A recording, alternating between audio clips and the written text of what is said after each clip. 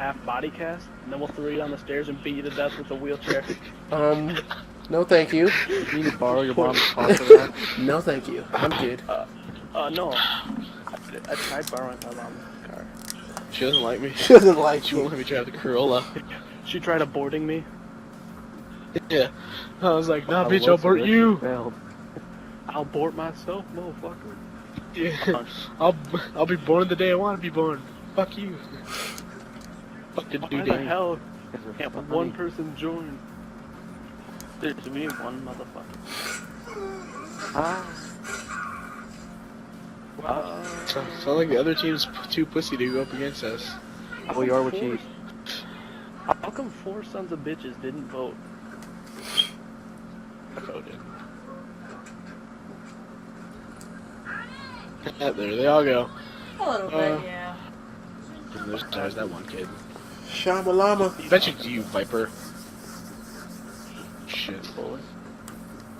Fucking knuckles. Uh-huh. Then there's Manipulator OG that just has a brindle bread man. No bread, man. Didn't know it's spelled ginger, so it's spelled brindle.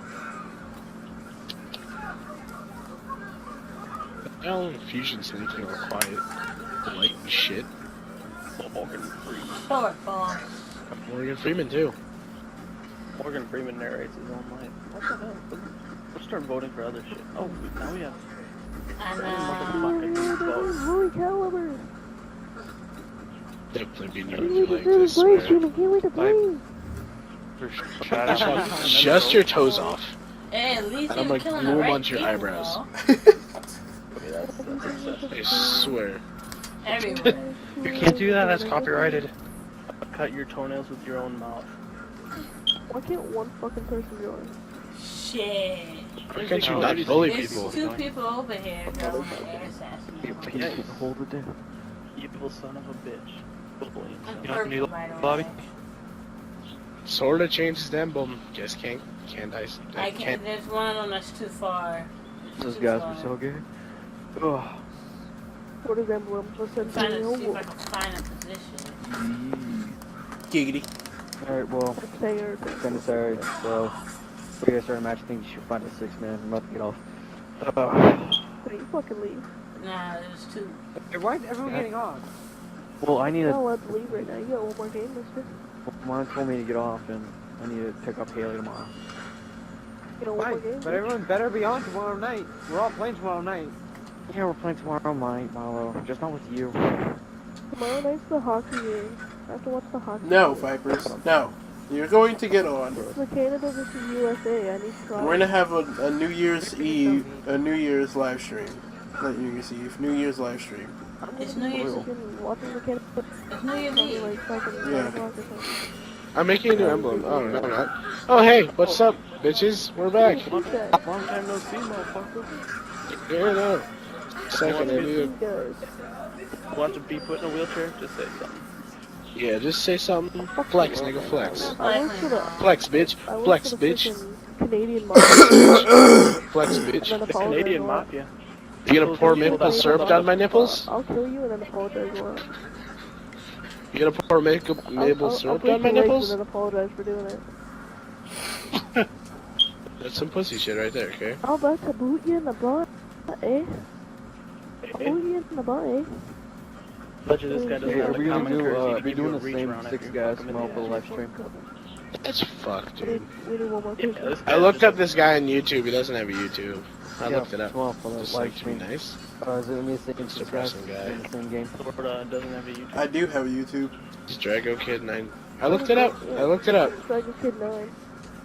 I looked it Don't up. look up the junior. No, Take don't- out the junior. Don't put in the junior. It's kind of my Dragon second Kid channel. 9. It's Dragon Kid 9 Junior is my second channel. It's kind of fucked up at the moment. What's your first? The first one is without the junior. It's just Dragon Kid 9. Dragon Kid? Is Shit. that what it is? I messed it up. Dragon. I had to Drag. come in and do it. Don't I'll be dragging my balls across Could the you not- face, Dragon. I've been doing like like a single other kind. double Don't put assassination. gay ones. don't at the end. Or like the fire-breathing faggots that nobody likes. The fire breathing.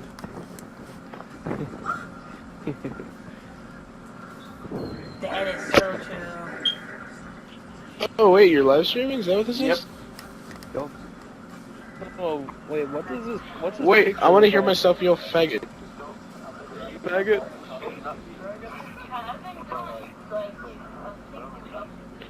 Hey, Reed, go on the dude's profile. You can hear us talking about dragons.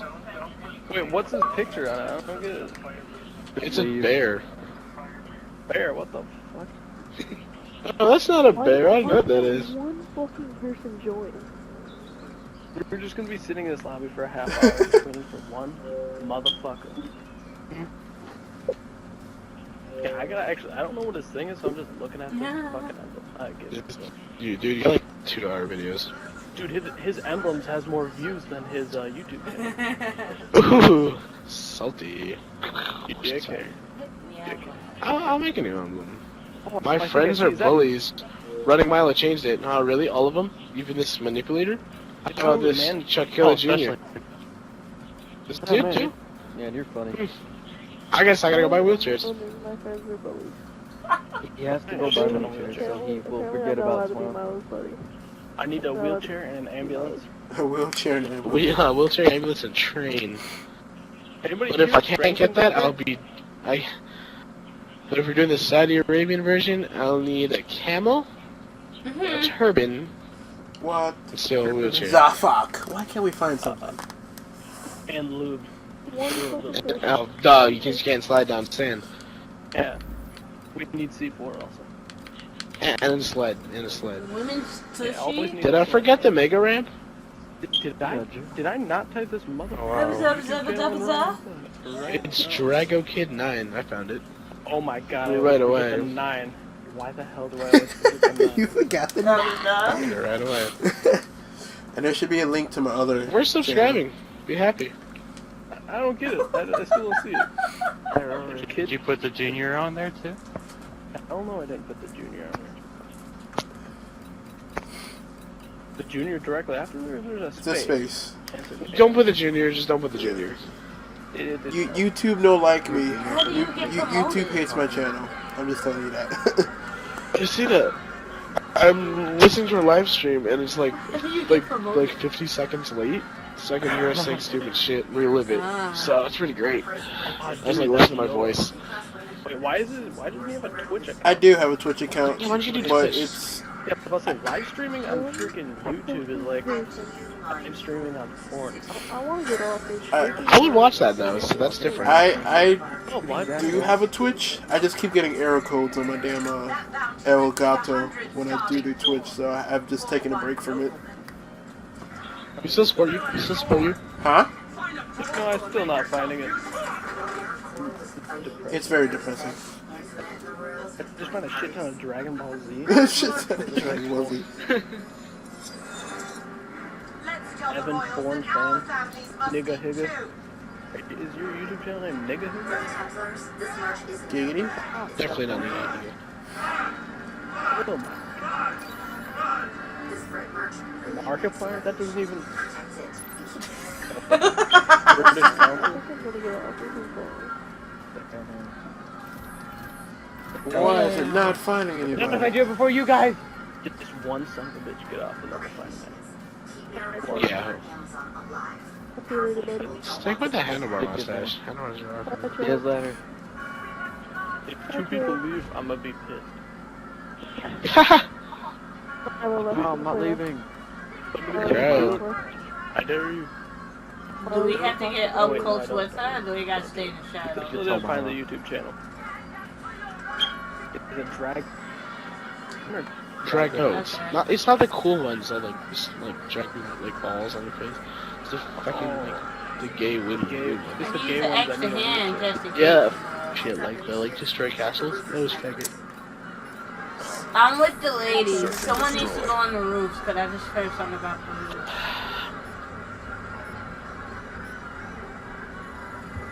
Destroy the objectives. Oh my god, it's bright. Holy shit. It is very bright.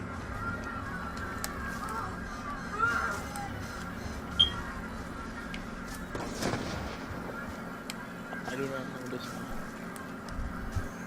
You don't need to learn. You just adapt. Bro, shut yourself. I'll beat you up. Just adapt.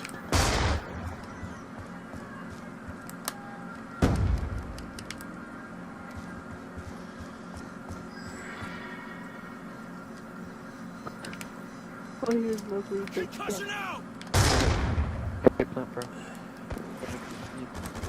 Yellow. Charges dropped. Yeah, I've once. You're a villain. You're a villain. You got muted because you're playing on the Connect, sir. What is she doing? I don't know. She's wrong. Sure. Oh, that's only him. Let's do that Coughed on after As soon as we get in the game, somebody joins. It always happens. Search and destroy. Oh, who's after this reaction? Eliminate the Oh, where objective. the fuck did you come from? Look at right Where the there. fuck is it coming from? I just ran into 2 people. Jesus, Vipers. Ooh. Go ahead. No, they're not fighting. But I don't. They just spawned. They just spawned. Yeah. Oh, that was not nice. That was not nice. He C4'd me. Welcome to hell. Come here often. Yeah, I died. See that old I ran there. Once I got there, I'm like, I'm gonna go back. I don't wanna. Yeah, I'm trying to get be to the here crab. anymore. I'm trying to get to the crab. I get 360 no scope by every motherfucker with a sniper. Every. Go buy life 120 blazes. You know, if that kid didn't sound like he was high and really quiet. They're still in defense mode right now. But no, I can't. I can't. There's a lot of society. Yeah. No. What They're do you glitched. do? They glitched. This guy was so good at quick scoping him. Good job, agents. I saved Get you, ready Chuck. for the next round. Damn. You mean to tell me he just sit there Welcome, and Chuck. fucked it up just by going Broken, too Chuck. far ahead? You got up. Yeah, you're welcome for us being a bunch of noobs. Because even How are your I'm legs still feeling? stuck in defense mode. You were not allowed to know. Getting the cardio up, building up cardio. Search and destroy. Because he was not allowed to do tonight. Alright, they got out the moment we started. Neutralize the objective. We got the I'm bomb. gonna use my FAL. Whoop, whoop, whoop to shoot somebody in the face. Thank you, buddy. Viper, stop missing. Stop missing. Hey, I got a home longer. Big fan of those bitches. Idiot. Idiot.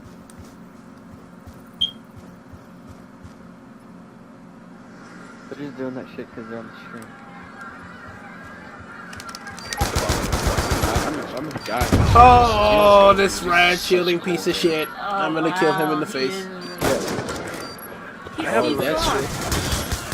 And using the right. Who tried shooting me? That's a little pussy. Killed I tried shooting you and then I got Get ready C4'd for in the next face. round. That was me. Look at this. Look at this. Hey, remember this guy, Polly? He kept whooping your ass. The 1, 2, 3 guy. Where? I don't see it. I didn't know 1, 2, 3s. No, I never played this guy. Wait, is this guy gonna keep fucking me up? Going down with Search and the destroy.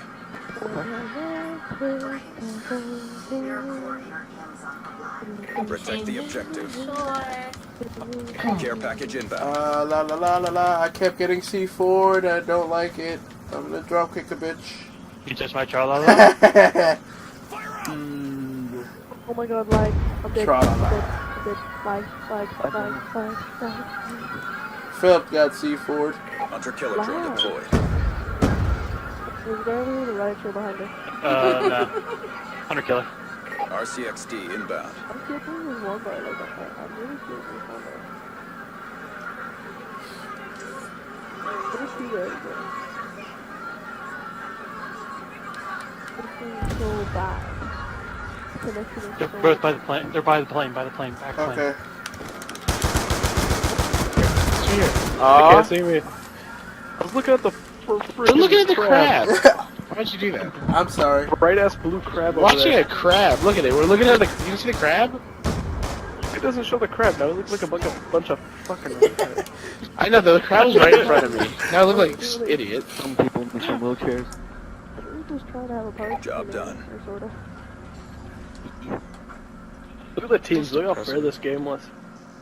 We were so much better. Are they still rushing Yeah, ahead come and on. killing people? Either way, one Golf. of them. They're gonna break it again. I don't Please don't remember break getting the a shit kill. again. But okay, I'll take it. I'll Alright, take it. guys, I'll take well, it. I'm getting off there. For realsies. I'll miss you. Okay, good. Then it'll be 9, and then we can actually get a match. So, Take it easy. just saying, on the Alright, no, optimistic great, have fun. point Fuck of view. your sister. I tried. Well, my sister's still here. male. Hey, he is still here. Giggity. My sister has a bigger dick than me. Yeah. Oh, surprise! It's not hard to do, but Surprise, surprise! Everyone can do that. you know. So jokes on you. Even that squirrel. See how the squirrel in the corner of the map. Wonder if there's little animals on all the maps. That crab, though. Is there little animals on all the maps? Oh, there's no Jesus, space between yeah. Drago and Kid? There's What only the hell? 2. You didn't know that? Like a super time. Oh my First she's a God, little bit dude. back there, now she's so fast. Like, hey, give her a moment now. Wait, which? Should I look up Junior? Or? Oh, wow. I don't. Just look at the regular one. This is Drago Kid 9. Giggity. I don't know my Remington.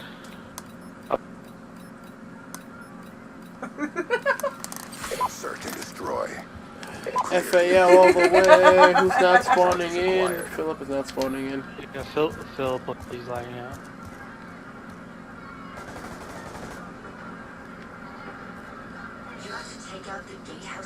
I have the wrong. Please take their. It's about 3 of them. I see a riot shield, Manny. So 1 for each. Let me stay here and protect the girl. Huh? You sure? Cause I don't want to leave them and next thing you know, see shit start. You should be good to plant. Oh. Yeah, last guy's there. How'd you see me, bro? Oh, there's a locked door down there. No, I was twitched on top of the plane. I thought I was invisible. No, you were not invisible on top of the plane. I'm watching the live stream right now. Search and destroy.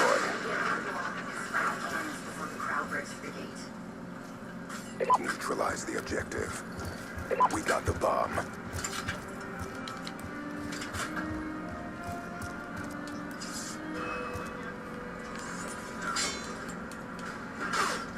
Oh, man, you got guys coming at you.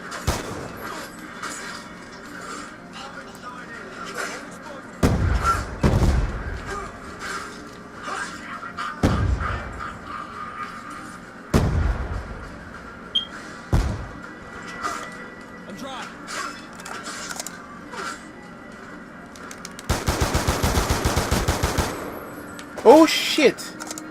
Tried to shoot me That's from across yours? the map.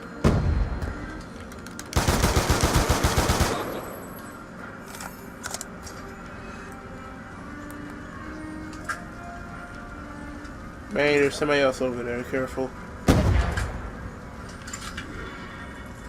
Bomb active.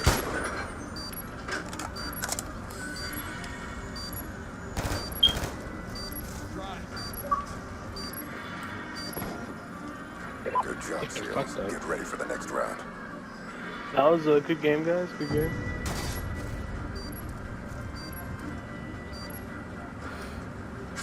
Wait, did we plant the bomb? So are we allowed to go up? Let me know now. You guys are in defense. Search and Okay. destroy. Clear the objective. Charges acquired.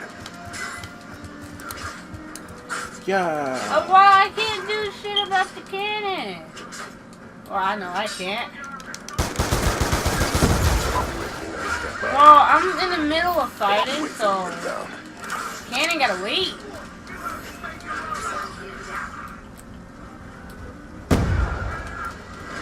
Oh, shot in the face by a sniper. That shit was sexy. I got Oh. raped. Lag. It was in that big. Flex jacket. Oh. Down. The bomb has been planted. Oh, so you're in hell too? Yeah, I'm in hell. Good Hi. job, Seals. Get ready Here, for the next bitches. round. Look at the guy with the gun right behind you. Who's blaming lag right now? Took him out. Hey, You look, mean my that guy? corpse. About to shoot That you? dude had a full helmet. That's cool. I didn't know that. Halftime. What was it thing? Okay, sabotage, please. Can use. Protect There we the objectives. go. Friendly care package inbound. I'm running across the map and I'm gonna get shot in the face. Oh! Almost did it too. Friendly war machine deployed. Hunter killer drone deployed. I know where they're at.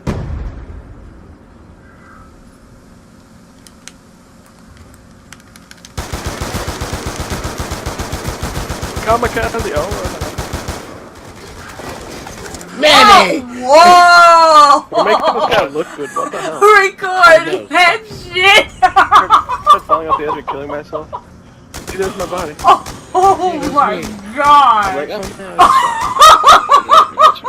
It's not what I There's no way did. you would be. That's what you saw. It's what I saw. Extra complete. RTB. so we're watching porn Dude, again. this shit is in the middle of such a lag. Like, he just What killed was the it, two guys that was over here where I'm standing. One body is here, Giggity. Who are and you the other body playing with, got Sorta? tossed He's just kinda all laughing the like a way fucking over That's my here. girlfriend. She's playing Assassin's Creed Unity on the one. Oh. And she just saw something hilarious. I don't have one of those. Dude, I do not there have was the such a Assassin's lag. Like, Creed it just Unity. rushed Unitime. so Oh, yeah, let's Tell my badly. girlfriend. Oh, yeah, you have a really wife. did throw his body. I barely talks to you. I barely talk to you. Oh, I feel bad for you, man. Ah, that's We're not. Oh, you think that's bad? We're not sure if my wife's a man. dude yet. Oh. Yeah, it's a dude still. So you can feel bad about that one. So that's pretty devastating. We call it they. We call it. There was Yeah. such a lag. Well, what else do you call it? I don't know this. Exactly, douchebag. nothing. That's hilarious. Not Oh, much wow. you can call it they. I know you can call it attractive. Okay. Attractive? No, no. No, no, that'd be gay and straight. Can't It do would be that. gay and No, straight. it'd be just. Well, it depends what it is. Like if it's a male, that's gay. Depends but what if they is. Well, You mean they. No, you're my bad. Yeah. Well, if Yeah, it's like, if it's still like a be gay, good looking dude, that's not bad then. Oh, Zac that's Efron? get- Zac That's Efron. homosexuality, sir. That is not that. You Zac can't say he's Efron. not. He's not ugly. Dude, What do you call I'm him? just seeing bodies I don't know. drop Justin Bieber Exactly. in the guys. future. No. Call him Justin That's Bieber in the weird. future. I'm done. I'm done. It's like Sure, 1 Justin minute they're Bieber? standing, next Look at there's minute 10 they drop. motherfuckers in the lobby again. Look at all the guests. This game does not like us. Come on. Seriously, your live stream just wants to hear us talk bullshit in the lobby all It day. does. You're in there to comment and be like, "Oh, those dudes are great. It's gonna be for me and him." I'm gonna have like 100 friend requests, and then none of them are gonna be friends. I might as well start deleting like my friends. We're gonna be friends. We're gonna Actually, be. I have like half my we're friends. gonna be Like half my famous. friends. It's list. 100. Oh, I forgot. I subscribed apparently. I did. Hey, you're welcome. Well, You're welcome. So hey. back to they. No, I don't want to talk about they anymore. I They won't do get want on. to talk about. They They could either be a brony or just a homosexual. brony or They a have homosexual? My Little Pony emblem. That's Have a exactly My what it Little sounded Pony like, too. thing. Wait, what's a girl Yeah. called if she likes My Little That's- Pony normal? Or what the hell do you call That's that? so weird. I don't know. I'm deleting a bunch of friends off my friends list right now. Getting room for my famousness. Oh yeah. You know, there's only 90. He only has 98 subscribers, and we're both one of them. So if you clear out your friends list, except for 2 people, it'll be full if everyone adds you as a friend. My friend list is huge. I need to get rid of some people. Mathematically, you get down to. You gonna give me a minute? Hold on. I haven't stopped bobbing my head for a while. Why are you bobbing your head? Stop killing yourself.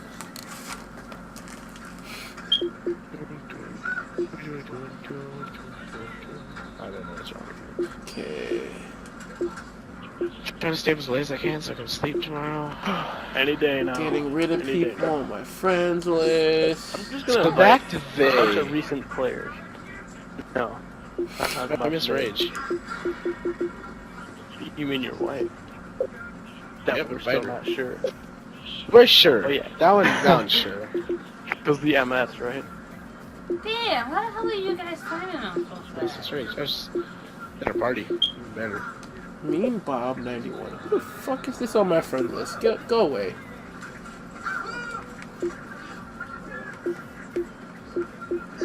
I gotta play fireworks tomorrow. We're all too brave to leave the lobby.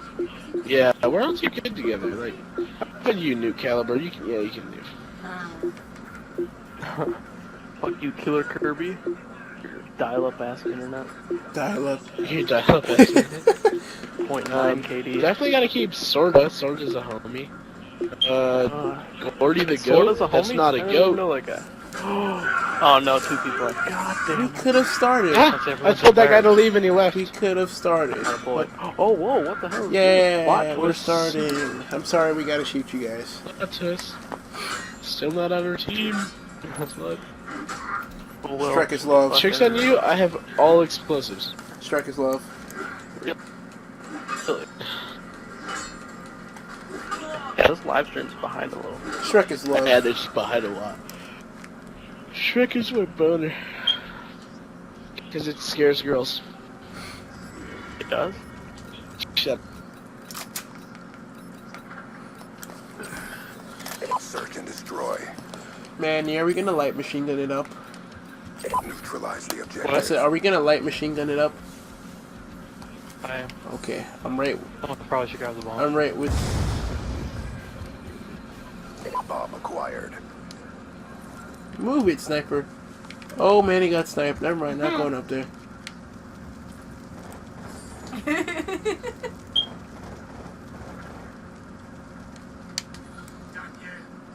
Where's the corpse who's done this? Distracting. I was distracting. I'm mad. Miss at Rage! you. Miss Rage! She connected. Oh, do you think she was watching the live stream? Are you watching our live stream right now? About it? I gotta get in that. I know, I like, died oh. immediately. Oh shit, my husband is back. Search and destroy. The fuck happened there? Neutralize the no clue. objectives. We got the bomb. I shot an RPG at him. He was spitting in the middle and just ate my rocket. Losing health.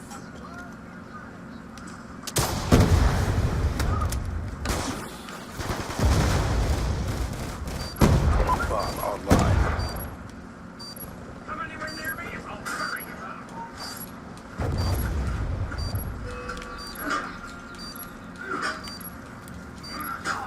Ooh, this car's about to blow up in my face.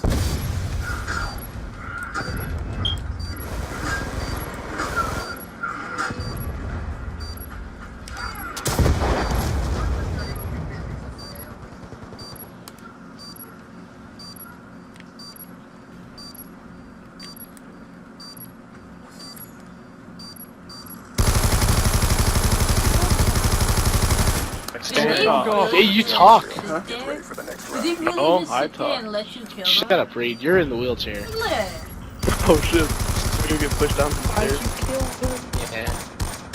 We get, Oh, trying sorta. to I thought we were Wow. boys, dude. We were bonding That's when we're hilarious. talking about Reed's Sheeman. Search and destroy.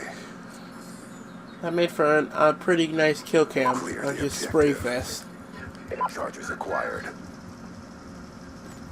Which way we going? Yeah.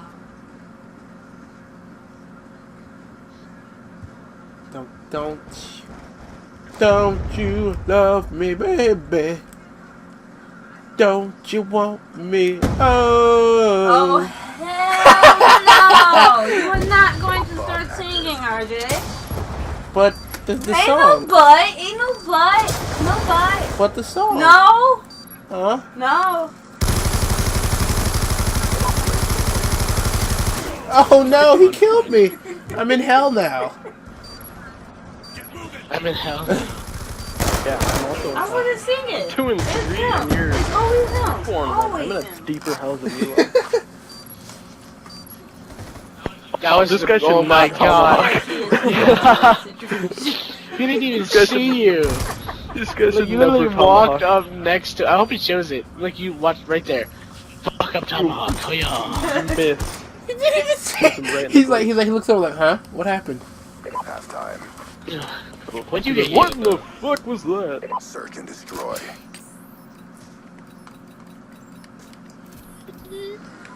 Protect the objectives. No, I don't have any other light machine guns. Yeah, UAV for the win.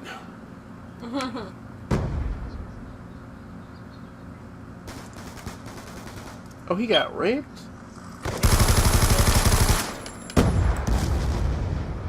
We're getting flanked, buddy boys.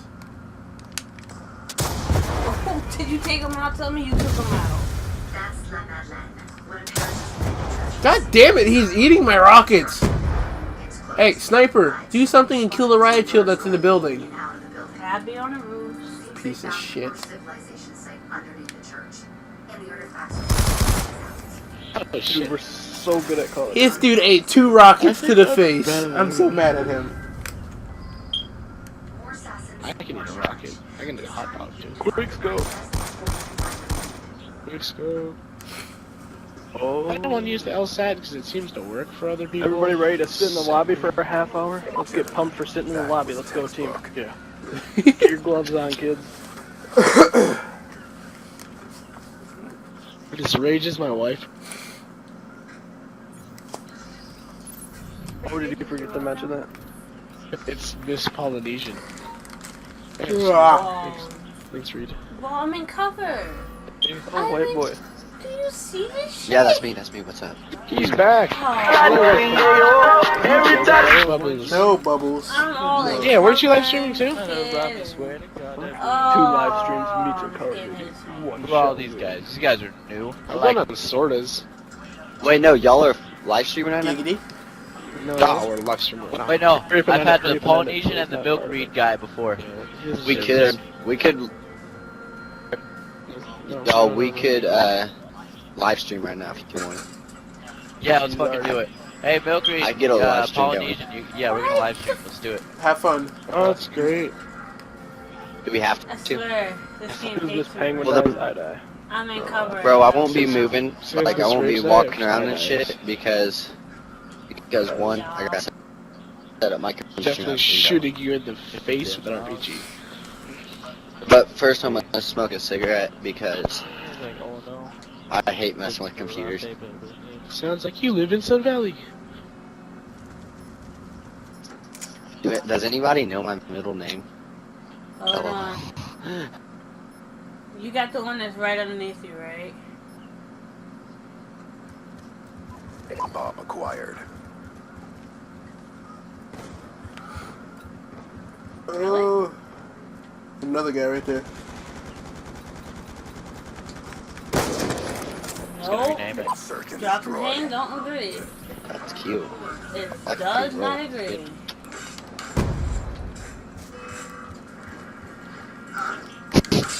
I picked the wrong class. Did you hear that? Bomb carrier down. Oh shit. What the hell? Drop and hang does not like me. I swear. You're all that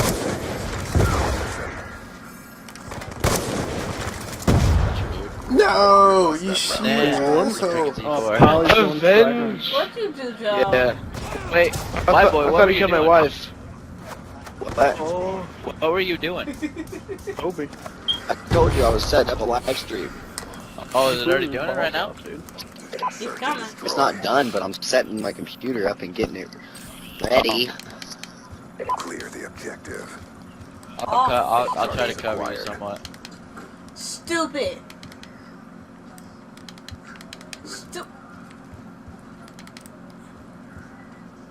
I wonder how many viewers I'm gonna get. I'm curious. We're getting flanked.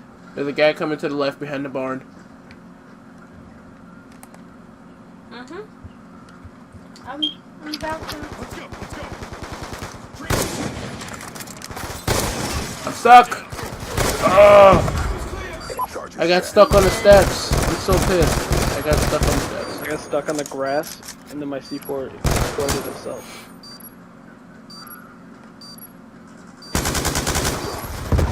Oh. Hey, Miss Penguin, you're a fucking bitch. Who knows who Nate Shot is? Oh, let me call her. I'm Nate That's the Shot. worst word for girls. You guys know who Nate Shot is? I was Nate Shot She's once. using a modded paddle, like, unless she's got a fucking trigger finger for a lesbian bitch, then she's using a controller. Dude, girls finger themselves, which gives them... in real life. Oh, everybody would hate me. No, what I it had to is. avenge you. I'm just not this big of a dick in real life. I can be this big of a dick online. No, I know what it is. This is my avenging skill. I just Like, holy realized that shit. Link. I just realized that Linker Huff. There's one person like. Wait, who's the girl? Like, damn, she's on the cube. Who, Miss Penguin? Destroy the objective. That's who it was. I don't know, but she's a bitch. Hostile RCXD in your She's AO. up on the cube. Maybe she was, but she's a bitch. She was But fucking. you know who? You know She who was Nate shooting Shot like is, don't you? 30,000 bullets out of a freaking 5.7 in a second. Like, that's not okay. Probably make that for. But women finger themselves, which make them a better trigger finger. Oh shit. Yeah, but still, no matter how fast she can move that. Oh. fucking Sorry, thing, she it's rage still quit. fine. She rage quit. She. Yeah. Miss Penguin.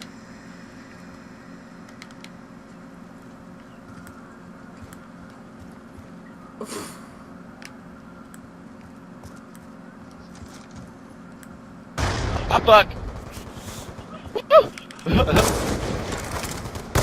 You're in the ice cream shop. Whatever that place is called. Yeah, you got more coming your way. Bomb dropped. Charges acquired. Oh, Oh no, I shit. think the Killer Kirby is a girl. Is Killer Kirby a girl? There was No. a Mrs. Penguin. So I'd say Killer Kirby won't marry me, so apparently not. We got Diamond Riot Shield product Really placement. hope it's a Well, I was dude, here- so it will man. Killer Kirby. Halftime. Hey, Rage. Who is that? Yeah. I got your back. Search and destroy. I don't know. I wasn't. Talk to her right now. I Fuck. wasn't being mean to her. Hey, Why is everyone her turn name on around the and look at Y-Boy. Everyone turn around and why'd look you- at Y-Boy. Look at Y-Boy. Kayla? Look at No, Y-Boy. this is This wait. is Killer. Everybody Killer just- Kirby. Okay. Yeah? I put my real name on You this. I got don't died, care. Who's gonna come after me? Some guy that wants to rape me? Have fun. I'll kick your fucking teeth.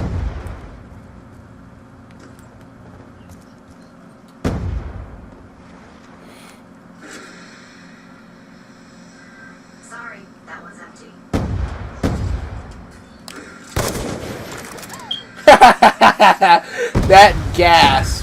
That gas was hilarious. I'm sorry. The mission. You're the only one left.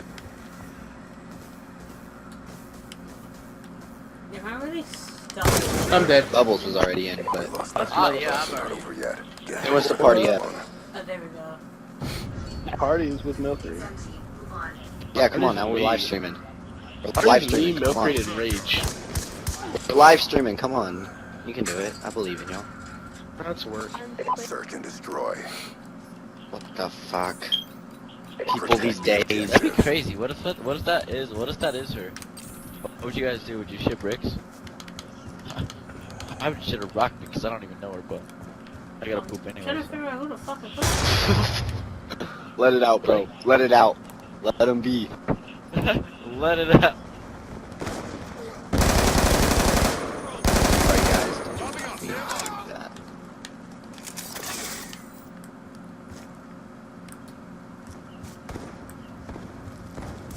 Jane. Oh, I tried to pick up. I love you, Mary Jane. For the next round. I said, Sorry, I'll guys. save you, Mary See? Jane, and then I died. She went for my big rocket, not yours. She went for my little C4. Look at, I said, I'll save you, and then this guy. You shot through his partner? Oh no, MSX Rage is the girl. Yeah, she is. There you go. Yeah, she's a girl. I could have told you that, bro. Well, you fucking asked me, and that's the best answer I had was fucking Killer Kirby, because it sounds kind of like a girl name. I so. sniped her, and the gas. Was Okay, ridiculous. yeah, I agree with that. I agree with that completely. I got two guys moving the inside. Left side, left side, left side. Oh, somebody shot me before I killed myself. Yeah, Guys, white boy. I'm just gonna work my way up to the top. All right. Look at this fucking. Ooh, trips, bro, trips. Look at that guy in the background with the riot shield. Didn't even get touched. That's a good. I technically shot you in the face. Stop talking about yourself, Reed. I talk about myself in the third person, sir. Huh? Search and destroy. Okay, this is what's gonna happen right here, guys. I'm gonna let out this UAV. Objectives. I'm gonna use this hunter killer drone. UAV inbound. Okay. I'm gonna use this UAV. I'm gonna use the hunter killer drone in 7 seconds. Choose it. 1 second. Fucking Hunter killer drone deployed. let it go. Just This isn't frozen, okay? This is not frozen. Oh, they're all in there.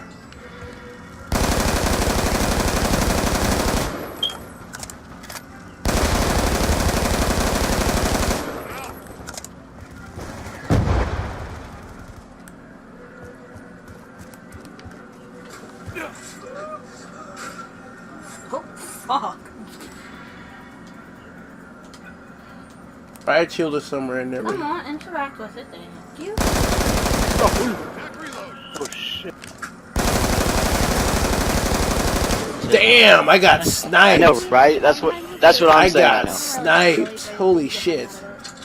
Yeah, he's playing Black Ops 2. I mean, at least she's finding a nerd and not one of the bad guys that are treated wrong and shit. Right? Wow, Jordy lagging everywhere. Gamer nerds are fucking loyal, I guess. I mean, Yeah we are. you don't have to. Yeah, we are. Talking to my wife like that, boy. I had to say it's funny. I'm 5 and 6. Get on my level. I'm 4 and 5 instead. I'm 7 and 4. Get on my level. I need Hey, 2 calm lives to get on down. your level. Do you need a wheelchair? Do you need a I wheelchair? might need a wheelchair. I'll push. I might need a wheelchair to go. I'll I'm push you ready down to go a little. live stream. I'll wheel your ass through McDonald's, then break your leg. You wheel me And then through we'll do the whole McDonald's. ambulance train thing. I'm fat, man. Levels back out. You can't say that. Wait, who said that? No, if 2 people back out, we're gonna be fucked in the lobby for a half hour.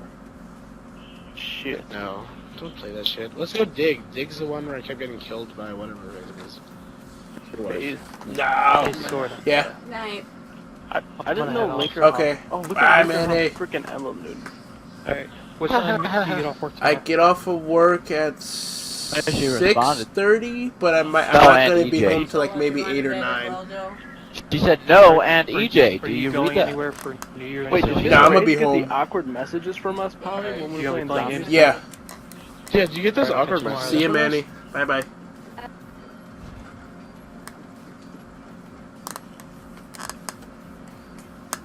So what you wanna do?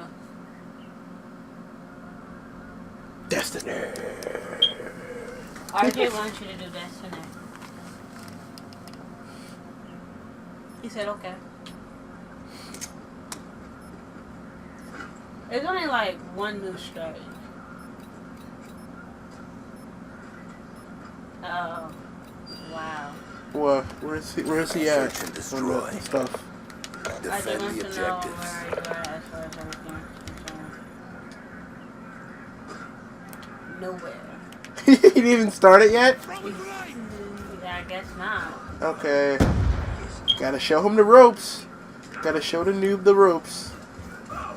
He said you gotta show the move the ropes.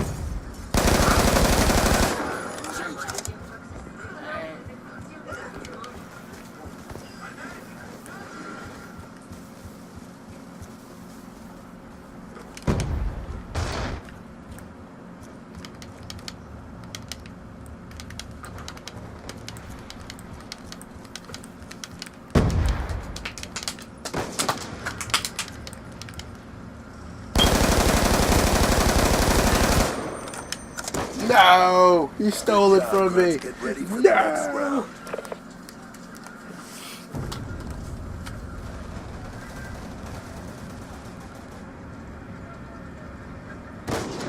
Oh, we shot his kneecap. Search and destroy. Hello? Anybody hear me? Protect the objectives. RJ, put it in for me, please. Okay. If you don't die between now and then. It's so far. Not bad. Says the person about to fall off his ass. No! Don't fuck up my sugar honey iced tea. Excuse me? You heard me. What, the GTA? Oh, I thought that was the Destiny. I was like, bitch. So I actually did it, yo. Actually got rid of my 360 to help him. Hello? Why is my mic going crazy? Cause I don't like ya.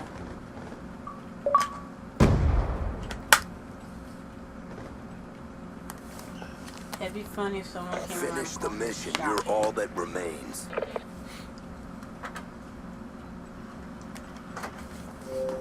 Get a like it.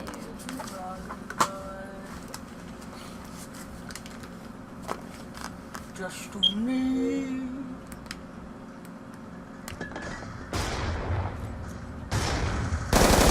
Oh! We lost that round, but it's not over yet. Step up. Right. Oh, he walked in. I can't hear anybody. And my mic is just blaring, apparently. Why is my mic doing that? Protect the objective.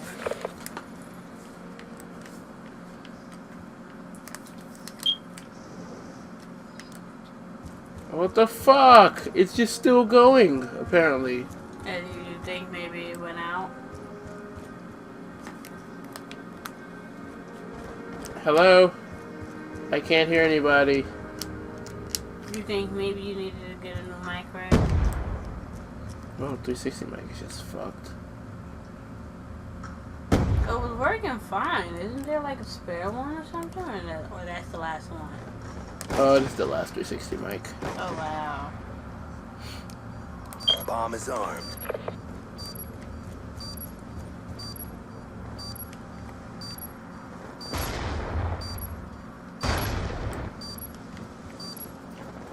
Be careful, he might be in the bushes somewhere.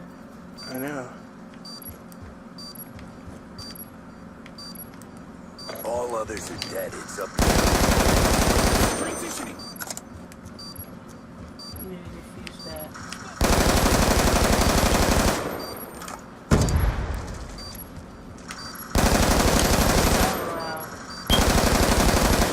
Shut out. Oh! Shit.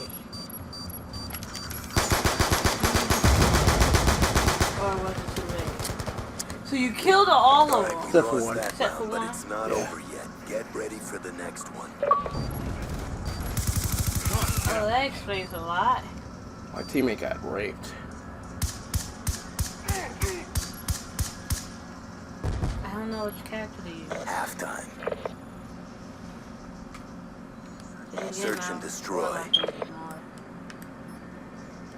No, I can't hear anybody. Destroy the objectives. Hello? Hello? Did my mic stop blaring? Oh no, it's still blaring. Can you hear people now? No, I can't hear nobody. Make your mic shot. Or maybe the lobby fucked up because it does that sometimes. Sure now. Maybe. Why did the bomb planter go where nobody's at? Is it a random? Yep. That's why.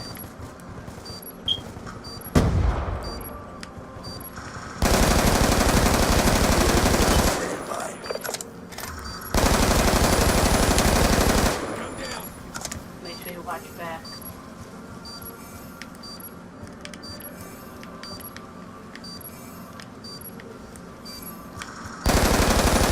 Oh, what a throw!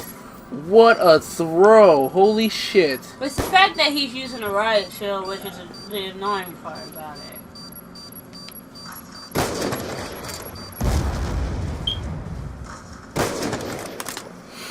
Good job. Get ready for the next round.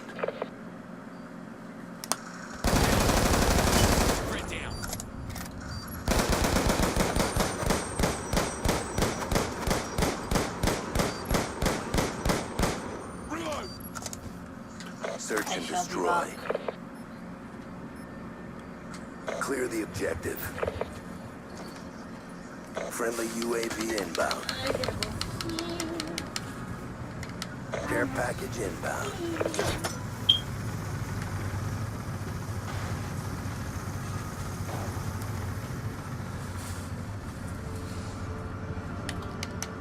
UAV on standby.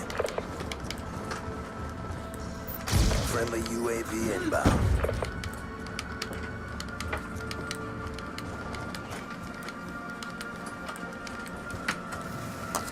Good job. Get ready for the next round.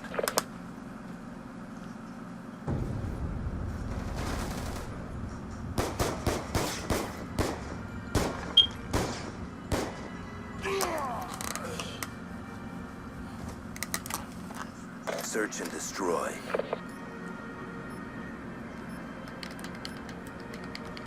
Neutralize the objective.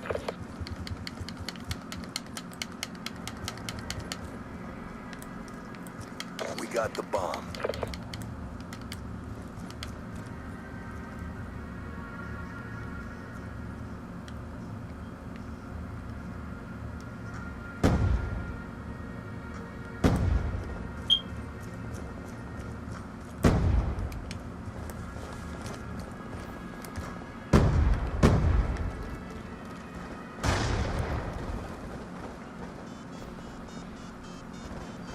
Bomb is armed.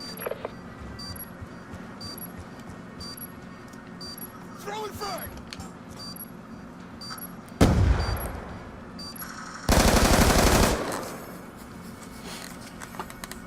I tried to defuse.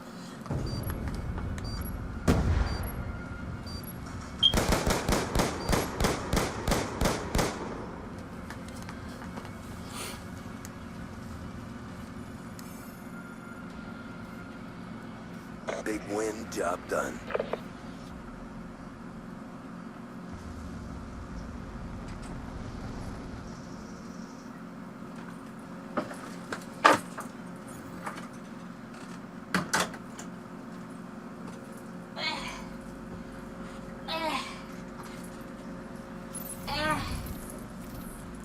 Yeah, it's still broken. Oh, it's shot. Hello? It fixed itself. The lobby was just broken. Yeah, that's nice. Good dog.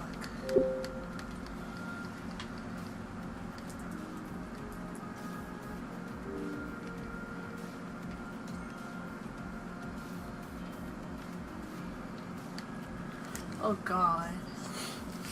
Yep, it's Omnigil. And my Xbox is, there we go. I'm looking at the stuff for Destiny right now. The weekly heroic strike in a nightfall is the new fucking strike mission. Ha ha ha. Well, at least it's solar this time instead of arc. It's epic, nightfall, solar burn, angry, and jugular. Yeah, because all of them do arc, so it's not. That's a good thing. That's a beautiful fucking thing.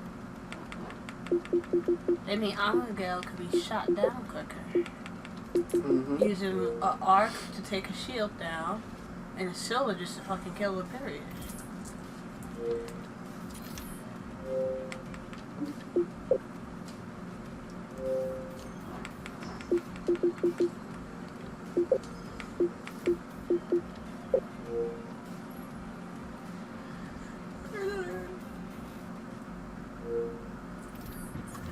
We can corner trap Oh, sorta joined their game. Damn. Oh, no way. Sorta. Yeah, Oh, boy. sorta, welcome you some bitch. You wanna get corner trapped? Yeah, you faggot. We love you. We love you. Here's a. Yeah, here's a welcoming gift, my dog.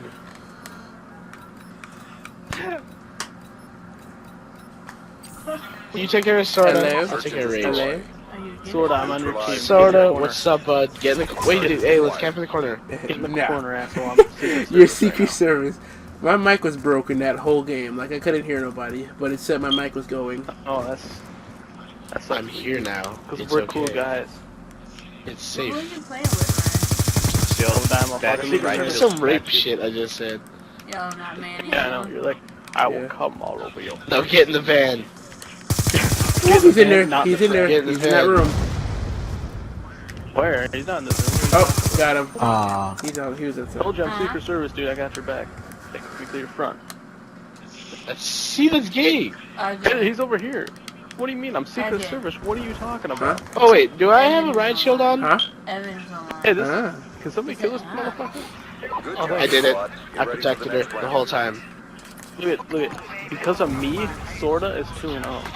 Oh, Because of your me, voice is so this rage is the annoying. same as me. I'm reliving the past right No, now. it's not that. And now got this the is bars, fucking bro. flashback. Search and I've been destroy. trying to I rank lag can is hear kicking myself in. being a this fucking lady up for the retard. longest. If I lag and out, still this is gonna be haven't depressing. Destroy Because I the tend to lag out a lot. Bomb acquired. It's like you want to be in the The corner. lady for the dark below. I mean, Secret Service! Air Smith. Secret Got him. Service! Got you, bruh. Ain't nobody got Get the Ooh, van. C4. I'm stuck. I haven't Ready? moved to 1, 2, 3. Don't you feel stupid? Now I still have a C4. I still have on 2, stupid. I have 2. I only had one and I blew it up. Charges dropped. Where are you going? Secret Service, Obama, I'm coming. That was perfect. Wow, am I not good enough? Am I just not good enough? Wow. Wow. no, I just say.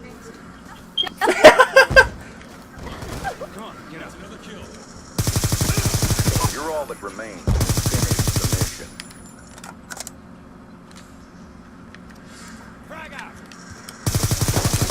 Still there, by the way. I don't feel like it. Oh, this kid being a. Care package on standby.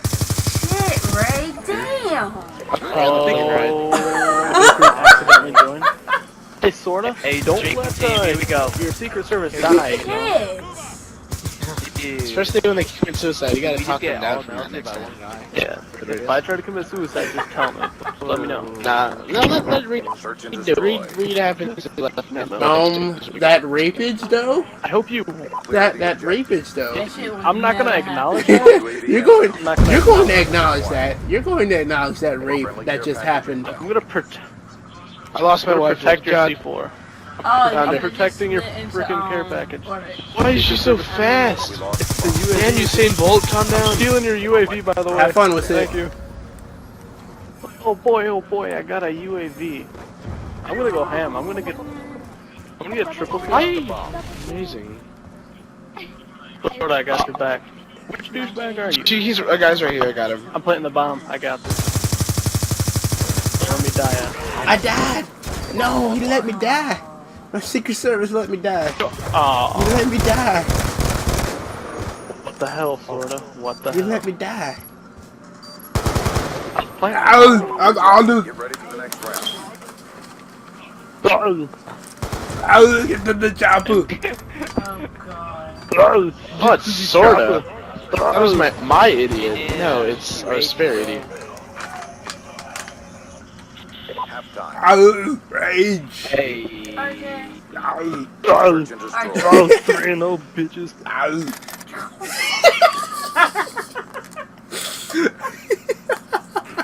I can't with you. I really fucking can't. Oh my god. Oh my god. Oh, I didn't lag out. Such a bitch. Oh, I thought I did. Oh my god. I thought I had the shitty mic connect. Oh, God. That shit was funny. Ah, You guys want to see some magic? Wait 5 seconds. Wait 5 seconds. Just wait. Just rage and move, and I'll protect Boom. you. I can't move. That's right. I waited the appropriate time. Sorta, where are you going? Oh, it's not you. Okay, I'm getting shot. Are you gonna shoot them or are you just gonna stand there? Our sensors That's not capture Sorta. your target. Fuck you, dude. Nobody likes you.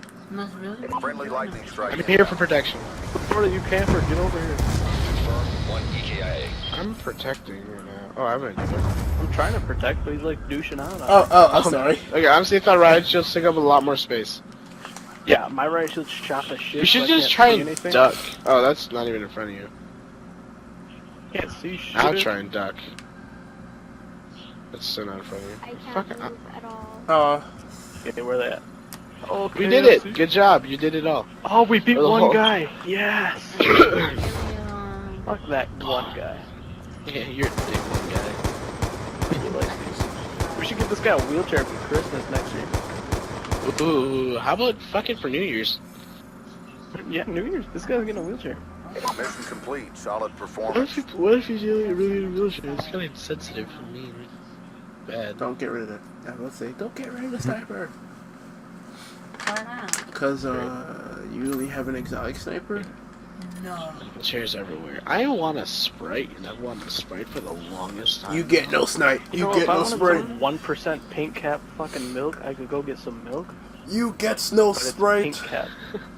I ain't getting no milk. I ain't getting no milk. Not today. I ain't going back for milk. That's a saying. I ain't getting no milk, nigga. Sit right here. Camp. The chair. You know. We messing with no broke nigga. I don't know the rest of the song. So. You feel, you just look like you high. feel better. If you Huh? can lick it out, that'd be nice. Morgan Freeman is the Yeah, legendary I'm owl who okay. can I should narrate probably anything. get some rest after this. Oh, I got a so new can get calling better. card. That's Probably gonna make it 10 times worse. 104 kills. You look Can't go like from you more. have Oh, to sort of. Wow. Hold on, I'm gonna go whoop your into ass. work Just tomorrow. prepare What? for this. By I'm the time gonna you whoop have to your go ass. into work tomorrow. 1:30. This time we're the Soviets. Let's go, Obama.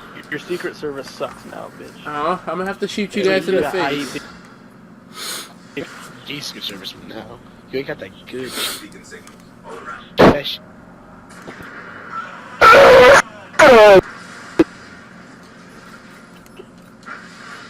Do you need help? Search and destroy.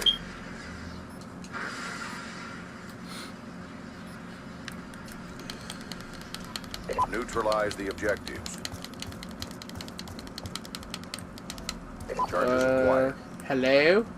Anybody on my squad? Charges dropped. Be careful because they're all running riot shields and shock charge and C4. Just to let you know. Oh, Okay, I see one of them. He's in the building. He's in the building. He's in the building. There's 2 guys in the building. There's 3 guys in the fucking Over building. here? Yeah. Shoot him in the back. We got the bomb.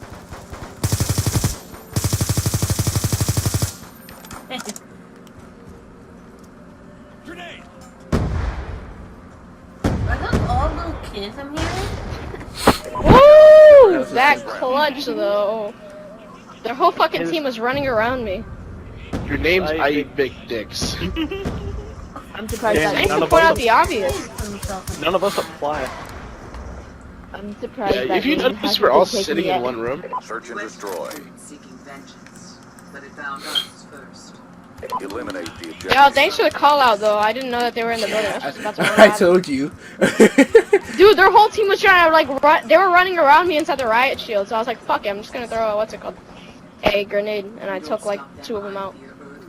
I should have thrown a grenade earlier. That would have been the way smarter thing to do. Okay, I didn't get out. Oh, he died. He did, Clevis. He did. Sardon commands the hive. Search the grotto. I need backup. They're all in the building.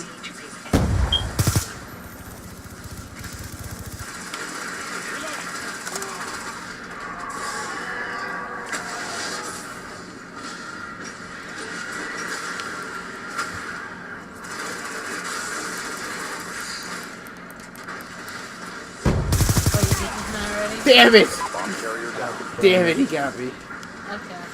Ugh. Owie, owie. He's getting. I took a bullet for you. MP7's not made for long range, faggot. I told you, MP7's not good for long range. Step up. Oh my god, I'm M7. Hey, sorta. I hate you. I hate you. Good, Shut up. Don't talk to me. Don't talk to me. You don't teabag in front of me and not pay the Fuck consequences. you. Search and destroy. Yo, don't worry. Sword, this is what they're gonna do. They're all gonna run to that big building over there and just gonna shoot a fucking small I rocket in got a there. rocket too. No, because I teabagged.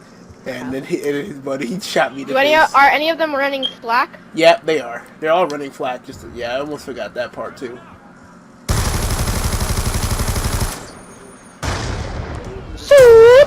Oh, ooh, I got these stuff. Damn! I got these. Yo, that's teamwork right there, my nigga. That's teamwork. Fuck There's probably still one of them in there. up. Holy shit. My assault shield, They were bitch. not expecting double rockets to the face. Bruh, that was beautiful. He's in here. He's in here. Do you have Get a him. bounty for this? Oh. Nice. You guys. Double rocket to the face. Hey, sorta. Yeah. What the hell? Double rockets, bro. Double I had to rockets. get you back for that. I'm trying to save my wife here, and you just blew our asses up. I know, bro. See, that's the part Muslim in me. Do you have it on regular or Oh god. Search and destroy. That's fucking hilarious. Alright, yeah. I'm gonna go ninja defuse on A. I'm gonna go ninja defuse on A. Just pull them all towards A. Counter UAV inbound. Oh god, sniper running up. In the middle. Friendly hunter-killer drone deployed. Holy shit, he almost killed me. Good shit, sword. The- Yo, make sure to leave at least one of them. They're all in though. the parking garage killing Don't themselves. kill all. Why are they killing themselves? No, don't kill them. Alright, leave that last one. Let's all fuck around with them. Right? Why are they killing themselves? Everybody just hide. God, I was your secret. Good Come job. on, Doc. Get ready for the I next round. forgot I was your secret service. That was my You bad. suck at Secret Service, by the way. Hey, I was Hey, going Raid, Al-Qaeda. wanna do it? I went Al Qaeda on that man, dude. We're gonna do it, okay? Wait, I don't know if I want to do this. Oh, what? Have sex? Search and destroy. What? They sound like they're about to like butt fuck each other. Like I'm not sure I want to do this yet. I'm saving myself for Jesus. I wasn't prepared for this. Oh, harder.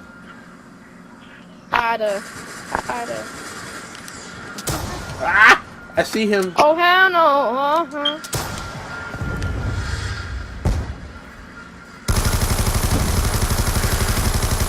Bitch! Don't try to fucking sit there. You going? Alright, yo, go push B. I'm feeling that they're gonna come up from Yeah. behind. Why do I feel that? Yep, they are coming up from behind.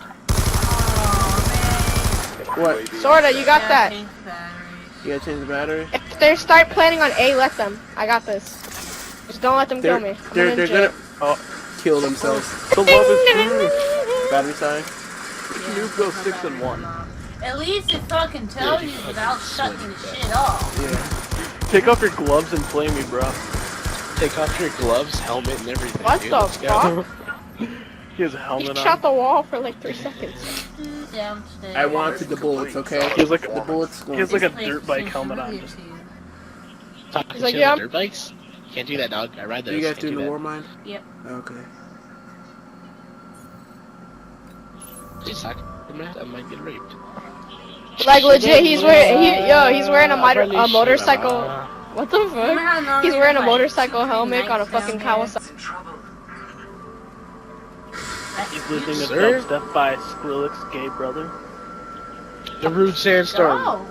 So Michael Yeah, I'm afraid to go in. Just beat it. What's the matter, Joe? You afraid to go in? You a little Too much pussy beat. shit? Take the mic out of your butt, please. Roman, what the hell? You failed me. That is some Resident Evil shit, though. This rage is super quiet. Giggity. Oh, Yes, I'm with Sorta. oh, Roman, he's gonna kill himself every time you die. By the Big way. dicks and Sorta. Oh god. Every time you die, Roman, I'm killing myself. No. Don't you dare kill yourself. You stay alive for the ass whooping. We're not on the same team. I fuck. Oh, you guys are the Nova Bomb. Separate. Well, there's gonna be more coming up. Ninja, go Ninja. Separate.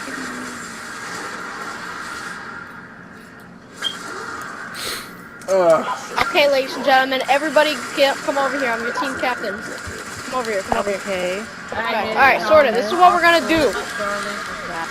We're gonna find where they live, and we're gonna shoot them in the head. Alright, but other than that, so let's just run. Everybody follow Sorta. That's the plan.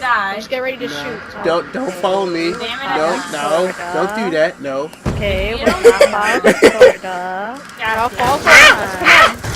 Okay, we're following Sorta. They're all over here. They're all over here. The whole team's over here. My dick's over there. Yeah. Oh my gosh, they're coming to get me. My dick's coming to get you. My dick's coming to get you. Whoa. Yo, go up from behind. Go up from behind. I'm not gay. I'm not Stay gay. right there, my nigga. Nigga, stay right. Now watch out, there's someone right down there. Be careful. Watch your step, nigga. Oh shit.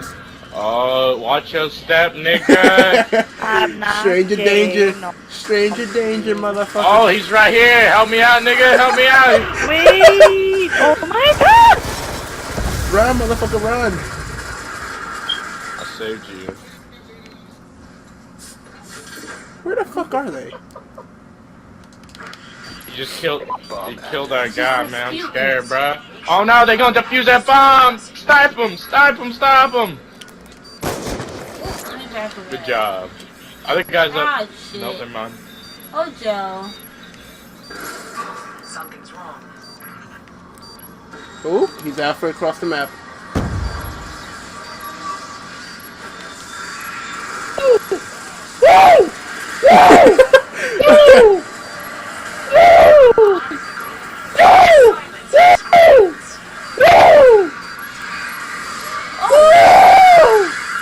Other guys rushing in. Whoa. I heard it try hard. There are ghosts in here. What the hell? Why didn't you jump? You're supposed to jump with us. One downstairs. You're supposed to ride with That's niggas down. depressing. I'm Arnold. Oh, shit. 3. Are you a girl? Hey, come on, kitties. I'm Arnold. No! Controller. Here's the battery. Everybody follow Sorta. No, we're all gonna die. Okay, we're waiting for Sorta. I sort of lost him. If you Okay, gonna I'm be my behind nigga, first you gotta meet my friends. You gotta meet the squad. Niggas stick Daquan. together Hold on, I till got the you. very end. If you wanna be my nigga, Run away! you gotta Run meet away! the He's behind you. Hey, it's the Turn guy around. over there. Turn around. He's right there. Revenge. He's around that corner. Run. Run! That shit. Hey, Sorta, I gotta say something. What? They sort of shot you. I tried killing myself, Roman, but They sort of killed him. Disrespect. All of you I scared died. me. I thought that was Revenge. I saved your life, kind of. I shot one guy. I was about to hit you with a rifle. Sort of saved your life. And then you got shot by the other guy. Thanks, Sorta. I was about to say that. No problem. There's one that's downstairs somewhere, and there's one all the way on top. Anyone else got like a really hard dick right now? Nah. If you think you can get those kills, I had problems with that sometimes. My dick just ran I and don't gets hard. I'm about to become a sacrificial lamb over here. I have like a major erection right now. Like you're missing out on this. See, bro, I can't get erections. I have ED. Whatever you do, make sure them bitches don't plant. No, let's get erections except they're innie. Ah, a little bit. You okay over there, babe? Not weird, bro. It's natural. I kinda can't wait till when I get You and me, mine. baby, so ain't nothing but mammals. together. We like to do them. Oh, so Hello. scared me. You little witch! Oh shit! Protect me! He's scaring me. I'm running behind you. Don't worry. He's down there. He's down there. Where's down there? Oh, he kind of sort of shot you in the Bring face. that Nah, more of I shot him in the ass. It still sounds way bad. I'm in the ass. It's okay. I'll take it. I'll take it. Solid chance. Take it. Yo, How about this? I'll do what you say. Took the left butt cheek away from him. Ooh, No, no. but, dude, now you can't eat that with the booty. They're just gonna be shrapnel all over. Now we can't have babies. No more left butt cheek for Mix that him. shit up with some No more Nutella. left butt cheek. Just babies come out the butthole. Everybody knows that. Mm-hmm. No, but for real, when I was like 8, I thought that babies came out the booty. Out of the booty.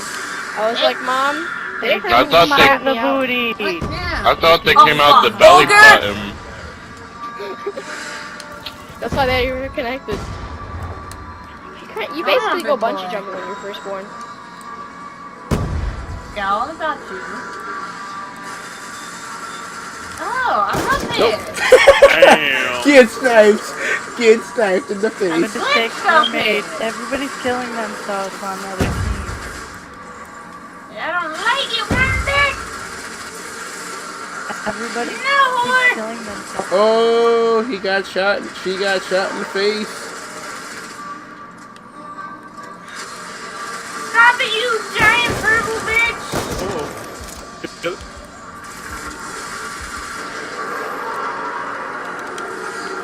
Oh, you scared the shit out of me. Don't do that. Ow!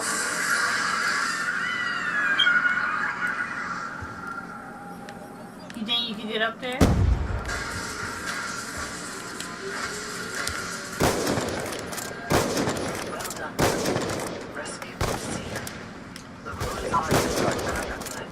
Oh, nice shot.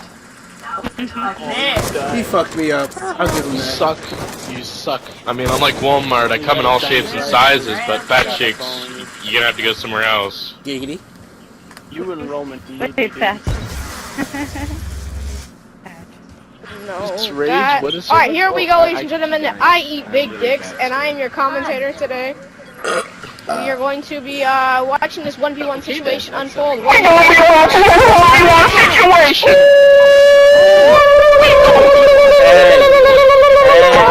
I like my ears. Echo. I like my ears. I want to keep my ears, please. Ooh, Nana! Look what we done started! I like my ears. Yeah. I like my dick. I would like to keep my ears, please. I like to keep my dick, please. Giggity. That's literally where the other ghost is. My dick got shot off in Vietnam, and I find that offensive. You found that offensive. Damn, I used to have a dick until I took an arrow to the dick. Oh, whoa, hey, dude, whoa, hey, you don't want to do that. You don't want Well, to you know, it's gonna take me jump. Yeah, take an arrow to the dick? That fucking hurts, dude. A hunter guy I killed serious both of them. disadvantage. They were hiding behind each Is other. this person invisible and shooting you? Alright, don't kill them all. I want one No, of them he's tag. behind He's you. playing on A. These three are gonna So kill how the each hell is he other. shooting you? Come on, Like guys, he, we can't like be he too was good. like peeking be past the rock a little bit to that he Oh, could so see that me. you couldn't see him, but he could see you? Yeah. He's going peekaboo with your ass? Yeah, somebody's playing peekaboo. Alright, just stay Peekaboo. behind me in There's A, no one actually. Peekaboo. I need to take out all people except for one. There's a guy coming up behind you guys. He comes down to me. Oh my god, where? Oh my god, where? Careful, people got Oh, woo! Where? Oh my god! What? My dick Hey, you're not on 5. I don't wanna also hear you pauses complain, in the middle of sentences. I'm doing so bad, dude. I'm sorry. I got raped. Dude, that My corpse launcher dick they're doing can was see absolutely people. terrible. Yeah, 2v1. Oh my god, I know I'm backwards. I'm like, shit. I didn't try My that. dick has a I tried rocket reviving launcher you with my attachment. riot, but I Yeah, couldn't you find whacked a my pulse. face. No, I shot you in the face after I couldn't find a pulse. Aw, he I bought my Make dick sure from I- picked up my Walmart. cheekum. Better not kill Roman. Oh, you used my cheekum. You You used my cheekum. You Oh, picked there's a up my. card. You picked up my cum. Put it in your mouth. Quack. Oh, Guys, don't say that's my quack on cheekum. quack. Oh, don't say quack on quack, does it? Duck on Duck quack. on quack. Oh, I don't get it. Oh, I get it. It's supposed to be like It's duck on okay. crack. Is that what that means? Wait, no, it's not duck on crack. It's a duck on quack. Am I gonna have to stay up just So to make sure long. your ass get up? Huh? Am I gonna have to stay up just to make sure you get up? Maybe. You know how cold it is playing your Xbox All outside? right, everybody. Yo, but You know sorta, how why the fuck smart you ain't accept my friend request? Hold on. You know Roman? Look at her emblem and then look at his rages. Motherfuckers. All right, everybody. I got to go. Alright, well, you gotta fucking accept my invite. I got to go. I You gotta accept my fucking request. check your damn friend list. Ooh. Oh, he Hey, straight my into niggas. it, dude.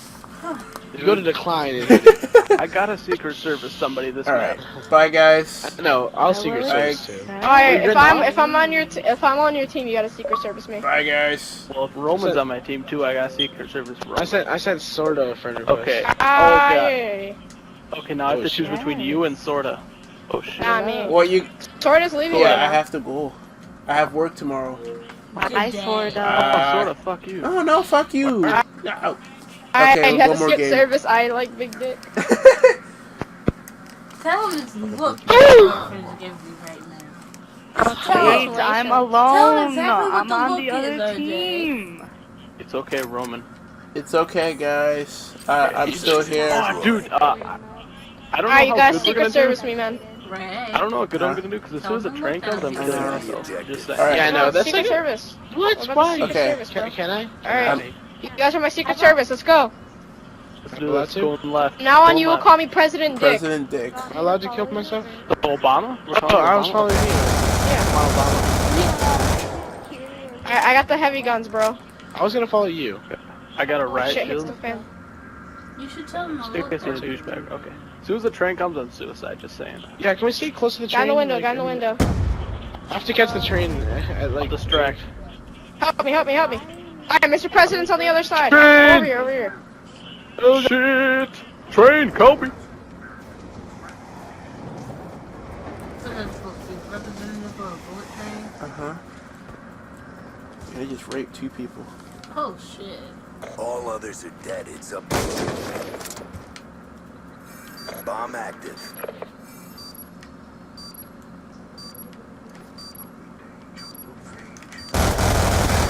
Dumb. You said lady? You lost that. Roman, I'm sorry. I didn't know that was you. That makes no sense. It's okay. That makes no sense. Listen, alright. If we see each other again, we'll just teabag. Robin, you missed No, your- you because missed you're your gonna husband. kill me. I won't Yes, kill I you. did. I'm Mr. Look for the President. guy with the diamond riot shield. He will never kill you. Search and destroy. Nailed it. Yeah. I Look nailed for the it. guy with the blue riot shield. He's gonna blow your face off. Protect the objective. Wait, is it blue? Let me You know, check. Obamacare is really useless. Okay, could you guys not? Oh, if you get shot. Don't get get shot in the raped ass, by baby, the sure. train. Wait, where'd she go? Oh, that's Sorta. you. I thought it was But the Reed. train is like a suicide Where do you wanna magnet, go? dude, for corpse launches. Where do you wanna go? Don't get. I'm on top of the train? Okay, fuck this. I'm going on the ground. Mr. President, though, you gotta protect Mr. President. Where did I get sniped from? What? What a shot. Alright. To the moon. We're helium on ground. Up.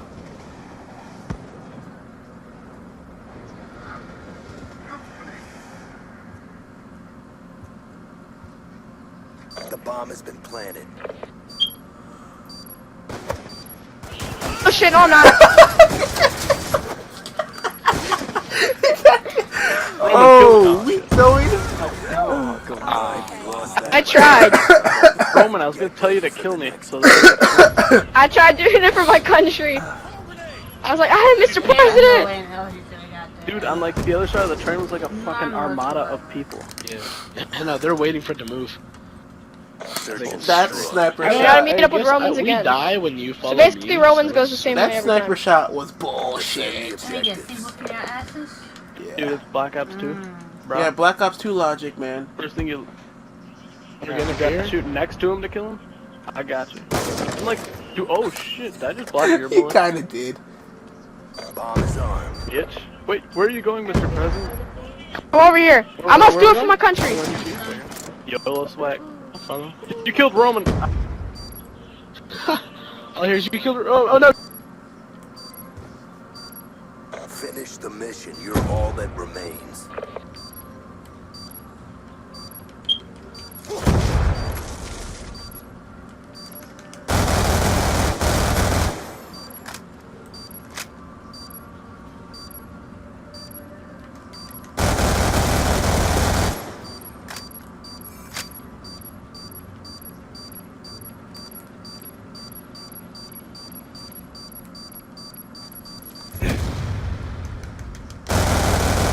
Now we win. Here. Good job, Sony. Good job. Yeah. It's not You're over. good. Get ready for the next one. How does In Mr. President have theory. more kills than half the team? Everyone. Because we're Secret Service, like a motherfucker. Look at everyone- Polly doing some shitty ass Secret Service. Oh shit. Oh, she wanted to They do a leave. fucking billboard? She wanted How me to follow. fucking thick is that billboard? Is it just hollow the whole way through? Search and destroy. Before we start this game, everyone follow me on Twitter. There we go. Now we can play. Everyone follow who? Me. Neutralize the Follow me. Alright, and Milk Feed on listen, Twitter. guys. Alright, I need to give us a Do pep that talk. Come over here. right now. If we see Roman, we do not kill. Perfect. You know what we are Follow me going to do? perfectly. We are gonna form. What? I saw his head. That was bullshit.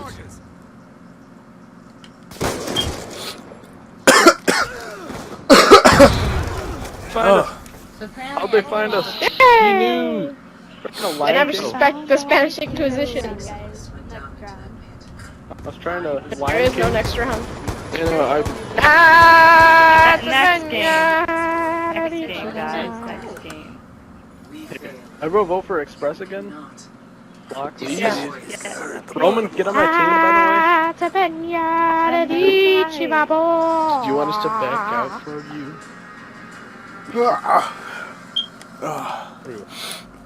Bye, guys. Now I have to really go.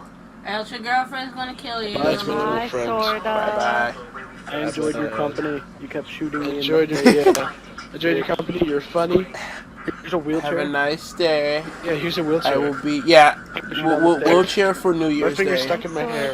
So, I will be on later. So if you guys are on, I'll see you. No. Okay. Guys, I'm going to be the best damn president you've ever fucking seen.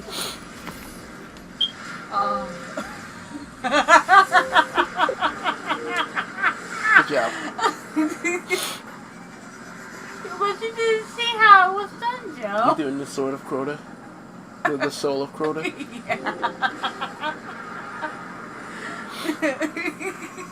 Yeah. Now I don't have to ride around that piece of shit Sparrow anymore. Woo! Waiting for the right time to strike. We were ready. Oh, dude, that was just too funny.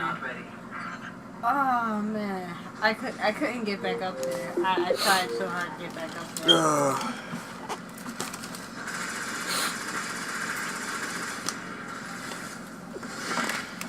Come here, bitch. No fool. You gotta take that back upstairs, dog. Meh.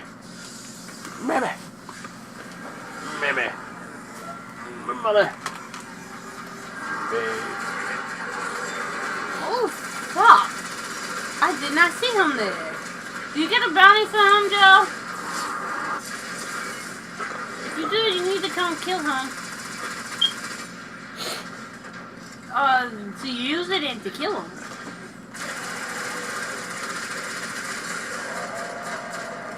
Why are you guys? Well, they were like back to back to each other. And you gotta kill Hive. Best place for that bounty is the freaking Earth, yeah. where the devil walkers spawn. Just do that first mission. Oh, the mission? Because Yeah. it spawns back to back? Uh-huh. Ugh.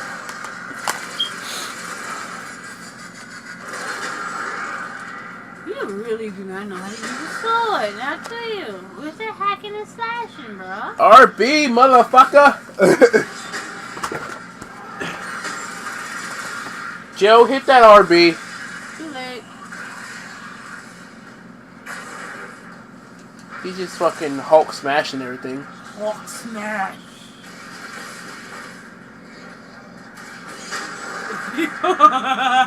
This nigga. Hulk smash.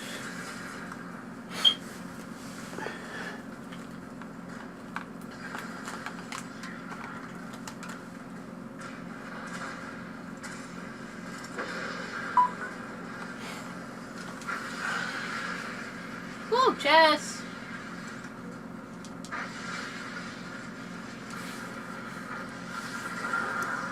Oh, told you I got my Titan to 31. RJ said he got his Titan to 31.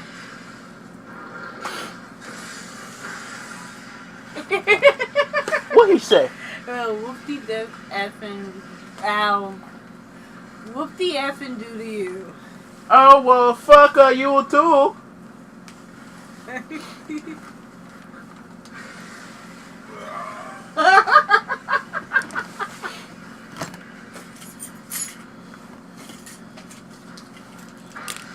Oh, Harold. Few of us made it down the canyon. The rocks cracked apart, hive waiting in ambush. It was worse for the ones who made it inside. Stay alive. Do it again. Yes, it glitched itself again. No. Yeah. You just see it like shaking. It like turned a little bit. There you go.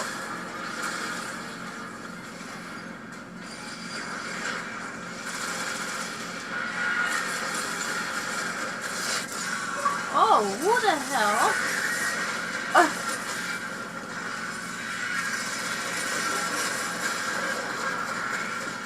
Are they on that 30-ish? Yeah, they on that 30. This guy with a sword coming this way. This guy with a sword coming. Oh my! Oh! Dead. Dead to rights. Got that face in the face. I was already low with health. Like that just health no out. No, bitch. Back.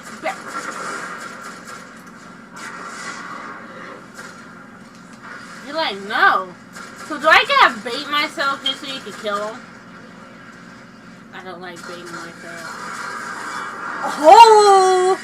Oh! I'm alive, bitch!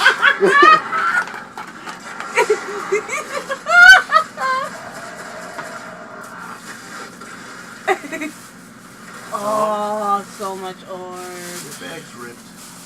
Why is the bag ripped? I don't know, it's ripped. Look, see? What you doing to my bag, bro? I did nothing to your bag. What you doing to my bag, bruh? Alright, fool. Don't make me drop you. Win for win! Overshot. Ah, damn it. Perfect. I'm gonna break you. Perfect.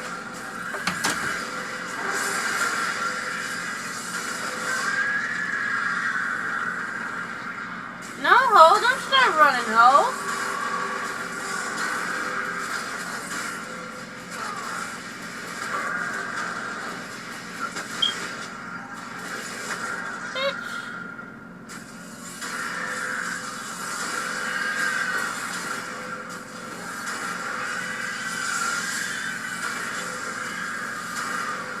No, bitch. Don't start damn running, ho.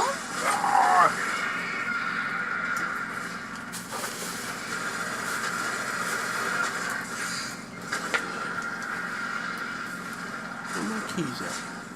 Up his butt. Stop!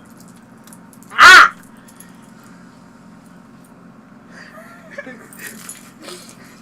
You're such a dick. You know it. You fucking know it.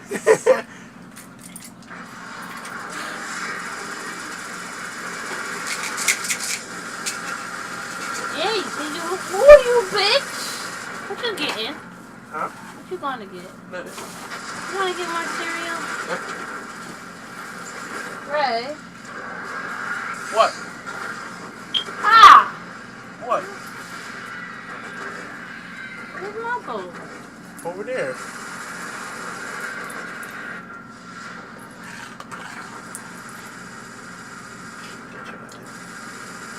okay. Huh? I said, okay. If you bitch!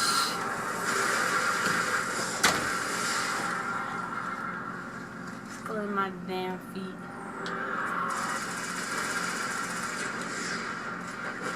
Okay, I love this gun. It's not up to where I need it to be. So, shit's got to change.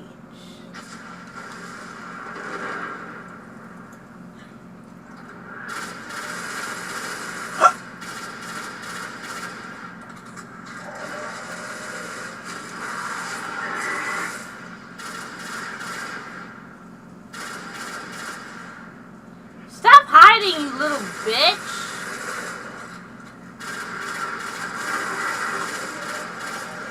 Do you need to kill him?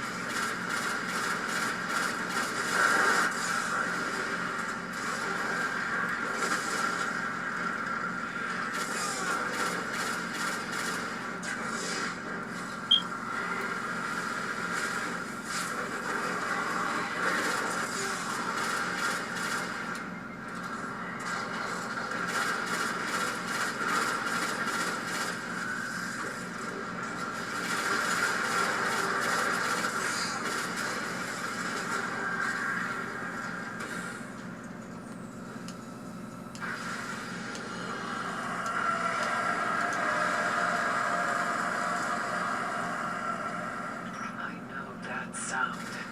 Hurry.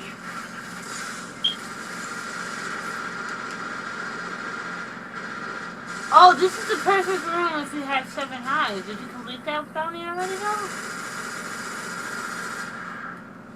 So you had to kill the 7 highs at once?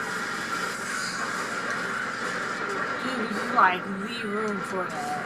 Ow!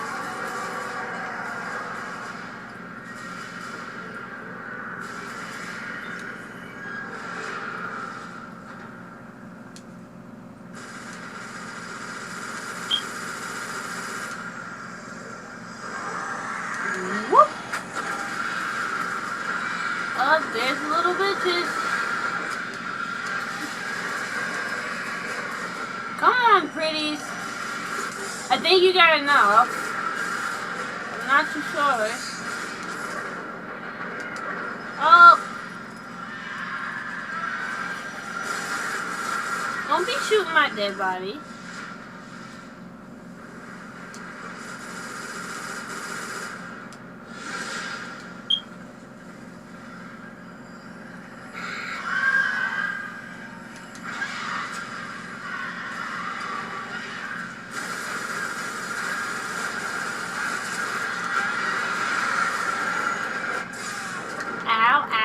Ow, one more shot and I'm dead, one more shot and I'm dead, one more shot and I'm dead.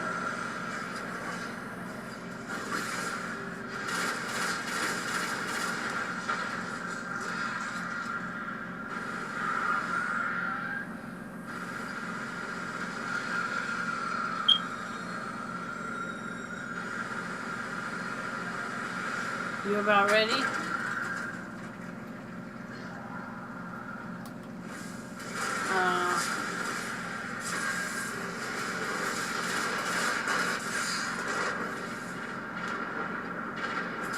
Oh! Came out of nowhere!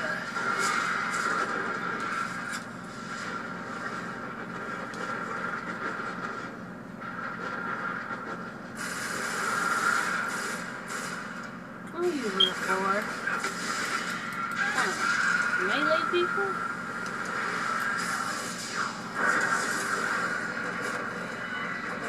I should have generated something.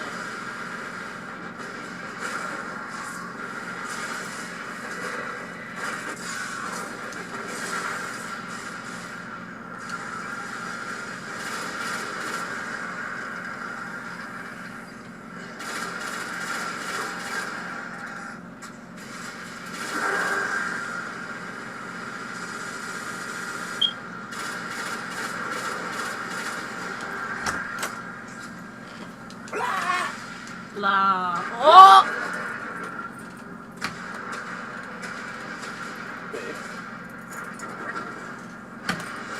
Now just lay down. God damn it. Do you just want to take your chair? No. You sure? Yep.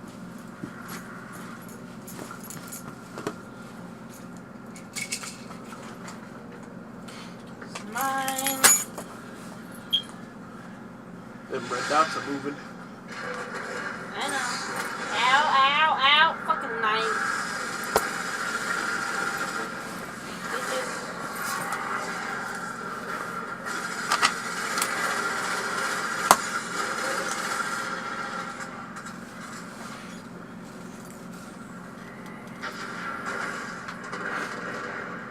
That's Joe from the asking House to vacate for me.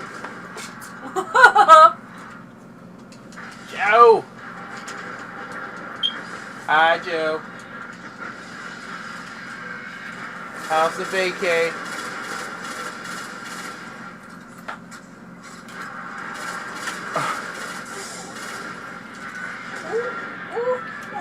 Could have been better, but it was okay. Whoa! Damn nights. So, Joe, this weekend, I'm getting the other Xbox. Woo! Yeah, so we all can be on. I know. Shit. We can all finally play Destiny, play some other games, and shit.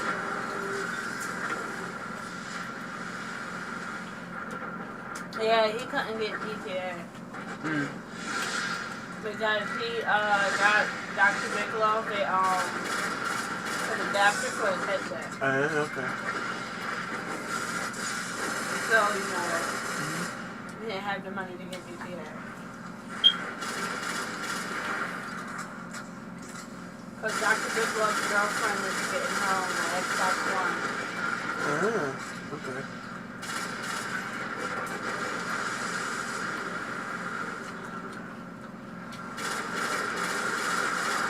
Well, Joe, I'm gonna let you get back to. Ow! I am. I'm tired and I'm kind of sick, so I was like dying yesterday. It was horrible. It was so bad yesterday. I was like literally, I had a horrible headache and I was just dying. But I feel a little bit better than I did yesterday. So I'm gonna get some rest before this shit gets worse again.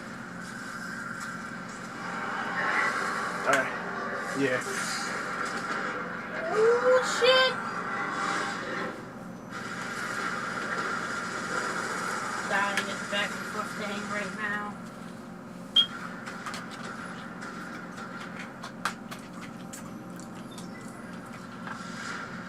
Oh shit.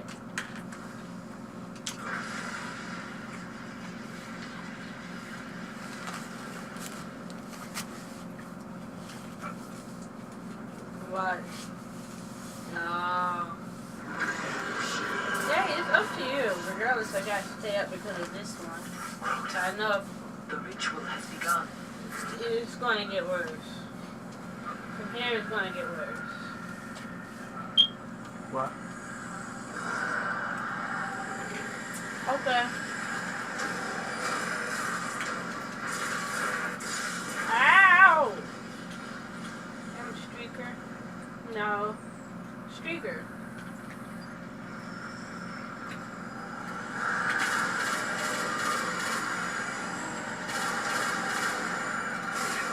Bitch. Miss me. Miss me.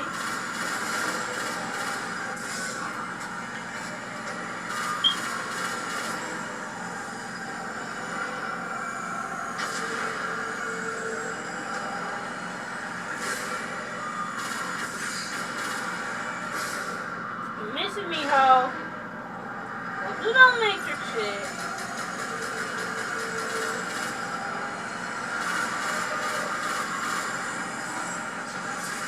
night, his health just goes back up. Oh, hell no! If it's closed, his health goes back up. Uh-huh.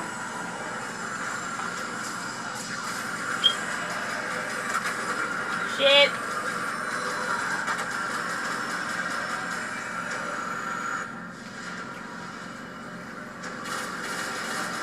Yo, his health just went back up by so much.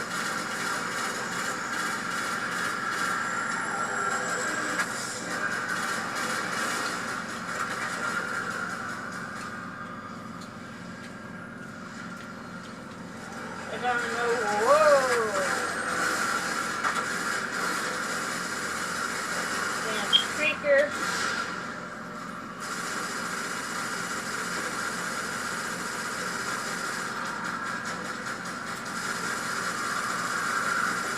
Back away. Back away.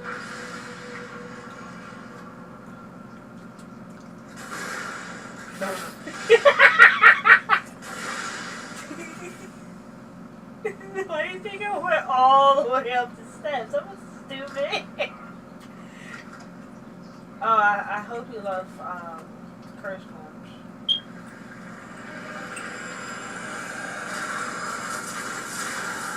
Bitch.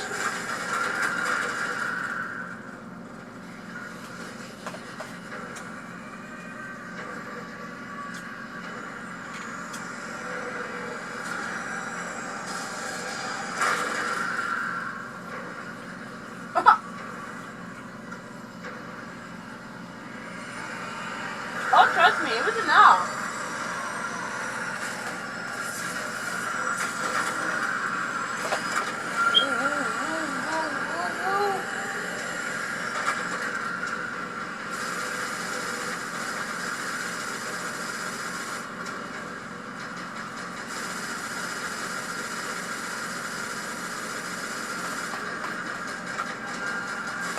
Back away, Kirkman. Ow, you little cocksucking bitch.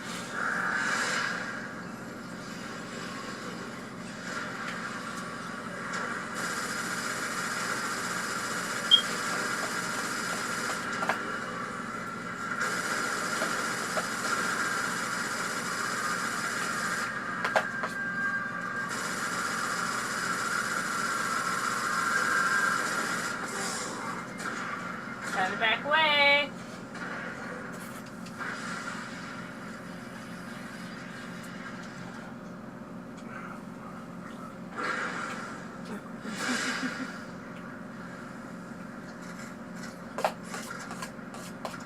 And there's one more speaker and a whole shit ton of curse words. Really? Wow!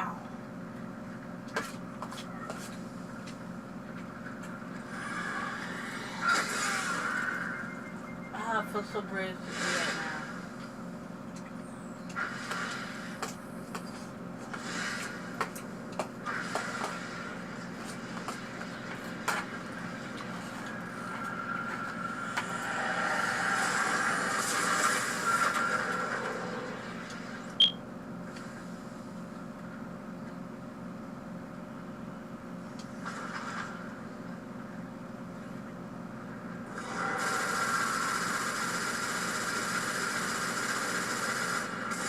Ow.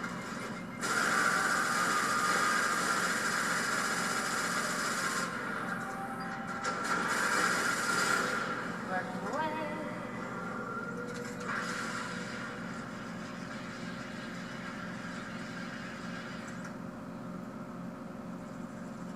Damn, Jill.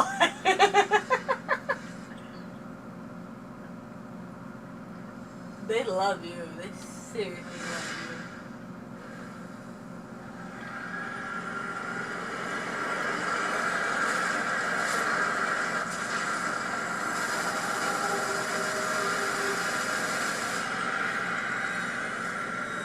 Oh, okay. These bait for about 5 first ones.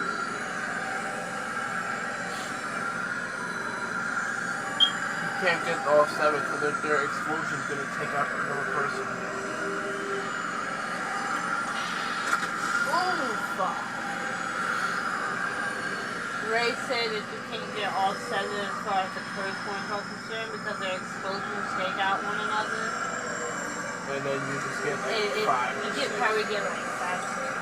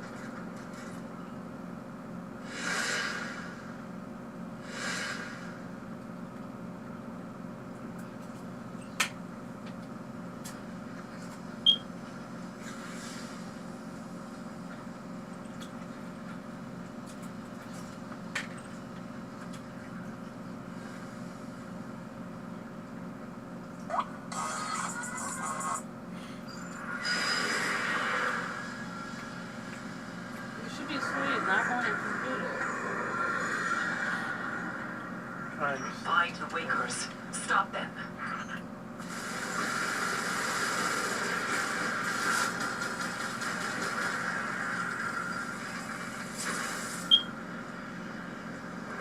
I think you might have enough here.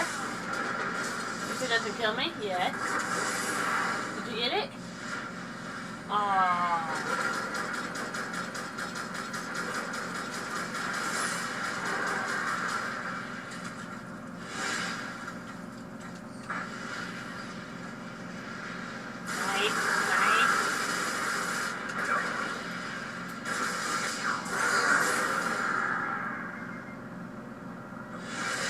The orbs. Alright.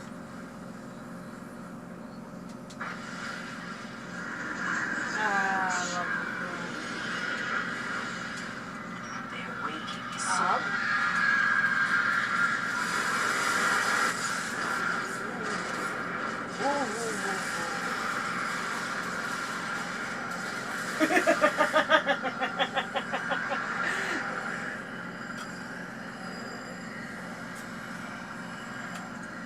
Don't worry about me.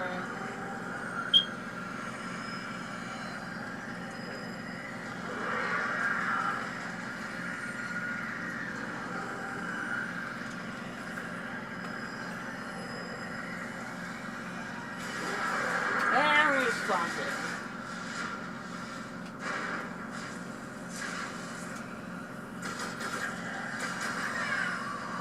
Stop it, first one.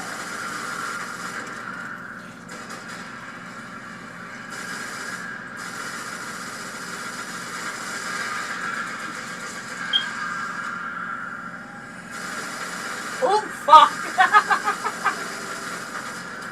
You kind of set yourself up for that.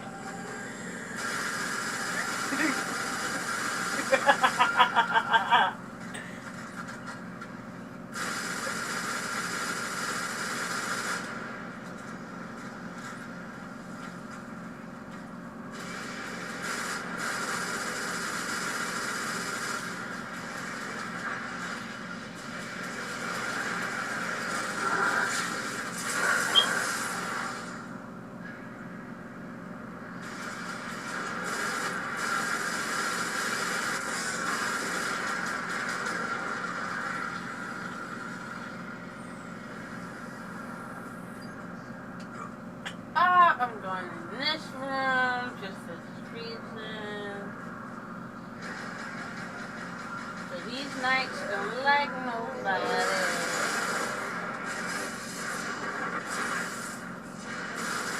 Oh, keeps the picture like a champ.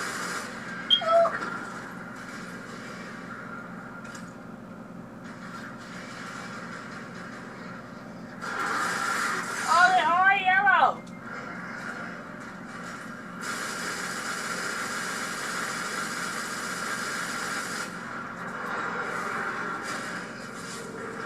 him, ball. Get him.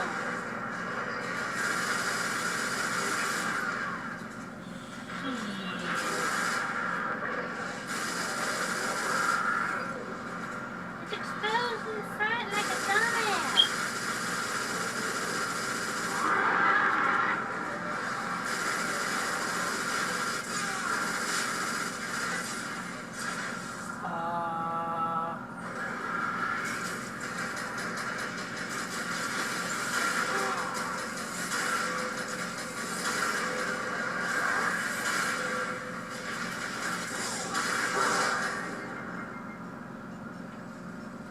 Ammo.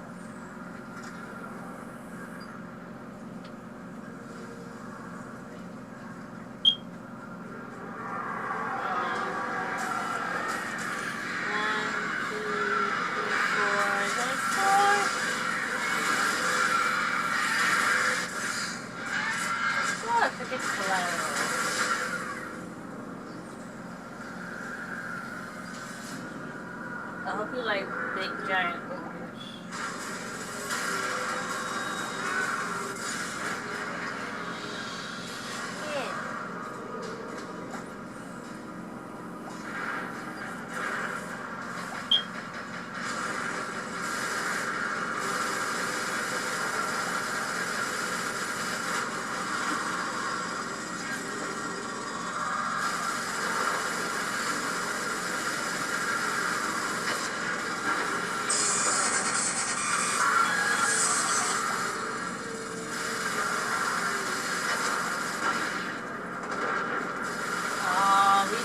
He's coming after me! He's busy! He's coming after me! Oh my god! Oh my god!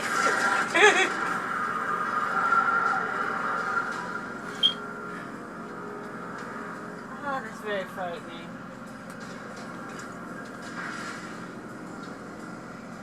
Oh, with this part, it's kind of no hiding while back here. Because one of those seal things is going to pop up right here. And there's going to be knights behind it.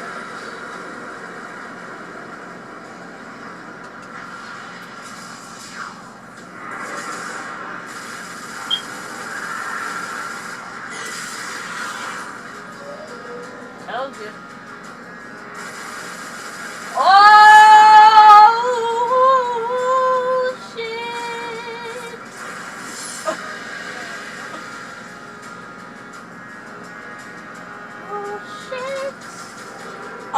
Joe!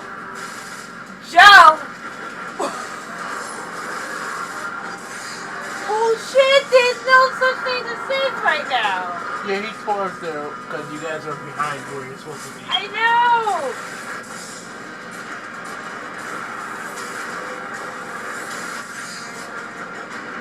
Oh my god, I can't do without it! Fuck! Shit!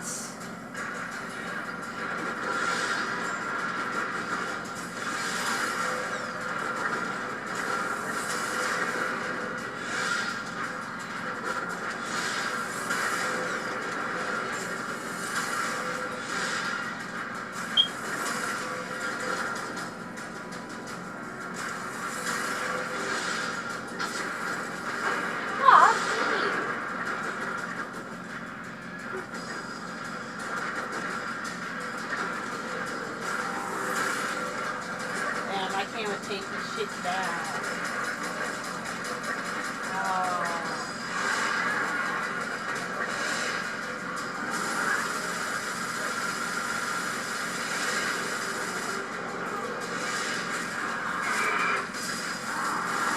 No, bitch fart. Ouch, you thick wad. Dude, there's like no safe place. Sacrifice shit. I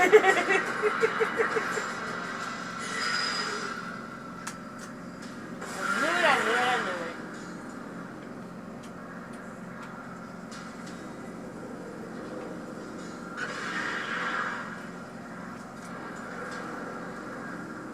Oh my god, you still have it? Right. Huh?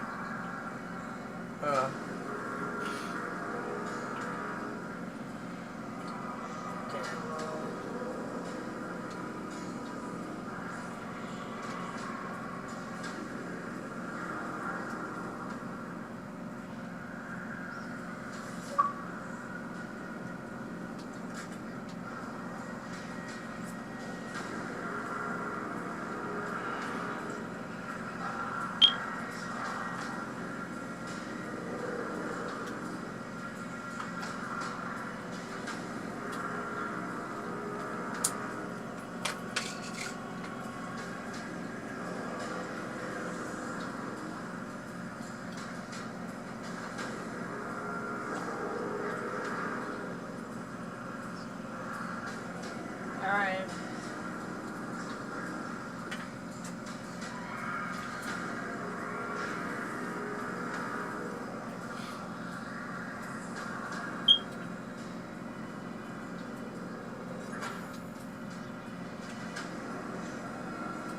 I'm ready whenever you are.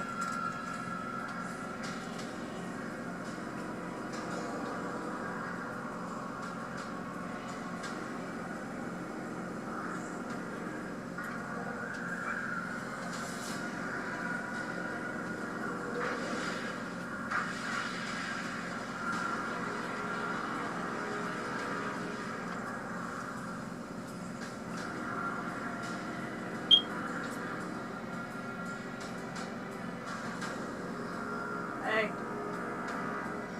I don't have my nose on yet.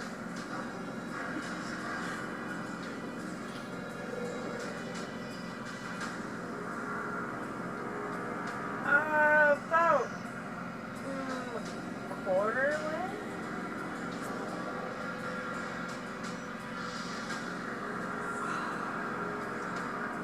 The problem is the ones with the swords. Once they get up there, it's hard to stay within range. And then wizards are gonna be a real bitch.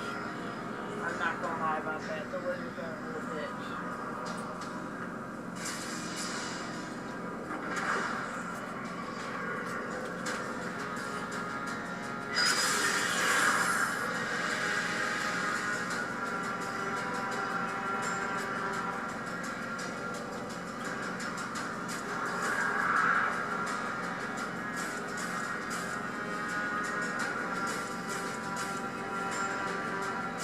Here we come.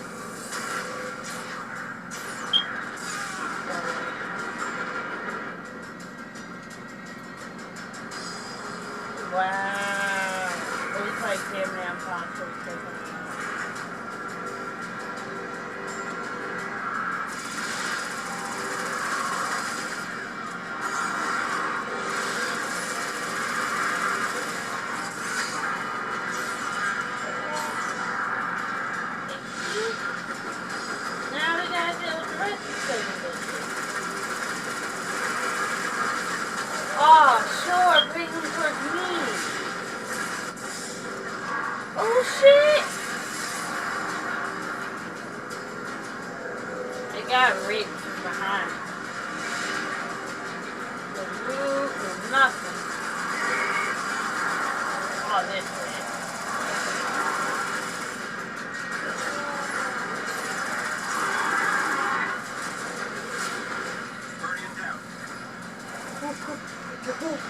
Oh, this is not good. This is not good. Oh, shit.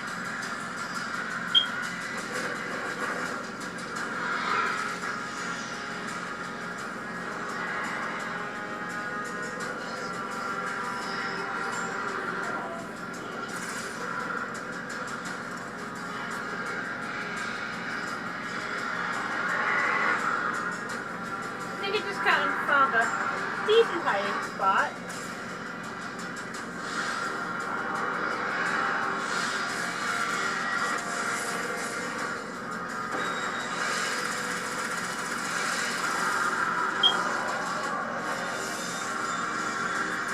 And of course, the first.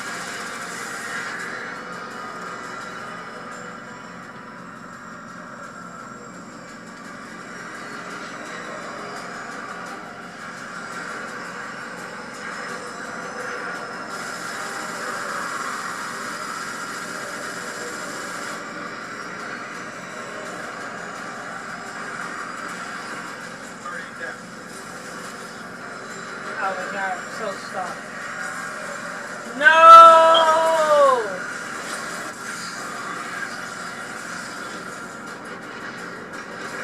Oh, I am so mad. Oh yeah, oh yeah.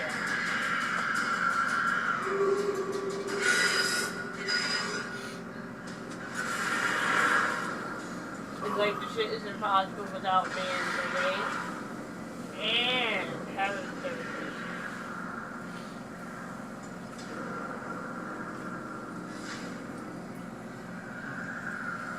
What? Hi.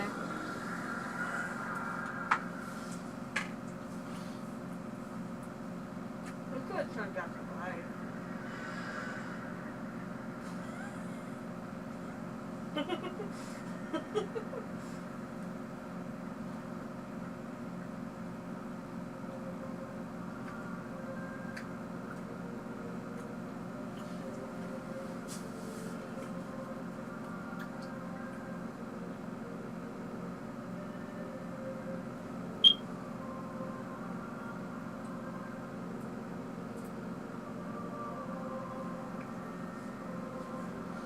Hey. Like.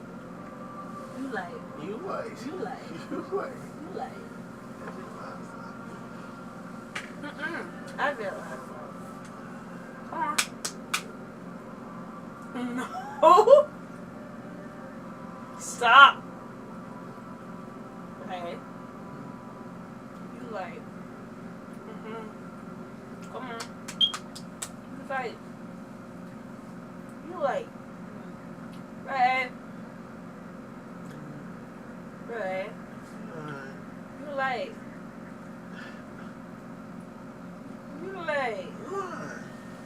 You like. But it did light last time.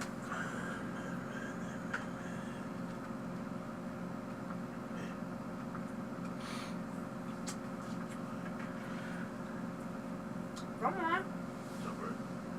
Like.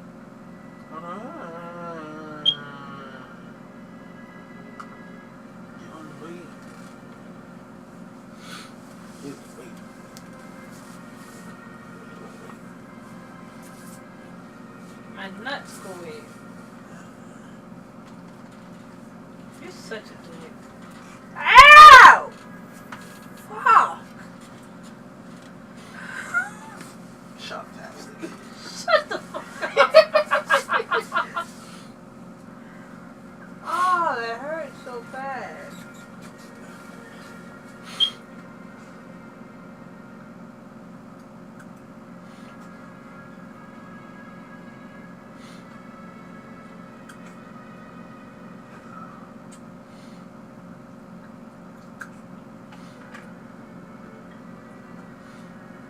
Live over there, Joe? Oh, you might as well pass out. Joe's trying to pass out. Okay. Around what time?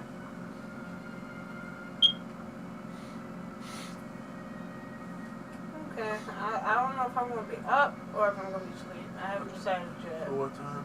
Around 12. Because it depends on how this one sleeps throughout the night. Because if I go to sleep and if he doesn't wake up at least before 12, we got problems.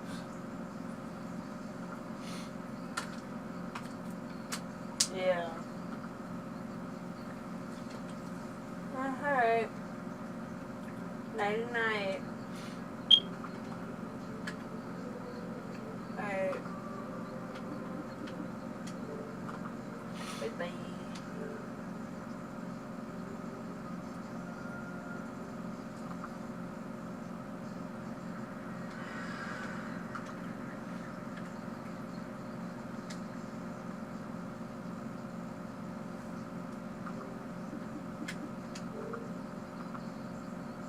What the fuck are you doing?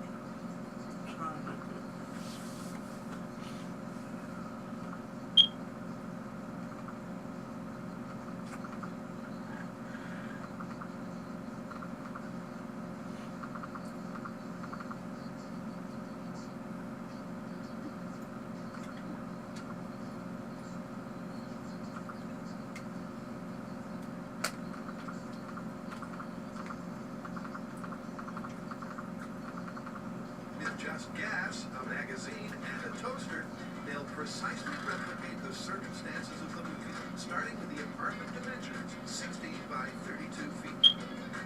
Once the roof has been successfully raised, There's been so many Mythbusters. I have missed a lot of decorator them. to take over. Huh? There's been so many Mythbusters.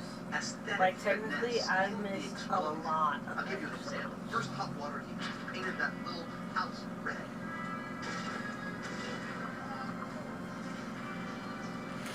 It still might be going on.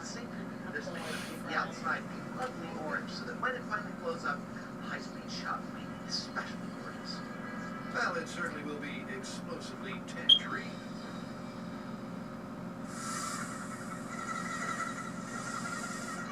There. I wouldn't call it livable, but I'd call it blow-upable. It is blow-upable, and the final finishing touches are to furnish it before they step on the gas. Excellent. It's got a nice view here, you know, the valley out the window there. The house may be complete, but soon it'll be filled with highly flammable gas. And I call it livable. ignition, Adam has created this. What I've got here is an exhaust system so that I can evacuate the gas from this room. Because one of the most dangerous things that could happen to us in this experiment is nothing. We found this on Cell Phone Destroy's gas station.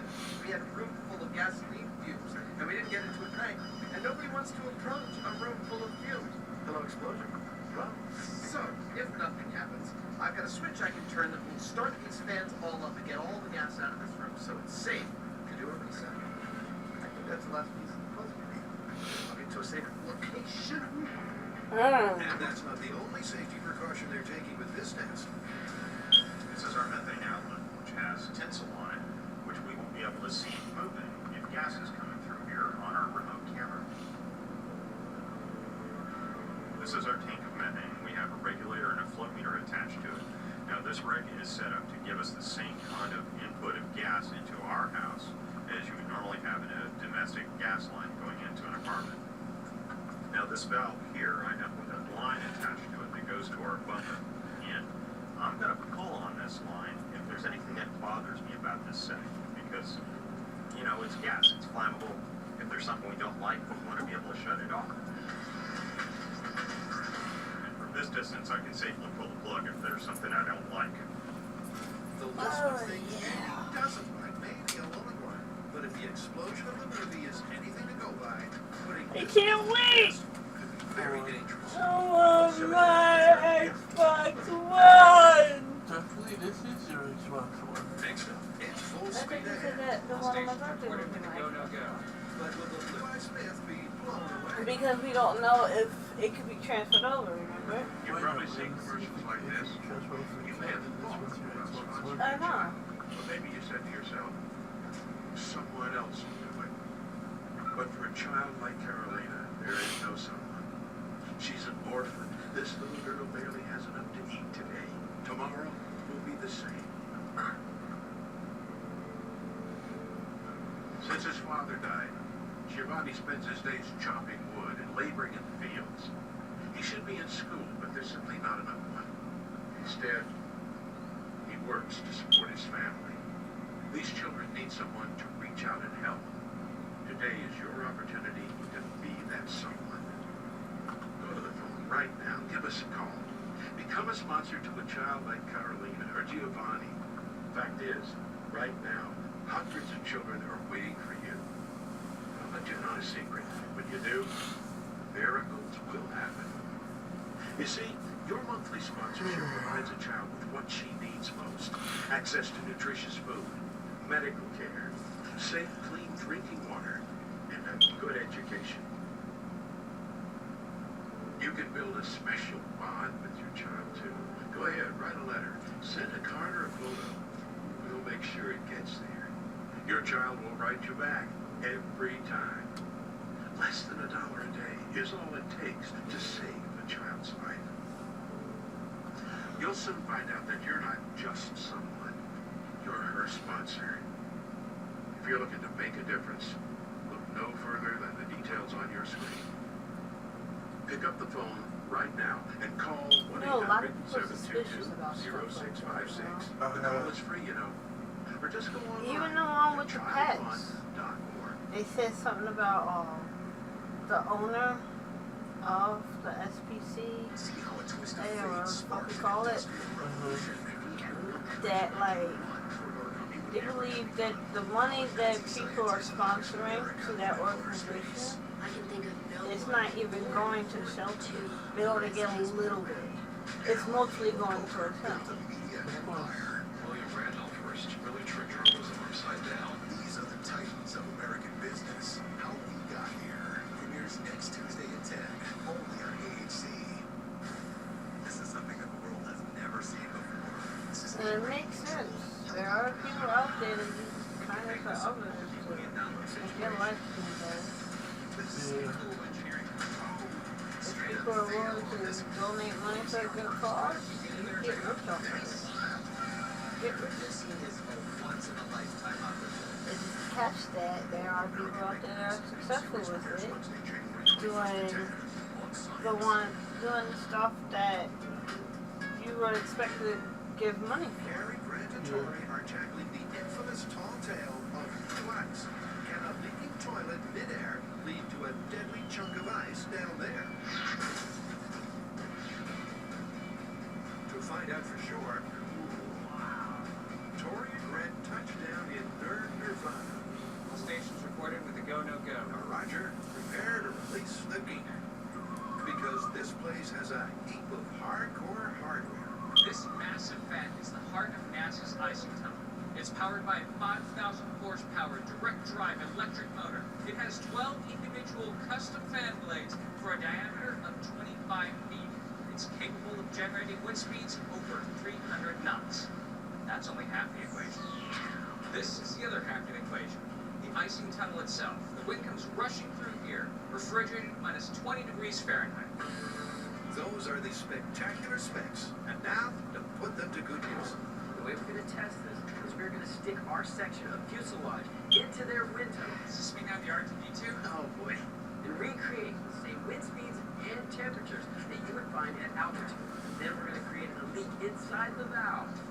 Let it sit there and see if those conditions cause that blue liquid to form into a chunk of ice. Remember, there are 2 leaky valve scenarios the team will test. And first up is the catastrophic dump. We have our model in position. We're ready to go. All right, fire it up. All right, let's go. Fire it up. Maximum warp. I just made that really. We're trying to make science cool, dude. Here we go. And for cool science, let's make it so. Picking up a 290-mile-an-hour wind speed. Then the heat exchanger drops the air temperature to a high altitude minus 20 degrees Celsius. Our model is holding together perfectly. Then they're ready to pull the pin on the catastrophic failure test.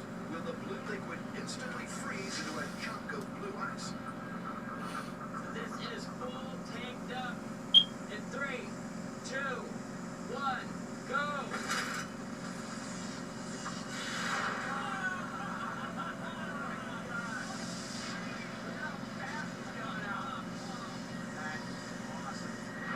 As soon as the liquid exits the aircraft, it's ripped away by the shearing force of the wind. And despite the bitterly cold air temperatures, it's unable to form the mythical slice of ice. Behind me are the results of our complete release test. We dumped the entire contents of the waste tank. Now, it didn't atomize all the way because you can see some of it formed on the surface here. But it also did not form one big chunk that could fall on something. Yep, although most of the blue waste was vaporized on contact with the wind, some did form a thin layer. Just not enough for a blue icicle. It's incredible. We got an actual layer of ice, and pretty quickly. All right, well, let's try again, and this time have a slow leak. All right, let's see if that gives us a big chunk of ice. Once again, the NASA techs simulate the same high-altitude conditions and then sabotage the plumbing for the drip test. And once the leak is leaking... Oh my God! Look how quick the ice is building up! The results are as astonishing as they are immediate. This is looking great, and it's blue! That is fantastic! It hasn't even been 2 minutes yet. Oh my gosh! That is incredible! The liquid moving over the surface of the aircraft is protected from the extreme wind speeds by what's called a boundary layer. What that means is that not all the air traveling over the airplane goes at the same rate. Certain areas that actually travels a lot slower. Which creates a protected cushion where ice crystals can form. This thing is like this big. I call that baseball size right there. If that whole thing broke off, that would be just like the mid. The guys are blown away, unlike the ice. The question is, how big can it get, and will it fall off? 20 minutes later, with a diameter around 10 inches, the blue icicle seems to have reached a size plateau. It's approaching soccer ball size. And with plenty of water still in the tank, that's not the limiting factor. But Grant thinks he knows what is. Now, an interesting thing to note here is that as the ice is getting thicker and pushing away from the skin, it's actually pushing its way out of the boundary layer. Once it exits the boundary layer, it actually hits the fast-moving air and just goes away. It doesn't allow it to freeze up, which may be a reason why the ice doesn't get really, really big. Let's see if we can get it to fall off. Let's pretend like it's at its final descent, temperatures are rising. Maybe we can get it to break off and find out exactly what happens when it does. Perfect. All right, start warming it up. It's a good theory, because as the aircraft descends and the air temperature warms, surely it's only a matter of time before the blue ice particle becomes a blue ice missile. -7 degrees. And as it turns out, when the wind tunnel conditions match those of an altitude of 12,000 feet, we have liftoff.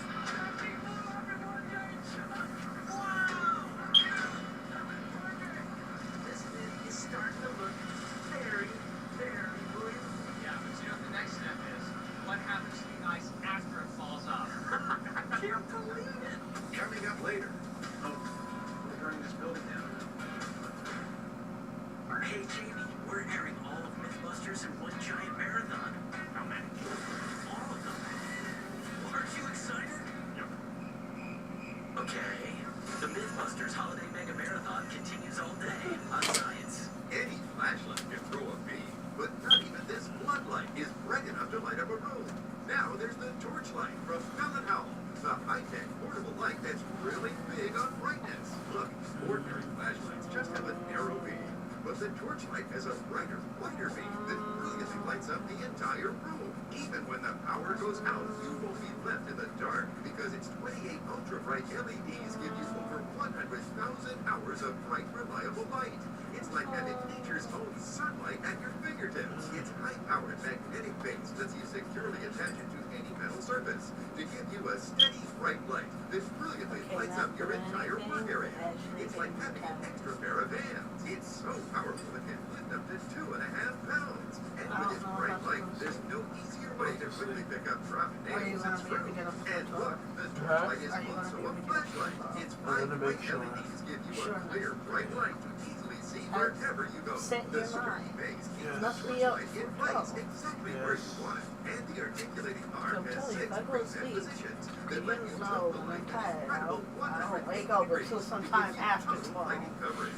If I wake up as a table lamp, and your ass is still asleep, unlit areas. Better yet, with a built-in hook, you can hang it anywhere and rotate it 360 degrees to give you light wherever you need it. While its rugged construction makes it impact resistant and weatherproof too, the Pellet Owl Torchlight is yours for just $19.95 plus shipping and handling. But wait, Gold Pellet will double your order. No, will triple your order. That's 3 torchlights for the price of 1, and there's no additional shipping and handling charge. Order your torchlight now. To order your torchlight and receive 2 absolutely free. Have your credit card ready and call toll free. 1-800-252-0600. Or log on to the address on your screen. Are you drowning in IRS tax debt? Have unfiled tax returns? An audit? Wage garnishment? Or bank loan? you stay Stop IRS debt is the trusted, affordable way thousands have resolved and lowered millions in tax debt. Stop IRS collections and resolve your tax debt. Call 800-376-8318. That's 800-376-8318. If you don't have life insurance, the Final Expense Insurance Plan pays cash to your family for final and all other expenses. If you're unable to purchase life insurance due to a pre-existing or current medical condition, call us right now for information and a free consultation. Rates will never increase, the policy cannot be canceled, and there are no restrictions on how your beneficiaries can use the money. Call 1-800-498-3579. 1-800-498-3579. 13. You're awesome. Catch up on K plus 8. Now with teens. Being a single parent makes every process more difficult. The all-new season premieres Tuesday, January 13th, only on TLC. I think these guys underestimated the force of this reaction. Momentum is mass times velocity. This guy is showing us some great physics. And he's just doing it for fun. Stop watching. But you're horrified at the same time. It's pretty extreme. Definitely don't try this at home. An all-new season of outrageous acts of science starts January 17th at 9 on Science. Please do not try what we do on this show. We're what you call experts. It's safer that way.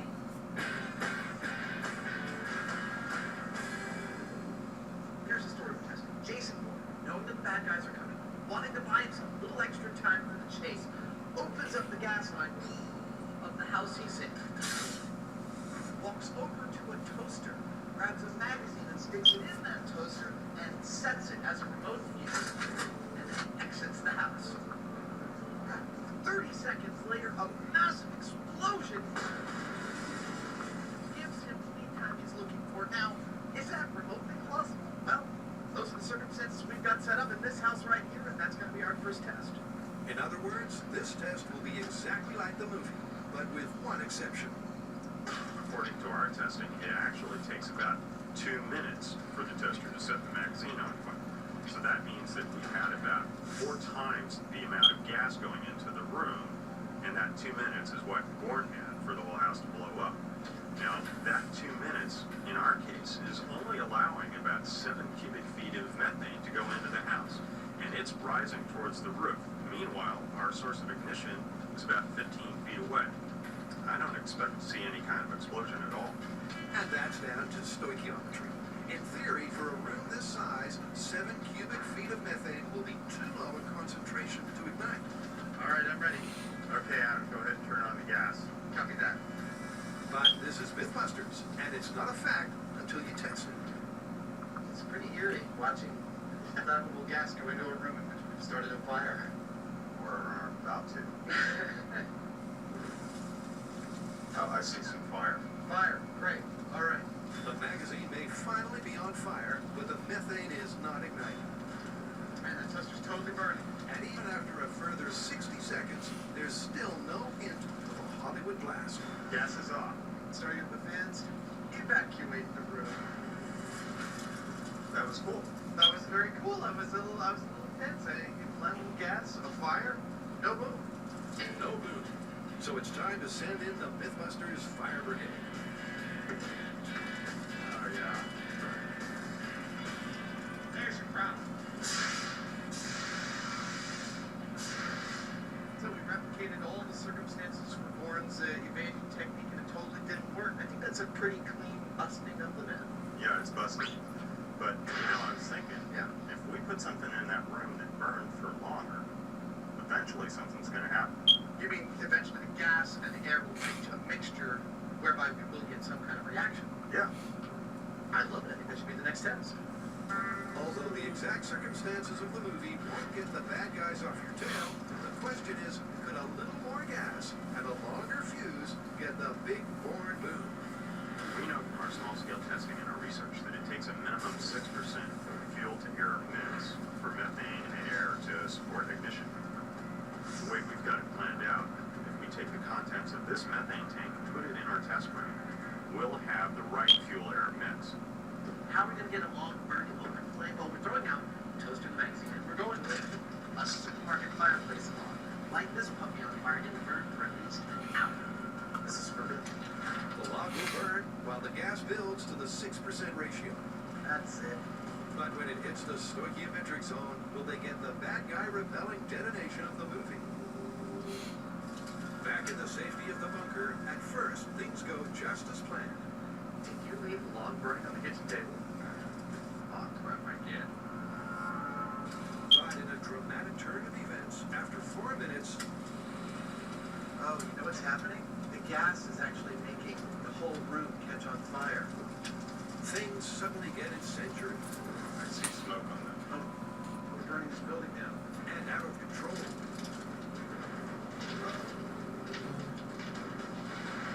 There we go, we had a blow-up. That's it.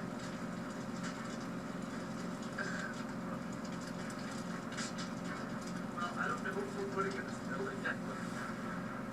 Well, we should get up there with that. Alright, let's turn off the gas. Gas is off.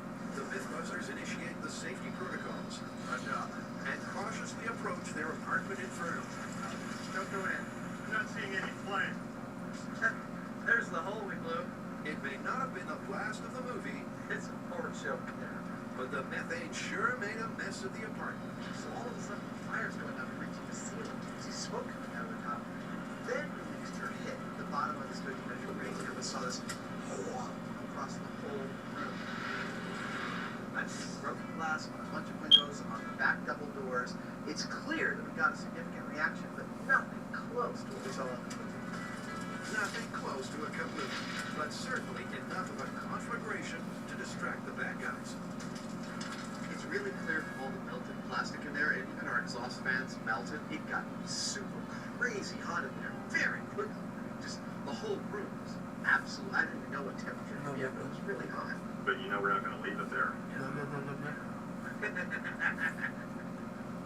Next. I think Carrie's gonna scream her head off. She may potentially pee her suit, but I think that block of ice is gonna land on the ground in one big chunk.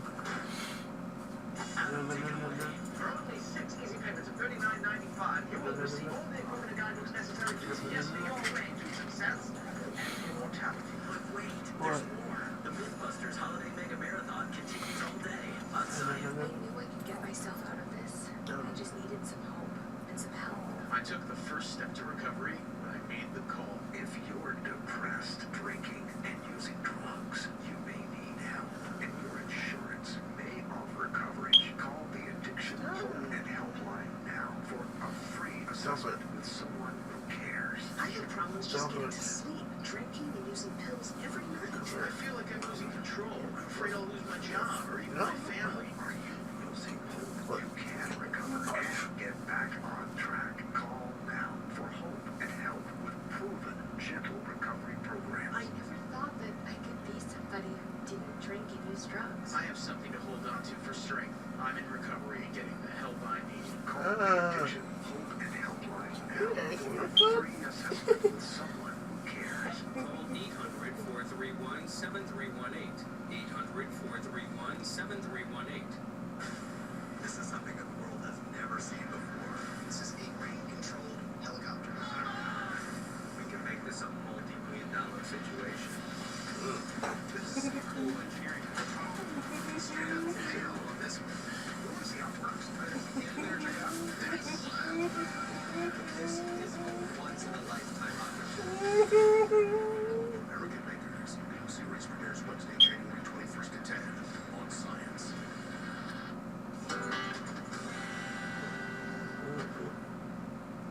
So here's where we're at. We looked into airline toilets and found that they could leak through an external valve. Is it possible? Absolutely. We made our own fuselage, went to NASA's wind tunnel, and found that you can actually form a giant chunk of ice, which then fell off the airplane. Now we're going to test what happens to that ice after it falls. What we need to see for this myth to be confirmed is for that ice to fall through the air as one giant chunk and hit the ground as one piece with deadly force. This is the final piece of the blue ice puzzle. While falling from 12,000 feet at a terminal velocity of 160 miles per hour, will the ice stay in one piece? Or will wind erosion and warming temperatures cause it to break up into harmless blue rain? To track that, the team has a spectacular plan of action. We have our airplane. We're going to load it up with a large chunk of ice, take it up to altitude, and then throw it out. Now we're going to have a few skydivers jump out with the ice to track it. Carrie is going to be one of those skydivers. Yeah, but skydiving team leader Nick also has the crucial job of timing the drop. Because if the myth is true and the blue ice falls in one chunk, missing the mark could be deadly. I don't think they can see that. Okay, so here's the plan. Carrie and our expert Nick will go in the plane with the ice. They're going to go up, and based on prevailing conditions and Nick's calculations, they'll know when to release the ice at an altitude that they deem safe. Nick will jump out, and so will Carrie, following the ice down. You'll be fine. I'm gonna double check this. Meanwhile, Tori and I will be on the ground tracking the ice in the air and looking for the impact zone. And as for the blue ice, well, earlier, Carrie prepared a similar sized block to the test at NASA. It's approximately the diameter of a basketball, eye-catching, and easily retrievable. To make sure that we can watch this ice fall, I've done something a little different. I've made it red instead of blue so that it's going to stand out on the blue sky. I've added some really long streamers so that we can track it, and I'm going to put a GPS on it. Now for this myth to be confirmed, we need to see that block of ice drop from altitude and get to the Earth in one solid chunk. Good luck. Good luck, you guys. I think it's going to happen. I think Carrie's going to scream her head off. She may potentially pee her suit. But I think that block of ice is going to land on the ground. Big chunk. Okay, here's the package. Good luck. And despite all of their precautions, they will need some luck. Their goal is to drop the ice and carry from 12,000 feet. Here we go, Carrie. The height at which Grant and Tori saw the ice release from the fuselage at NASA. Okay, now I'm starting to get a little nervous. But will it remain intact? Traveling with an energy of 392,000 joules, its impact will certainly be deadly. However, if it melts in the rising temperatures, it'll be rendered harmless. After the break, the Mythbusters touchdown for blue ice. Wow. Nice! And can Adam and Janie get a big board boot? Hey Adam, we're going to... Spirit soldier! Adam? Adam? Hello? Adam? Never mind. The Mythbusters Holiday Mega Marathon continues all day on Science. Oh yeah. Attention U.S. citizens and legal residents. Your Obamacare with government subsidy money is now available. Health insurance is guaranteed. If you're uninsured, underinsured, or struggling to pay for your health insurance, call now. Call the uninsured helpline to find out how much money you get from Obamacare. It's free. Hi, I'm Dr. Jason Buckwell. I talk to people every day who simply cannot afford health insurance. Healthcare reform has changed that, and now it's finally here. No one can be denied for a pre-existing condition, and there are significant subsidies to make coverage possible. To find out if you are eligible for a subsidy, call now. Health insurance is guaranteed.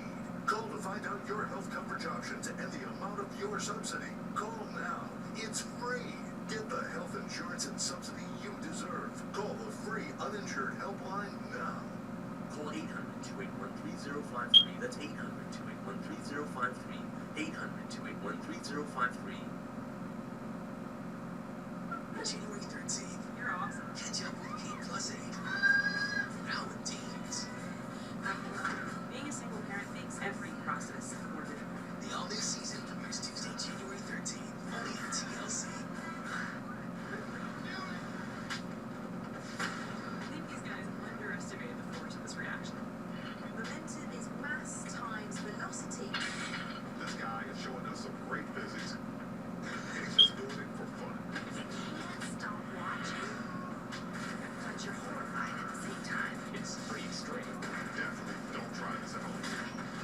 An all-new season of Outrageous Acts of Science starts January 17th at 9 on Science.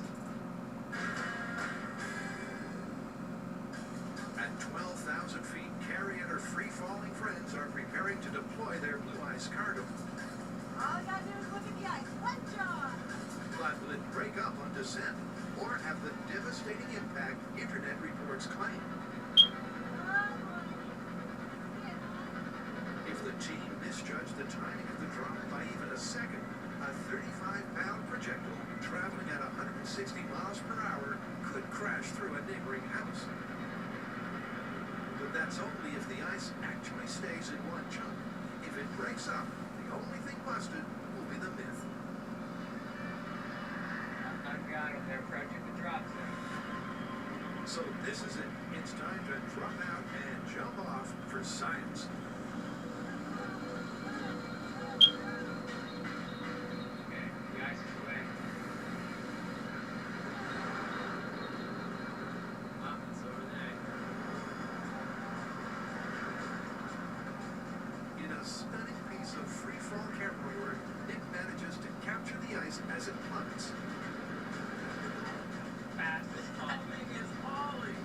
And Carrie can see that it's so far so good. With the ice already up only 5,000 feet, it's still completely intact. Look, it's standing in one chunk. Dude, that's crazy. But will it stay that way as they enter the final few thousand feet of descent? Right there. Is that near the target? That's great.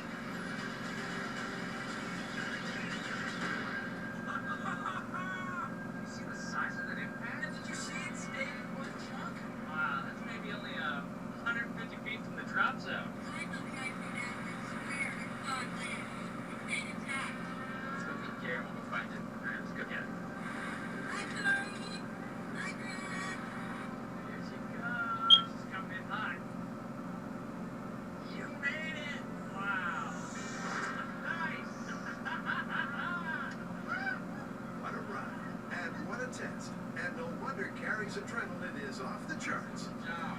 Let's go check out the ice. Did you see it? Yeah, right over. Everything went according to plan. For the majority of its descent, there was visual contact, confirming that the ice retained its shape and mass. And then, thanks to Carrie's visual aids and Nick's awesome aim, finding the impact site is a breeze. The streamer. Is it intact? It was a chunk before it hit the ground. And that is still a chunk of ice. Check it out. It dug itself into the ground. That is a serious impact. Yep, and it may have melted slightly in the time it took to find it, but the crater created is a clear testament to its destructive power. This is the size of the block of ice that we threw out of our plane, which is very similar to the size of the chunk of ice that we formed in our wind tunnel at NASA that fell off. That block of ice reached terminal velocity very quickly. It left a sizable impact crater. And what's more, it stayed pretty much intact all the way down to impact. Okay, a pilot can't release all of the toilet water at once, so that part's busted, but I think the phenomena is confirmed. I mean, it made it all the way to the ground. Totally confirmed. I agree 100%. Confirmed. But 3 mechanical failures leading to blue ice falling on your house is in reality incredibly unlikely.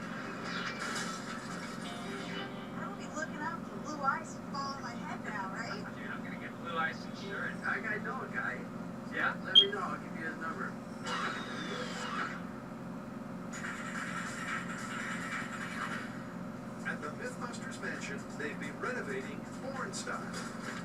No move. However, the myth as it appears in the movie is busted. But it ain't over until the man in the beret gets a big foreign boom. So next, they're upping the ante with more gas. Now, when we empty this tank into that house, that means that we'll have just over 9% methane to air in there. And that happens to be the butter zone for an explosion. The guys know from small scale that 9% netted them the most energetic boom. But this is large scale. Will this test rip apart the apartment or inside? Before they blow it up, they need to spruce it up. We swapped out all the windows and doors. All these holes that got warped and opened, we're going to actually lay in a bunch of stripping. Probably tripled the cohesive strength of this building, and that ought to give us just the boom we're looking for. Jamie's known for how he handles his fans. This time around, I'm running the methane into the house through this hose that I've attached to the floor. And I've drilled a lot of little holes in the hose so that we'll get these jets of gas coming out that will mix with the air that is being pushed across them with these fans. Kind of like a blender. Just mix the air all Yeah. This swirling mass of air, I'm hoping, will distribute this fuel-air mix throughout the room, and hopefully that'll make the difference between a poof and a bang. Jamie's fantastic method will circulate the methane throughout the apartment. And with the dangerous ratio of 9% gas to air, they'll need something more sophisticated for ignition. We don't need a toaster and a magazine anymore because we need precise control over when we set the fire. So we brought back out the neon transformer from the small scale testing with the addition of a little piece of paper here. Go ahead and plug it in.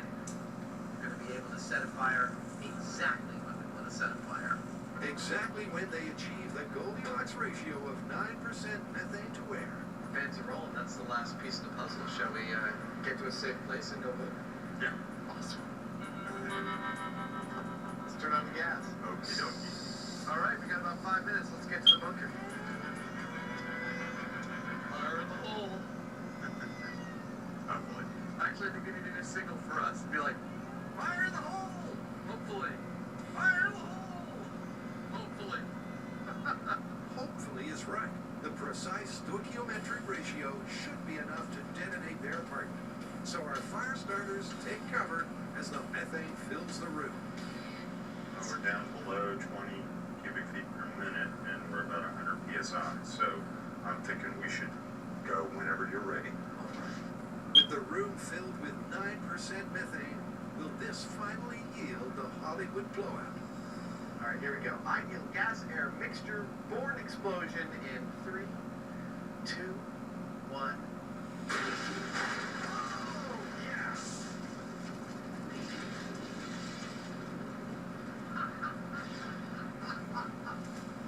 That's awesome. We blew out the whole front. Yeah. We couldn't have done that if we planned. That was perfect. And there you have it. One magnificent made-to-order apartment explosion. But unlike the movie detonation, this one is polite enough to put itself out. Well, almost. I hope this is a cautionary tale what happens when you mix Mythbusters with science. Okay, here's the thing. While that was fairly exciting, I mean, we blew out the wall. I want to point out that we didn't break any glass. There was no bang. It was a whoosh. And that's something entirely different than what we saw in the movie. The fact that this was an ideally mixed mixture with fans and everything in the exact quantity, and that's the best we could do, kind of tells you what the real deal is. It's not what the movie showed. Clearly, we were born for this job. Yeah, but it's kind of too bad. That was a nice view in that house.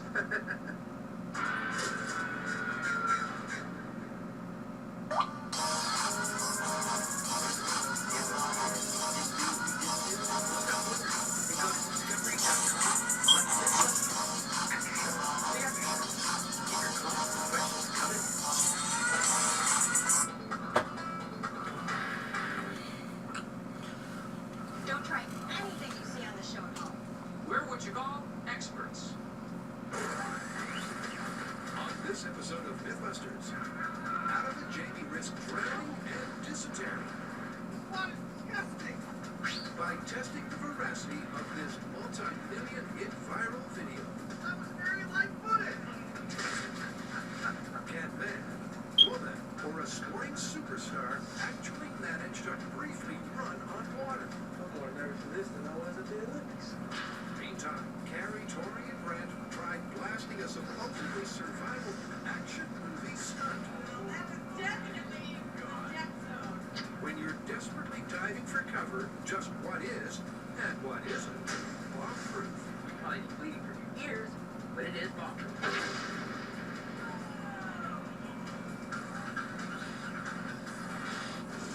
The Mythbusters, Adam Savage, That's 100% wacky right there. and Jamie Heineman. Between them, more than 30 years of special effects experience. Joining them, Tori Belleci, Let's towards this thing. Brent Imahara, It's legal, people. and Carrie Byron. Starting to get the idea that this shouldn't be done inside. They don't just tell them this. Oh yeah, they put them to the test.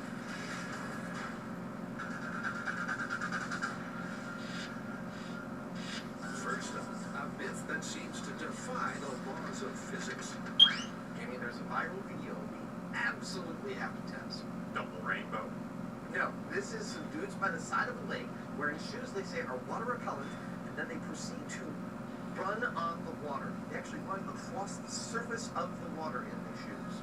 I'm dubious. And that's why we're interested in this. Let's roll the videotape. This is the clip that's got more than 7 million online viewers rethinking what they thought they knew about, well, sinking. There's not a whole lot to it. Strap on a pair of waterproof shoes, run on a curve to enhance the skidding effect, and keep the faith for a dozen adrenaline-fueled strides. This feeling you believe that you know walk on that water, there's nothing I can do. They call it liquid mountaineering. But is this approach to temporarily walking on water a myth or a miracle? What do you think? Should we just go for it? I think so. Let's find ourselves a lake and replicate exactly what we see them doing in that clip. Works for me. Okay. Finding a lake that looks much like the one in the clip is the easy part. Now it's time to run out of water. Adam's optimism should be infectious, but over the years, Jamie's built up a natural resistance. According to the clip, this is all about the shoe. They're hydrophobic, which means they repel water. And we've got the same type of shoe, and they do seem to repel water. Whether that translates to me being able to run across a lake or something, let's just say I think I'm going for a swim. According to the viral video, Jamie needs to hit the water at speed, and the turf should ensure traction right down to the lake's edge. You know, in the clip, they talk significantly about the curve that you mentioned the water in, like a long arc. About believing you believe you do it. I'm right there, you know me. All right. Alright, here we go. There's so much for focus, but maybe it does all come down to self-belief. 3, 2, 1, go!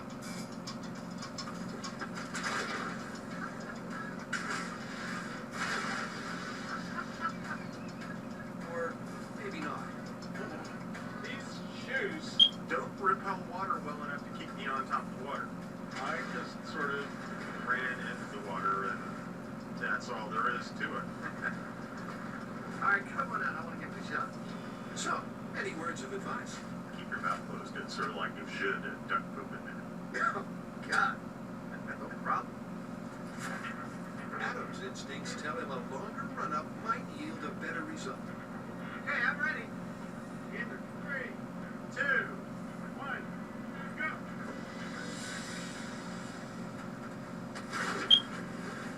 You really can't fault the execution. In fact, Adam's effort looked just like the ones in the video, except for the end bit. Oh, this water's disgusting. So, did you feel like you were on top of the water? I mean, because you didn't really look like it. I felt like I was getting some good leg motion, like on the ground. And then my foot hit the water, and it just kept going. Apparently the technique does take some getting used to, so I'm gonna give it another go. Knock yourself out. They Both decide to continue the testing, desperate to take at least one step on water. Just continue to not run. Every single attempt ends with a splash and crash. Well, that was a spectacular failure. Yeah, these shoes are going to have a lot more going for them than water repellents for that to work. True enough.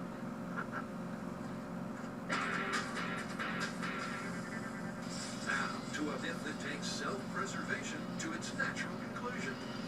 Alright, so as you guys know, and you guys definitely know, we have tested a ton of myths where we have taken everyday objects to see if they're bulletproof. Like laptops, sheriff badges, Yep. And we've also done an episode on what is supposedly stab-proof. like money. Exactly. You know what? This one is going to trump them all. We are taking everyday objects to see if they're bomb-proof. And those everyday objects, as suggested by you, the fans, are a table, a car, a wall, and a dumpster. All four inspired by Hollywood. It's the kind of stuff you see all the time in action movies. Moments before a bomb blast, the hero leaps to safety behind a parked car.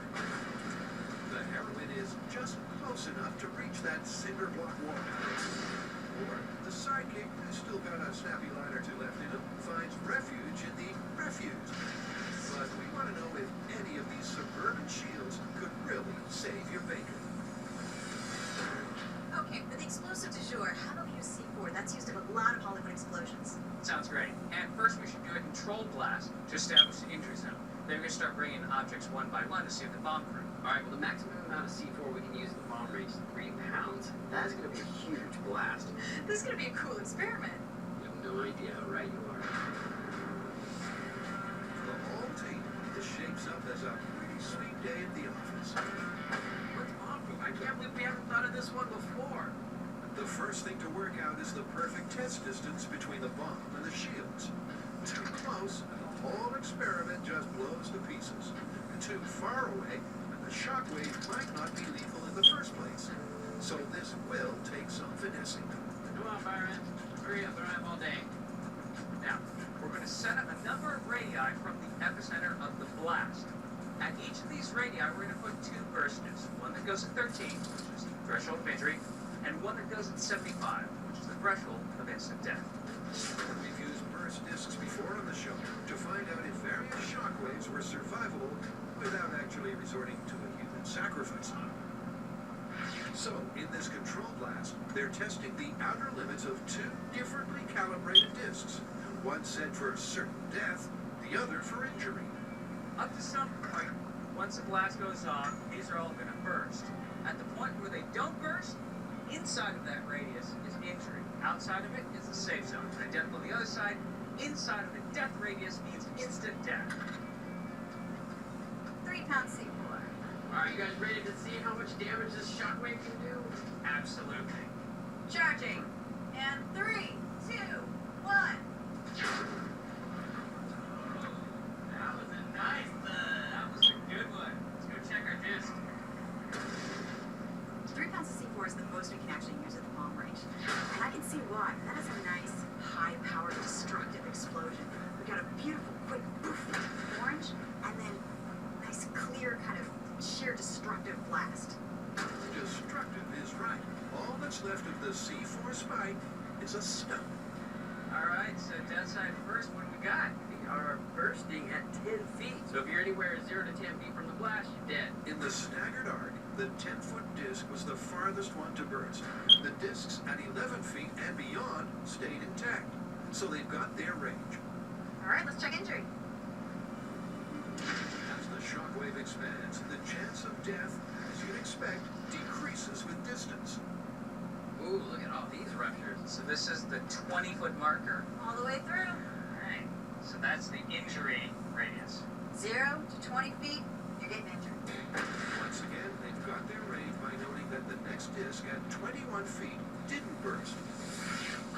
So these are the blast boundaries, just inside 10 feet for certain death, and inside 20 for injury. But could everyday objects placed on the edge of the zones really save life and limb? There's just one way to test it. That's by blowing stuff up.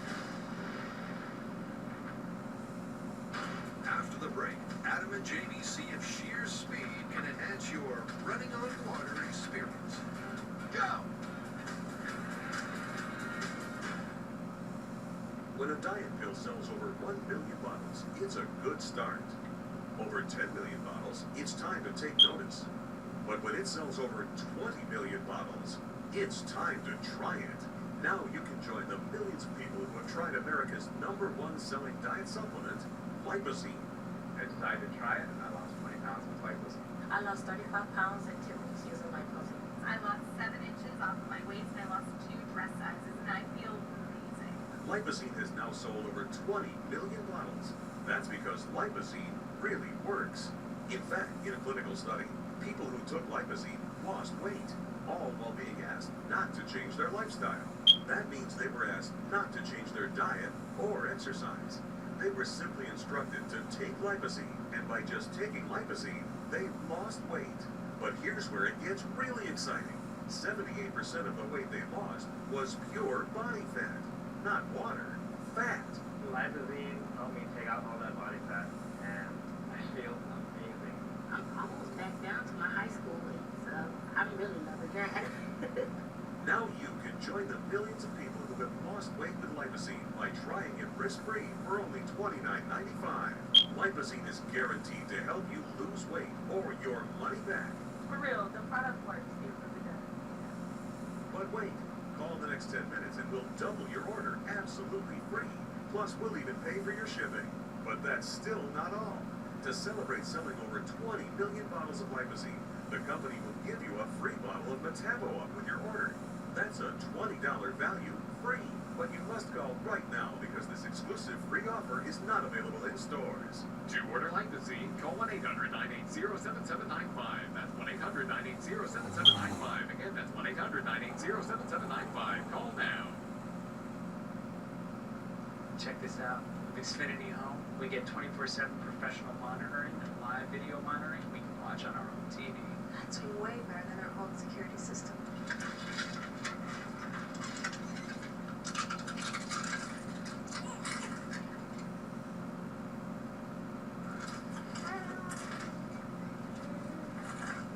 Don't be old-fashioned.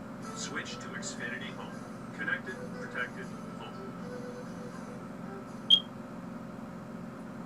You have to help people. Because you can. I promise someone I love I would never go back to being that person. But for you, I'm going to make an exception. Denzel Washington is the equalizer. Offer you a chance to do the right thing. Take it. Own or rent the equalizer anytime. Instantly access your favorite movies by going to Xfinity On Demand and visiting the movies section. Own or rent your favorites with Xfinity On Demand. This is something that the world has never seen before. This is a rain-controlled helicopter. We can make this a multi-million-dollar situation. This is some cool engineering. Straight up fail on this one. We want to see how it works. Right? If we get in there and check it out. Nice. This is a once-in-a-lifetime opportunity. All American Makers. New series premieres Wednesday, January 21st at 10 on Science.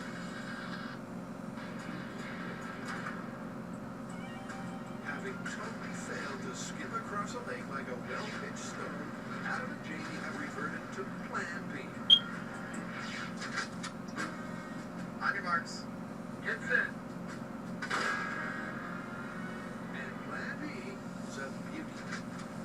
Now, if successfully running on the waters depended on speed, we need someone really fast, and that's where Wallace Spearman behind me comes into the picture. He's 6'3", 170 pounds, and he's run the 200 meters in 19.65 seconds, making him the 5th fastest person in the world at that distance, and the perfect test subject for us. How you doing? Pretty good.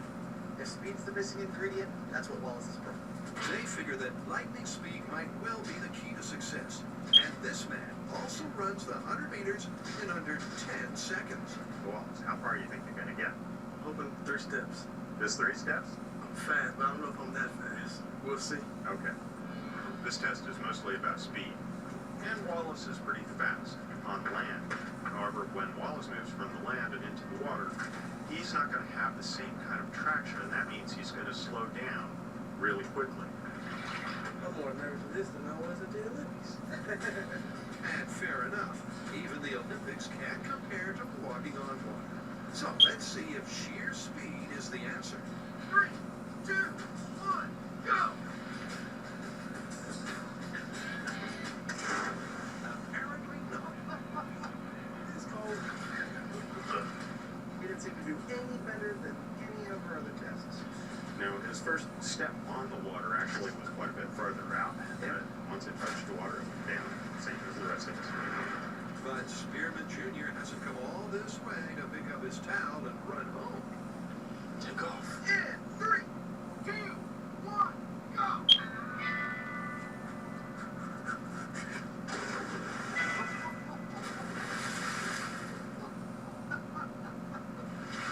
I don't think it worked, guys. Try harder. I got you, coach. Wallace has also seen the viral video, and just like Jamie and Adam, he's become obsessed with the thought that a minor miracle might be only a quick step away. He's not quit. You know, one of the things that they talk about extensively in the video was how much you had to want him to run on the water.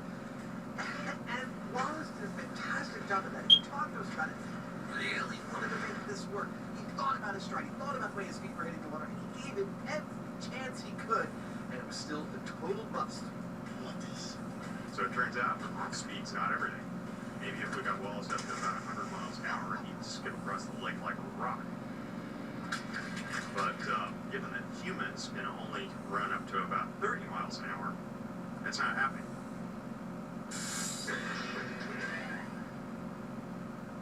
Alright, so we've done our control test, and it turns out if you are 10 feet away from 3 pounds of C4 exploding, you're dead. If you're 20 feet away, you're going to be pretty messed up. Now that we've established those distances, we're going to see if hiding behind an object can protect you from the blast wave. And the first object might not be your first choice of shelter, assuming you had a choice. That's because it's a plain wooden table. I don't know. I don't think I'd want to be 10 feet away from 3 pounds of C4 behind just a table. Oh, come on. It's 3/4 inch pine. Yeah, it does seem kind of flimsy, huh? We'll find out how flimsy in just a few minutes. Grant plants the burst disc behind the pine as Carrie and Tori deliver a twin for the 20-foot test. Alright, let's point it towards the blast. This is the injury zone. Alright, get in there. Given the likelihood of shrapnel, foam figures are added to catch any potentially fatal shards. But the way Grant sees it, that's not the main threat. So when we're looking at what is bomb-proof, what we're actually looking at is a branch of physics called fluid dynamics. Because we're looking at the movement of air, and air is technically a fluid. Now when you set off a high explosive such as C4, what it does is create a high-velocity, high-pressure wave of air. And that high pressure is potentially what is deadly to you. With one table just 10 feet from ground zero, and the other a scant 20. 13 PSI, injury zone. It's a test that seems certain to end in splinters. Unprotected, we know that a blast of C4 would ruin your health. Now, to see if a simple pine table can save you. Okay, this is what is bomb-proof wooden tape. Alright, charging. In 3, 2, 1.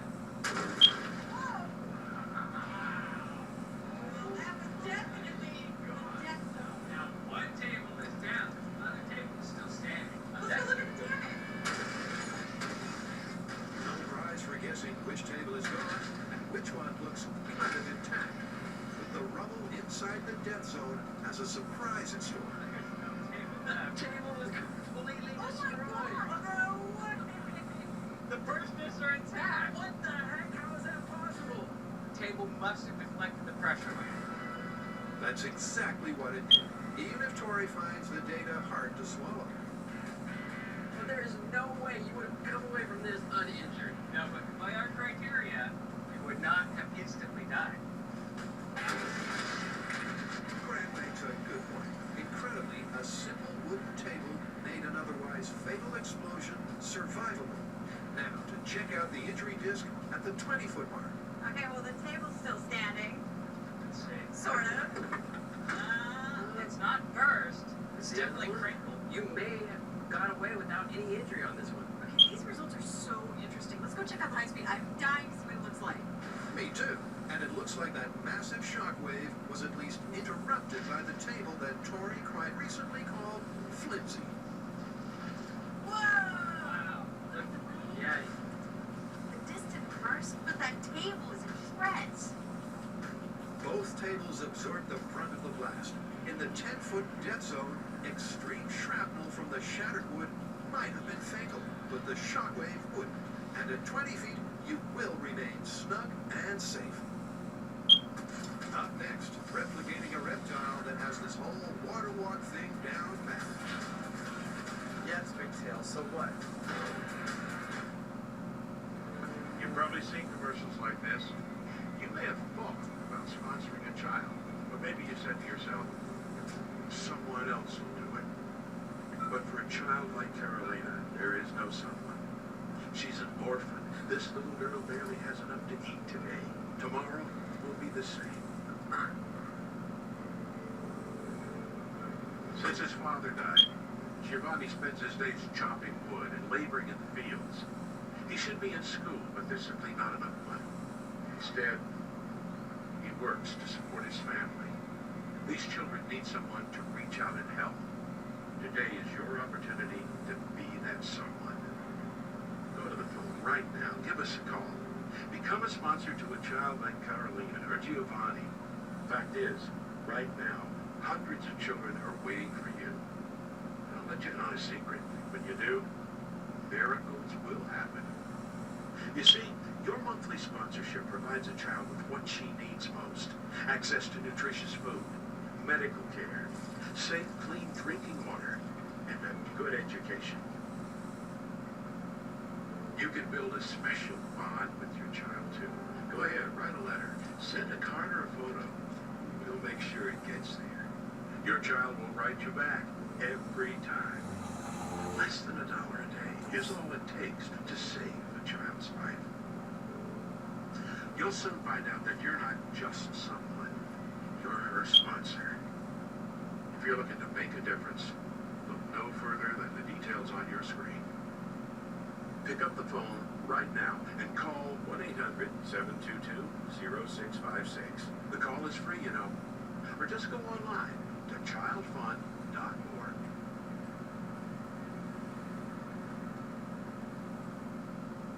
See how a twist of fate sparked an industrial revolution. If we hadn't won that race in 1901, our company would never have begun. How a Nazi scientist launched America into outer space. I can think of no one more important to the U.S. space program. And how a game of poker built a media empire. William Randolph Hearst really turned journalism upside down. These are the titans of American business. How We Got Here. Premieres next Tuesday at 10. Only on AHC. I think these guys underestimated the force of this reaction. Momentum is mass times velocity. This guy is showing us some great physics. And he's just doing it for fun. Stop watching. But you're horrified at the same time. It's pretty extreme. Definitely don't try this at home.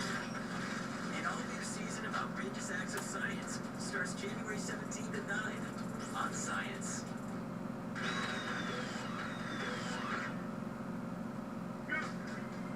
So far, Adam and Janie and a world-class runner have failed to replicate this viral video.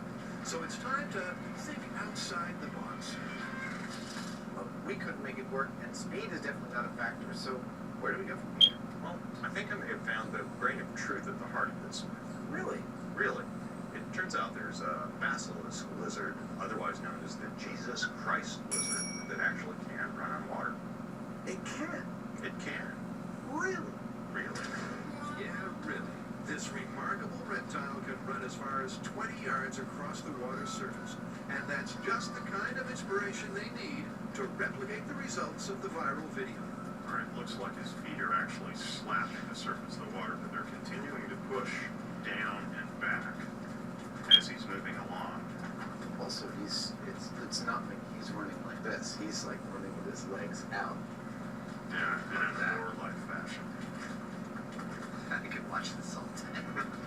But that's not going to happen. Based on what they just saw, Adam and Jamie will each build their own versions of lizard-human hybrid footwear. The aim is the same, to run on water. Where the waterproof shoes fail, these just might do the job. So after looking at all the scientific papers that I've gotten about the physics of how this lizard stays above the water, it really seems to come down to the surface area of its foot and how hard it smacks the water. The design details of Adam's water-smacking lizard loafers are all in his head. The hinge in his feet shows that flexibility is a key factor, but otherwise, it's a case of watch and wait. Jamie, however, lays all his cards on the table. I figure, why mess around?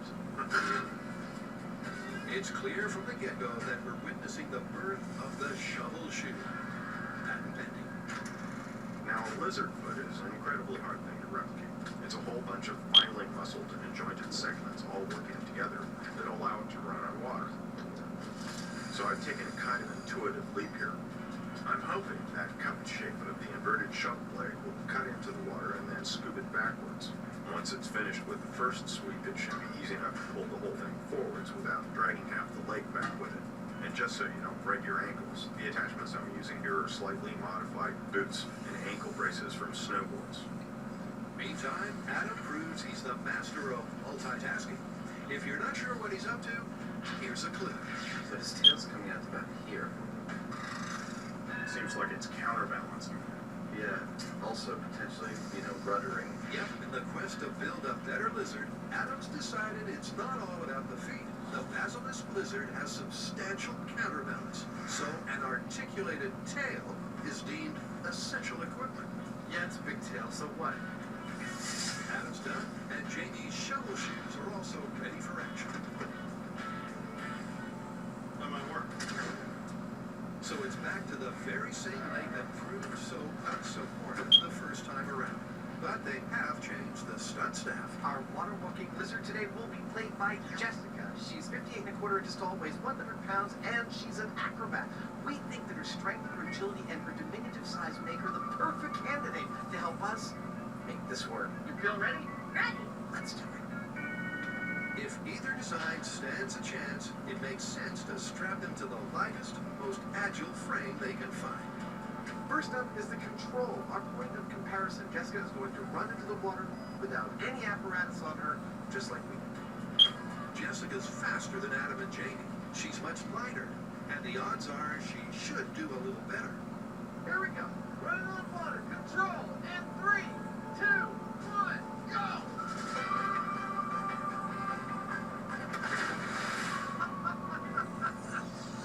She is bad.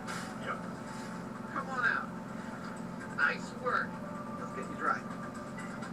Checking the high speed, it's hard to see any marked improvement over Adam and Jamie. She ran, she hit water, and she sank. Come on, but maybe, just maybe, Adam's giant shoes will reverse the result. The biggest obstacle to buoyancy is that Jess is denser than water. But then again, so is a lizard.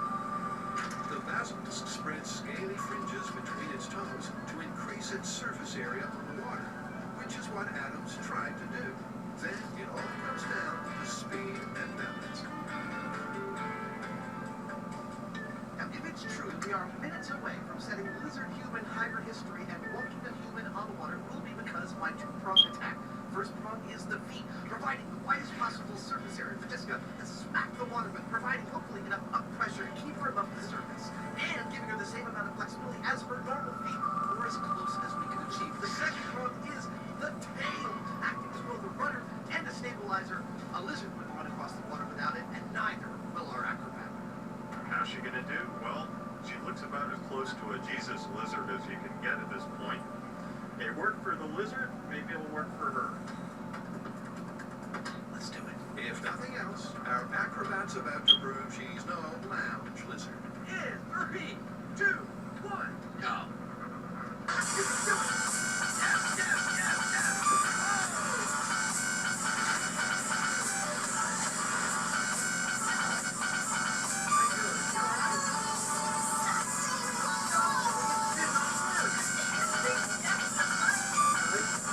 Jess did her best, but it's fair to say her rig fell short of its career.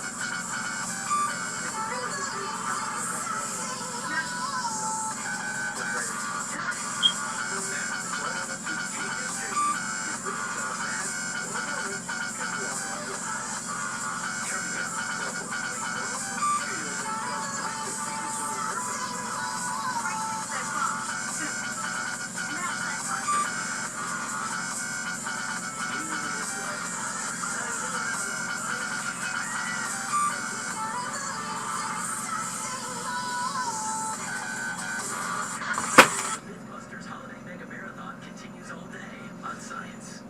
I've always seen No-No on TV, and I always wondered if it worked. And it's definitely, I can see what everybody talks about now. It's not a razor. It's not a laser. It's No-No from Radiancy, the #1 hair removal system in the world. There's absolutely no pain. Can't believe the difference, Al. It's almost hair-free. No-No gives you no hair with no pain. Well, I saw it on TV and he said it was painless, right? I didn't really believe it, but now that I'm trying it, it feels completely painless. And now, No-No is better than ever.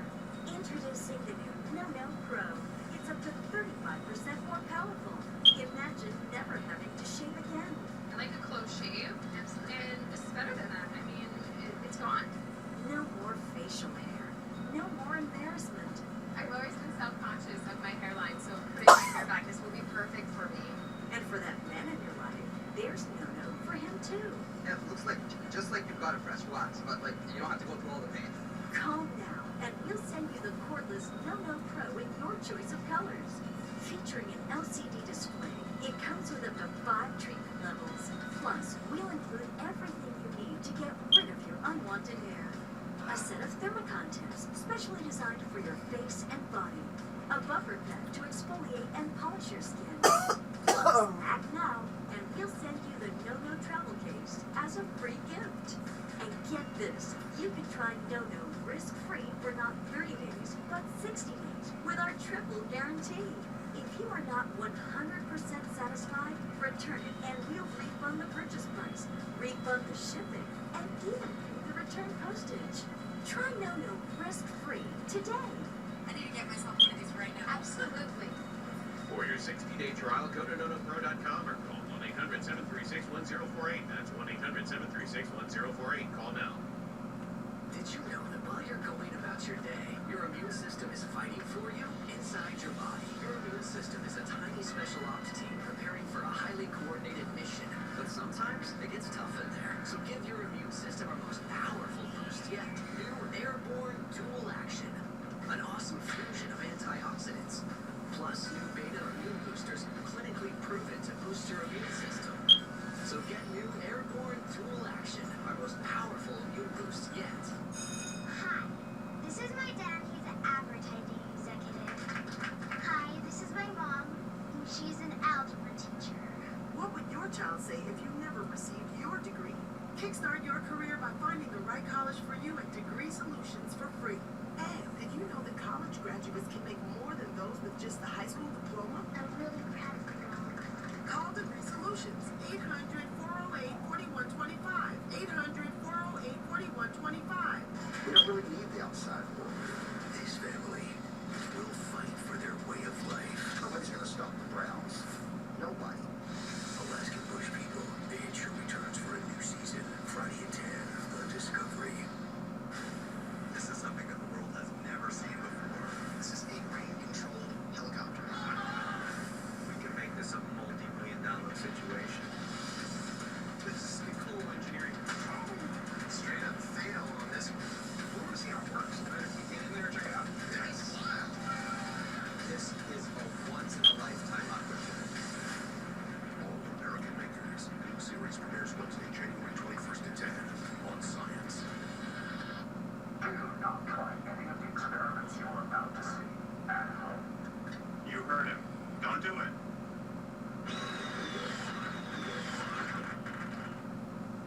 So far, test the right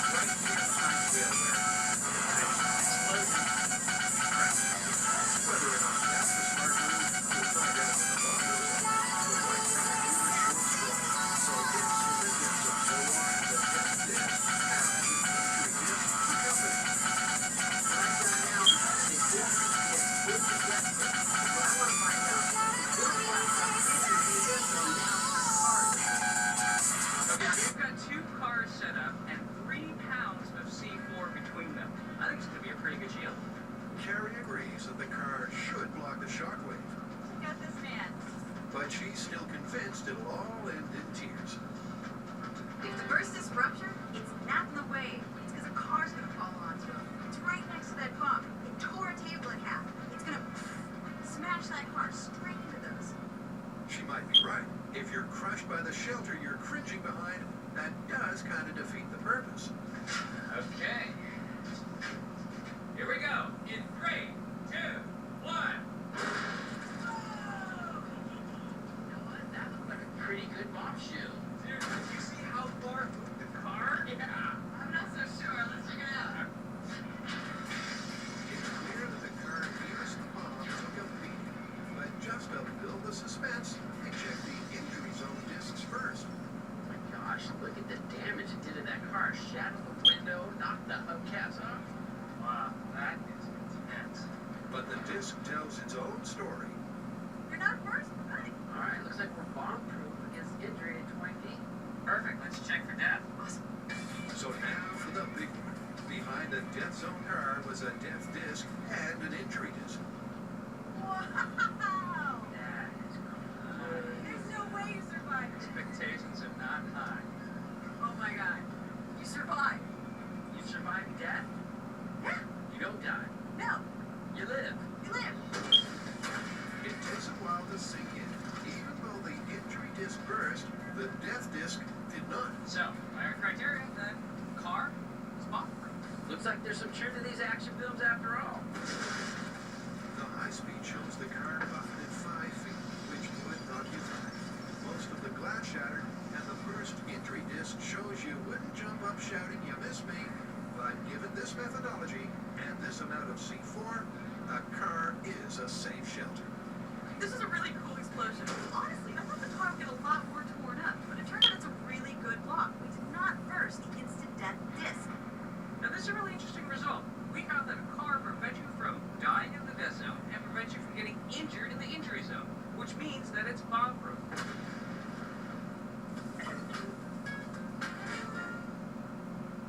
Adam and JD are rapidly realizing that the concept of man running on water is every bit as improbable as it sounds. Running on top of the water is totally possible. If you're a bug, something tiny like a water strider is small enough and light enough to rely on the surface tension of the water to stay on top of it. As we get larger, though, things like Jesus lizards have to run really hard to be able to do that. And as we get larger still, something like waterfowl, like a duck, they can run on top of water too, but they need help. They use their wings. Adam built 2 fancy lizard feet and a Godzilla tail. All he managed to do was to half-drown an acrobat. I can't say my rig was a success. I mean, we definitely did not see the human lizard hybrid skipping across the water that I had dreamed about. But JD has dreams of his own, and Jessica's job is to make them come true. So what do you call these? Shovel shoes? Shovel shoes they are. Kind of has a nice ring to it, doesn't it? True to form, Jessica's suited up and flapping. How about trying to do a little run? It seems like she's found her inner lizard. There you go. It's just what the Jesus lizard does. Whatever, just flail at it. Now let's go back down to the water. But any purchase of JD's shovel shoes comes with a free gift, a kind of outrigger walking frame that adds balance, much like a tail does, but a first-power tail made by stability. I figured that you see like ski, but ski will also demonstrate balance and level. JD's also working on a bigger surface area that will keep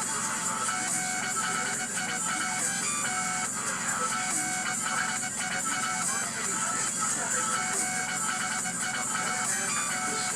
different. On the other hand, the seams and holes are protected, so they won't get hurt to the run. Okay, shovel shoes.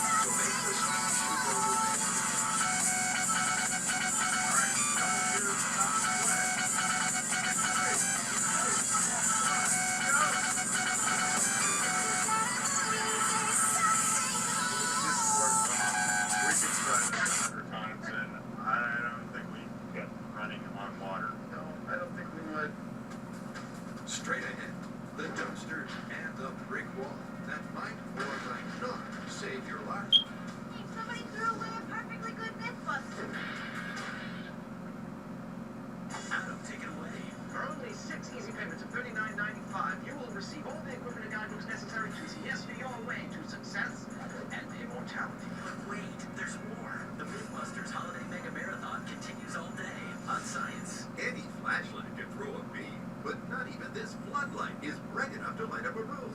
Now there's the Torchlight from Bell & Howell, the high-tech portable light that's really big on brightness. Look, ordinary flashlights just have a narrow beam, but the Torchlight has a brighter, wider beam that brilliantly lights up the entire room. Even when the power goes out, you won't be left in the dark because its 28 ultra-bright LEDs give you over 100,000 hours of bright, reliable light. It's like having nature's own sunlight at your fingertips. Its high-powered magnetic base lets you securely attach it to any metal surface to give you a steady, bright light that brilliantly lights up your entire work area. It's like having an extra pair of hands. It's so powerful it can lift up to 2.5 pounds. And with its bright light, there's no easier way to quickly pick up dropped nails and screws. And look, the Torchlight is also a flashlight. Its 5 white LEDs give you a clear, bright light to easily see wherever you go. The sturdy base keeps the Torchlight in place exactly where you want it. And the articulating arm has 6 preset positions that let you tilt the light an incredible 180 degrees to give you total lighting coverage. Use it at your computer, as a table lamp, or to light up those dark, unlit areas. Better yet, with the built-in hook, you can hang it anywhere and rotate it 360 degrees to give you light wherever you need it. While its rugged construction makes it impact-resistant and weatherproof too. The Bell & Howell Torchlight is yours for just $19.95 plus shipping and handling. But wait, Bell & Howell will double your order. No, will triple your order. That's 3 Torchlights for the price of 1, and there's no additional shipping and handling charge. Order your Torchlight now. To order your Torchlight and receive 2 absolutely free. Have your credit card ready and call toll-free 1-800-252-0600 or log on to the address on your screen. Are you having problems with the IRS? Liens, levies, garnishments, seizures, penalties? Are you being audited? Our trained professionals at Loan Associates can help. We've helped thousands of individuals and businesses solve their tax problems and save big money. Having tax issues, it's very scary. I was worried that we would lose our house. When I called Wallen Associates, they were able to meet with me in person, and I never had to talk to the IRS again. It was like this heavy weight was just lifted. Put a wall between you and the IRS. Wallen Associates has over 30 years of experience dealing with the IRS, and they can help you or your business. I opened the letter from the IRS, and man, I was shocked. So that's when I decided to call Wallen Associates. They got my levy released within 48 hours. Call us now for a free consultation. We'll meet with you in person, face to face, at an office near you. Call 800-520-1518. That's 800-520-1518. We solve tax problems. I think these guys underestimated the force of this reaction. Momentum is mass times velocity. This guy is showing us some great physics. He's just doing it for fun. You can't stop watching, but you're horrified at the same time. It's pretty extreme. Definitely don't try this at home. An all-new season of Outrageous Acts of Science starts January 17th at 9.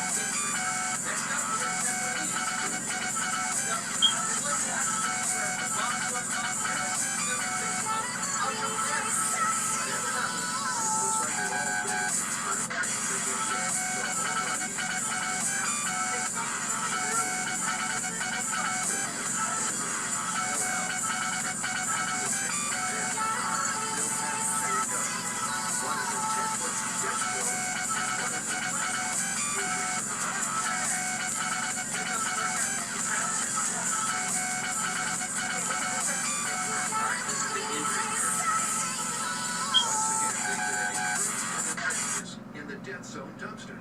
Now you'd think those 4 steel walls would be the best shelter yet against having a bomb churn your insides to custard. But here's the thing. It's a mostly enclosed box. It's a lid. If that energy wave actually diffracts around the top edge because it has these rigid walls inside, you could see some reflection and possibly get higher pressures inside the clouds. And that same exact thought has already occurred to Carrie. If the wave happens to bounce off the backside of the dumpster, and it amplifies, we might burst one of the discs. Oh, Bob, go Rob, get it? But Tori's got no time for this kind of trash talk. You know what? I have a feeling it's going to act just like with a bunker. I mean, you're surrounded by steel. The roof is open, but I think the shockwave is going to go right over you. You might get some ear damage, but I think you're going to be pretty good. And the catalyst for catastrophe is still 3 whole pounds of plastic explosive. Let's do this. In 3, 2, 1. Wow, that looked pretty good. Those dumpsters look in pretty good shape. Yeah, let's check it out. The 13 psi disc in the injury dumpster remains intact, so you'd be unscathed at 20 feet. And the death zone dumpster doesn't look too much the worse for wear. You know, for being so close to that blast, this dumpster looks in pretty good shape. Hey, the 75 psi disc is not ruptured. Yeah, but the injury disc is busted, so you're gonna survive, but you're injured. But some of the shockwave must have penetrated, or the injury disc wouldn't have burst. Still, the dumpsters did well. Injury-free in the injury zone, and alive, but unwell at the death zone. So this is the dumpster that was 10 feet away from the C4 blast. And look at it, it's in pretty good shape. I mean, it's got some concaving happening, so it took a lot of the shock. But I mean, it acted like armor. And our death disc did not burst, which means if you were in here, you would have survived. You'd probably be bleeding from your ears, but it is bomb. So far, the results have surprised everyone. Not least because every shelter tested inside said parameters actually would save your life. Next and last is a cinder block wall. And if you think you know how this one goes down, all I can say is you're probably wrong. I'm pretty sure that this wall is going to block the wave, and you're gonna survive behind it, and you're gonna get no injuries behind it. I mean, it's a freaking wall. Point taken. And they've only built one brick freaking wall, as Tori explains. So we only have one wall to test this one. We still have to have the death zone, which is 10 feet away, and the injury zone, which is 20 feet away. So, since we only have one wall, we're going to have to move our blast zone to 10 feet and 20 feet. Common sense says start wide and work your way in. So Tori sets the first charge at the 20-foot mark. Grant fits the 13 psi injury disc, and Carrie supplies the styrofoam stun bag. Now, to see if a freestanding cinder block wall is as solid and as safe as it looks. In 3, 2, 1, fire! Never get tired of that!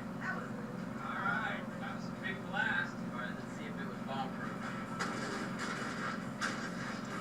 I think the wall's still intact. Yes. And the disc? The disc is crinkled, but still intact. So it's bomber for injury. Alright, let's see if it'll save your life.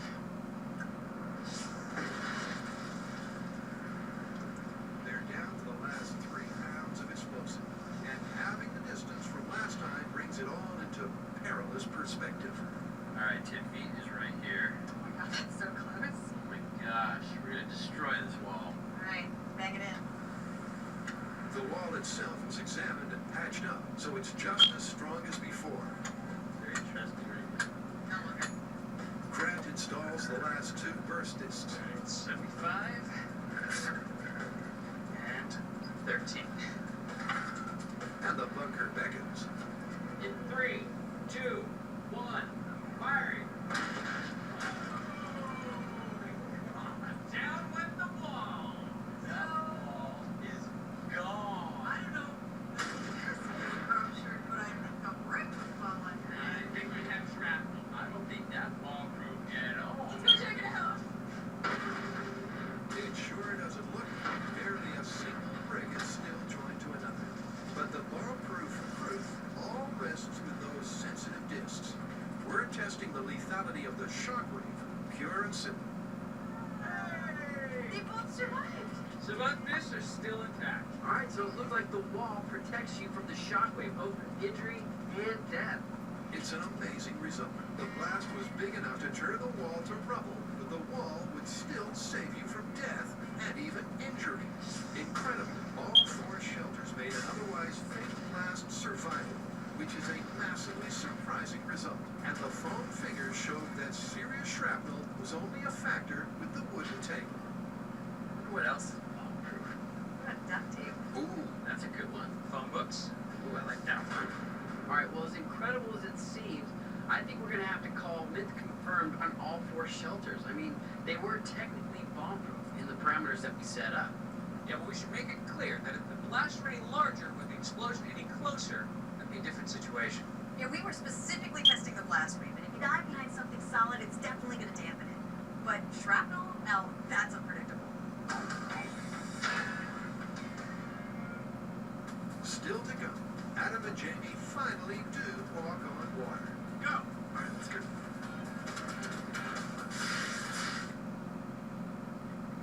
Hey, Adam, we're going to... Spirit soldier! Adam? Adam? Hello? Adam? Never mind. The Mythbusters Holiday Mega Marathon continues all day on Science. Oh, yeah. There's a fast way to a great night's sleep. Unisom Liquid. When you can't wind down, Unisom Liquid helps you fall asleep quickly. It's non-habit forming, and you wake refreshed. Unisom Liquid. A stressful day deserves a restful night. Americans drink 48 million bottles of water every year. That's enough plastic bottles to stretch around the earth 230 times. Each Brita filter can replace 300 of those. Clean, clear Brita water. Nothing is better. Your empires how the world will remember you. It's where your dreams come to life. But you must not delay. Plan quickly, build quickly, or be destroyed quickly. You will an empire that lasts forever. Will you be my hero? Play for free now from the App Store. This is a national healthcare alert from the Health Hotline. If you, a family member, or a loved one suffers from knee pain and have Medicare as your primary insurance, we've got great news. You can qualify for a pain-relieving knee brace at little or no cost to you. Get free delivery, and all the paperwork is handled by our accredited suppliers at no charge to you. If you are on Medicare and have knee pain, don't wait. You may qualify to immediately receive a pain-relieving brace at little or no cost. Friendly agents are standing by 24/7 to help you. Call the Health Hotline right now for details, toll-free. Our friendly representatives are standing by now to take your call. We also have other pain-relieving braces available for shoulder, ankle, and your back. You may be eligible to receive these items and more at little or no cost to you as well. Call right now for details, toll-free. Operators are standing by. Call 866-986-7664. That's 866-986-7664. Again, 866-986-7664. That's 866-986-7664.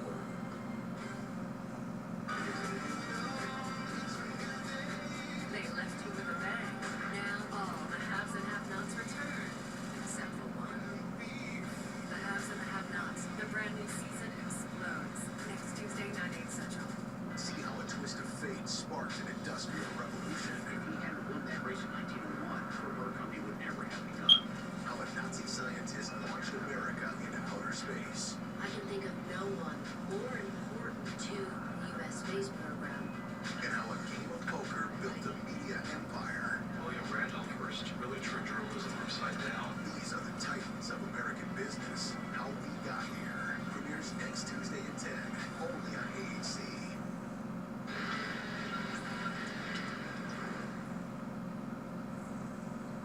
We've tried everything we can to successfully run on the water. We've tried it ourselves. We brought in an Olympic-class runner. And even made a human lizard hybrid by strapping to a special set of shoes to a gymnast. And nothing has worked. I think you'll agree that this thing is busted. But of course we can't leave it there.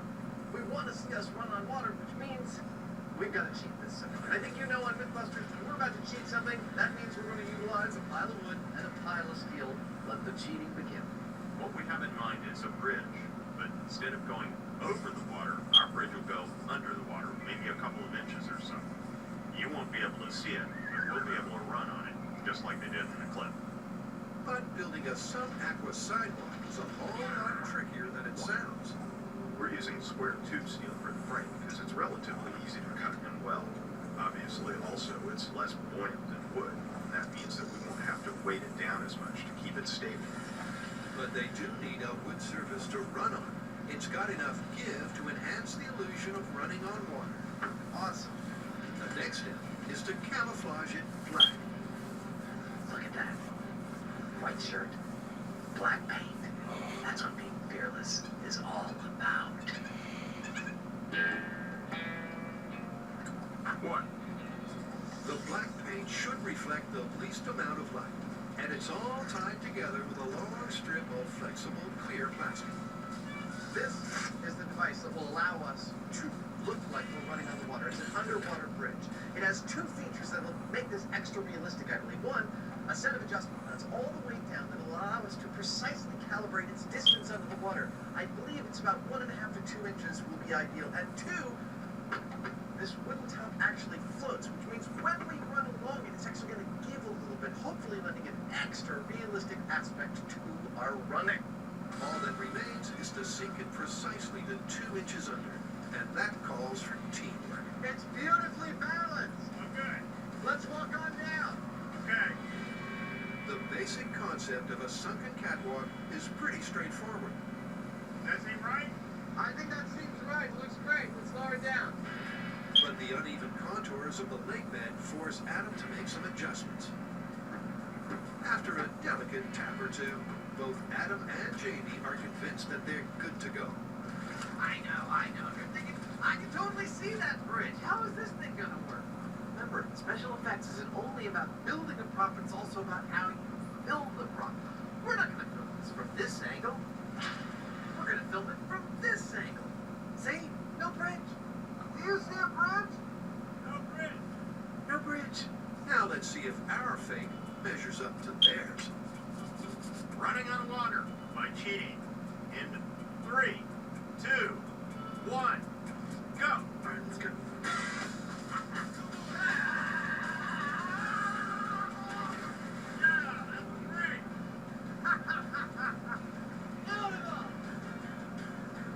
And that, ladies and gentlemen, is how it's done. Ours was a fraud, and it looks like theirs was too. My turn. But Jamie knows better than anyone that reliable results should be repeatable. 3, 2, 1, go! Go! You got it! Yeah! Beautiful! And repeatedly repeatable.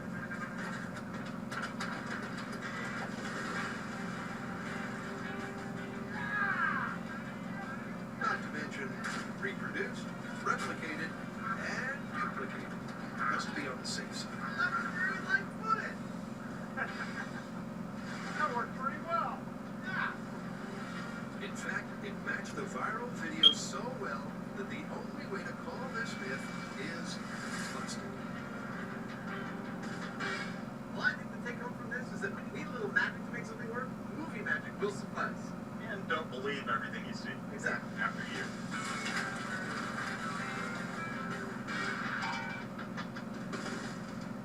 You want more Mythbusters? Then be like my cardboard historian friend here and march on over to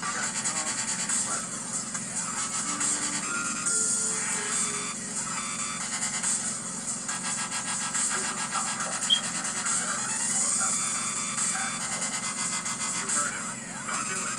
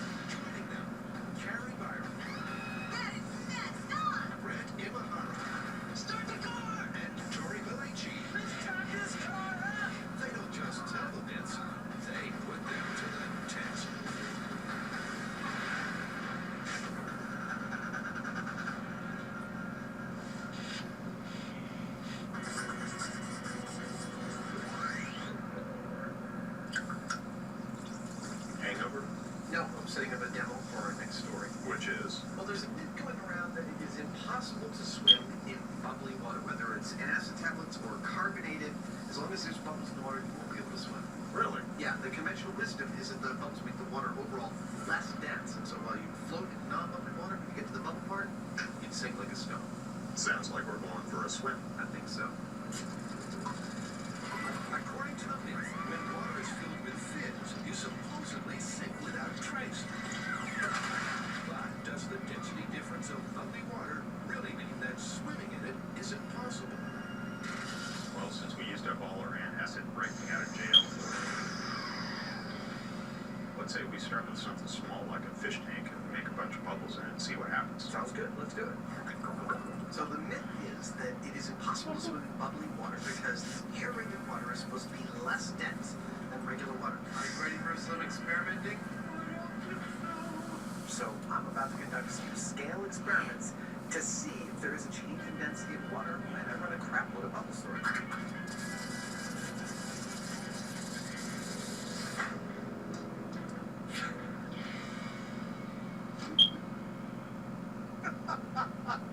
Alright, let's try that again. It's a great place to start. Adam and his 2D mini-me will test the science at the heart of this myth. Do bubbles make a difference to the density of water? What I made here is a crude hydrometer. It's actually floating at a very specific depth, depending on the density of the water. If I increase the density of this fish tank with, say, salt, he would float a little higher. If I decrease the density with, let's say, air bubbles, he'd float a little lower. Now, if this myth is true and I put a whole bunch of air bubbles underneath this guy, little Adam there is going to drown. So now that 2D mini-me is neutrally buoyant, it's time to see if he'll sink like the myth suggests. 3, 2, 1.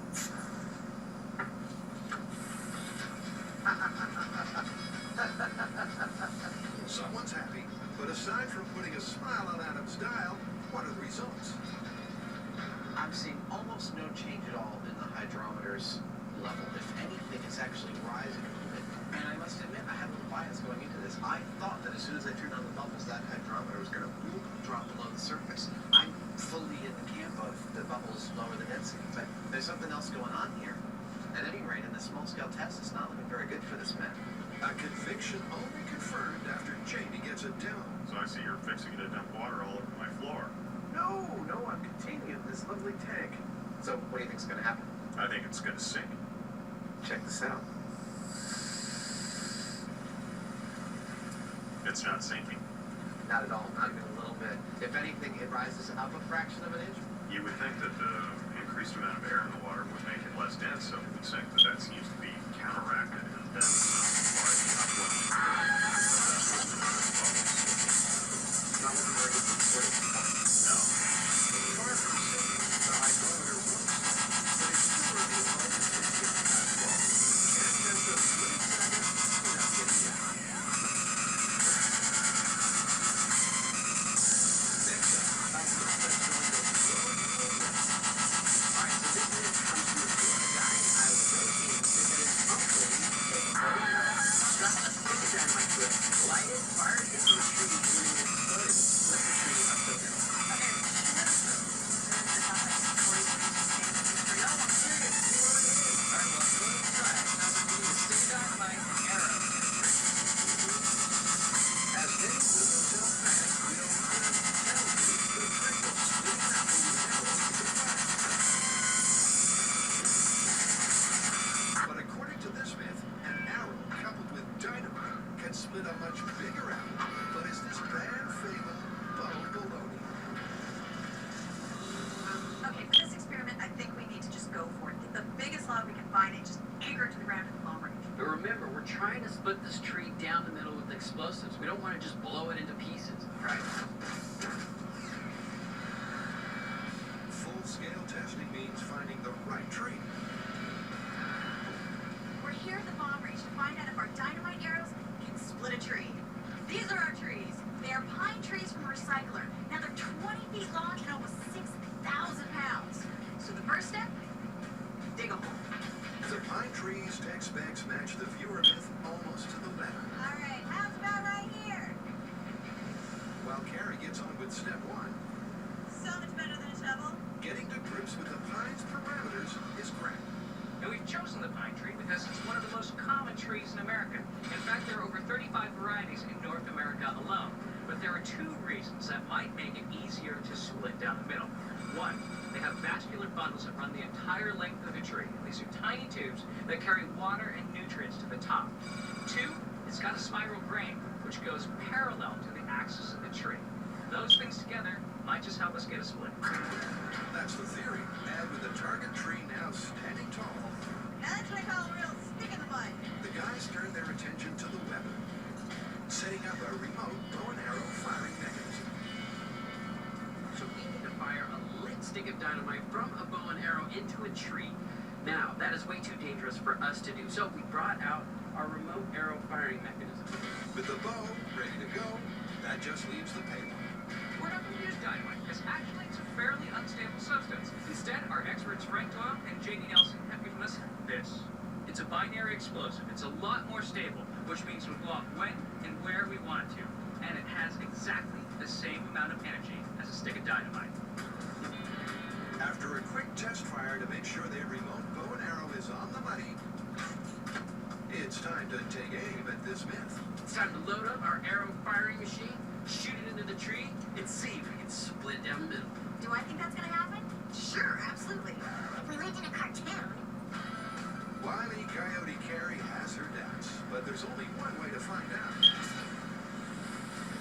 Alright, so the dynamite's lit. Let's see if we can cleave this tree. Okay, this is Dynamite Arrow. Take it. Here we go. In 3, 2, 1. The arrow gets triggered, the fuse burns through, and then...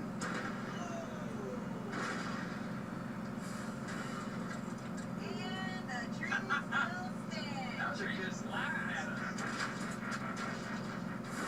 It sure was a hefty blast, but when the smoke clears, it's clear it wasn't hefty enough. The tree appears to be pretty well undamaged. Alright, well the tree is still in one piece. Yeah, I don't even see a crack. Well, maybe we need more explosives. Maybe this was more than just like a stick of dynamite. It was extra powerful dynamite. That is a great idea. After a surprisingly feeble first test, the myth is already on thin ice, so it's time to up the ante. We're going to double the amount of explosive that we're attaching to the tip of the arrow. Same as before, we're going to light the fuse, remote fire it into the tree, and see what happens. Later on Mythbusters, split time with a super dynamite arrow. But next, Bubble, Adam's in trouble. Oh, the current is really strong. Hey Adam, we're going to... The Spirit Soldier.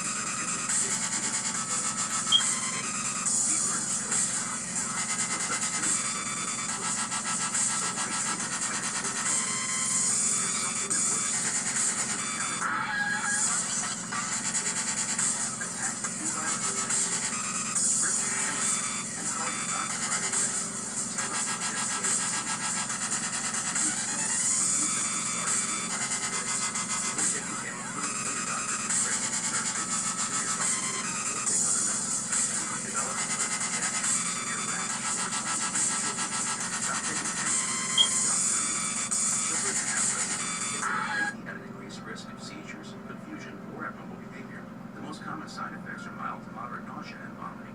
Ask your doctor about Tamiflu and attack the flu virus at its source. Your four-legged friends are always looking to have some fun, but when you're not around, they can get lonely and tear up the town. Not anymore. Introducing Bubble Bang Giggle Ball, the interactive ball that makes the most hilarious sounds, turning a lonely day into a fun day of play while you're away. Just a nudge from their nose and off it goes, wobbling around as it makes engaging play-with-me sounds. Bubble Bang Giggle Ball uses unique sounds, colors, and motion designed to mimic human laughter and joy, to engage your dog's natural curiosity and instincts to play. And when it's caught and shaken, it fills your dog with a pride of accomplishment. The secret are 3 tubes inside the ball that let out sounds when rolled around. The 6 catch pockets in the ball allow any size dog to pick up the Wobble Wag Giggle Ball. Flexible and safe construction makes Wobble Wag Giggle Ball super durable. Best of all, Wobble Wag Giggle Ball requires no batteries. And unlike high-pitched squeak toys that make your dog run away, the hilarious sounds the Wobble Wag Giggle Ball makes encourages them to stay and play. And the best part is, you'll know when you're not around, your dog will be active and happy with Wobble Wag Giggle Ball fun sounds. And listen to this, Wobble Wag Giggle Ball helps keep your dog happy, healthy, and fit, because you're keeping him a workout without having to take him out. Look, older dogs slow down, but with the Wobble Wag Giggle Ball, you'll have them up and playing like a puppy again. It's healthy fun for dogs old and young. Plus, you'll know when you're not home, you'll never be alone with his Wobble Wag Giggle Ball.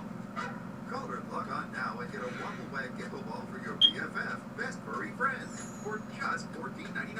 To make this the funnest deal on TV, we'll double it for free. Just pay separate processing and handling. You can get 2 Wobble Wag Giggle Balls for one low price of just $14.99. Call or log on now. This special doggy deal is not available in stores. Here's how to get yours. To order the Wobble Wag Giggle Ball for $14.99 plus processing and handling, call 1-800-811-3046 or order online at WobbleWagGiggle.com. My name is Jason, and I work for Comcast. We know the best way to improve is by listening to our customers. That's why we guarantee 2-hour appointment windows, night and day, 7 days a week. With our 97% on-time rate, you'll never have to wait around. And if we're ever late, you'll get a $20 credit. I think we're getting better all the time. Only Xfinity guarantees 2-hour appointment windows. And with our 97% on-time rate, you can count on us to be there. Xfinity, the future of awesome. Xfinity is the best place to watch Fox's Empire all season long. To the Empire! Let's talk business, shall we? Show me your soul in this music. It's easy to watch Empire when you want, how you want. Keep up with every episode of Xfinity On Demand, the day after air. And don't miss all new episodes, Wednesday at 9 Central on Fox.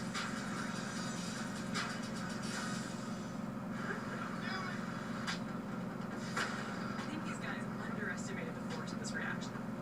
Momentum is mass times velocity.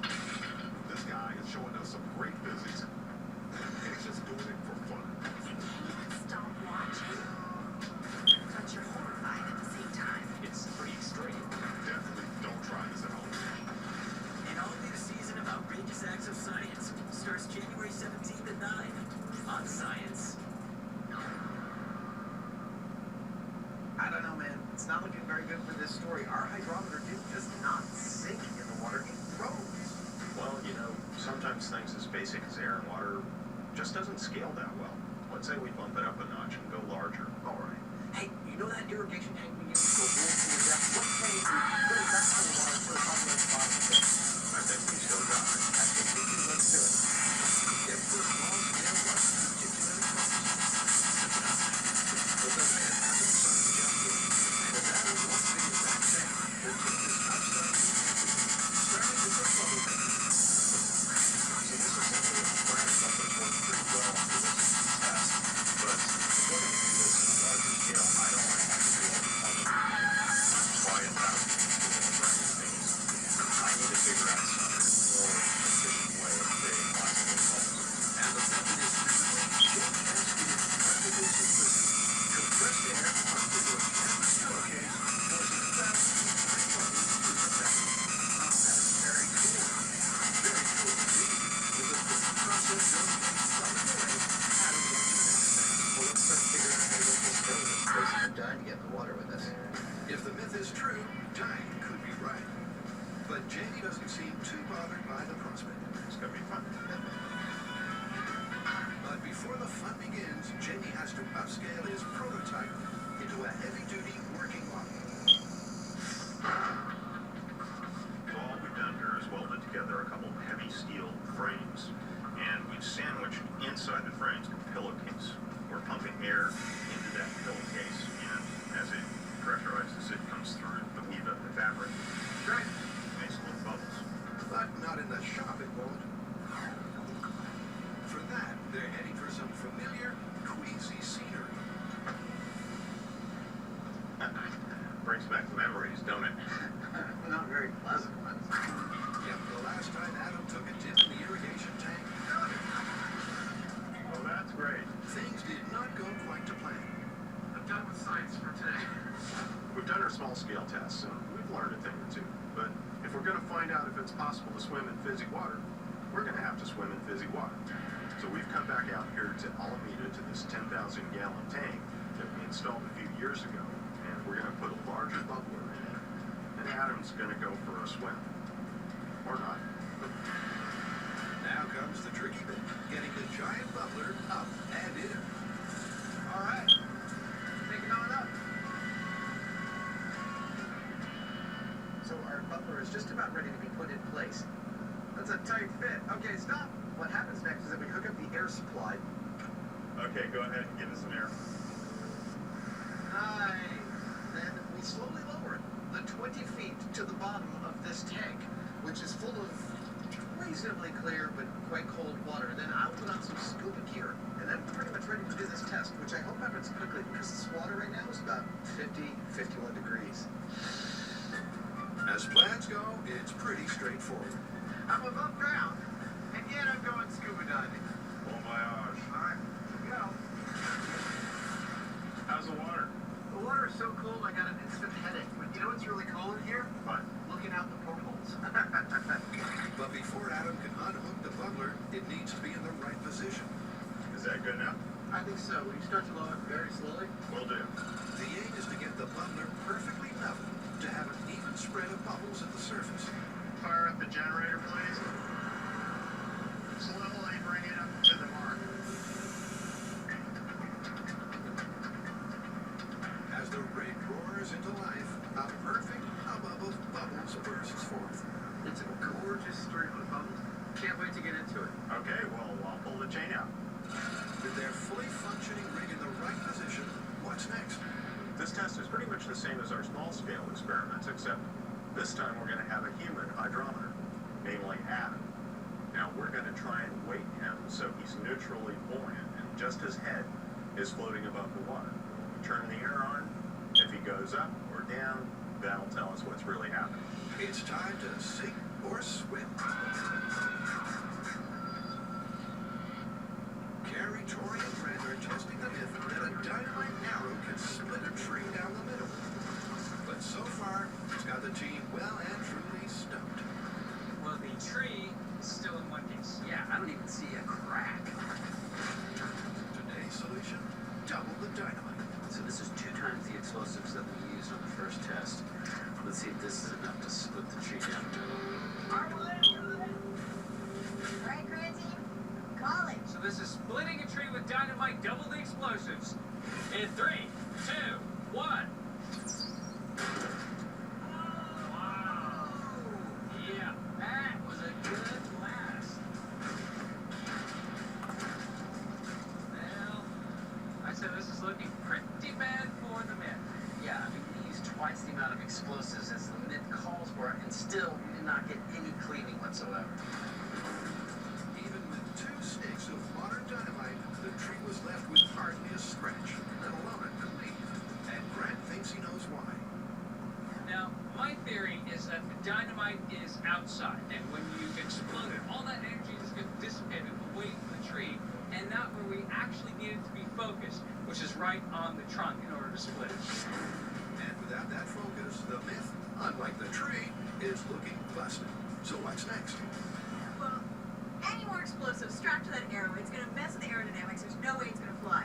So why don't we just push an arrow into the tree, put as many explosives on it as JD will allow, and just see if we can get anything. Now you're talking. For round 3, the Mythbusters are going gangbusters, strapping an arrow with as much dynamite as could be crammed on, but too much for it to actually fly. So how much is too much? JD says the amount we can use out here is 6 sticks of dynamite. Is that going to split the tree down the middle? I don't know. We're going to get a big bang. I like big bangs. 6 drops of essence of terror, 5 drops of sinistersness. With the mother of all explosive arrows prepped and embedded in the tree, Mega arrow is in place. the team is taking no chances. They'll hunker in the bunker because this is going to be big.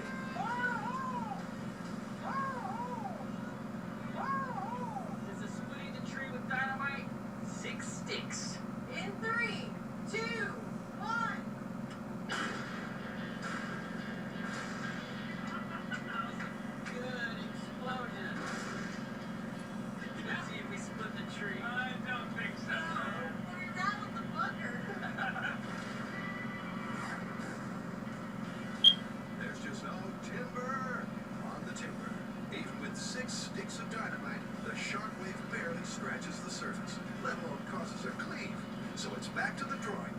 So right now, the smith is looking busted. He used 1 stick of dynamite, 2 sticks of dynamite, finally 6 sticks of dynamite. It was not enough to split the tree up the middle like the myth talks about.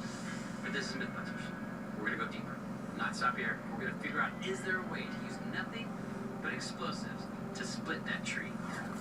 Next up, Adam the human hydrometer. Like riding a fucking Bronco.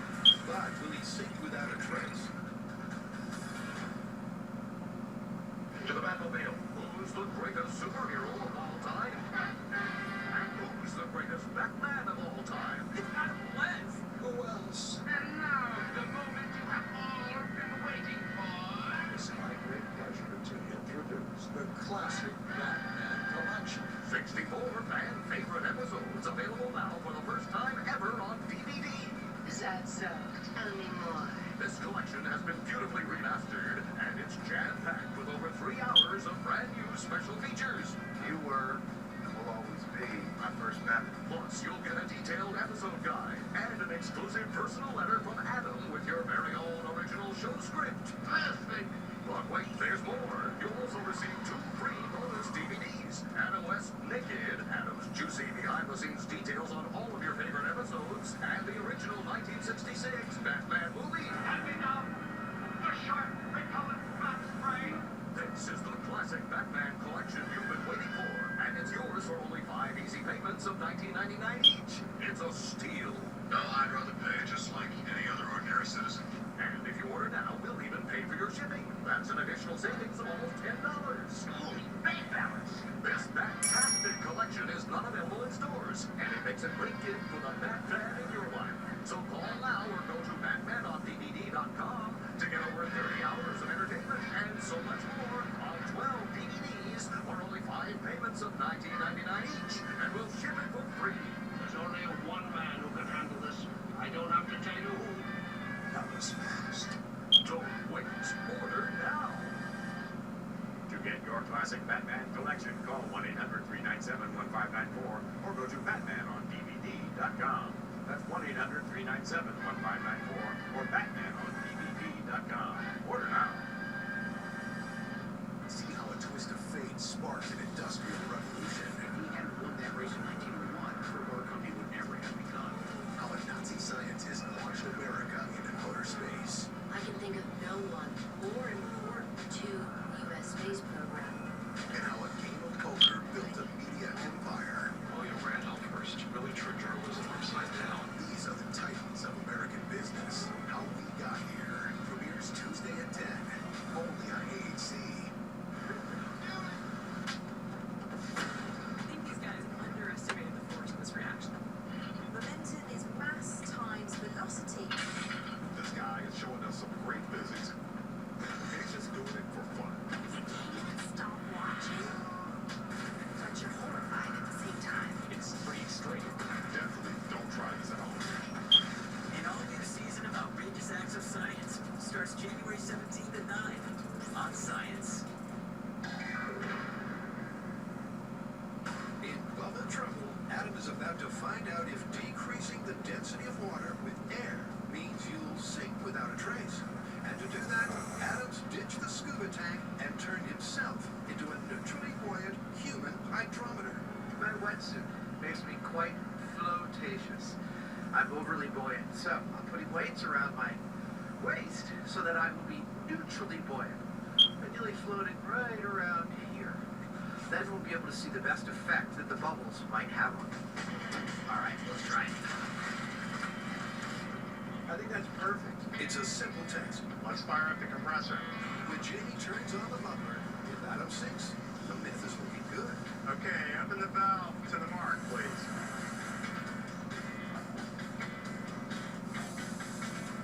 Here they come. With the bubbles on, Adam does go under. But not quite as planned. He first gets pushed to the side, and only then does he sink.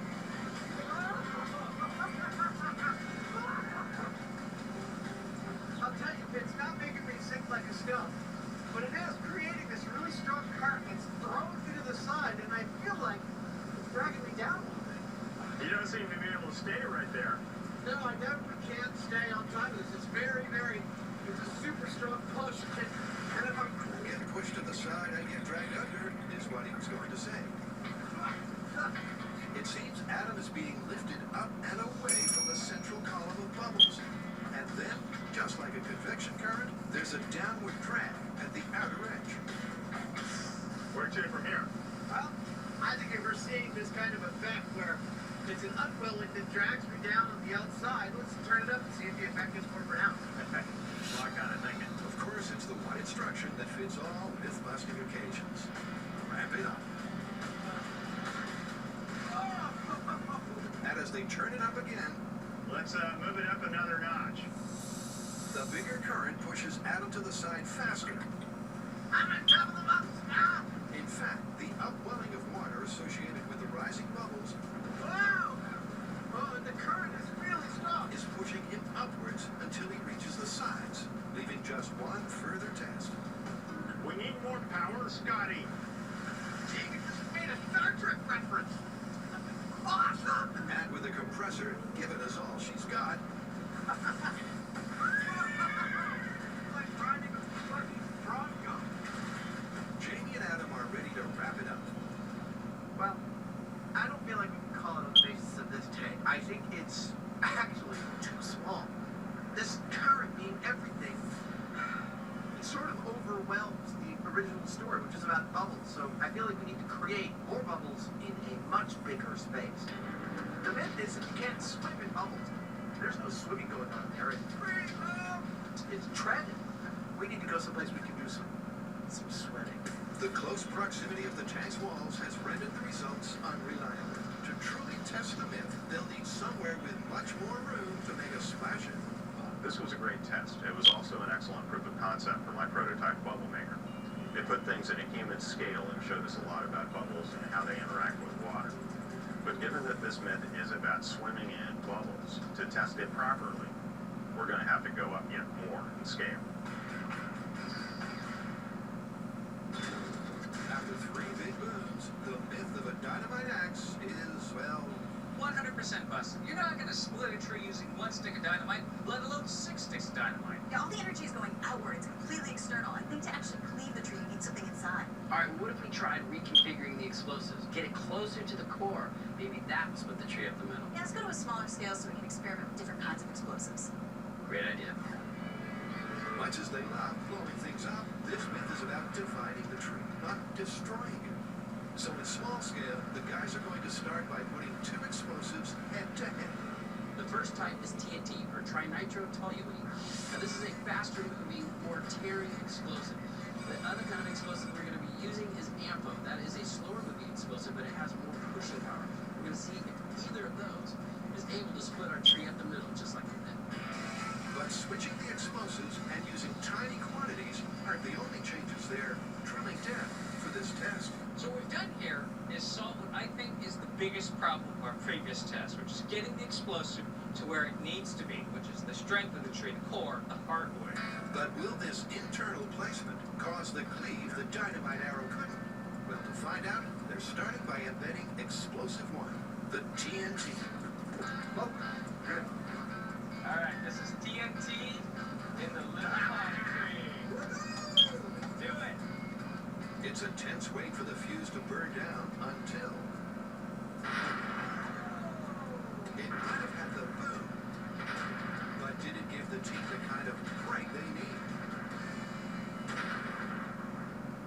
I see some cracking going on, but not what I would call a split. Yeah, it seems like it's shredding more than anything. Tori's on the money. Traveling at more than 21,000 feet per second, the shockwave from the TNT simply ripped the tree to pieces. Will their low-velocity explosive do any better? This is AMPO, which stands for ammonium nitrate fuel oil. It's a lower velocity explosive than TNT, which means it has a higher likelihood of actually splitting the tree without shredding it.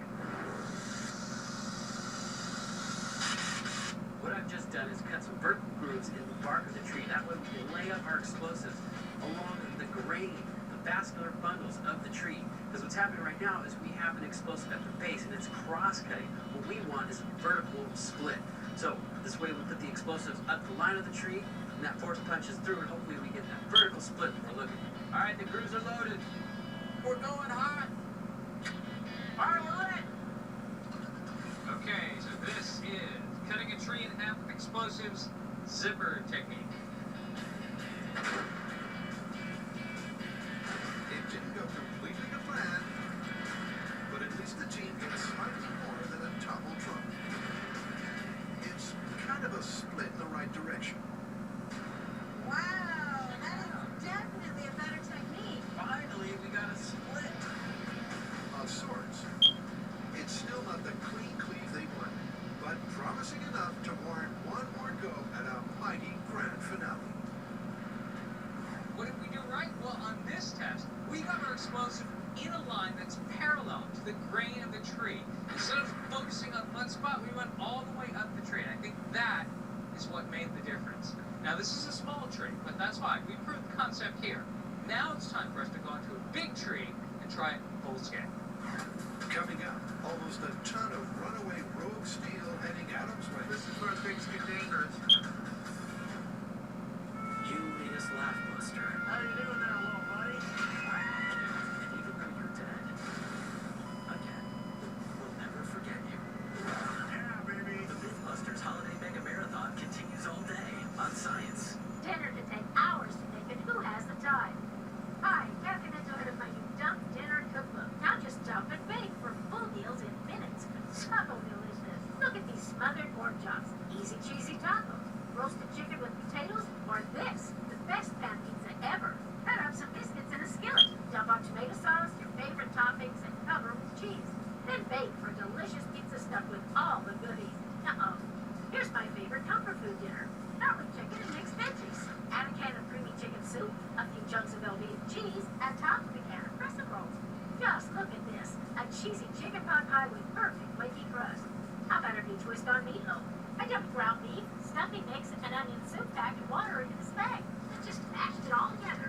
Now just cut off a corner and squeeze into muffin tubs. After baking, top with mashed potatoes. A perfect portion in each muffin. You'll love it. Get great shortcuts too, like this beefy pasta. Don't need to pre-brown meat or boil pasta. Dump it all in the pot. Dinner is served in 15 minutes. Or try this shortcut ravioli lasagna. Dump frozen raviolis on tomato sauce. Add fresh spinach and cheese.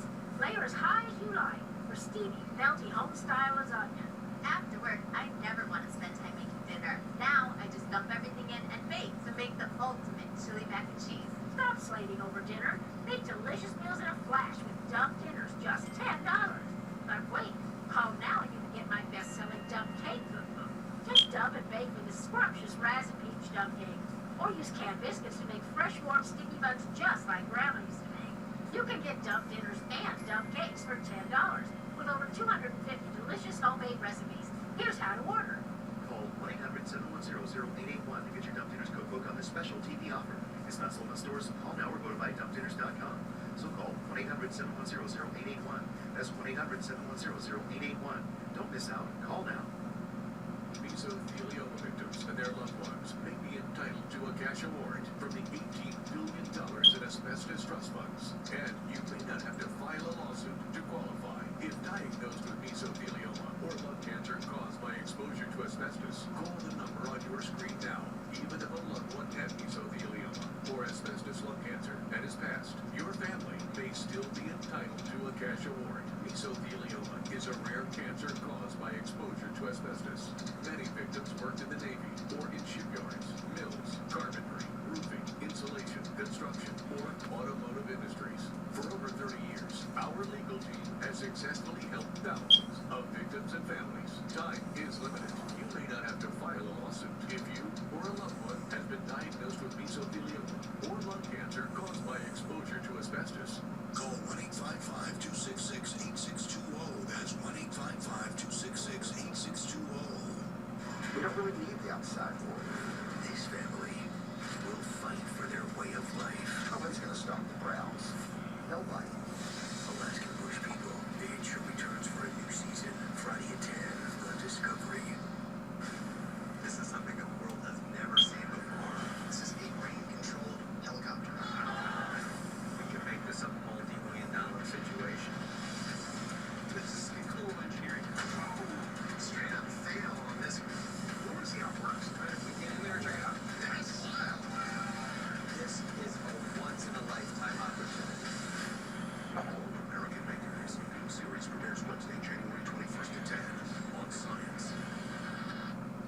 not try what we do on the show at home.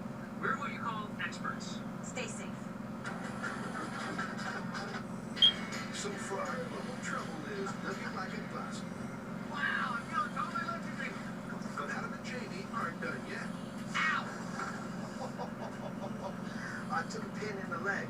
To put this myth to bed, they're going to sink or swim in a full-size pool with a super-sized bubbler.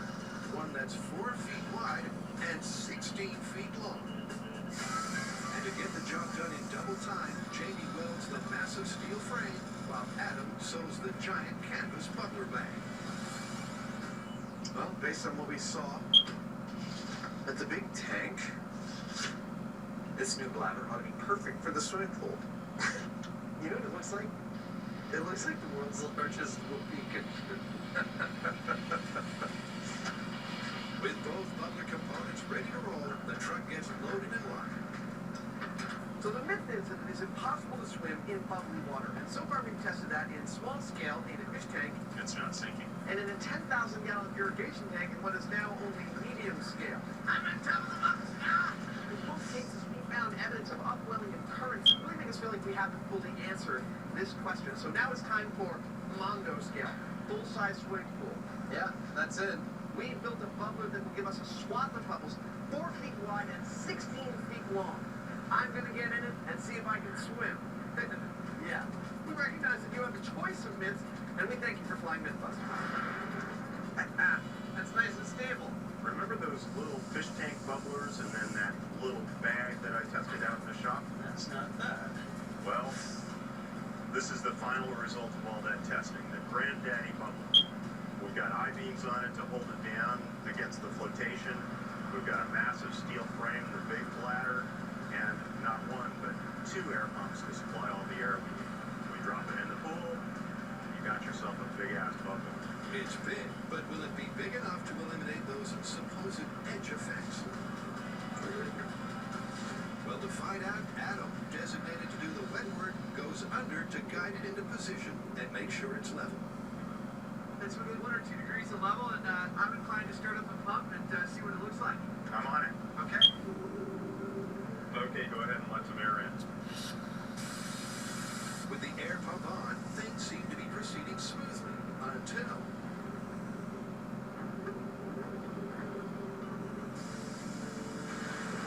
Got the air. Luckily, Adam was clear of the rig when it made an unexpected and dangerous break for the surface. And make no mistake, despite the muffled noise and subaqueous slow motion, that was 1,600 pounds of runaway rogue steel. Not enough weight. Not enough weight. The whole thing started to float. Well, that's a bummer, but the solution is simple. It could simply be a matter of just placing the barbell weights in the corners. Well, that's why we brought the barbells. I'll start to break them out. With an additional 100 pounds on each corner, totaling 2,000 pounds, surely they've got this covered. Cue test number 2. I see a little bubble starting to come up. And at first, it all seems to be working beautifully. But once again, the astonishing force exerted by the buoyancy of the trapped air is evident. Got the air. And that's another bummer. Yeah, It was looking so good. it was looking so good, but now the whole rig. Yeah. So far, the team has selected option F for failure. But it takes more than 2,000 pounds of runaway steel to throw the Mythbusters off their game. This is just a minor setback. All we need are heavier I-beams or bars of steel of some sort to put on this thing. We'll be able to weight it down. We'll fix it. Look, when you want to rescue big things from the bottom of the body of water, you use what are called lift bags. These airtight canvas bags you fill with air, and the air lifts stuff off the bottom. What we've essentially made here is a captured air bladder, and we're trying to keep it on the bottom, which is proving more of a challenge than we surmised. How's it work out, huh? This is where things get dangerous late in the day. Let's test them out. Yeah. Right in place? Yeah, I'm gonna stay far away from this rig while you pressurize it. Their first unsuccessful test of the rig weighed in at 1,600 pounds. This time, time, they've got 4,200. But will this be enough? There they come. Yeah, baby. So that may have been halfway.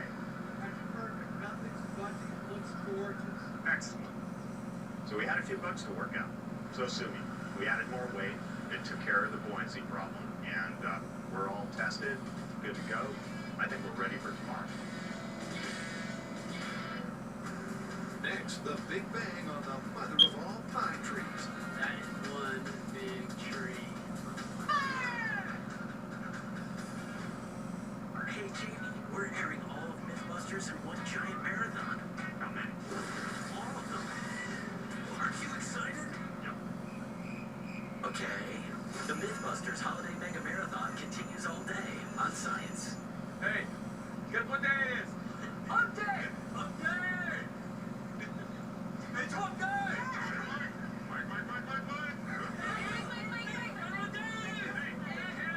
Guess what day it is? It's not even Wednesday. Let it go, Phil. If you're a camel, you put up with this all the time. It's what you do. If you want to save 15% or more on car insurance, you switch to Geico. It's what you do. Yeah, okay. People who have been diagnosed with mesothelioma have many questions. How did I get this disease? What are my treatment options? How will this affect my loved ones? You need answers, which is why we offer a free book written by medical professionals who have treated mesothelioma. Call toll-free at 1-800-600-6033 or go to mesoonly.com. There's no obligation, so call toll-free at 1-800-600-6033. Have you or a loved one suffered complications after uterine surgery from the use of a power morcellator? If so, call the Sentinel Group now. You may be entitled to significant compensation. The FDA estimates that 1 in 350 women undergoing a myomectomy or hysterectomy have unsuspected sarcoma or cancer in the uterus. The Sentinel Group's experienced network of attorneys have years of experience fighting big medical companies and is ready to fight for you. So if you develop uterine cancer, call the Sentinel Group now for a free confidential consultation. This is something that the world has never seen before. This is a rain-controlled helicopter. We can make this a multi-million-dollar situation. This is some cool engineering. Oh, straight up fail on this one. We want to see how it works. Right? If we get in there and check it out. Nice. This is a once-in-a-lifetime opportunity. All of American Makers. New series premieres Wednesday, January 21st at 10 on Science. Now, we've already busted the myth that you can use a dynamite arrow to split a tree in two. But we wanted to find out if you could use explosives to create that perfect cleave. So we did a few experiments. We tried TNT, we tried info. As you can see, it didn't quite work from a singular point. So we went and took it one step further. We made sort of a zipper by perforating the tree with little slots and filling it with ammo. Did get a split. So now it's time to take it to full scale. We've come out to the forest to make a tree split Mythbusters style. Doing it Mythbusters style means driving to an isolated tree farm Man, this is way out there, isn't it? and blowing the biggest tree they can see with the technique they've sort of perfected in small scale. It's like a winter wonderland out here. You can't see the trees for the forest. Here's the tree. Wow, that is one big tree. Definitely. This is 100-foot tall ponderosa pine. Now, you might be a little freaked out that we're using a perfectly good tree in our experiment, but it's already been earmarked for lumber. And it will be recycled at the end of the experiment. Depending on how successful we are, it will either be lumber, or if we manage to split it, firewood. Given their early results, splitting this tall tree seems like an even taller order. But Tori, for one, is confident. Now, we learned from our small scale that AMPO was the best type of explosive. It was slower moving, more pushing. And what we also learned is cutting grooves along the vertical of the tree will give us a better chance of splitting the tree. So we're going to do just that. We're going to cut a bunch of grooves up the length of the tree so that way the force of the explosion is vertical and hopefully we can replicate the results. In other words, going big means thinking small. Cutting lots of vertical slots near the core to house small bags of boom. All right, so we finished cutting 15 slots up pods with Ampho, ignite them, and see if we can split this tree up the middle. But first, they need to do a serious calculation of just how much bag they need for their buck. Okay, now when you usually see explosives into the Mythbuster scene, you're used to seeing mass quantities, like the 850 pounds we use in the cement truck.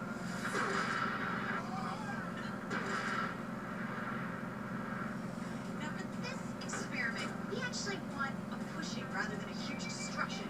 So we're only going to use about 25 pounds of Ampho in small bags strung evenly up the side of the tree.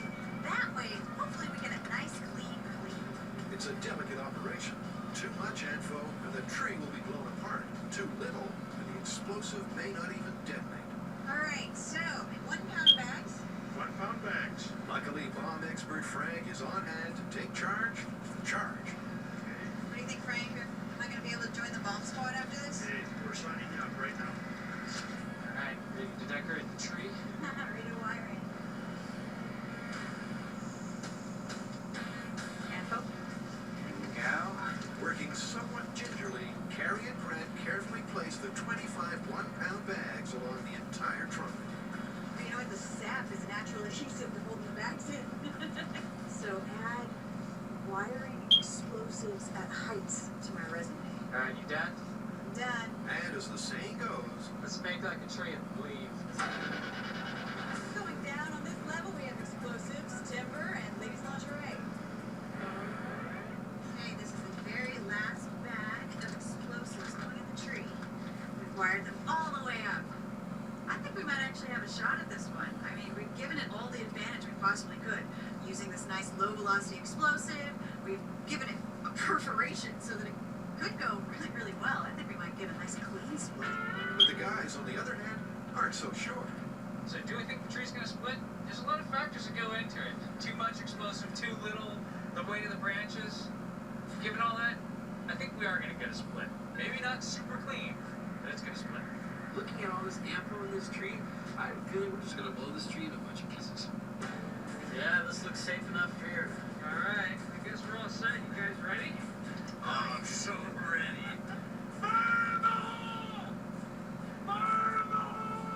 Okay, so this is splitting a tree with Ampho. Here we go. In 3, 2, 1. After the break, sink or swim in the mythical fable of Fizz. Swim harder.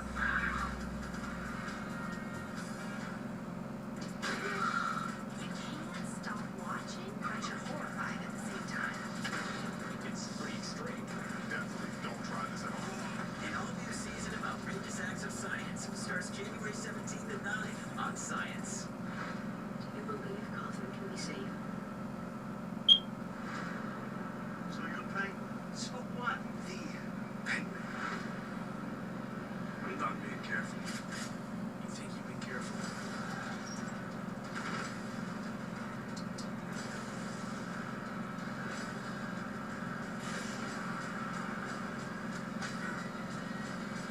Gotham returns this Monday at 8, 7 Central. Suffering from the flu is a really big deal. With aches, fever, and chills, there's no such thing as a little flu. So why treat it like it's a little cold? There's something that works differently than over-the-counter remedies. Attack the flu virus at its source with prescription Tamiflu and call your doctor right away. Tamiflu is FDA approved to treat the flu in people 2 weeks and older whose flu symptoms started within the last 2 days. Before taking Tamiflu, tell your doctor if you're pregnant, nursing, have serious health conditions, or take other medicines. If you develop an allergic reaction, a severe rash, or signs of unusual behavior, stop taking Tamiflu and call your doctor immediately. Children and adolescents in particular may be at an increased risk of seizures, confusion, or abnormal behavior. The most common side effects are mild to moderate nausea and vomiting. Ask your doctor about Tamiflu and attack the flu virus at its source. Attention Medicare beneficiaries. Health reform has added significant new benefits to Medicare plans. If you have Medicare Part A, Part B, Part D, or any Medicare Advantage plan, you now get benefits with no copays, no deductibles, and can get dental, vision, and prescription coverage included. Call the Medicare Health Reform Helpline now to make make sure you have all the benefits you're entitled to. Call the Medicare Health Reform Helpline now to update your plan. Hi, I'm Dr. Jason Mumble. The cost of health insurance and the denial of coverage because of pre-existing conditions has been a serious problem in America. But now the law has changed. Healthcare reform is now available. So many people do not take advantage of the benefits offered to them by healthcare reform because they don't call.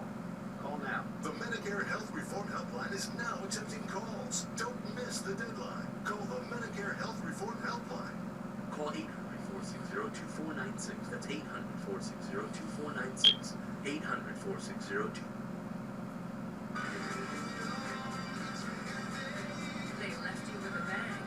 Now all the haves and have-nots return. Except for one. The haves and the have-nots. The brand new season explodes. Tuesday, 9, 8 Central. This is something that the world has never seen before. This is a rain-controlled helicopter. We can make this a multi-million-dollar situation. This is the cool engineering. Straight up fail on this one. You want to see how it works? Right? If we get in there, check it out. Yes. This is a once-in-a-lifetime opportunity. All American Makers. New series premieres Wednesday, January 21st at 10 on Science.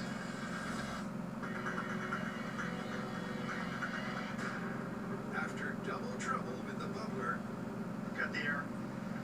Adam and Jamie are ready to test the myth that it's impossible to swim in bubbly water.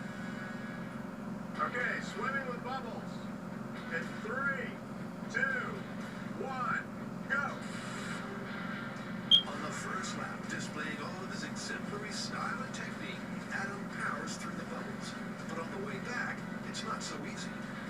Just like the small-scale tests, the upwelling current pushes him to the side and outweighs any effect the lower density may have. Okay. At this stage, it seems the myth that it's impossible to swim in bubbly water is pretty much busted. It does, however, seem to be more difficult to swim in bubbly water, and the timings we've been taking from my testing seem to bear that out. So given that there might be a grain of truth to this story, that it might be more difficult, but not impossible to swim in bubbly water, we're going to ramp it up as far as we can go and see if we can't make that artifact more pronounced. We've done our testing at 1/4 compressor capacity, and the results were interesting, but perhaps not conclusive. So I think now it's time to ramp it up. That's more like it. And that means we're going to go full power with those compressors. We'll see what happens. Wow. That's a lot of bubbles. You ready? Ready. All right. Full scale bubble test. In 3, 2, 1, go. With the dial turned to E left, the forces Adam has to deal with are clearly evident. Despite looking quite serene below, it's a boiling, frothing volcano at the surface, and the current is just too strong to swim across. Swim harder. Meaning in this case, it is impossible to swim it. Like any good myth, this one has a grain of truth at its heart. And that is that when you mix air with water, it is going to make that water less dense. The thing is that by taking it to ridiculous extremes like we have, You're just not trying hard enough. Stop screwing around. that decrease in density relative to its surroundings causes an upwelling and a very vigorous current, in fact. That current is so vigorous that it makes it virtually impossible to swim through. I swell up some water. After small scale, medium scale, and full scale, it wasn't until super full scale that they got the result they were looking for. Adam, for one, is buoyant. This myth is a letter-perfect case for why I love doing this show. We started out with a myth about it being impossible to swim in bubbly water, the conventional wisdom being that bubbles make the water less dense and thus you would sink, when in fact it turns out that the bubbles create this churning upwelling of current as they rise to the surface, and it's the current and not the bubbles that makes it, in fact, impossible to swim in bubbly water. I love being surprised by results like that. Well, that's pretty neat. We had a build that was more difficult than we thought, a surprise ending, and a myth that is, I gotta say, plausible, but not for the reason we originally thought. And bubbly water is kind of festive, isn't it? Yes, yes it is.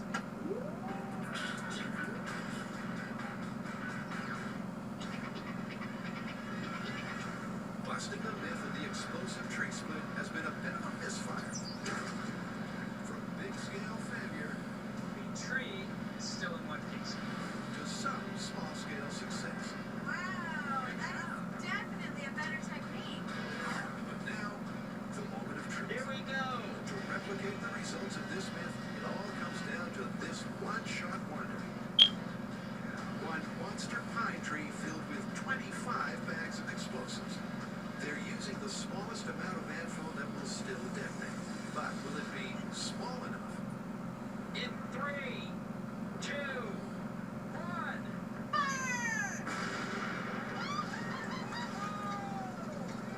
That was a good one.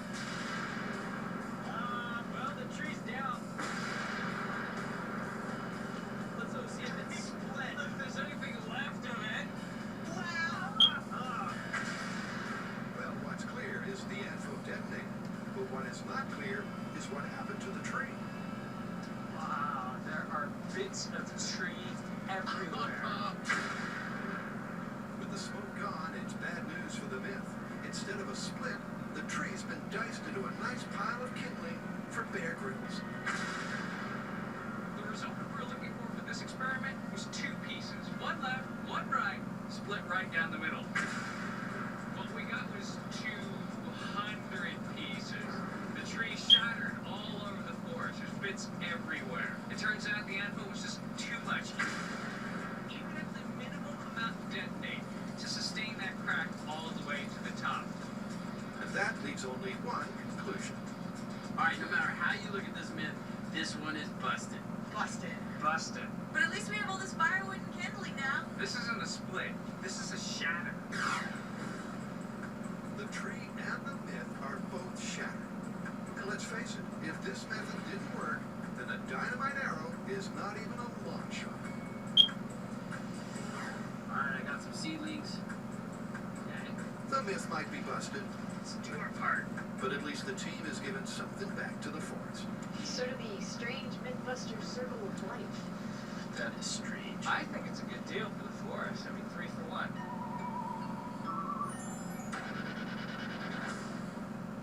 So do you want to know why we did what we did and didn't do what we didn't do? Well, go to discovery.com/Mythbusters After Show. Watch our after show. Keep those questions and comments coming in. I know it looks like we have fun on this show, but we spend weeks and sometimes months planning how to do our myths safely. So please, don't try this at home.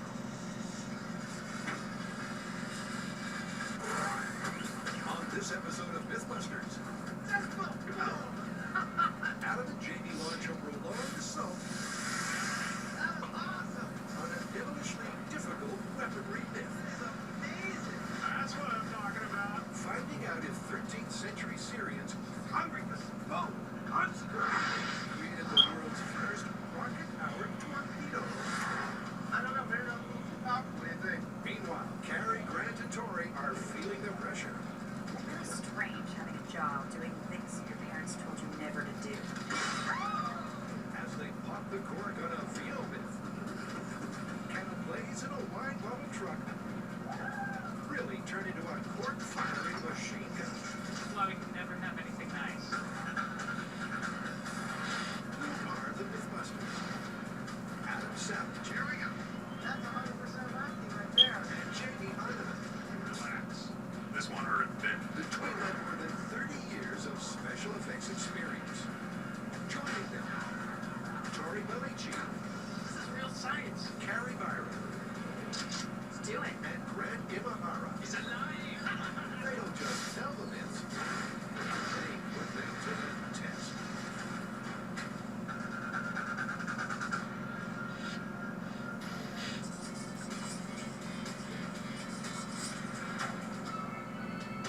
Dude, we have got historical weaponry myth that is actually older than you. Okay, check it out. It turns out that the torpedo might have been invented in Syria, 13th century. Really? Well, okay, so today we think of a torpedo that's something that launches from underwater and reaches its target underwater. This, in fact, was a rocket-powered device that skimmed across the top of the water, delivering an incendiary to its target. Did it work? We have no actual record of them actually using it. We have modern speculations as to its shape and its function. Our job is to figure out just how viable a weapon of war it might have been. While modern speculation abounds, the historical record is a little sketchy. Supposedly, this torpedo would travel over the water and explode on impact. But did it actually work? The Mythbusters are going to find out. So I have scoured every historical reference I can, and while there's not a ton of information, I think I know where we should start. Go on. All the accounts generally agree on the overall shape of this torpedo, that it is pear-shaped, with a narrow end and a fat end, and two fins extending from the rear, and that it's powered by a black powder rocket of about 20 pounds of black powder. The question is, what does the underside look like? How it met the water? Nobody has a speculation about that. That's kind of up to us. Well, why don't we go down to the shop and each take a stab at it and see what we get? Exactly what I was thinking. If you're thinking torpedoes, you're probably thinking about World War II versions that will belong just under the surface of the water, where this one was specified to skim along the top of the water like a small motorboat. So if you're thinking about motorboats, on the one hand, you can pick a deep V sort of a hull, which has the advantage of tracking straight and being able to handle choppy water. But on the other hand, it actually requires a lot of power to do that. You could pick a flat bottom sort of a hull, which moves along very quickly on the surface of the water, but if it goes too fast, it can get air under it and actually float and lose control, which would be a bad thing. Right. There are two possible hull choices, the deep V or the flat bottom. So to test which style works best, the guys begin by designing two torpedo prototypes out of pliable copper. Jamie is forging a flatter bottom torpedo, while Adam is hammering out the deep V. Two different hulls and two different prototypes are soon ready to take to the water in a head-to-head accuracy launch. Let's see what happens. Well, that thing's looking pretty snappy. I'm pretty psyched about it. Can't wait to try it. How's yours? Well, it's not quite as pretty as yours is, but it ought to work. Let's get him out there and try it. Yeah, all right. And for that, the Mythbusters have found the ideal location. Lovely day to fire torpedoes. Let's get to it. I'm standing at one of our favorite Mythbusters locations on the island of Treasure Island in the middle of San Francisco Bay at a fire training facility. Now, we've filmed exploding stun gun and dumpster diving out here, but we have never used this pool behind me. We're going to use it today for testing some ancient torpedoes. And they'll be aiming those torpedoes at a target 100 feet away. But to get them there, first, they'll need some thrust. Our rocket power today will be supplied by this, which provides 5.9 pounds of thrust for 2.8 seconds. Will that translate to my torpedo making it from one end of our 100-foot pool to the target? Honestly, I don't think so. That's okay, because this is a relative test. We're just trying to figure out the best hull shape at this point. And first to launch is Adam's deep V design. It's just sinking into me what we're doing. Crazy. In 3, 2, 1. There it goes.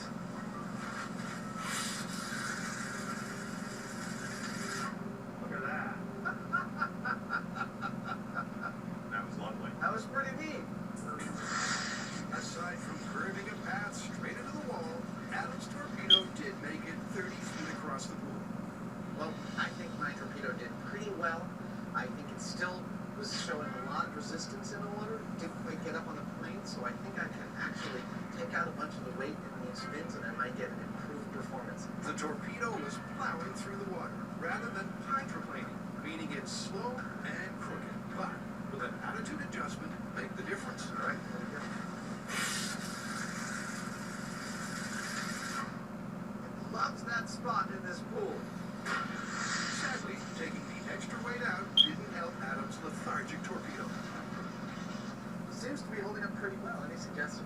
You could strap 2 rockets onto that rocket mount, because I think you're just not getting up on top of the water, and maybe that you just don't have enough power. I'll give it a shot. The idea is that more thrust will not only give more power, but also get the torpedo up on top of the water, allowing it to skim fast and true to its target. Adam torpedo test 2 rockets in 3, 2, 1. And we are lit.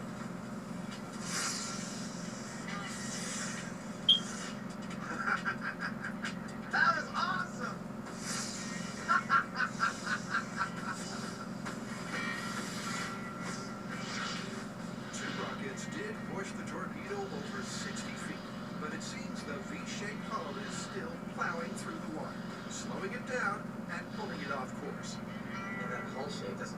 working very well. The fact that it's spraying so much water around says that it's wasting a lot of energy.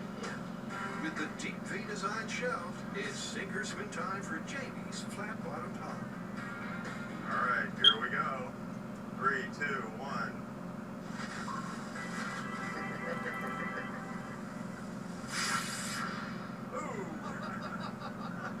And sink is not the option Jamie was looking for.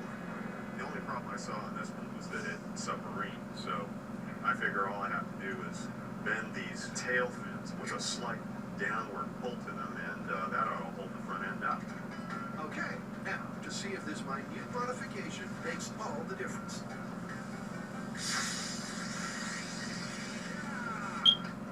Where'd it go? It's just sitting right there about the halfway mark. Now basically, the torpedo skimmed the water, hydroplaning 70 feet straight along the pool, proving that a flat bottom is faster and more effective.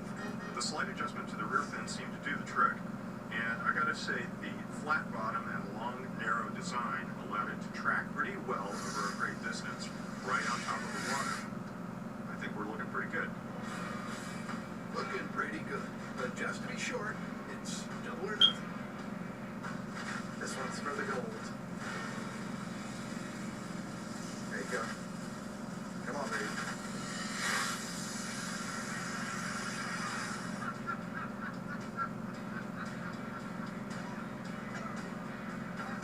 Despite veering slightly off course, it's clear that the flat bottom is straight up the best design.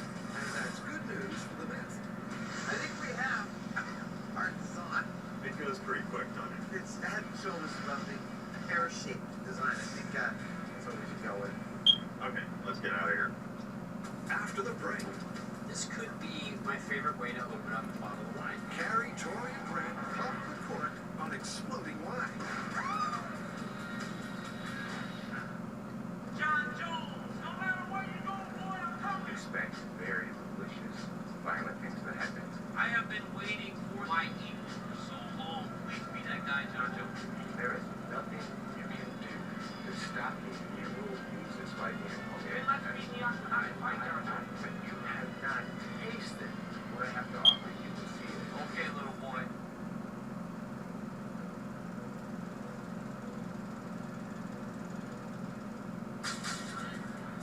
We all want a stylish living room, but what if you don't have a team of designers? Or unlimited amounts of money? Or camera-ready lighting? Or even an industrial-size hair fan? Well, you can still have all the style and comfort you want with the surprisingly affordable Urban Attitudes collection from Lazy Boy. The dress stays. The New Year's sale. 0% interest for 36 months. Urban Attitudes from Lazy Boy. Live life comfortably. Wouldn't it be great to win $5,000 a week for life? But wouldn't it be even better if those checks kept on coming even after you're not around? It's the Publishers Clearinghouse $5,000 a week forever prize. Win and you get $5,000 a week for your life. Then after that, someone you choose gets $5,000 a week for their life. Leave a legacy for your loved ones. Watch your mail or go to pch.com and enter. February 27th, you could win $5,000 a week forever. Suffering from the flu is a really big deal. With aches, fever, and chills, there's no such thing as a little flu. So why treat it like it's a little cold? There's something that works differently than over-the-counter remedies. Attack the flu virus at its source with prescription Tamiflu and call your doctor right away. Tamiflu is FDA approved to treat the flu in people 2 weeks and older whose flu symptoms started within the last 2 days. Before taking Tamiflu, tell your doctor if you're pregnant, nursing, have serious health conditions, or take other medicines. If you develop an allergic reaction, a severe rash, or signs of unusual behavior, stop taking Tamiflu and call your doctor immediately. Children and adolescents in particular may be at an increased risk of seizures, confusion, or abnormal behavior. The most common side effects are mild to moderate nausea and vomiting. Ask your doctor about Tamiflu and attack the flu virus at its source. You have to help people. Because you can. I promise someone I love I would never go back to being that person. But for you, I'm going to make an exception. Denzel Washington is the equalizer. From the brain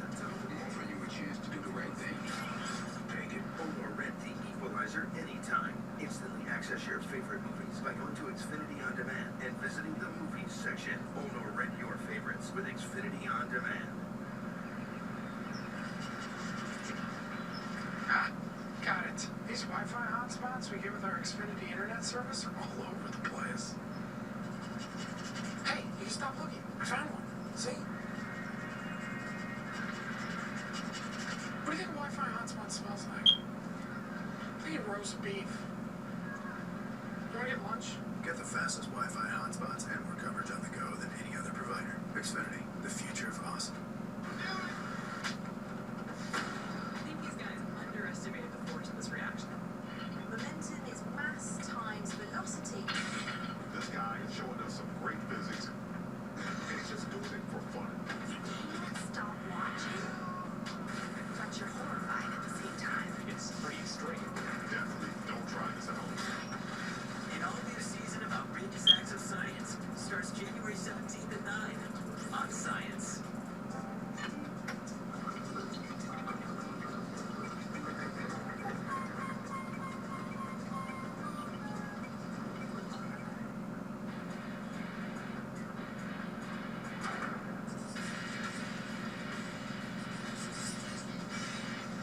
So our next myth combines two things that don't normally go together: projectiles and wine. Oh, you're talking about the exploding wine truck myth. Correct. Supposedly, a semi filled with wine crashed on the freeway and caught fire. Oh yeah, the fire gets so hot that it causes the wine bottles to violently fire out their corks. How violently? Like, were they lethal? Well, we don't know because no one was ever hit. But here's the mythical part.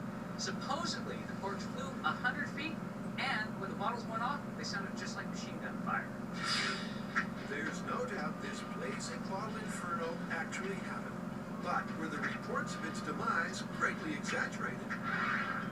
Did it really launch corks over 100 feet with a machine gun-like rattle?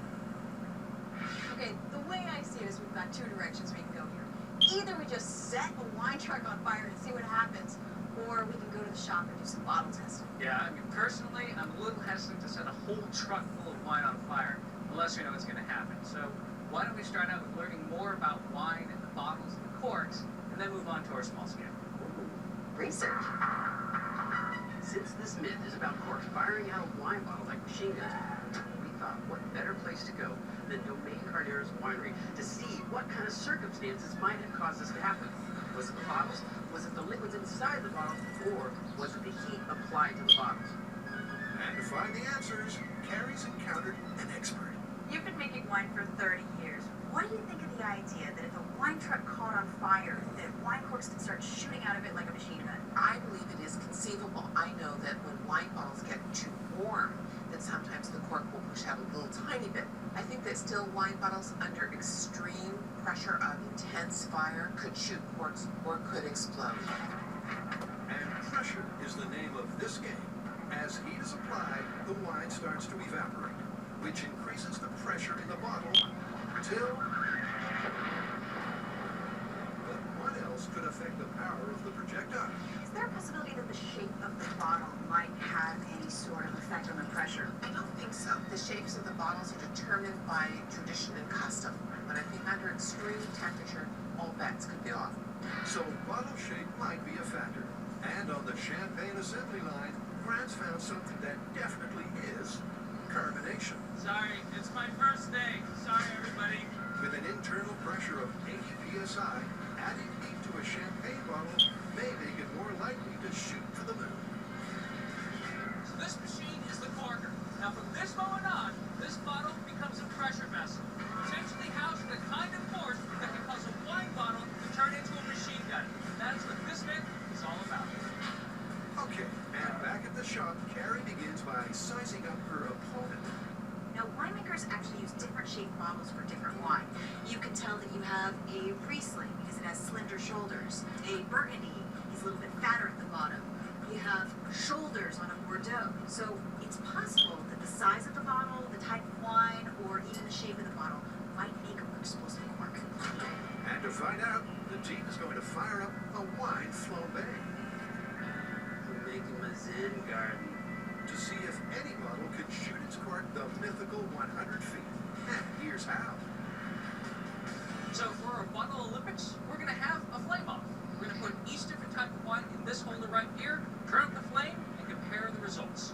And first up is a room temperature Bordeaux. Here we go. With the team safely behind the blast shields, now the waiting begins. You know, this could be my favorite way to open up a bottle of wine. Remember, the corks in the myth supposedly flew 100 feet. Right now I call we are at 50 seconds. But how far will the Bordeaux blow? Oh! That was it. I was in there expecting blast or cork go. Wait. Pip is right. After 2 minutes, with the temperature at 160 degrees Fahrenheit, the cork erupted at a feeble 3 miles per hour and barely made it to the sand. After hearing this story, we got prepared with blast shields and eye protection and ear protection. We got 2 feet of distance. But being glass half full optimists, the guys reset the twist. So this bottle looks the same as the other one, and it is, but there's one big difference. It's been chilling for a while, since we don't know whether the wine was being refrigerated when it was being transported. Gonna throw this in, try again. But will the chill give a greater thrill? I think I see it smelling. Oh yeah. Yeah, it's starting to push out. Although still way short of the myth, 3 feet 4 inches. the cold Bordeaux did fly 50% further than its warm counterpart. Now there are a few reasons why a cold bottle might actually be better for this myth than a warm one. To start out with, a cold bottle and a warm bottle both have the same pressure. But the more drastic change in temperature that a cold bottle experiences might mean a more drastic change in pressure. So from here on in, they're sticking with cold bottles on high heat. Next up, Burgundy. Chill. But either the Burgundies Hey, 5 feet 10 inches. or the Sauvignon Blancs, It got caught. or even the fortified quartz, Very adorable. come anywhere near the mythical 100 feet. Looks like size doesn't matter. And that just leaves the final one. Long, slender bottle, high heat. The Riesling. 30 seconds on the clock. All is quiet until the temperature hits 200 degrees. and suddenly, here we go. Oh my gosh. It went off the end of the scale. That is incredible. Incredible is right. Maybe because of its pointed shape, the Riesling shoots its cork over 30 feet at 32 miles an hour. Still not far enough for the myth, but all is not lost. Later, a semi sizzles for science.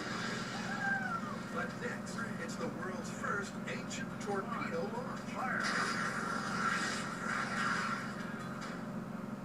Think of Gold Bond Men's Lotion as honey. And here come the bees. Gold Bond Men's Lotion. Skin strengthening proteins plus 7 intensive moisturizers. Man up, Gold Bond. For a limited time, save $10 when you replace your home phone with Magic Jack Go. Every Magic Jack Go is 12 months of free, unlimited local and long-distance calling to the U.S. and Canada. Do the math this holiday. Click or visit Radio Shack today. How do I spell heartburn relief? R-O-L-A-I-D-S. Rolaids starts working instantly, neutralizing 44% more acid than Tums. Rolaids. That's how you spell relief. And now spell relief with our most powerful antacid. Try great tasting Rolaids soft chews. There's a fast way to a great night's sleep. Unisom Liquid. When you can't wind down, Unisom Liquid helps you fall asleep quickly. It's non-habit forming, and you wake refreshed. Unisom Liquid. A stressful day deserves a restful night.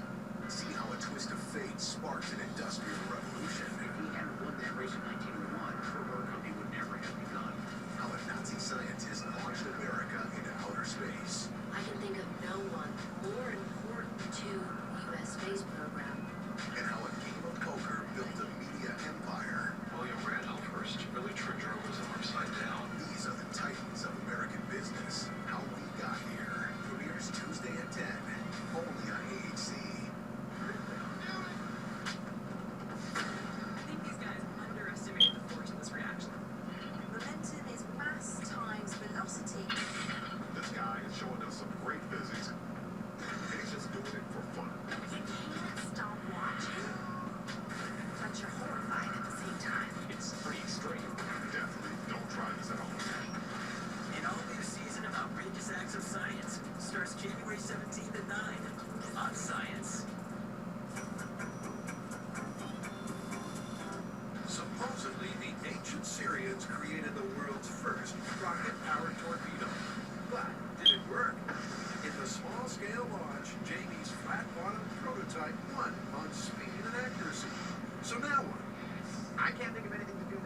full scale. Yeah. So about that 20-pound black powder rocket, you think we need to build one? Nah, those things are scary. I think we should use a modern rocket equivalent. All right. Well, then I guess what's ahead is to build a few full-size torpedoes and find out if one or two Tesla.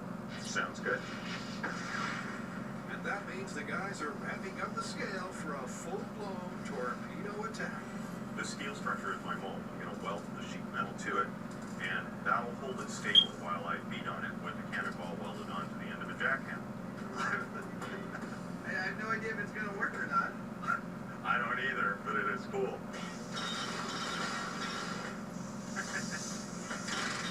Now, that may seem kind of elaborate, but it's not really unlike what would happen in the olden days with Syrians and muscular slaves and so on, nicely rounded rock. Difference is that they would have taken days, and I'm going to do it in a couple of hours. That looks great! That may be the plan, but the cannonball has other ideas. With Jamie's jackhammer beaten, it's clear they'll have to find another way to hammer out this myth.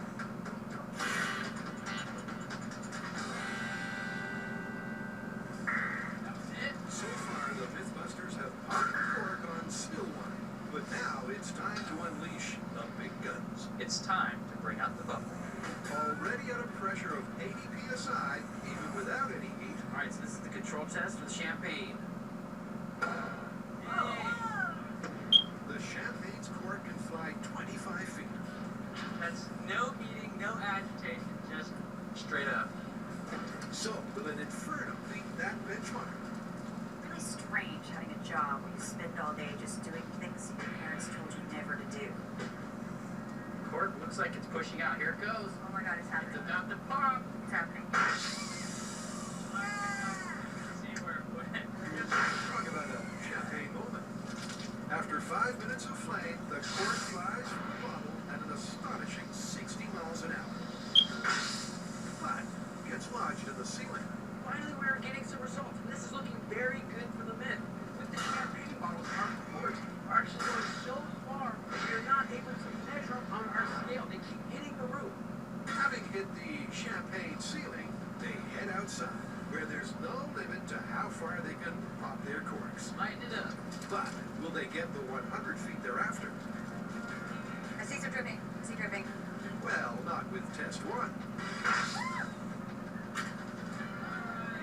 What is that? Like 40 feet. Yeah. And not with test two. 6 minutes, bottle exploded.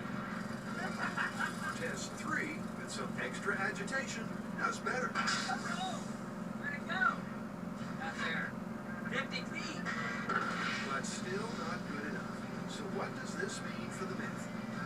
What all the results have in common is that none of them is even close to the mythical 100 feet that we need. But, Mythbuster, we're not just going to stop here.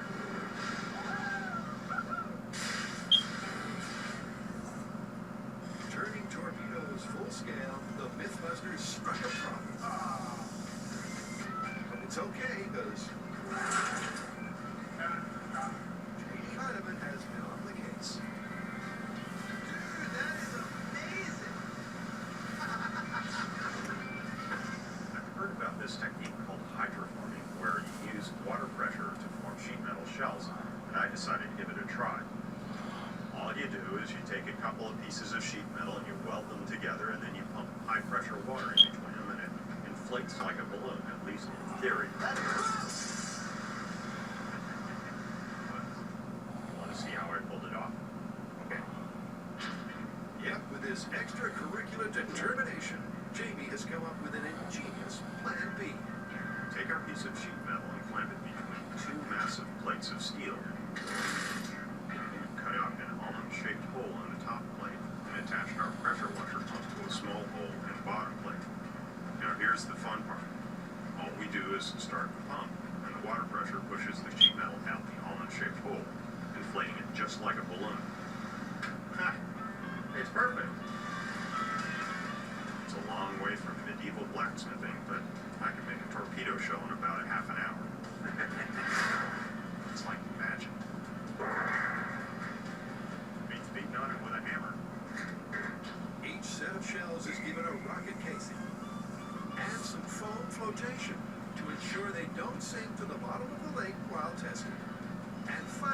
set of laser precision control fins to keep them in line.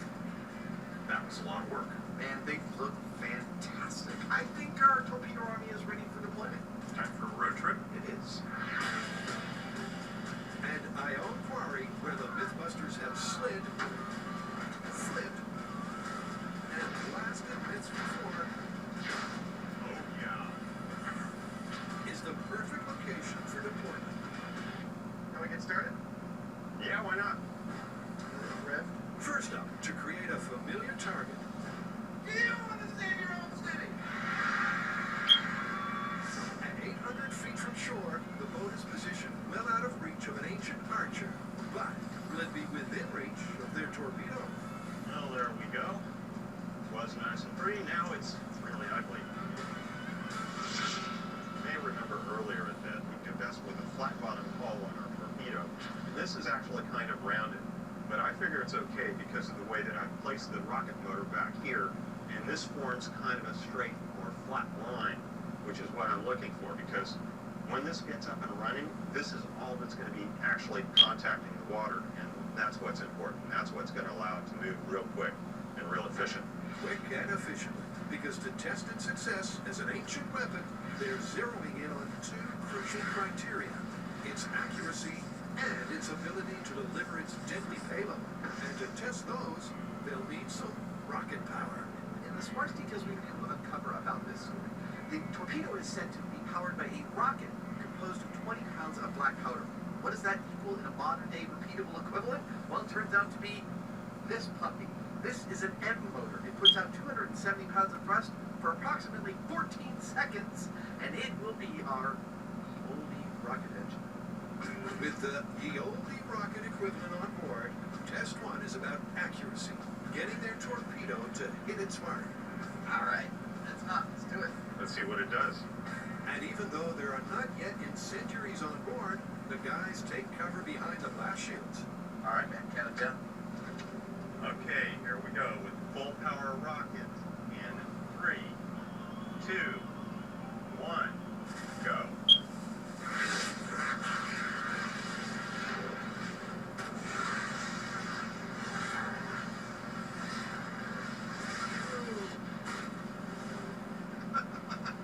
Well, I don't know, maybe that was a little too powerful. What do you think? It was fun though. Let's do it again.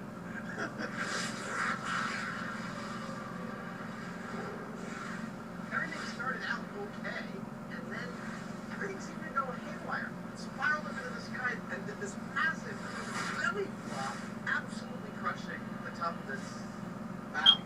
That is a lot of damage. This is like a car accident's worth of damage. It bent the entire central shaft of this thing on and on. It's fantastic. Fantastic, but nowhere near accurate. So for test two, they'll reduce the speed and cut its thrust. This nozzle's been drilled out 5/8 of an inch, which should lower its pressure rating to between 150 and 180 pounds of thrust, which should be the butter zone that'll get our torpedo all the way to the boat while staying in the water. Now this is rocket science, but that's still the equivalent of the mythical 20 pounds of black powder, just with a longer burn time. Question is, will reducing its speed help their torpedo stay waterbound and stay on target? This is the Goldilocks torpedo in 3, 2, 1, fire.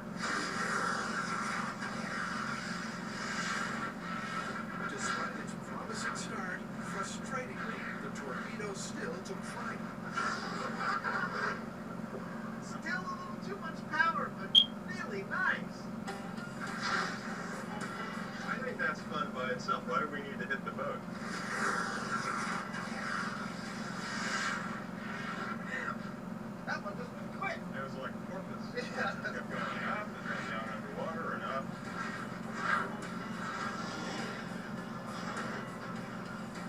And although the torpedo's aerobatics are certainly entertaining, annoyingly for our Mythbusters, it's a long way off the direct hit of the myth. It's not working too well. We're going to have to figure something else out. Get on it. Okay. This is something that the world has never seen before. This is a brain-controlled helicopter.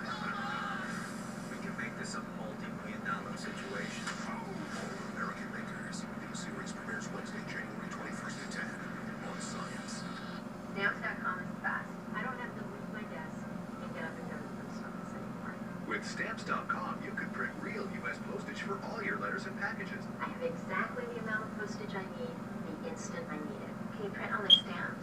No. First class? Priority mail certified, international. The mailman picks it up. I don't leave the shop anymore. Get a 4-week trial plus $100 in extras, including postage and a digital scale. Go to Stamps.com/TV and never go to the post office again.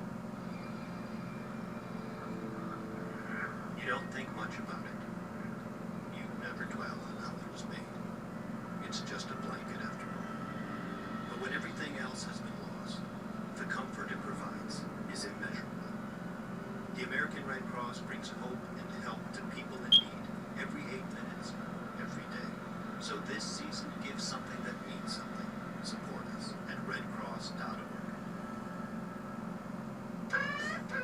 Keep your spirits high. The calories low, and the bill even lower. New Cedar Grilled Lemon Chicken with Quinoa, just $9.99. The Pub Diet, only at Applebee's.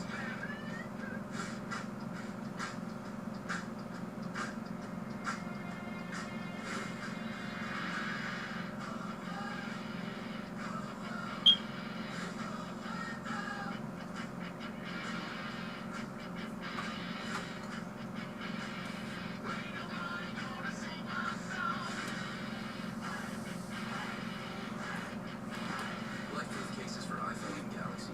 Get free shipping when you order at lifeproof.com. This is the equivalent of the sugar in one regular soda. And this is one soda a day over an average adult lifetime. But there's a better choice. Drink more Brita water. Clean, refreshing, Brita. Cold-Ease lozenges are clinically proven to shorten your cold. Cold-Ease Quick Melts also promote immune health for rose hips, echinacea, and natural energy. Cold-Ease zinc ions released in your mouth inhibit the cold virus from replicating, while natural ingredients promote immune health, antioxidant support, and energy. I'm Ted Carcass, CEO of Cold-Ease. I guarantee Cold-Ease will shorten your cold or your money back. No questions asked. Do you take your eyes off the road when you get a phone call? Or when you take a turn, does your phone take a fall? Then you need the incredible Clever Grip by Ballard Howell. The new smartphone clip with a super strong grip. No more fumbling for your phone and looking away from the road. Hello? Or hands-free calling. I'm using my new Clever Grip. Clever Grip fits any style air vent, and the spring-loaded clamp holds everything tight. Call 1-800-429-1459. They left you with a bang. Now all the haves and have-nots return. Except for one. The haves and the have-nots. The brand new season explodes. Tuesday, 9/8 Central. I think these guys underestimated the force of this reaction. Momentum is mass times velocity. This guy is showing us some great physics, and he's just doing it for fun. You can't stop watching, but you're horrified at the same time. It's pretty extreme. Definitely don't try this at home. An all-new season of Outrageous Acts of Science starts January 17th at 9 on Science. Please do not try what we do on this show. We're what you call experts. It's safer that way.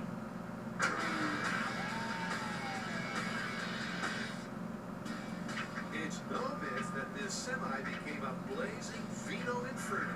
But did its cargo really explode as per the reports? Okay, so there's two parts to this myth. The distance the corks flew and the machine gun firing effect. Well, as far as the distance goes, it's looking a little dodgy. I mean, even our best performer, the Champagne, chilled and agitated, only went 50 feet, half the required distance. All right, well, that just leaves the machine gun fire effect. I think it's time we take this myth full scale. I totally agree. Let's fill a semi-truck full of wine, both our winning still, which was the Riesling, and a ton of champagne, and see if we can get machine gun fire. To the bomb range! Yep, there's only one destination for this bottle barbecue. And it's BYO semi-trailer. Actually, in pretty good condition. Let's burn it. And with the truck in position, prepped, and the firewood stacked, Nice job, Mythbusters. now to stock it with some bottom-of-the-line wine. So we have our truck. Now we're going to fill it with 1,000 bottles of champagne, which is our obvious clear winner from our bottle experiments. We got 60 miles an hour and chose our still winner as well, which is the long, skinny bottle. All right, here we go. We're lined up. Okay, 3, 2, 1. Let's go. That's beautiful. It's not like a machine gun you imagine. It's more. Not yet. Hold your horses. Experiment not over yet. Carrie's right, because in their earlier tests, it sometimes took 8 minutes for the champagne to fire. 8.5 minutes. Oh, man. As the saying goes, good things come to those who wait.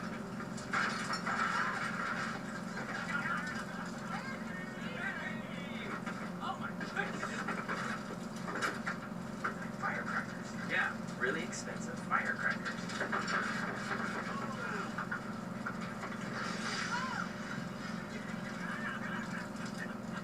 Better than the 4th of July. In fact, once the gunfire sounds start, there's no stopping them. Wow, see shrapnel flying out here? Yeah. As hundreds and hundreds of bottles either pop their corks or explode in the fire. I can't believe how well this is working. After we set the trailer on fire, those bottles started popping just like a machine gun. It sounds like 4th of July.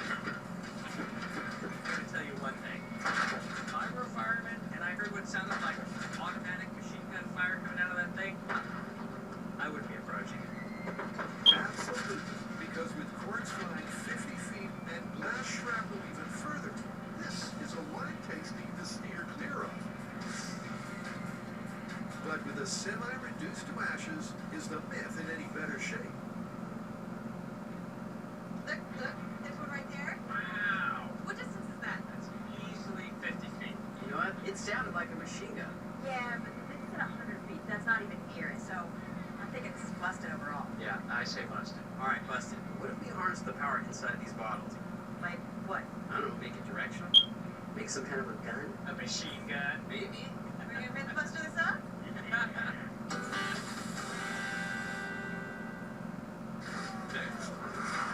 That didn't go at all like I expected. Hey, Jamie, we're airing all of Mythbusters in one giant marathon. How many? All of them. Aren't you excited? Yep. Okay. The Mythbusters Holiday Mega Marathon continues all day on Science. Suffering from the flu is a really big deal. With aches, fever, and chills, there's no such thing as a little flu. So why treat it like it's a little cold? There's something that works differently than over-the-counter remedies. Attack the flu virus at its source with prescription Tamiflu and call your doctor right away.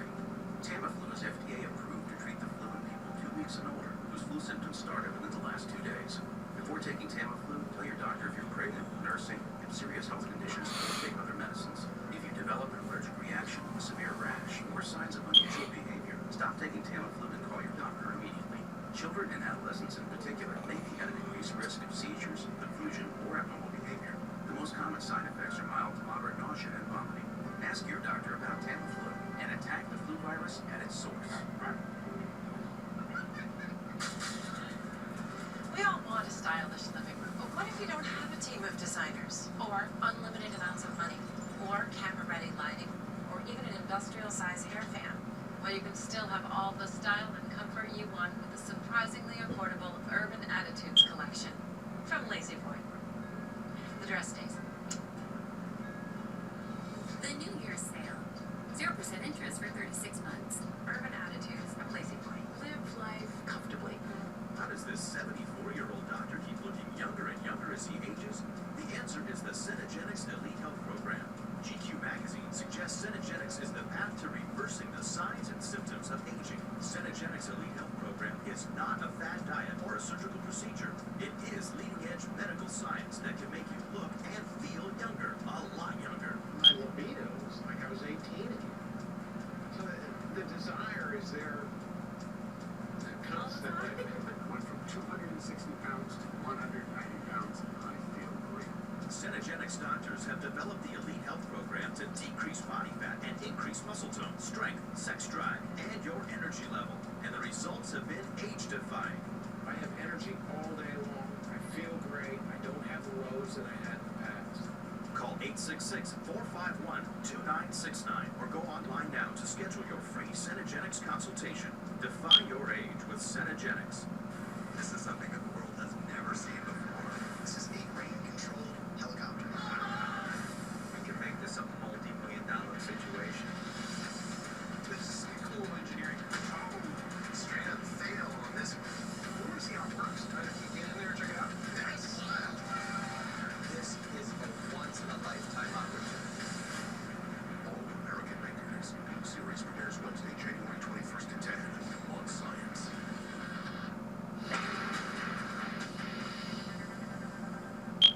Is it a bird? Is it a plane? Oh, that's an ancient torpedo, and it's not supposed to be airborne. So our rockets can be quite powerful, and when they cause our torpedoes to come into the sky, that actually has a term in rocketry. It's called skywriting. We don't want to be skywriting, so we are going to add actually a tether, a guide wire under the water that will hopefully guide our torpedo right to the boat. The skywriting is on the wall. Accurately hitting the solo boat is proving more difficult than the more likely target of a 13th century invading armada. So for test 3, accuracy is out of the picture, and they're jumping ship to test the payload delivery. All right, ladies and germs, we're ready to head across the lake. Oh, crap. Uh-oh. All right, let's go. With the taut tether ready to keep it in line. That's a lot of tension. Oh, that's pretty good. Torpedo number 3 is loaded with a rocket equivalent of 20 pounds of black powder and its deadly payload.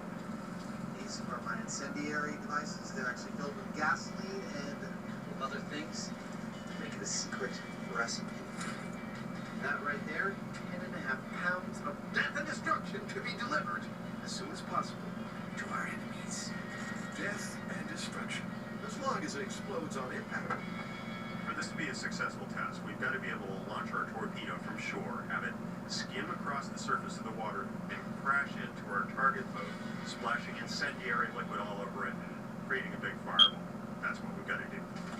But accuracy is beside the point. This test is about whether the torpedo delivers its destructive payload.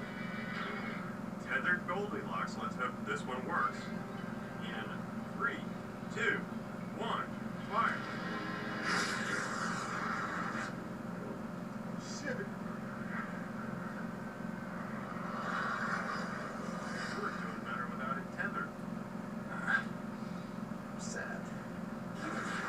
Rockets don't like to be tethered. Nor torpedoes. They just want to be free. Free-range torpedoes. In contrast to yesterday's test, the tether definitely kept the torpedo waterbound. Although, a little too much so. But that's a problem they think they can fix.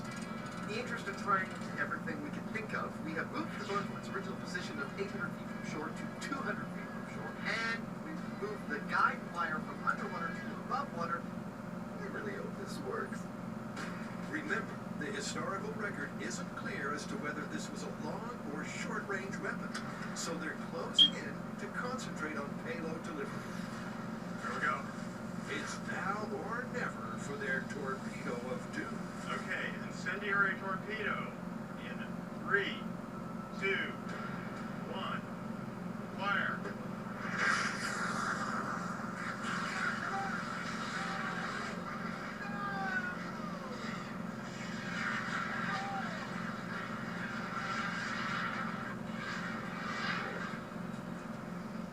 Wow. That didn't go at all like I expected. So close, but so far. Maybe we should just go home. No! We have to hurt this boat! Darn it! Everything was going to plan, but the tether snapped, turning the torpedo into a surface-to-air missile. And getting the Mythbusters all bent out of shape. I'm a sad monkey right now. That's our enemy. Look how close he is to shore. We've got rockets, we've got incendiary. Somehow we can't stop him. Just bugging the hell out of him. adventure and more like a weapon of mass frustration. And with only one remaining torpedo, they've only got one more shot at the myth. Captain Kirk never said this to Scotty, but I think we've got too much power. And that tether is not working for us. I think you gotta remove it. Yeah, I think so. I didn't know you watched Star Trek. Sure.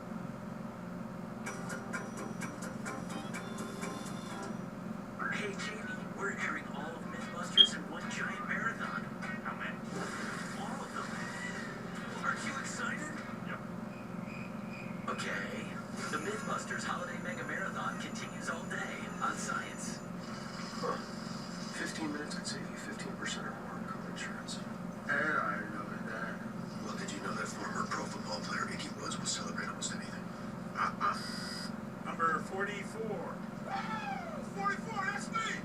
Get some cold cuts. Get some cold cuts. Get some cold cuts. Give me some! Geico, 15 minutes could save you 50% or more on car insurance. 44, ladies, that's me! I'm gonna get some cold cuts today. John Jones, no matter where you go, boy, I'm coming! It's been a long time. There is nothing you can do to stop you, David.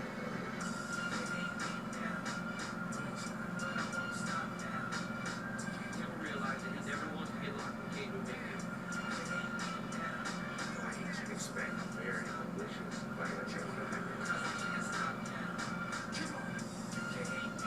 Come on, people! Hold on. When it comes to losing weight, everyone has a number. And if you want to get your performance back and feel great, do what I did. One call and I lost it all. 22 pounds, gone. Lose weight fast with Nutrisystem's Fast 5 Plus Kit. Lose 5 pounds in your first week, plus 1 inch off your waist, or your money back guaranteed. Nutrisystem has everything you need to feel better, look better, and perform better at any age.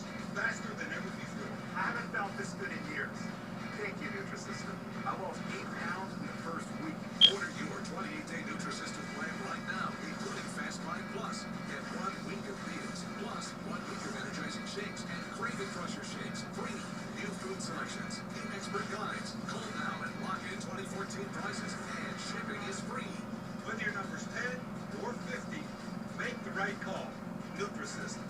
Call 877-441-10 now and get your first 5 pounds fast. Attention sleep apnea sufferers. If you're using CPAP therapy and are covered by Medicare, then qualify in minutes for the CPAP replacement supplies you need at no cost. Hello. If you're using CPAP therapy, then we both know how important it is to replace your disposable CPAP parts on a regular basis. This is why most insurance companies recommend you replace your CPAP parts every 3 to 6 months to get the full benefit of your therapy, to prevent bacterial infection caused by unsanitary parts, and to eliminate red skin sores caused by over-tightening of your headgear.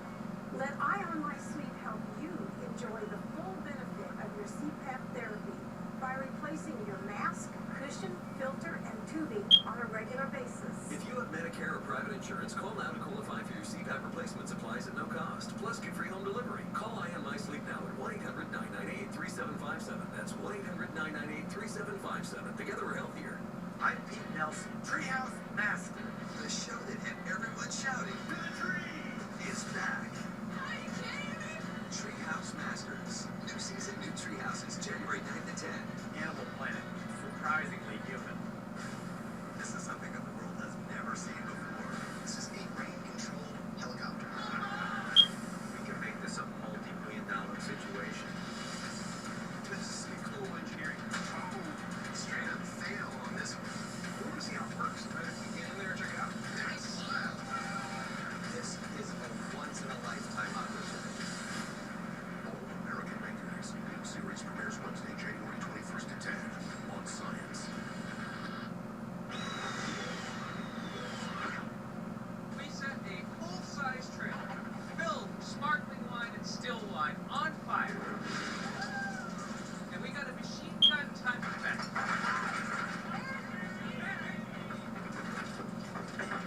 But we can get the mythical 100 feet. So this one is busted. But we're not going to stop there. This is Mythbusters. So the next step for us is to go into the spirit of the myth and replicate the results. And that means making our own wine bottle machine gun. And back in the shop, that's exactly what the Mythbusters are gunning for. So after all of our testing, we've decided to try to replicate the result and give that machine gun effect the myth talks about by harnessing the power of the wine bottle. Basically just cut up a bunch of pipes, put on some bearings, made it look like a Gatling gun, and we're going to use propane as a heat source. This is it, the ultimate Mythbuster wine machine gun. We're using chilled champagne bottles shaken and set over an open flame. Now it's time to fire this thing. It's certainly a red-hot piece of hardware that only needs a target. And that's where Grant comes in. There'll be potentially shattering glass, boiling liquid. So I have this. It's a fire extinguisher. Hopefully, it'll keep me safe. Let's do this. With Grant quite literally staring down the barrel, Here come the pain! it's go time. I forgot to protect my nether region. As machine guns go, it's a low-key start, as the team has to wait 10 minutes for the wine to reach optimum pressure. But then,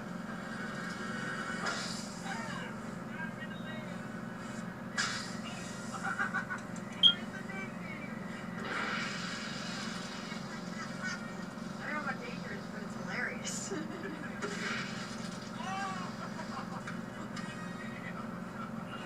They're actually hitting with some force.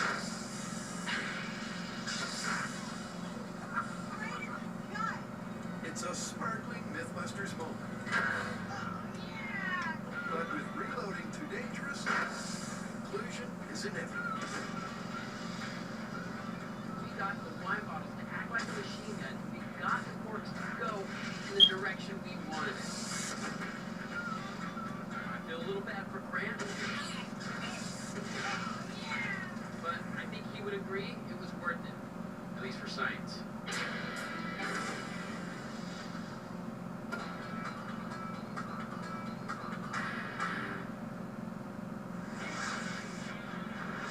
The Mythbusters are at the end of their tether.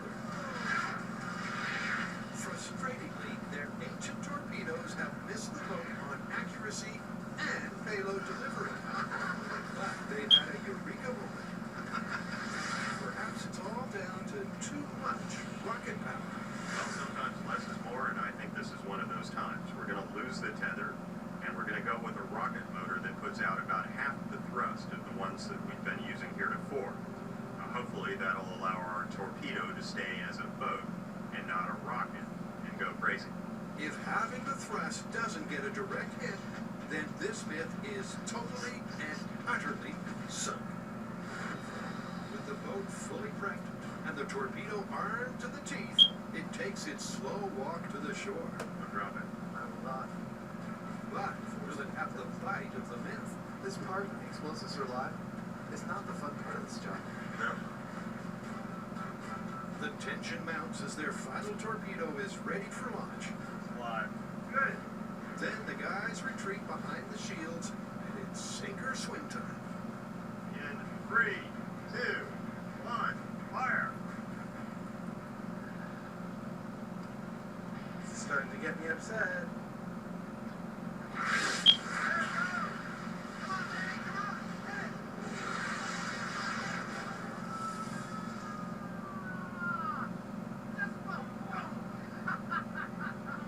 Yep, that certainly was chest bump worthy. Not only did the torpedo stay on the surface of the water, but it delivered its deadly payload.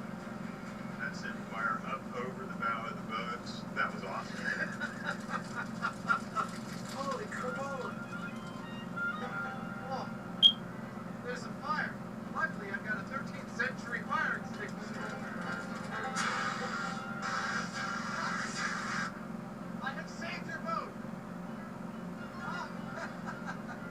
Yeah, that was a perfect hit. And, you could have used explosives. You could have incendiaries, anything you want. If it hit that hull like that. I'd be telling my other boats to turn around if one of those hit me. That's what I'd be saying. Turn around!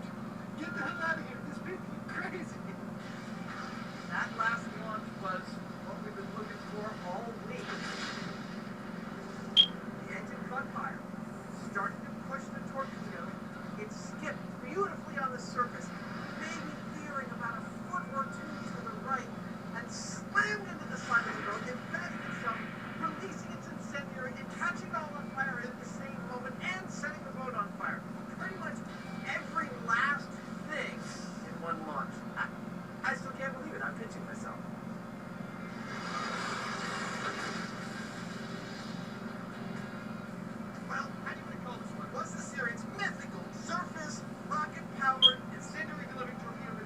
Department of War. Indeed it was, based on this task. We have to call it plausible, don't we? Absolutely. Bargain time machine, it's plausible. Let's get at it.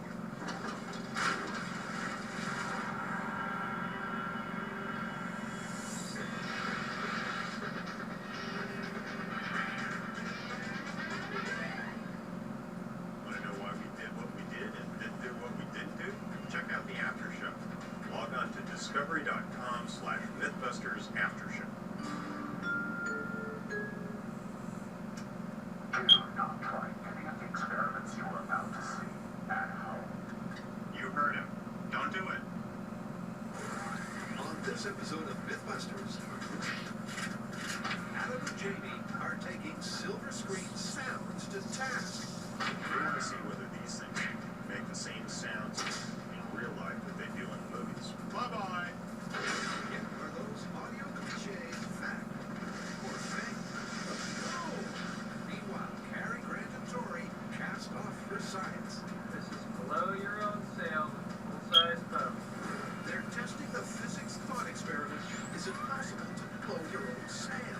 Come on! Chaos, mayhem, I see hijinks. Oh boy. I feel like there might be just a little element of danger. Who are the Mythbusters? Adam Savage, I'm done with science for today. Jamie Hyde. Way to go there, buddy. Between them more than 30 years of special effects experience. Joining them, Grant Imahara, You can never have anything nice. Tori Belleci, I'll try not to let you guys down. and Carrie Byron. I went to college for this. They don't just tell the myths, they put them to the test.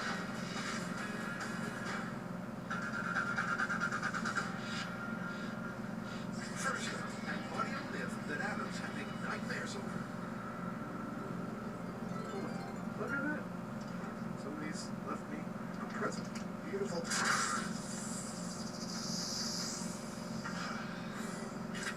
Looks like I'm going to have to take care of this myself.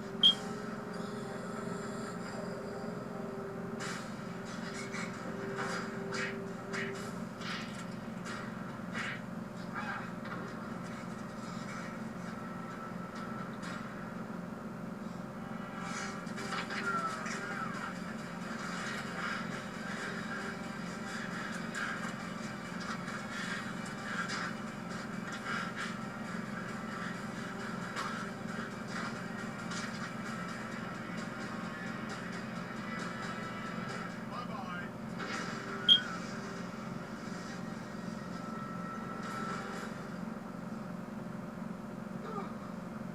What was that? That was our next story. Really? Because it looked to me like you were trying to kill me. No. It sounds like I'm trying to kill you. I don't get it. Well, our next story is about whether the sounds you hear in the movies are accurate to the real world. Sounds cool.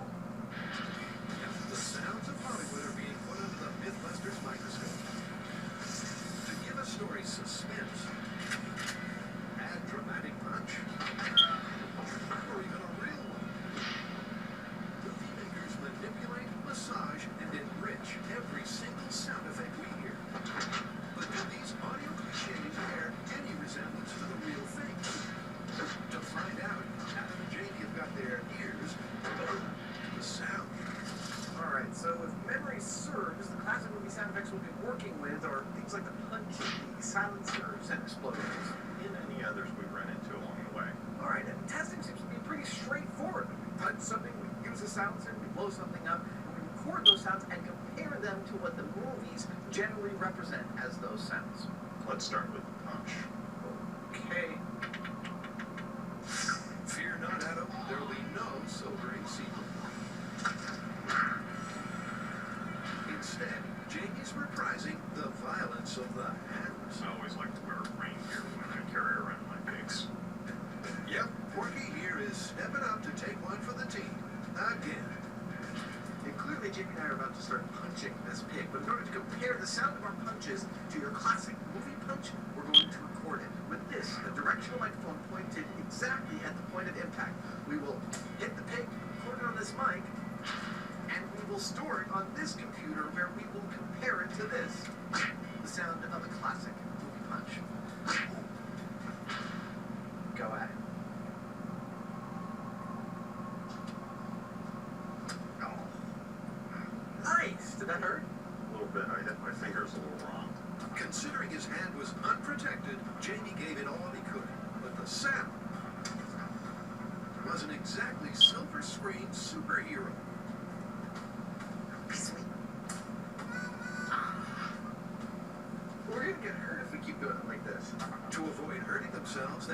pull their punches, limiting the power they can put into them. And the audio recording reflects their less-than-action hero efforts. All right, for comparison, here's the punch.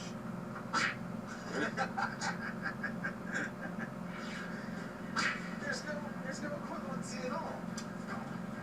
Which leaves the myth reeling, but not yet knocked out. Yet another use for duct tape. Next, they're going to add a little action movie oomph to try to get a more Hollywood-style sound. And with his makeshift boxing glove, Jake will be able to throw a full-blooded right hook. But despite pounding the pork appreciably harder, it's clear the audio still doesn't match up. That's still nowhere near.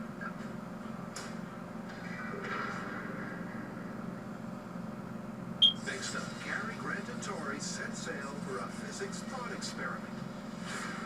Okay, now this is what I'm talking about. So can you tell us what we're doing out here? Yeah, what are we testing the myth that if we take Grant sailing, he's gonna throw up? No, but we're actually doing a sailing bit, so I figured why would we be in the living room when we could be out here?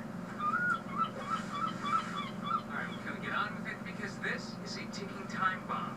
Okay, well, our next myth is actually this year's plane on a conveyor belt called Blow Your Own Sail. Oh, that's the one that if you have a windless day, if you take a giant fan and blow it into your sail, you can actually start sailing. Exactly, but fans say it might not work. Right, because of Newtonian physics. Alright, well I think we need to get to the bottom of this one. Or get sick trying. Speak for yourself, Dan Lover. It's a classic physics fable. Becalmed in the doldrums, our hero pulls out a fan, whips up a wind, and hey presto, she's blown her own sail.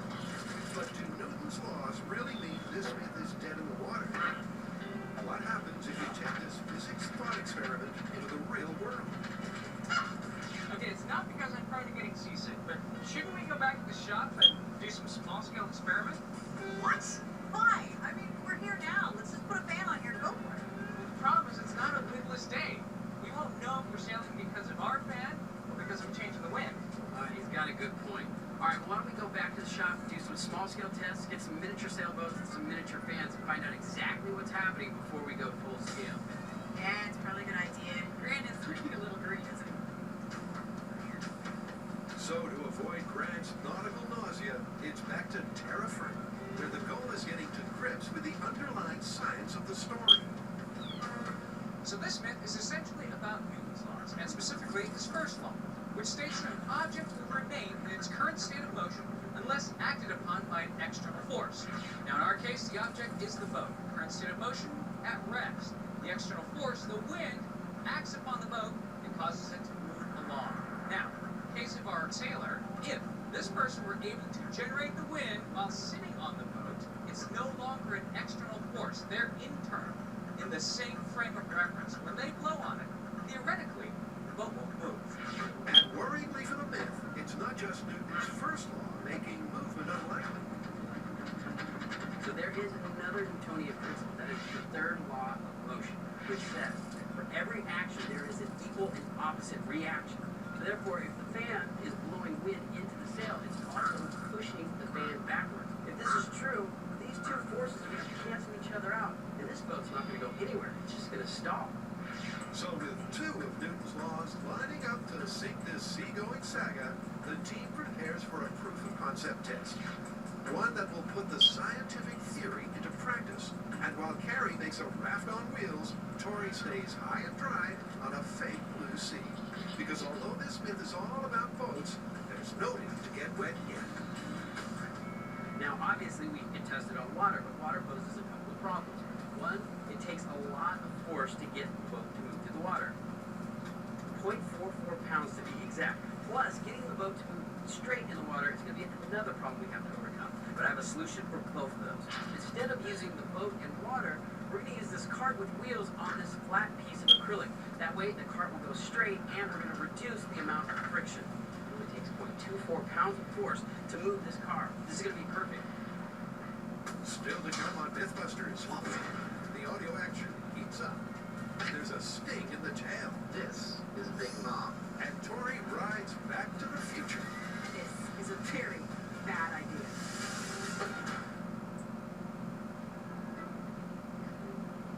Suffering from the flu is a really big deal. With aches, fever, and chills, there's no such thing as a little flu. So why treat it like it's a little cold? There's something that works differently than over-the-counter remedies. Attack the flu virus at its source with prescription Tamiflu and call your doctor right away. Tamiflu is FDA approved to treat the flu in people 2 weeks and older whose flu symptoms started within the last 2 days. Before taking Tamiflu, tell your doctor if you're pregnant, nursing, have serious health conditions, or take other medicines. If you develop an allergic reaction, a severe rash, or signs of unusual behavior, stop taking Tamiflu and call your doctor immediately. Children and adolescents in particular may be at an increased risk of seizures, confusion, or abnormal behavior. The most common side effects are mild to moderate nausea and vomiting. Ask your doctor about Tamiflu and attack the flu virus at its source. Mesothelioma victims and their loved ones may be entitled to a cash award from the $18 billion in asbestos trust funds. And you may not have to file a lawsuit to qualify. If diagnosed with mesothelioma or lung cancer caused by exposure to asbestos, call the number on your screen now. Even if a loved one had mesothelioma or asbestos lung cancer and is passed, your family may still be entitled to a cash award. Mesothelioma is a rare cancer caused by exposure to asbestos. Many victims worked in the Navy or in shipyards, mills, carpentry, roofing, insulation, construction, or automotive industries. For over 30 years, our legal team has successfully helped thousands of victims and families. Time is limited. You may not have to file a lawsuit if you or a loved one has been diagnosed with mesothelioma or lung cancer caused by exposure to asbestos. Call 1-800-948-6735. That's 1-800-948-6735. I think these guys underestimated the force of this reaction. Momentum is mass times velocity. This guy is showing us some great physics. He's just doing it for fun. You can't stop watching, but you're horrified at the same time. It's pretty extreme. Definitely don't try this at home. An all-new season of Outrageous Acts of Science starts January 17th at 9 on Science.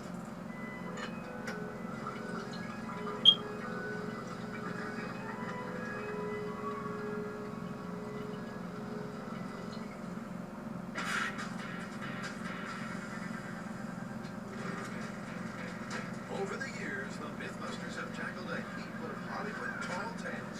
Until now, the myths have been based upon the tendency of movie makers to suspend reality with physics-defying visual effects. But this time, Adam and Jamie are hot on the oral trail. And to find out if a big screen punch sounds anything like the real thing, Adam's upping the ante. As I really don't want to hurt this anymore by punching this poor pig, I'm going to make a fist punching analog. Not a machine. It's going to be pretty simple. It's going to be a combination of this and a combination of that.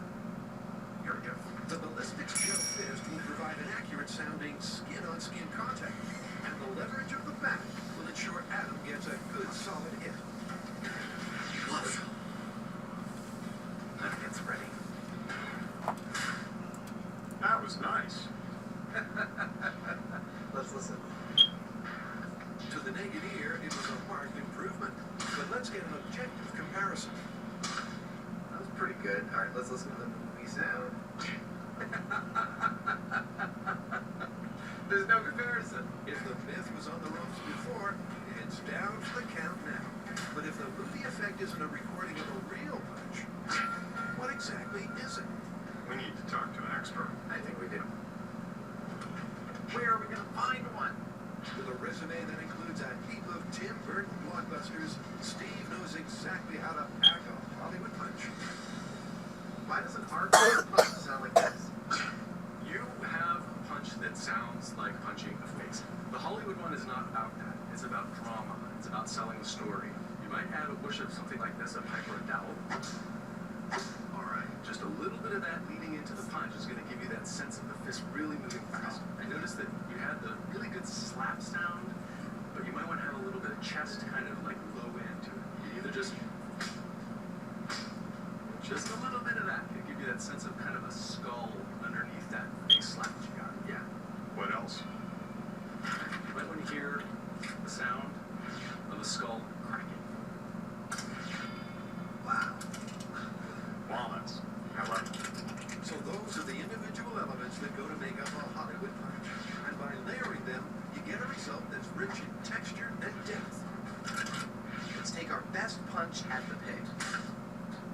Steve said it needed some low end. Let's take one of Steve's chest heads. Now he said it needed a whoosh. Let's take one of the swings he made of that little pipe. And then finally, let's add in some bone-cracking walnut sounds. And play them all together and see what we get. It's pretty good, huh? Yeah, but it doesn't change the result. Punch sound effects are Hollywood fiction. A myth is busted. Cary Grant and Tori are tackling a maritime myth that contradicts the father of physics. Can you move your boat by blowing your own sail? To find out, they're setting up a small-scale proof of concept. Okay, the next step is the fans. So I got a whole bunch of little desk fans. I'm going to see if any of them are going to work for this experiment. When I turn them on and put them on here, it should push the little car backwards. Cary needs to find a fan Okay, you're not going to work? with a power-to-weight ratio Nope, that will make the raft move. it's too heavy. The desk fans are just too feeble, so Cary goes for broke with a model airplane propeller. You ready?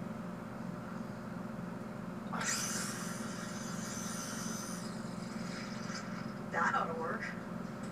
Meanwhile, Grant has a small-scale sail up his sleeve, and after he rigs it to the raft, the guys are all set to clear up the fan site controversy.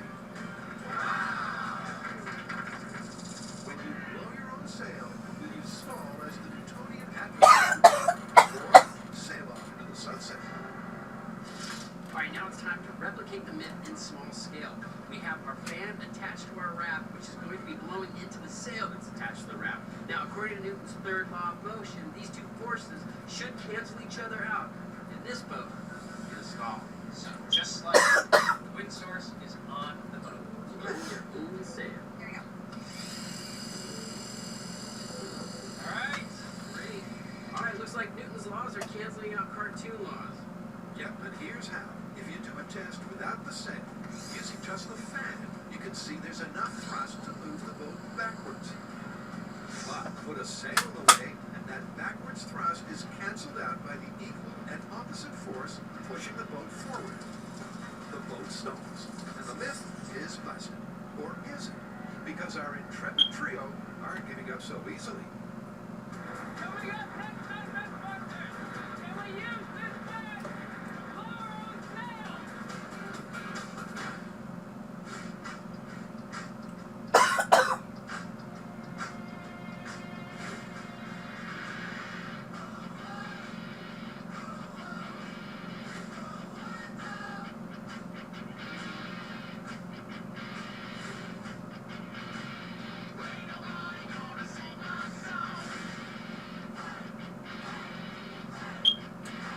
Life-proof cases for iPhone and Galaxy. Get free shipping when you order at Life.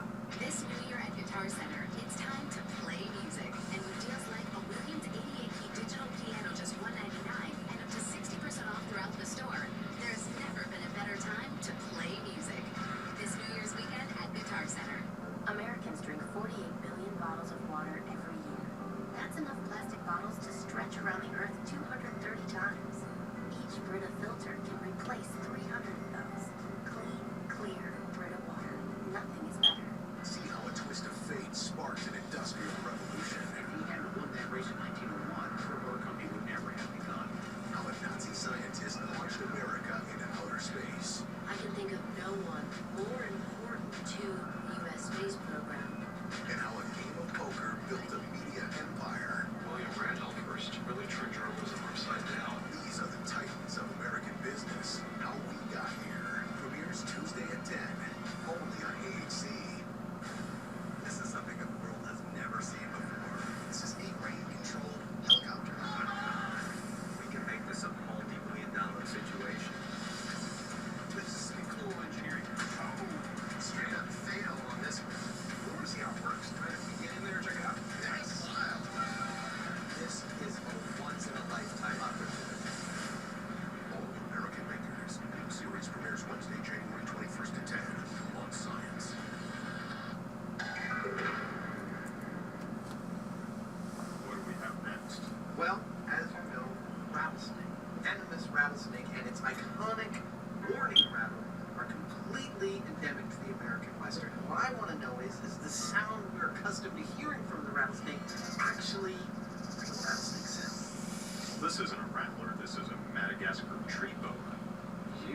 you're such a buzzkill.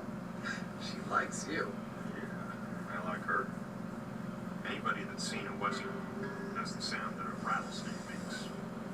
Is that actually the sound? Or is that a movie construct? So we're going to have to get ourselves a real rattlesnake and see what it's hell. So, Owen, are we going to be able to get him to rattle without freaking him out? Well, this is Big Bob. Just try stopping him. Really? Yeah. He likes to rattle. He likes to talk. This is Big Bob, and this is the classic movie sound effect of a rattlesnake.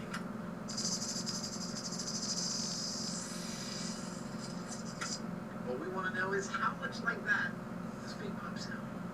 Shall we record this guy? I think so. There we go. Let's go for it. Awesome. That sounded pretty good, but let's get an objective assessment. All right. Let's start with the movie rattlesnake. Here we go.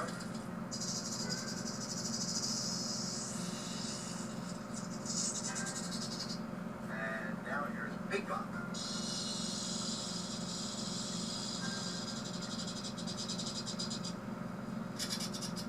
That is dead on. That's the same sound. Absolutely clear that they use real rattlesnakes to make rattlesnake sounds in films. I think so. Confirmed.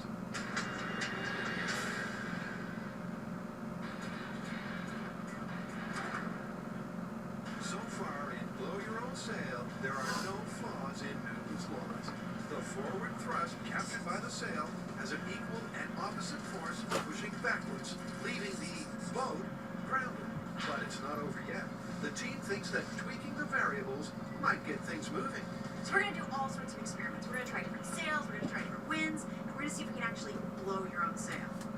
Yep, with the fan, sail, and boat all in proportion, everything is canceled out. So they're starting by making their small-scale sail smaller. Now, you're probably asking yourself, why are you guys testing a small sail? But if you look to the graphic, you'll see what I think is going to happen. I think the wind is going to actually get around the small sail and push the sailboat backwards. Now, given what we've seen so far, it may seem surprising to you that we think the boat is going to travel backwards. Now, there's a lot of thrust coming off of this prop. If the size of the sail is small compared to the source of the wind, you may get some of that thrust escaping around the edges of the sail, giving us a net thrust pushing the boat backwards. All right, here we go. 3, 2, 1. Hey, look at that. Cancels itself out. Alright, you know what? Should we turn up the speed? Sure. Yeah, let's try it, see what happens.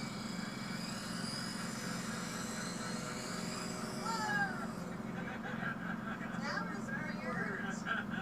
It seems if the sail contains all of the fan's thrust, the boat is marooned. But tweak the sail size and fan speed, and you start moving. However, they're heading in the wrong direction. To reverse that, maybe they need to go bigger. For the next test, we've stepped up the size of the sail. But to do that, we also had to raise the fan so the airstream hits right into the center of our sail. Hopefully this will propel the boat. Ready when you are. Okay, here we go. And that's not going forward at all. The forces are still canceling each other out. Can you dial it up? Oh no, 100%. It's scary. Starting it up. Starting it up. Faster. Moving forward.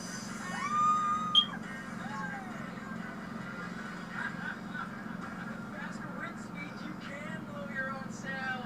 Alright, look, I'm not a sailor and I'm not an aeronautical engineer. This is what I think is happening. So, the fan provides a certain amount of thrust that blows into the sail. The sail, in turn, can only absorb so much of that thrust. The rest of it gets reflected back, leaving us with a net thrust vector, causing the boat to go forward. Yep, the reflection means the sum of the total thrust is in a forward direction. We just need a lot more wind. A lot more. What is the most wind we can produce? What's the biggest fan we can use? Jet engine. Yeah, Yeah, that would you're be talking. What a great proof of concept, though. Next on Mythbusters, will Blow Your Own Sail take off? Hey, Jamie, we're airing all of Mythbusters in one giant marathon. How many? All of them. Aren't you excited? Yep. Okay. The Mythbusters Holiday Mega Marathon continues all day on Science. Animals are abused every day, and they can't ask for help. They endure indescribable acts of violence, but they're without a voice. Without a voice to say they're frightened and in pain. Without a voice to plead for help. It's a painful and horrifying life for these animals. At the ASPCA, we're committed to searching every dark corner to find them. And to help heal the deep physical and emotional wounds that have been inflicted on them. I can't comprehend how anybody would ever harm any living creature, particularly to watch it slowly suffer. One of the most upsetting things is to see severe neglect. There should be some place where these animals can land that's a safe haven for them. There should be some place where they can go to heal and get a second chance. Bruno was one of those animals who really needed a second chance. He was just a puppy, an innocent little puppy, and his owners threw him out an apartment window. Bruno was in so much pain. His leg was shattered, his bones were broken, and he was on the ground crying for help. It was hard to believe anyone could do this, and terrible to imagine how much he had already been through. So much suffering since the day he was born. I'm confident that if the ASPCA didn't exist, that dog would die. What happens to the ones we don't get? That bothers me at night. These animals need our help. Wonderful animals, like Miss Cleo, who was run over by a car and then just left to die on the street. Miss Cleo was so badly injured when she arrived at the ASPCA, but she was also confused and scared. Maybe she wondered why somebody did this to her, or maybe why no one tried to help her. Her injuries were so severe that one of her legs had to be amputated. Hopefully someday, Miss Cleo will learn to trust again. It's unimaginable that this kind of inhumane and criminal abuse is being inflicted on an animal right now. Every minute of every day. Go online or call the number on your screen right now. Join for just $18 a month, only 60 cents a day, and you'll help us rescue animals who've been left to die. And you'll provide urgent medical care, shelter, and love. But we can't reach these animals without your support. So please visit our website or call now to join.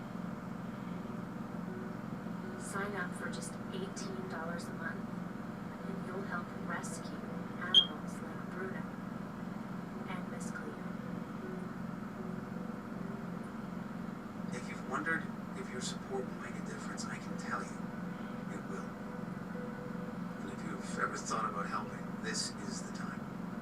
When you go online or make that call, we'll send you the picture of an animal from our shelter. We'll also send you this free subscription to ASPCA Action, keeping you up to date on how your support is saving lives.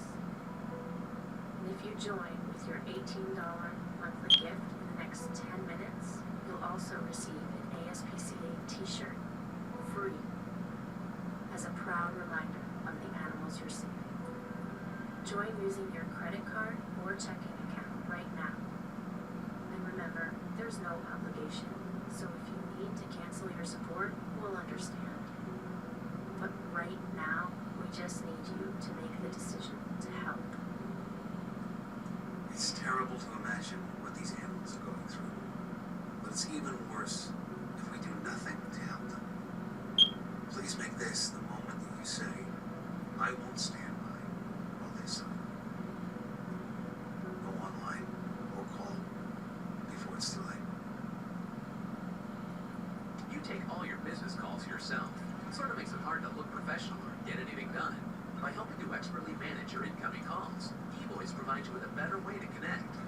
Regardless of whether you're a business of 1 or 100, we connect all incoming calls to eVoice instead of directly to you.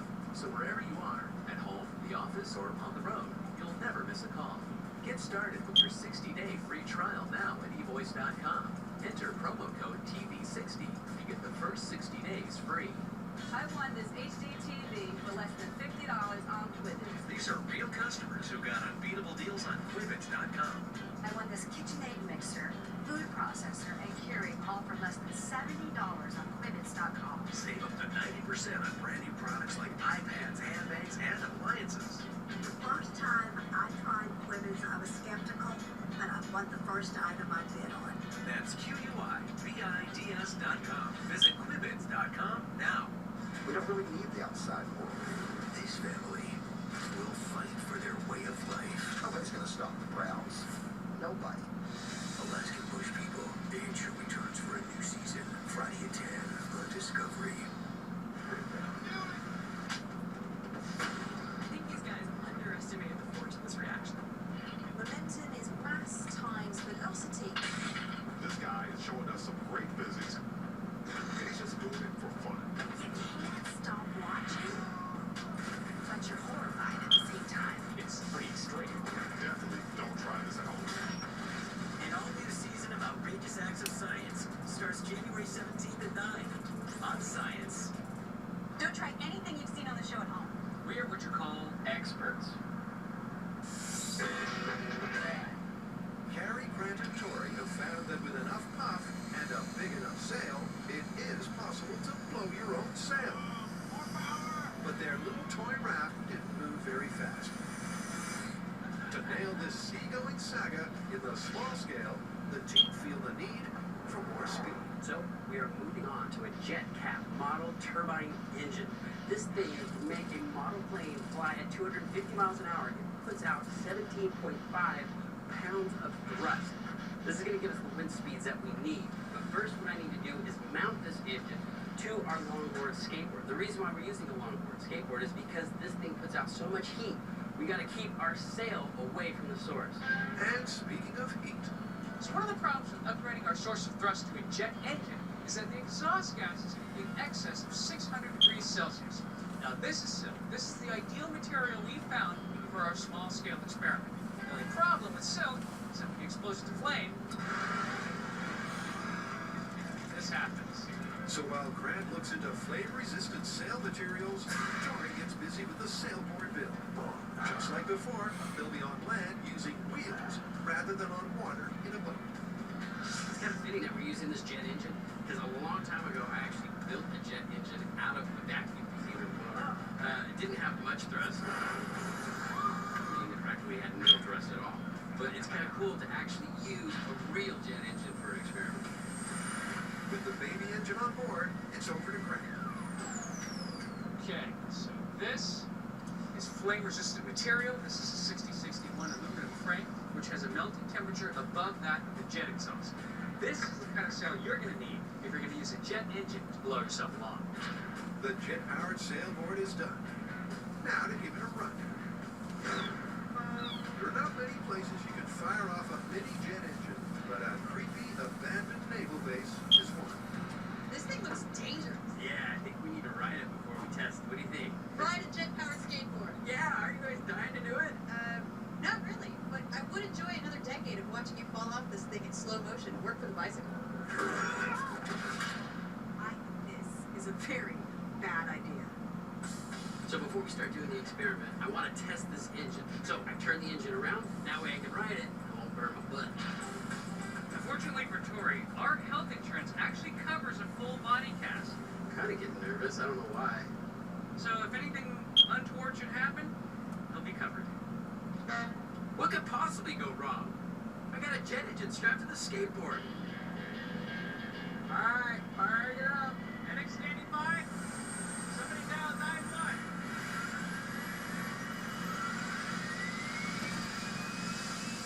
On his jet-powered skateboard is Tori about to take a trip to the future or a trip back to the ER.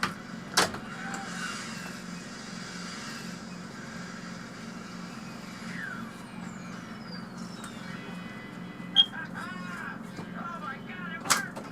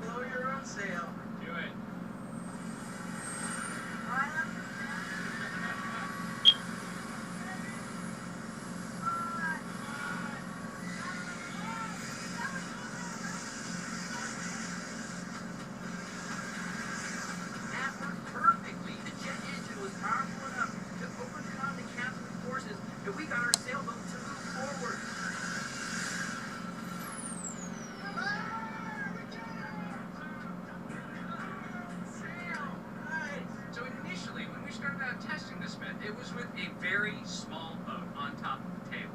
And this is what we do. We step things up each time, and we've gone to a jet-powered skateboard with a fireproof sail. And I've got to say, this is great, because what this says is that each time it's been possible to blow your own sail. Now we just got to go up to the big thing, the real thing, the boat.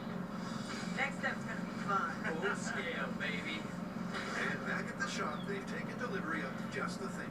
A boat with a built-in fan. So we are going to take this myth full scale, and this is the boat we're going to use. It is a shallow water spider swamp boat, and this thing comes with a fan, which is attached to a 40 horsepower engine that's capable of putting out 200 pounds of thrust. We're going to take this fan, flip it around, put up a mast, put up the sail, and see if we can blow our own sail. It was dragging me. It was actually pulling me off my feet. I think this is going to do it. With Grant measuring wind speeds of 63 miles per hour, this puppy is clearly powerful enough. Which means it's time to take delivery of the sail and get busy with the rigging. Okay, now that we have the sail, it's time to erect the mast. Now we're making it out of aluminum because it's lightweight and has really high tensile strength. But we're making a removable base completely out of steel. We want to clamp onto the boat instead of drilling or welding because it's a borrowed boat. It's gorgeous. Against all odds, our team of landlubbers has built and rigged its own square sail from scratch. Faster. Go faster. Woo! Ready to blow your sail? Yeah, I don't have enough wind. To find out if it'll go when the fan blows, it's time to take this test down to the waterline. Found ourselves a lake that's completely isolated so we have no current and no wind. This should be the perfect place to experiment. And the perfect place for a pre-test joyride. With the throttle full on, the team thrashes around, getting their bearings, and getting a feel for the swamp boat's fan-powered thrust. It handles beautifully. Love it. But will it sail? Hey, Jamie, we're airing all of Mythbusters in one giant marathon. How many? All of them. Aren't you excited? Yep. Okay. The Mythbusters Holiday Mega Marathon continues all day on Science. What's better than winning $5,000 a week for life? How about if those checks would keep on coming to your family even decades after you're gone? It's the Publishers Clearinghouse $5,000 a week forever prize. Win and you get $5,000 a week for your life. Then after that, someone you choose gets $5,000 a week for their life. Leave a legacy for your family. Watch your mail or go to pch.com and enter. February 27th, you and your loved ones could win $5,000 a week forever. Suffering from the flu is a really big deal. With aches, fever, and chills, there's no such thing as a little flu. So why treat it like it's a little cold? There's something that works differently than over-the-counter remedies. Attack the flu virus at its source with prescription Tamiflu and call your doctor right away. Tamiflu is FDA approved to treat the flu in people 2 weeks and older whose flu symptoms started within the last 2 days. Before taking Tamiflu, tell your doctor if you're pregnant, nursing, have serious health conditions, or take other medicines. If you develop an allergic reaction, severe rash, or signs of unusual behavior, stop taking Tamiflu and call your doctor immediately. Children and adolescents in particular may be at an increased risk of seizures, confusion, or abnormal behavior. The most common side effects are mild to moderate nausea and vomiting. Ask your doctor about Tamiflu and attack the flu virus at its source.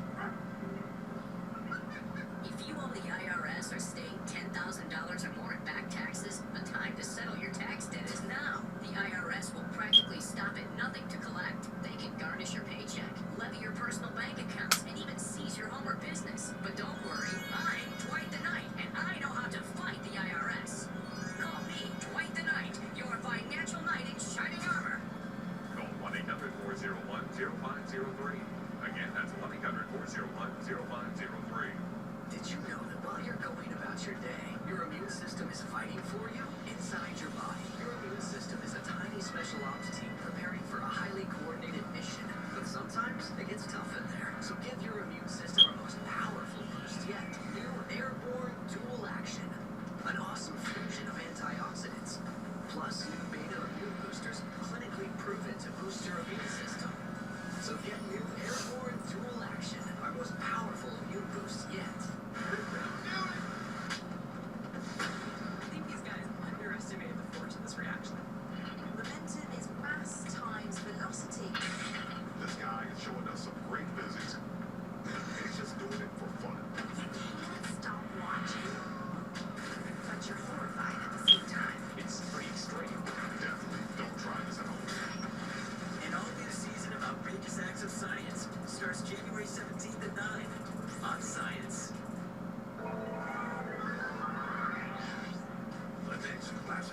sound effect in the Mythbusters treatment is the gun silencer. And down at the South San Francisco Police Department shooting range, the boys mean business. Cue Meyer Sound senior audio scientist, Dr. Roger Schwenke. With several previous appearances on the show, he gets the much sought-after title of Honorary Mythbuster. And today, he's brought along his laboratory-grade recording and analysis equipment. We want to see whether these things actually make the same sounds in real life that they do in the movies. Or do they make any sound at all? How do these silencers work? Well, they're kind of like mufflers on cars. They've got a series of baffles in them that sort of slow down and redirect the gases that are passing through and absorb a lot of the energy and the sound. That's how silencers silence. But outside a movie theater, what exactly are they used for? Look, we would be remiss if we didn't explain that this is not an assassin's tool. Actually, military and law enforcement love suppressors for 4 main reasons. The extra weight out at the front of the gun actually reduces both muzzle lift and the recoil of the gun, making it easier to aim and stay on target.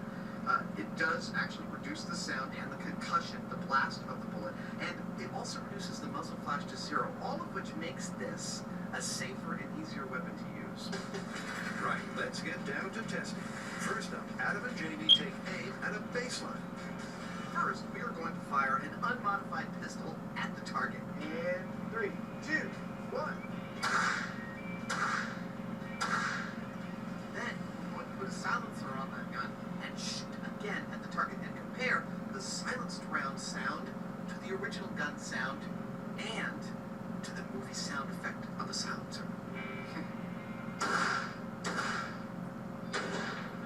Oh, silenced pistol. It's just as cool as you think it is. Now for the suppressor. Is the movie version anything like reality? Thank you. Do silences work as well in real life as they do on film? That's nice. That was pretty cool. That's a lot quieter than I thought it would. And Jamie's 9mm pistol is equally surprising. It's an impressive improvement, but for analysis, let's hear from our expert acoustician. First, decibels, a measure of the intensity of the sound pressure. So we go from 161 and then suppressed we go down to 128. That's a big change. That goes from dangerous to your hearing to safe. But it's not just the power. The texture and time signature of the sound is also altered. Can we hear? Here's the unsuppressed. Okay, now let's hear suppressed. Yeah, that tells the story. And it's a story worth hearing again.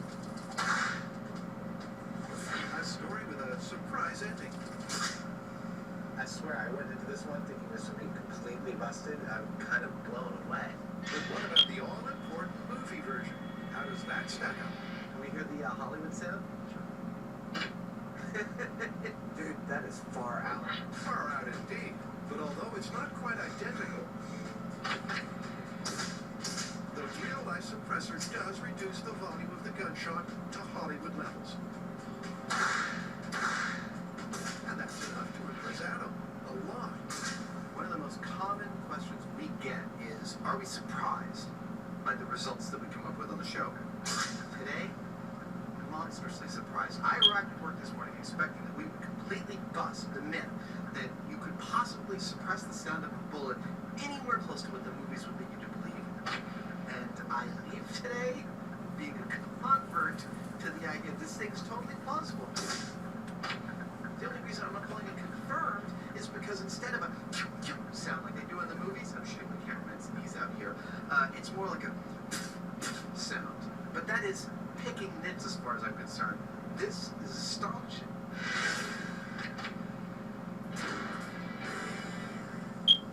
Okay, so here's the plan. We've got our full-size fan boat and our full-size sail. Get out on the water and try it first in its regular configuration. The fan faces backward and turn on and hopefully go forward. Then, we're going to flip the fan around, raise the sail. All right, we're in. See if you can actually blow your own sail. There she blows! So first up, with a fan pointing backwards, Carrie and Brand will do a straight line speed test. That way, way, when they get the sail up and face the fan forwards, they'll have a reference for their performance. How do you feel about calling this the Queen Airy? She may have a name, but Queen Airy is not off to the best of starts. I think we're in a bit of a predicament here. The weight of the sail is making it very tricky to maneuver. You guys are going 0 miles an hour. But despite Tori's encouragement, Looks like these islands are boat magnets. Grant and Carrie do finally get into position. First test up. Is the fan in the right configuration? The sail down. I'm going to get in the chase boat, have them drive towards me, and I'm going to check their speed with the radar gun. Alright, this is the first test. Fan facing backward, sail down, speed test. Here we go. Now, if you asked me when we were in the shop, first turned on the swamp boat, Grant took out the anemometer and got 60 miles an hour standing behind the fan, I would have said that blow your own sailboat was going to boom, blast across the water. But now that we've done a test with the mast on, even with the sail down, it really slowed down the boat. I think we're going to get some movement, but it's going to be slight. Not bad, Chloe. 20 miles an hour. That was a good test. Let's flip the fan around and put the sail up and see how fast we go when we blow our own sail.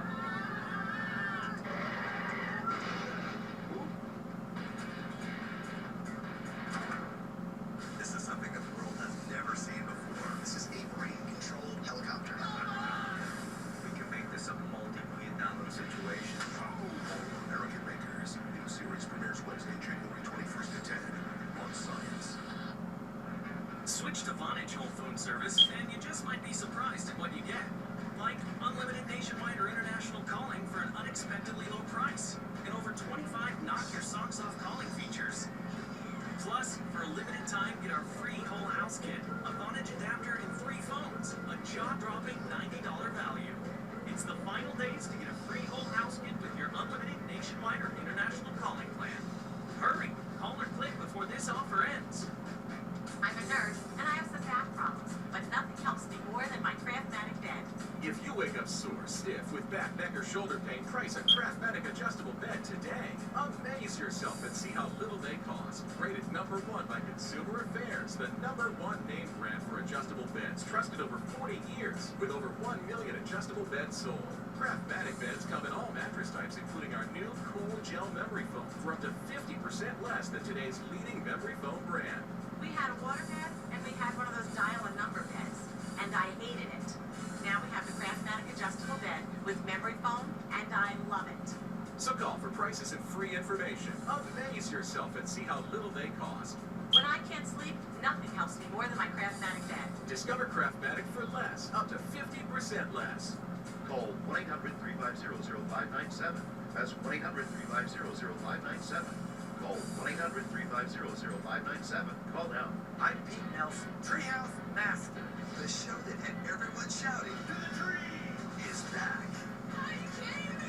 Treehouse Masters. New season, new treehouses, January 9th to 10. Animal Planet. Surprisingly human. I think these guys underestimated the force of this reaction. Momentum is mass times velocity. This guy is showing us some great physics, and he's just doing it for fun. You can't stop watching, but you're horrified at the same time. It's pretty extreme. Definitely don't try this at home. An all-new season of outrageous acts of science starts January 17th at 9 on Science. Carrie, Grant, and Tori are preparing to flip the fan and raise the sail for a physics-defying finale. They're about to find out with a real boat on real water if it's possible to really blow your own sail. But plain sailing, it's not. I feel like there might be just a little element of danger here. That old. I mean, the swamp boat is not meant to have the fan backwards, and it's definitely not meant to have this giant lumbering sail on it. I'm on a sight. I think we might actually have a little danger of tipping. I just really don't want to get wet today. Raise the mainsail! Trim the jib jar! I'm trimming as fast as I can! Now, in order for this event to be confirmed, what we're looking for is forward movement. blowing into the sand. Not drifting, not just poking along. We're actually talking about directed forward movement. Get that? Looking at confirm. Okay, I think it looks parallel. So what we're also interested in is the comparison of the speed of the fan blowing to the sail versus the fan pointed backwards. Alright, you guys ready? Get improvement? Probably not. The target that we're looking at is 20 miles an hour. If we get even a quarter of that, 5 miles an hour, I'd be very, very impressed. Or, and it's a very real possibility, the shallow bottom boat with its top-heavy sail goes bottom up. Okay, we're in. We have no idea what can go wrong. I mean, the mast can blow off, the boat can flip over, they might get sucked into the fan and chopped up into little pieces. Hey, good sailing. Good luck. They're not being sucked into the fan? Chopped into little pieces? They're off. Tori and the support vehicle tows them out to open water. With plenty of space, no major winds or currents, it's the perfect location for a spot of scientific sailing. Alright, you ready to do this? Ready. Okay, here we go. This is below your own sail, full-size boat.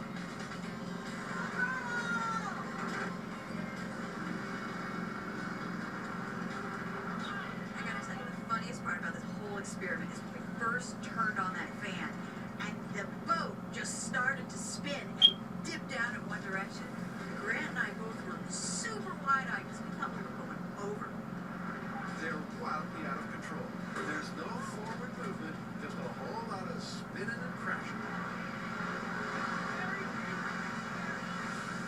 So when we first started, and I got there, we started turning in a circle, and I was like, this is it. That's it. We're going in the water. But I turned it down, and we tried it again, and actually what I found was you keep vectoring the fan, if you keep that thrust at the sail, you can actually get it to go forward. You have to stay on it. You can't just set it and forget it. You have to keep working it, but eventually you do get to go forward.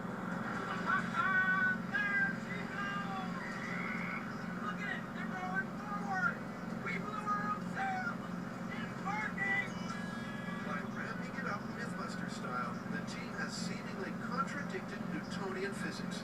It's working. They're blowing their own sail. Now this was nuts. We only got 3 miles an hour.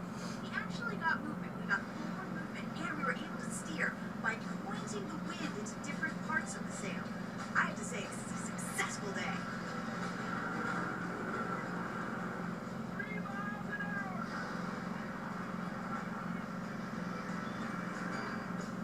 No doubt they'd go a lot faster with the fan facing backwards and no sail.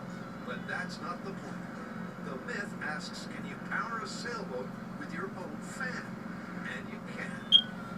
Now, I don't know exactly what's going on, because apparently we're flying in the face of Newton's laws, but here's what I think is happening. We have a significant amount of thrust coming out of this fan. It's hitting the sail. The sail can only push so much. The rest of that thrust gets reflected back, giving us a net thrust, pushing us in the forward direction. And forward in both directions. Because to prove that real wind wasn't a factor, Grant and Carrie sailed both ways. Dude, that was awesome! I cannot believe it. We blew our own sail. This one is totally confirmed. Totally confirmed. I mean, this thing went forward with the wind from our own fan. Confirmed!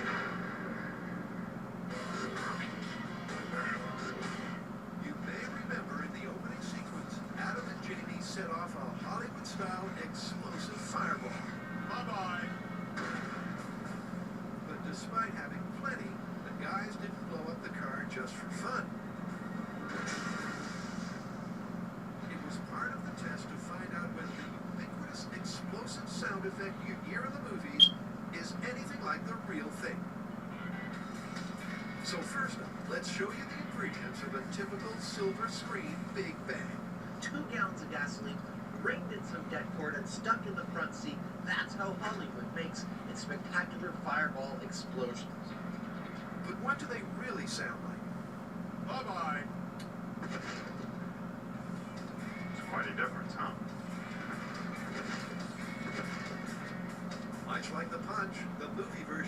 lot more texture and depth. Quite simply, it's more dramatic than the real thing. How do the waveforms compare? They're clearly very different. The gas explosion we just did had a very sudden onset, and the energy is concentrated in a very narrow range of low frequencies. Whereas the classic movie explosion has a much slower onset, and the energy is over a much wider range of frequencies, and it lasts for a much, much longer time. It's a very different sound. Which sounds like a busted myth. But the guys aren't done yet. They're not getting bogged down with just one big boom. If the sound of a gasoline-fueled fireball doesn't match the movies, maybe a real high-explosive will. Cue our old friend, C4. Now we're gonna blow this car up for realsies and check out how that sounds. All right, here we go. 2.2 pounds of C4 in 3, 2, 1.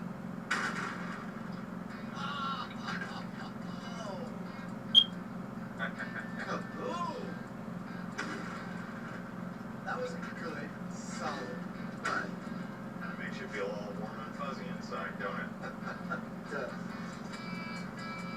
A good, solid thud. But once again, it's clearly a completely different sound to the sound effect. I'm looking at the top of the movie explosion and I'm seeing this big, wide bandwidth of sound. And I see the C4 and I see nothing like that. I see one sharp impulse, a little bit of surrounding noise, but nowhere near the depth of the range of the movie explosion. Go out on a limb and say I think that one's busted.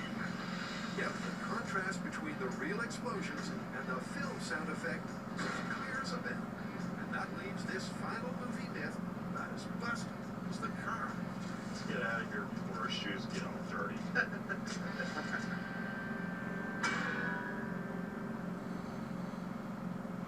After the show, check out the after show. Log on to discovery.com/MythBustersAftershow. Please, don't try anything you were about to see at home. We're what you call experts. On this episode of Mythbusters, buckle up for thrills, spills, and chills. First, Adam and Jamie go all out for some spy car combat. Oh, I got you! Oh, yeah! You want some of this? Testing whether wheels of misfortune and wood-mounted machine guns really work. Swerve all you want, man! I can follow you! Meanwhile, Cary Grant and Tori get in a spin. Mythbusters on ice! As they find out if a bullet fired into a frozen lake can really spin like a top. See, there's no string here. It's a story that starts in San Francisco, I don't see any spinning bullets. but ends in a bitter battle as the Mythbusters take on Mother Nature. The next myth is in the Bahamas, right? Who are the Mythbusters? Adam Savage and Jamie Heineman. All right, it's party time. Between them, more than 30 years of special effects experience. Joining them, Grant Imahara, Science. Carrie Barton, Right to the job. and Tori Belleci. They don't just tell the myths, they put them to the test.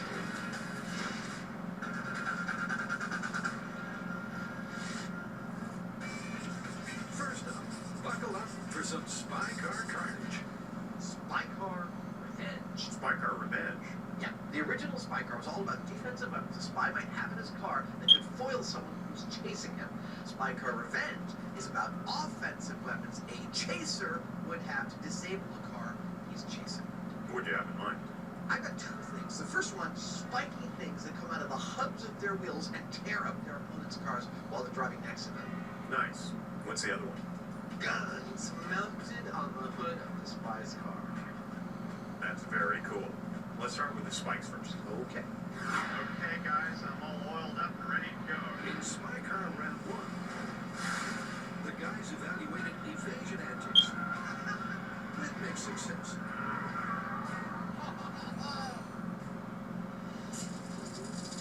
But this time, it's out with escape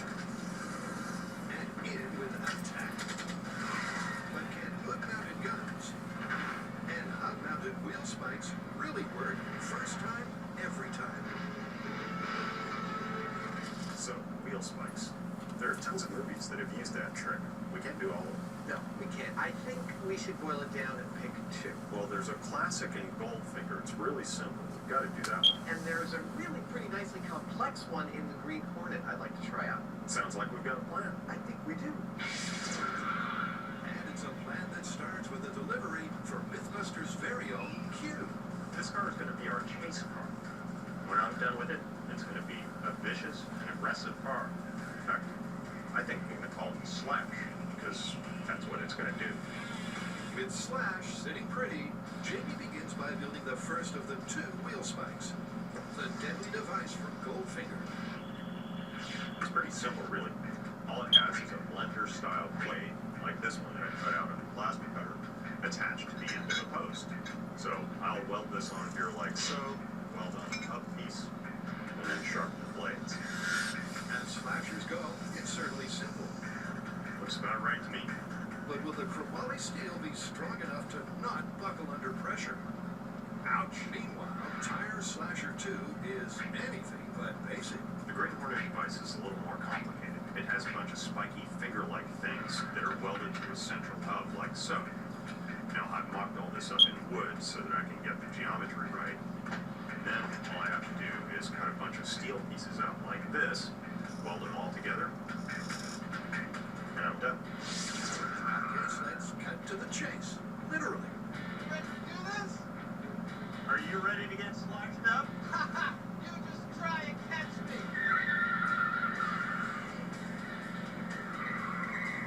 Enjoy it while it lasts, buddy. While Adam spins out for no reason other than because he can, Jamie gets on with the odd job in hand. Attaching the Goldfinger slinger. This blade looks pretty nasty, and I'm positive it'll take out an Adam's tire. But when it comes to meeting something stronger, like his wheel or steel parts of his body, I'm not so sure because this is a pretty long lever, and that means it can get bent. With that in mind, I did make this out of chromoly steel, which is very, very strong, but what it actually does, we're just going to have to try to find out. And to do just that, the guys are establishing some very precise rules of engagement. This story is all about how much damage Jimmy's spikes will do to my car. I'm not going to avoid him. I'm going to drive at a constant speed while he pulls up and does as much damage as he can. So, from the green flag, the two cars will accelerate to 40 miles an hour. When they hit the red flag, Jamie will engage his weapon into the driver's side of my car. They'll have 500 yards to inflict as much damage as he can. My prediction?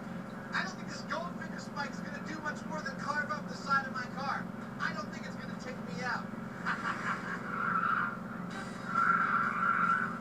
Ooh, nice Goldfinger spike. Pretty nasty, huh? Totally. Are you ready for it? Absolutely. With the first spike locked and loaded, let's get the show on the road. Okay. Goldfinger spike. In 3, 2, 1. Both cars accelerate towards the red flag of the engagement zone. And once there, the carnage can begin. Jamie's first bump tears through the car door. The second shreds the tire like a proverbial knife through butter. And that loss of traction brings Adam's car to a slow stop. All right there, little buddy. You totally disabled me. Meaning that for the James Bond simple spike, it's pretty much mission accomplished. Wow. Dude, that is beautiful. That was crazy effective. Yeah, it sliced right through the rear of the car and went into the tire. No problem. I have never been in a purposeful accident. Especially not one where the person I was driving next to wanted to cause damage to me. Oh, that's really scary. My leg is right on the other side of this. Check that out. And it took out this tire magnificently.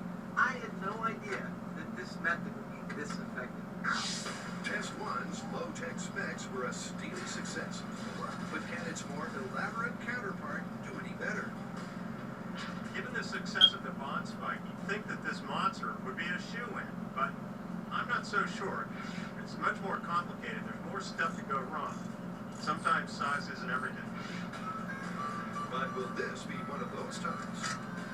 Right. Now let's roll test 2. Dude, from here those spikes look sick. Well, are you ready to field the Dutch? I'm ready, let's do it. Okay, Green Hornet. In 3, 2, 1. Like last time, the guys carefully accelerate. Because they want to know if the weapon works, not how easy it is to deploy. Alright, I'm at cruise control, going at 40. Here he comes. Oh, crap. Oh, crap. Oh, no. Ralph is right. Any hope that this weapon's sting would be harmless is immediately abandoned. Crap. Whoa. Come on, let's have some more. Come on. Despite Adam's fighting talk, one bump later, his journey's brought to a premature end. What did you do to me? Another successful destruction. Insane. I think I'm getting a little better at this as I practice. Yeah, you took that tire off pretty handily. Yeah, I went in right about here and then started to go back until I hit the tire. I heard the bang. Awesome. The Green Hornet Spike made mincemeat of Adam's car, opening it up like a sardine can and shredding the tire to pieces. But Jamie's not going to lose. Personally, I think this one is more show than anything else. I mean, it did take out the tire and it messed up the side of the car, but it really didn't do any more damage than the Bond one did. Jamie's got a point, because both wheel spikes did more or less the same damage. That felt like I got hit by a power tool. And both brought Adam to a complete stop. Oh, I lost all power. But Jamie thinks there is room for improvement. Both of our movie spikes work pretty well. The thing is, they're really pretty much just fancy tire poppers, because who cares if you put scratches or holes in the sheet metal? It's not really going to stop the car. Makes me wonder, though, what would? And that's a thought that should have Adam very, very afraid. Still to come, Jamie's wonder turns to thunder. You are one sick messed up. But next, will a bullet fired into ice like a taunt? Alright, this is Spinning Bullet at 42 degrees.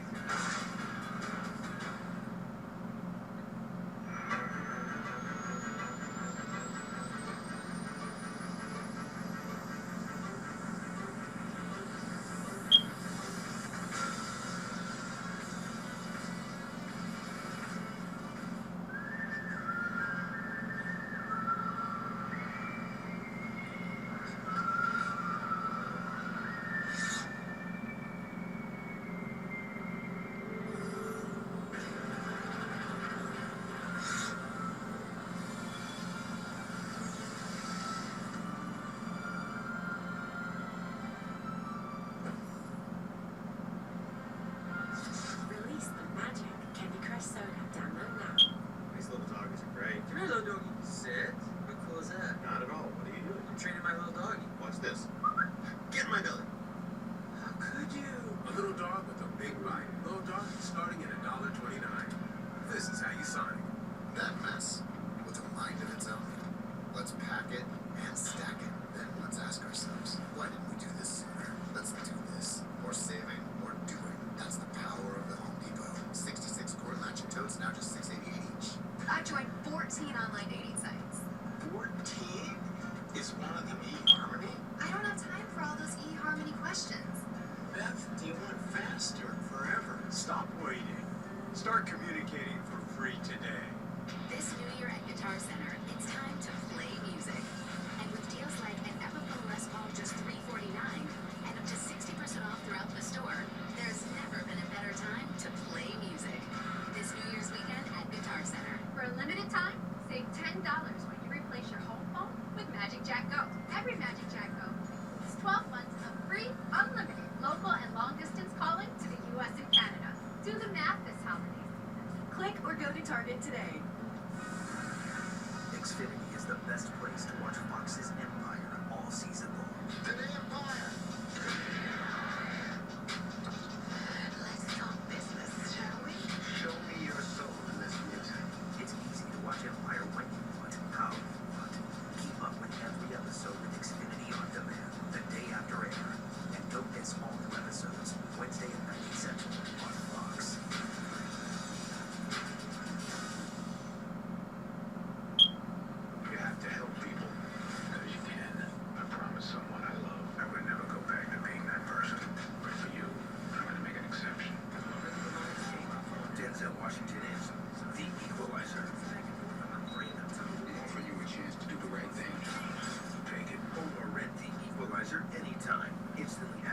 favorite movies by going to Xfinity On Demand and visiting the movies section. Own or rent your favorites with Xfinity On Demand.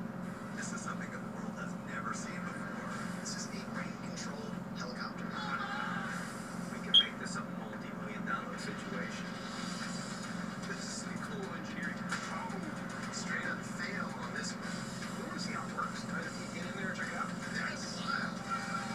This is a once-in-a-lifetime opportunity. All American Makers. New series premieres Wednesday, January 21st at 10 on Science.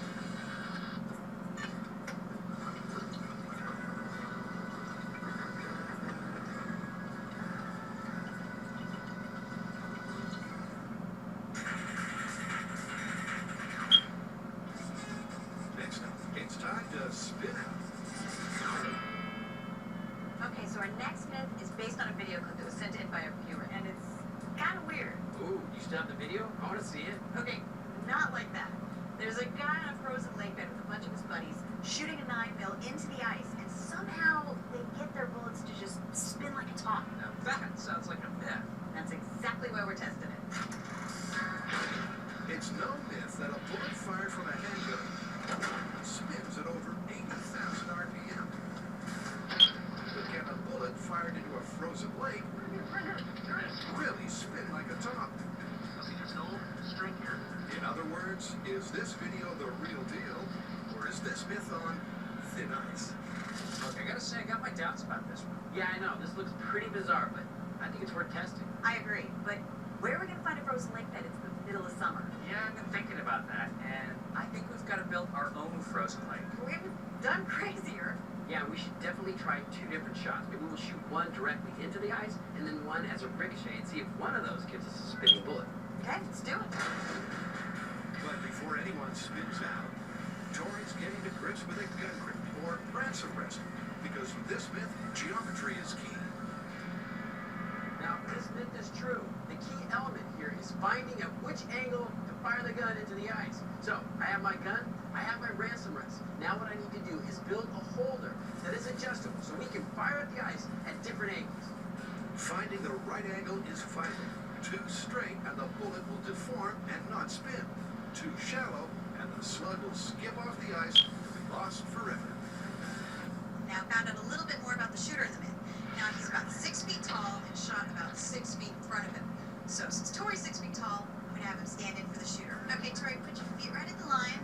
I'm going to have him hold the gun and aim at 6 feet. There's a laser pointer to help you find the 6-foot mark. Then, I'm going to check the angle of the gun and the distance it is from the ground. Okay, that is about 42 degrees. And let's see what the height is. About 44.5 inches. With that information, we can put our ransom rest in the right place to get the results we're looking for. Now we know where to set the ransom rest. Well, at least we're going to start. Yeah. Knowing where to start is a start. And with the shooting rig ready to fire, they're off to take aim at this myth. We're on the rifle range at the Chabot Gun Club, so we can recreate the circumstances of the spinning ice bullet. In the myth, this event takes place on a frozen pond in the middle of winter.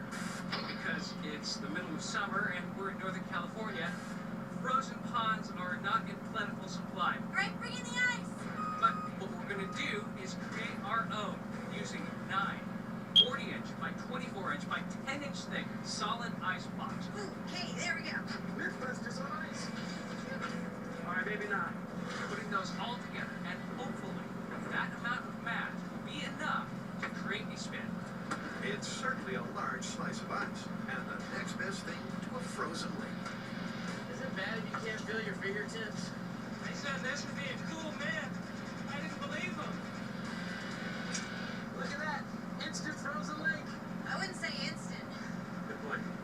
So you'll notice that we've set up a frozen lake with a smaller ice cube in front of it. Now that's because if you watch the video, it's hard to tell if the bullet spins in a direct hit on the ice or via a ricochet. In other words, does it hit and spin, or does it hit, bounce, land somewhere else, and then spin? Well, in search of said spin, the team's first going for the direct hit approach, firing straight into the ice cube with this. What I have here is a Glock 9mm. Now this is the gun apparently used in the myth. We're about to fire a bullet into the ice to see if it will actually spin like a top. Can't wait to see what happens. clock is positioned in Tori's angle finder to 42 degrees. And then it's go time. Okay, so we're gonna fire and then look and listen for any sort of spinning bullet. All right, this is spinning bullet at 42 degrees. In 3, 2, 1. The gun fires. The ice shatters. But what happens to the bullet? Well, we hit the ice, but no spinning bullet. Now look how much it fractured. I bet it's right in there. Carrie's spot on. The bullet hit the ice and simply embedded itself deep inside, whereas spin is out of the question. But undeterred, the Mythbusters decide to try again. All right, gun is loaded. We're hot. Let's do this. Round 2. 3, 2, 1. It's another 42-degree hit, but with the same result. I don't see any spinning bullets. But all is not lost. Okay, we're 0 for 2, but you know what? That's fine, because it doesn't always work in the viral video. Not every shot yields a spin, so we can't call it just yet. In 3, 2, 1. Test 3 also has nothing akin to a spin. But when they recover the round, there is cause for cautious optimism. Oh my gosh, but look at this. The bullet is not deformed, which means there might be some truth to this myth. That could potentially spin. But with test 4, Where is the elusive spinning bullet? 5, It's not here. 6, and 7 also failing to spin out, that optimism soon melts away. Sun's coming up, the lake's melting, still no spinning bullets. Meaning it's time for a plan B. So the direct hit experiment isn't really giving us anything. So we're going to change our firing angle and try for the ricochet. We're going to fire into the ice block and hope to catch a spinning bullet on the larger frozen lake. This is not going to be easy. Coming right up in Spy Car the Revenge. I think that'd hurt another car if he drove into it. Will Jamie be psyched by his spike? The slasher. In 3, 2, 1. This is a pip. It's part of a Hershey's bar. We break it. We bite it. We sneak it. We smush it. We savor it. We love it. Hershey's is mine. Yours. Our chocolate. You don't think much about it. You never dwell on how it was made. It's just a blanket after all. But when everything else has been lost, the comfort it provides is immeasurable. The American Red Cross brings hope and help to people in need every 8 minutes, every day. So this season, give something that means something. Support us at redcross.org. See how a twist of fate sparked an industrial revolution. If he hadn't won that race in 1901, Ford Motor Company would never have begun. How a Nazi scientist launched America into outer space. I can think of no one more important to the U.S. space program. And how a game of poker built a media empire. William Randolph Hearst really turned journalism upside down. These are the titans of American business. How we got here. Premieres Tuesday at 10. Only on AHC. I think these guys underestimated the force of this reaction. Momentum is mass times velocity. This guy is showing us some great physics. And he's just doing it for fun. You can't stop watching, but you're horrified at the same time. It's pretty extreme. Definitely don't try this at home. An all-new season of Outrageous Acts of Science starts January 17th at 9 on Science. So far in the Spy Spike department, we've tested the Goldfinger spike, which did this kind of damage. We have also tested the Green Hornet spike,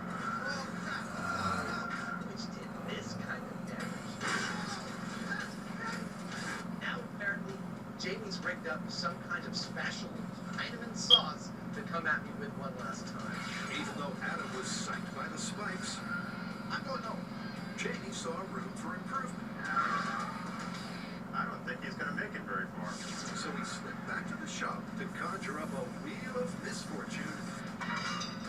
Straight from the Heinemann House of Horrors. I think that'd hurt another car if you drove into it. And back at the runway, with nuts tightened, it's time to put it to the test. This design is about the worst thing I could come up with. What's different about it is that the other designs all had relatively long, skinny shafts with a cutting blade on the tip. And those shafts could bend. The little blades that were on the tip could also bend or dull relatively easily, and they did. Whereas this has this massive base that's very strong. So I reckon this will go right into the car and just keep on cutting without damaging itself. Are you ready? I am. Okay, the slasher. In 3, 2, 1. For the final time, the Mythbusters motor down the runway. Until the red flag signals the bullish Jamie to charge. Straight away, he takes out Adam's rear tire. Then he slices and dices along the whole side.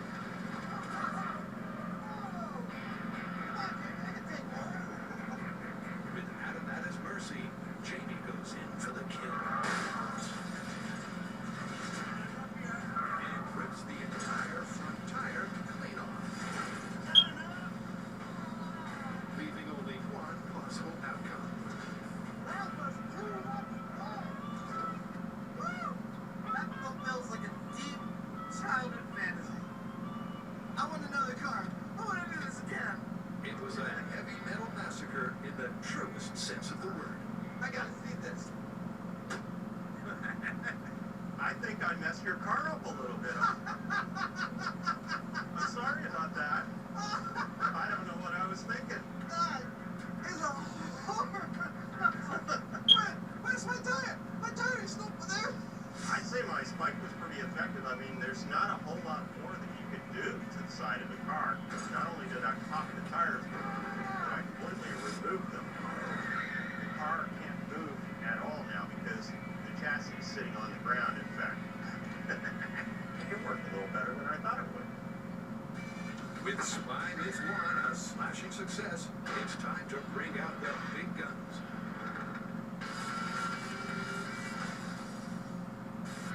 Is this firearms film the real deal? Or just bullet baloney? Can a slug really spin like a frozen top? 3, 2, 1. Well, the Mythbusters' direct approach was shot down. I don't see any spinning bullets. So it's time to modify the method. So far, the direct shot did not work. So we're going to move on to the ricochet, which brings into play our larger frozen lake bed. What we're going to do is lower the angle of the shot, hopefully allowing the bullet to skip off the ice onto our frozen lake bed, and we'll see if we can get that bullet spinning. We actually have information from the guy who supposedly did this. What he told us is that every time he tried it, the bullet landed between 2 and 8 feet from the point of impact with the ice. We have a 10-foot slab of ice out there. Sounds easy? It won't be. Well, to find out, they're starting by using a ricochet-friendly angle of 30 degrees. Hoping this works. In 3, 2, 1. It's a clean hit, but the bullet's gone AWOL. It's not on the pond, nor in the cube. Wait a minute, that's good news, because the bullet isn't in there. It did ricochet, I don't know where it went, but at least it popped out. Right. The high speed confirms that on the one hand, they did get a ricochet. But on the other, the bouncing bullet did not land on their leg. So, they reset for try 2. Alright, let's go before spring comes. But again, the bullet disappears. The good news is we got ricochet. Bad news, we can't find the bullet anywhere. It's nowhere on the lake bed. So that's why we have this. This backboard white paper is going to tell us. If the bullet hits this, we'll know exactly where it goes. All right, we're on. That's the theory. Is this the magic formula? But in practice, even the ricochet catcher doesn't catch the ricochet.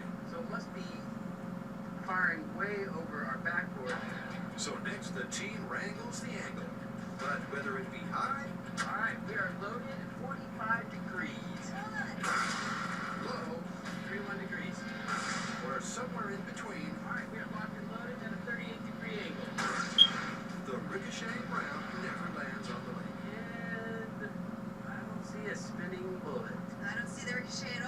Anything? Backboard's clean. You know, we could be here all day. We have been here all day. And what a frustrating day it's been. But without finding a single ricochet, it's just not possible to call a myth one way or the other. We've been experimenting all day to find the perfect conditions to create the mythical spinning bullet. Now we have the right temperature and ice, the right hardness. Unfortunately, we have an extremely unpredictable ricochet. We can't find where the bullet lands. Now, we've created the biggest frozen pond that we possibly could in summer with all of the available ice that we could source. We need to go bigger. We need something a little more naturally huge and frozen. Mythbusters is known for all of its crazy experiments, fun moments. And bubbly water is kind of festive, isn't it? Yes, it is. The Mythbusters Holiday Mega Marathon continues all day on Science. Zantac heartburn alert! Stop!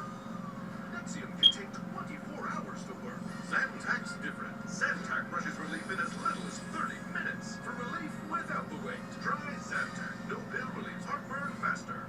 To the Batmobile, who's the greatest superhero of all time? And who's the greatest Batman of all time? It's Adam West. Who else? And now, the moment you have all been waiting for. It's my great pleasure to introduce the classic Batman collection. 64 fan-favorite episodes available now for the first time ever on DVD. Is that so? Tell me more.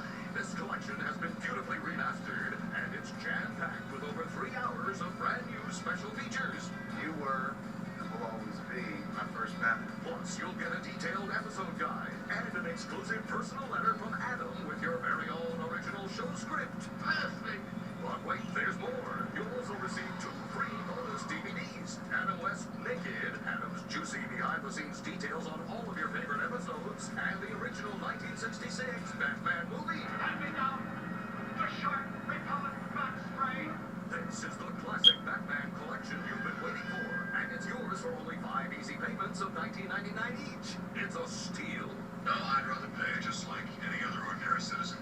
And if you order now, we'll even pay for your shipping. That's an additional savings of almost $10. Holy bank balance. This fantastic collection is not available in stores, and it makes a great gift for the Bat fan in your life. So call now or go to BatmanOnDVD.com to get over 30 hours of entertainment and so much more on 12 DVDs for only 5 payments of $19.99 each, and we'll ship it for free. There's only one man who can handle this. I don't have to tell you who. That was fast. Don't wait. Order now. To get your classic Batman collection, call 1-800-397-1594 or go to BatmanOnDVD.com. That's 1-800-397-1594 or BatmanOnDVD.com. Order now.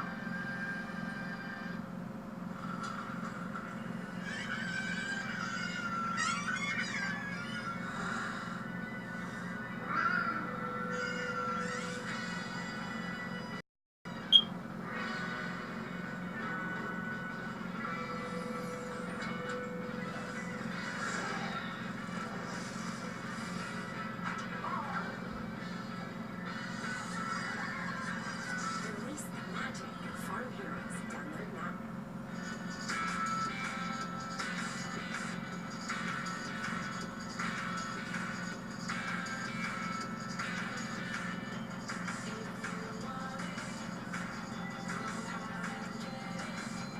This is it. You're driving along, having a perfectly nice day, when out of nowhere a pickup truck slams into your brand new car.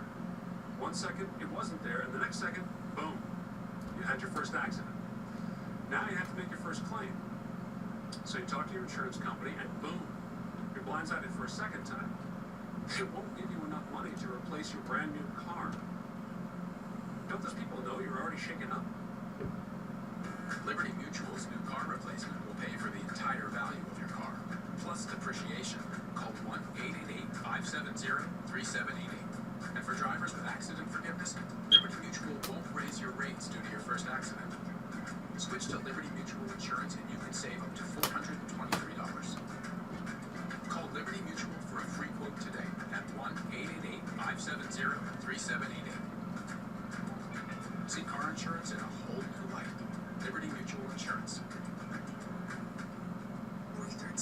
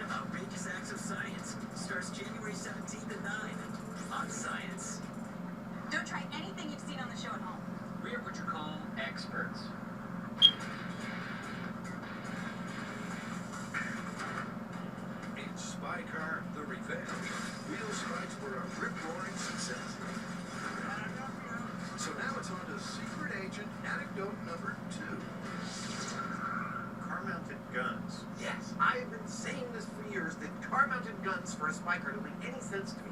They're fixed. You cannot aim them except by driving. That's got to be a huge inefficiency for a machine gun. Well, I have seen some that are remote controlled and aimable. Those are in the minority, but I have seen them, so I think we should build a rig that gives us both. I chase you with fixed guns on my hood, and then we can do a second one where I chase you with a remote control aimable gun mounted to the hood of my car. Sold. The hood-mounted gun is a staple for any spy car, but is it a viable weapon? Can such a device, fixed or movable, really guarantee an accurate aim? Well, to find out, Adam's already selected his wheels and his weapon.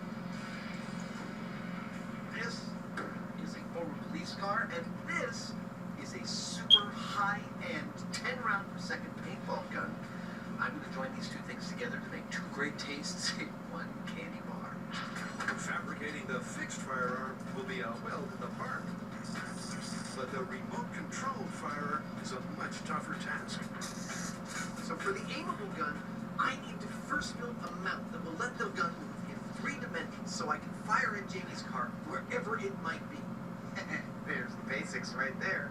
Up, down, side to side. Then I'm going to add a joystick system so that I can control the gun's aim from inside the car while driving. That's XY control. Next comes the all-important trigger, so I'll be able to shoot up to 600 rounds per minute. Press this. Now fire. That's remote firing. Finally, I'm going to add a camera onto the mount and a monitor onto the dashboard so I can see exactly where I'm aiming. This camera is what turns this from something cool into something awesome. Jamie, come here, check it out. Wow. Push, push, push, push, push. In your face! That looks great. Actually, I should say, it looks like crap, but it works great. And with those words of encouragement, Adam gets on with the final part of his firearm. A frame that should feed a plethora of paintballs into the gun. It's not pretty, but will it work?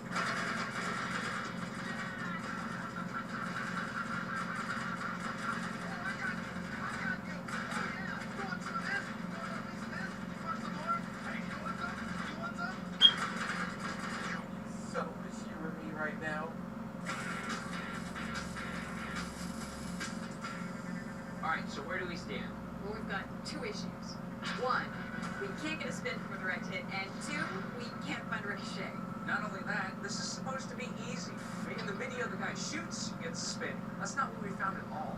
Not so fast. Check this out. You're not going to believe what we found. Now, the cameraman was going through some of the footage. Now, listen. You hear that? I don't know what that is, but it could potentially be a spinning bullet. I mean, we can't see it, but we can definitely hear something. Okay, well, that brings us back from the dead. I think we should definitely stick to our plan. And the plan being, we wait until winter and try this again on an actual frozen lake, where we might have a chance of this working. All right, let's reconvene in 6 months. From the San Franciscan sun to a blizzard in the Sierra Nevada, this winter the team is going that extra mile. Save yourselves! Rumor has it there's a lake out here. I think it's over there. This looked a little more picturesque in the brochures. Alright, so what I have behind me is a frozen lake. I know, it doesn't really look like it. It looks more like a snowfield. We're at 7,900 feet. The temperature is 10 degrees. This is exactly what we need to test this myth. The only problem is we're in the middle of a snowstorm. I'm freezing my feet off. Our next myth is in the Bahamas, right? Yeah. Despite Tori's optimism, the temperature of his nether regions is certainly not the only problem. Look, so building our own frozen lake was problematic, but compared to this, that was child's play. Here is what we're up against. Our Bellagio, which we left out overnight, are now buried under 6 feet of snow. Our paramedic can't get here because the road's closed, but worst of all, the lake is buried under 3 feet of snow, which means before we do any shooting, we've got to dig to get down to the ice. And as the weather goes from bad to worse, I've already dug 2 feet. I haven't seen ice yet. that digging gets harder and harder. It's like we keep digging it out, and Mother Nature just keeps filling it back in. So Carrie brings in reinforcements. Since we're digging at high altitude and fighting 40-mile-an-hour gusty winds, we've decided to bring in a few helpers. Like the sheriff who lives up here. And maybe a few others. With all hands on deck, the team exposes enough ice before anyone gets exposure. All right, so the good news is, if you can call anything good news in these kinds of conditions, we found the ice. So now we're ready to start testing. Now remember, this myth is about shooting a 9mm into a frozen lake bed and fighting the bullet spinning like a top. Seems kind of counterintuitive to fire into the ice that you're standing on, but I mean, this isn't Logic Busters. We've gone to great efforts to make this myth work, including getting high-tech hearing devices, low-tech ear trumpets. But as you can see by the horizontal snow zooming past the camera, there is a huge amount of wind, and that is all we're going to hear in those hearing devices. So, we're going old-fashioned. We're running, we're listening. But will that technique be good enough to locate the mythical spin? All right, this is Spinning Ice Bullet in 3, 2, 1. Next up, Adam unleashes the beast. Peppering Jamie with Spy H charm. I'm running ahead, I'm not sure. This is something that the world has never seen before. This is a brain-controlled helicopter. We can make this a multi-million-dollar situation. All American makers. New series premieres Wednesday, January 21st at 10 on Science. If you have enrolled in the Medicare Part D plan, where Walmart is a preferred pharmacy, you could be saving up to 80% on your copays over other pharmacies. If you transfer your prescription to a Walmart pharmacy, your copays can be as low as $1. So you can enjoy the things that really matter. Transfer your prescriptions to a Walmart pharmacy to start saving today. See if your plan is in the preferred network by visiting walmart.com/rxplans. Save money. Live better. Walmart. Great, another wedding. Then I'm a bridesmaid in 3. It's okay. I've joined 14 online dating sites. 14? Is one of them eHarmony? I don't have time for all those eHarmony questions. Beth, do you want fast or forever? Only eHarmony.com takes the time to find you that perfect someone. Another invite. Oh, here's the dress. eHarmony.com. Stop waiting. Start communicating for free today.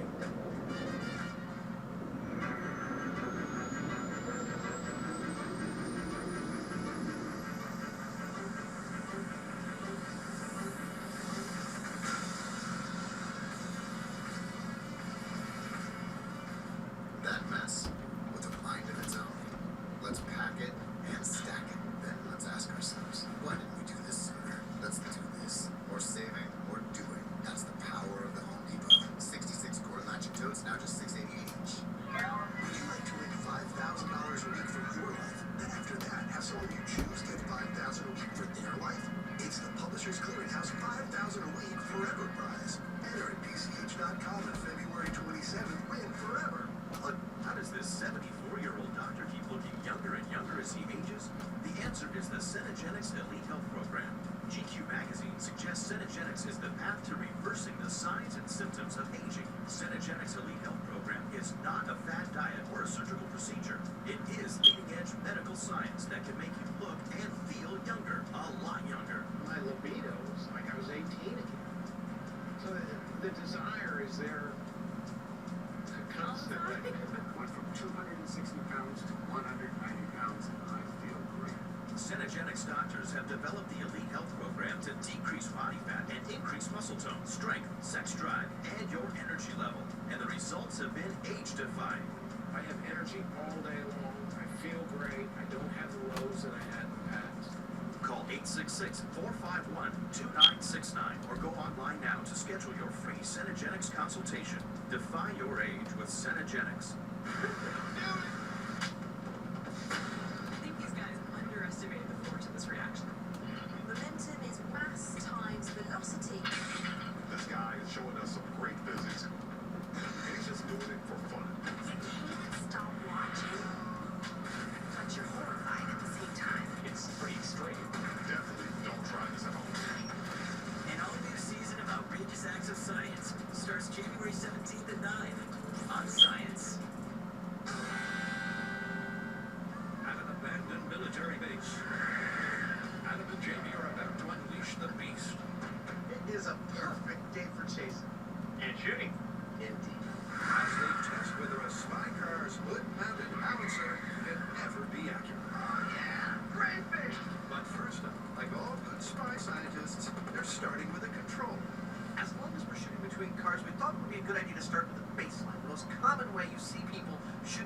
cars in the movie in which during a car chase, the driver of the chasing car will start firing at the person that he's chasing.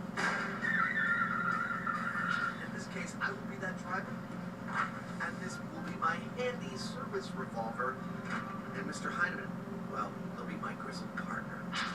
And last but not least, police driver Brian Fraser will play the target. Okay, this is shoot the gun out the window. Brian, you may escape already. Oh, it's on. Okay. Adam will have one clip or 14 bullets to take down the target. It's hard to drive one-handed, I'll tell you that. As Brian dodges and weaves, Jamie keeps a tally of how many rounds Adam's let rip. And how many have hit their target. It's fair to say that this is a lot harder than it looks. Firing the handheld gun out of the car proved to be far from ideal. It was more difficult than you would think. Now, not to say that it couldn't be done, but we were not able to stop the car or kill the driver. Which begs the question, can the spy-inspired front-facing machine gun do any better? This test is with the machine gun in a fixed position. What do I think is going to happen? Well, I've actually been saying this for years, and it's the reason I always wanted to do this test. I don't think I'm going to be able to be very effective at hitting Jamie. I've always thought that fixed machine guns on the hood of a car was a stupid idea. Stupid, because as Target Jamie explains, they only fire straight ahead. Now, Adam's goal is to take me out. That means that he has to hit me in the head or he has to hit the tire of the car. Now, given that he's got no subtle control, it's only done by aiming the car, I think it's going to be almost impossible. All right, Mr. Heineman. You may start whenever you think you're ready. Okay, fixed gun. In 3, 2, 1. Like the last test, this trial will also end when the gun runs out of ammo.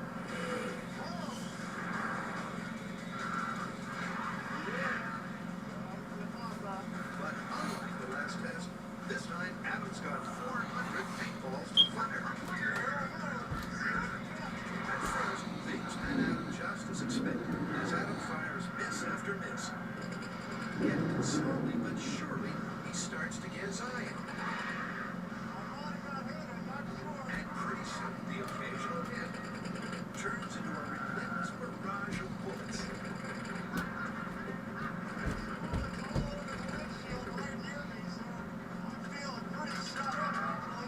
No matter what moves Jamie makes, Adam nails him every time. Until he's out of ammo. Wow. What a horror show. I think I achieved my 00 status on this run. Agent Heineman has successfully been neutralized. Not only have I taken out the mud flap, not only have I taken out the trunk, Feeling the spring. with extreme prejudice, I'm also going to clean into the back of his seat, clean into his helmet, and I've destroyed his windshield and several of his side windows. So given that the gun itself couldn't move, how did Adam end up doing so well? The first third of the test, as I catch up to Jamie, he's swerving. It always seems that my bullets are over his car. And I have this epiphany. If I smack on the brakes, the front of the car goes down, and I can actually aim that way. And it turns out I can aim plus or minus like 10 degrees that way. It was fantastic. I coupled that with swerving back and forth, and somewhere around halfway through this test, I found my level and just started laying paintballs into the driver's cabin of Jamie's car. It worked far better than I imagined it possibly could without having physically tried it. Coming right up, will the team finally spin out? It is spinning! And going in for the kill. A movable feast for Adam's aimable gun. Oh, the movie is awesome. Hey, Jamie, we're airing all of Mythbusters in one giant marathon. How many? All of them. Aren't you excited? Okay. The Mythbusters Holiday Mega Marathon continues all day on Science. Are you single? I am single. How do you meet women usually? Through friends, at parties. And how have those been working for you? Still single. Are you on Match? I'm not on Match. Let me show you the app. So check out the profiles and read a little bit more about her. Dog lover, see that right there? Boom. Well traveled. Boom. She's really cute. I like this girl. Can I just send her a message from your phone? Gotta get on Match, right? Alright, I'm gonna get on Match, definitely. Match. Start for free today.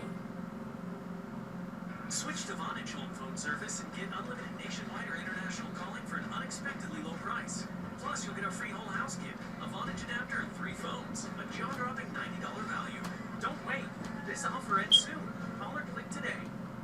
Attention accident victims. If you or a loved one has been injured in any kind of accident, you may be eligible for substantial compensation. Don't wait to file your claim. Time is limited. Call now and let a local experienced attorney fight to get you money for your injuries. If you've been injured in an accident, time is limited to file a claim, so act now. The call and consultation are free. Call 1-800-283-0081. Attention accident victims. If you or a loved one has been injured in any kind of accident, you may be eligible for substantial compensation. Don't wait to file your claim. Time is limited. Call now and let a local experienced attorney fight to get you money for your injuries. If you've been injured in an accident, time is limited to file a claim, so act now. The call and consultation are free. Call 1-800-283-0081. I'm Pete Nelson, Treehouse Master. The show that had everyone shouting, "To the tree!" is back. Are you kidding me? Treehouse Masters. New season, new treehouses, January 9 to 10. Animal Planet. Surprisingly human. This is a pip. It's part of a Hershey's bar. We break it. Bite it. We sneak it. We smash it. We savor it. We love it. Hershey's is mine. Yours. Our chocolate.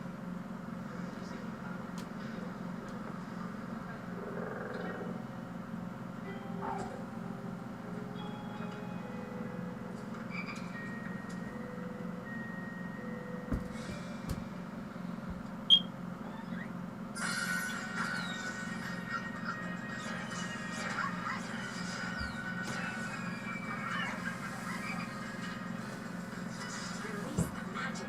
Pet Rescue. Download now.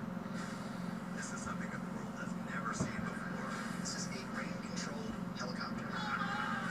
We can make this a multi-million-dollar situation. This is some cool engineering. Oh, straight up fail on this one. We want to see how it works. Right? If we get in there and check it out. Yes. This is a once-in-a-lifetime opportunity. All American Makers. New series premieres Wednesday, January 21st at 10 on Science. Here we are on the Cape of Frozen Lake with winds up to 25 miles an hour straight to the base. We got temperature lows about negative 30. And let me tell you, it does not look like it's going to let up. All of which is making for some seriously challenging testing. So given the terrible conditions, here is our plan. We positioned our gun at the 42-degree angle. We're triggering it with a string pull, and we're going to rush in to see if we can find the bullet. And given the whiteout, I think we're also going to montage the results. Sounds like a plan. All right, this is spinning ice bullet in 3, 2, 1. Run like quit! But unfortunately, it's another montage of failure. Here's the bullet, but it's not spinning. Not at all. As hit after hit I don't see any spinning bullets. misses out on the spin.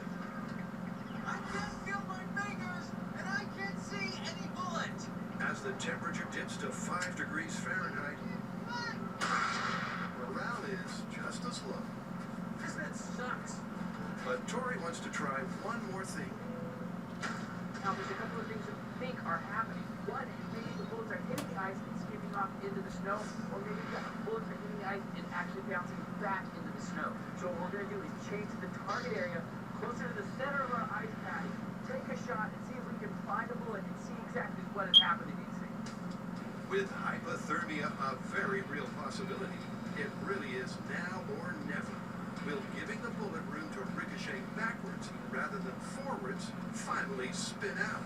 Okay, this is spinning ice bullet with room to bounce backwards. In 3, 2, 1.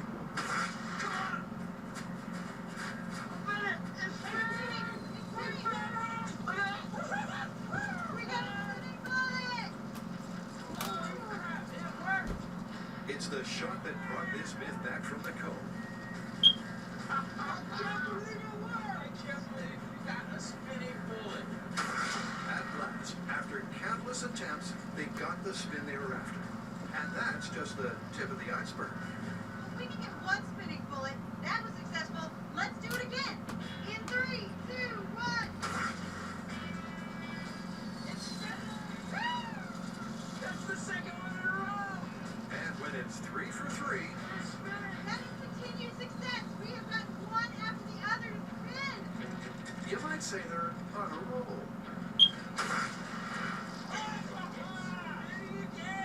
We've done this over and over. This myth is confirmed. Confirmed. I cannot believe how well this is working.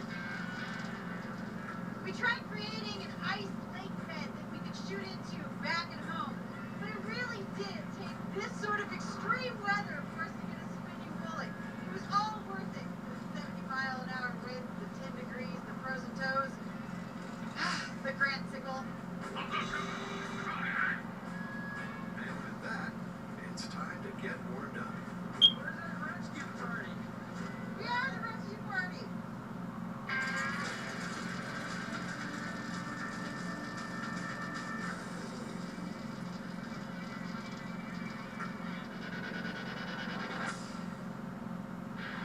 At Spy Car Mission Control.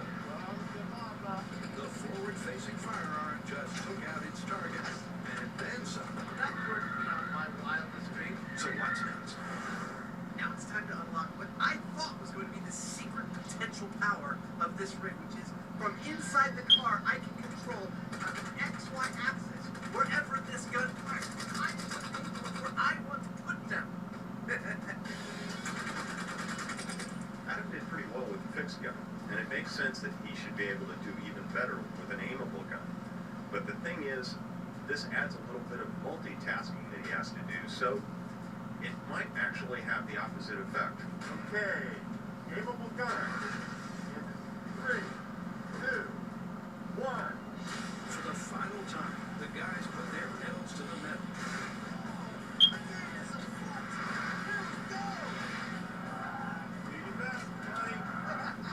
Come on, Ivan! You are mine! Rather than unleashing bullets from the get-go, on this run, Adam bides his time. Oh, this is Ivan! Lining up the target thanks to his gun's camera and the dashboard's monitor. Oh, I'm so on you! And only when Jamie weaves into the crosshairs Turn all you want, man! I can follow you! does Adam unleash hell. Oh, it is awesome! Oh, I totally got you! Look at that, I took out Julian! With radar-like precision, the bullets are propelled to do maximum damage. So much so that this time, Jamie gives up the ghost. Oh, yeah! With Adam having fired off just 60 rounds. Woo! So is making my hood-mounted machine gun aimable more effective? I think the entire story is told from right where I'm standing. If you look at this car after this test and compare it to what this car looked like after my fixed machine gun test when it was riddled with paint, you can just see that this is a far more surgical and effective way to take somebody out. Ain't that the truth? Using fewer bullets to chalk up more kill shots, the aimable gun is the winner of this Cold War. Well, I think from all this testing, we can conclude that a machine gun on the hood of your car equals good. As a secret agent weapon, even the stationary machine gun was far more effective than I thought it would be. Yeah, but their effectiveness seems to be largely due to the sheer volume of bullets they're able to spew out. I mean, sooner or later, they're going to hit something. Okay, but isn't that always the point of a machine gun? Indeed it is, Frere.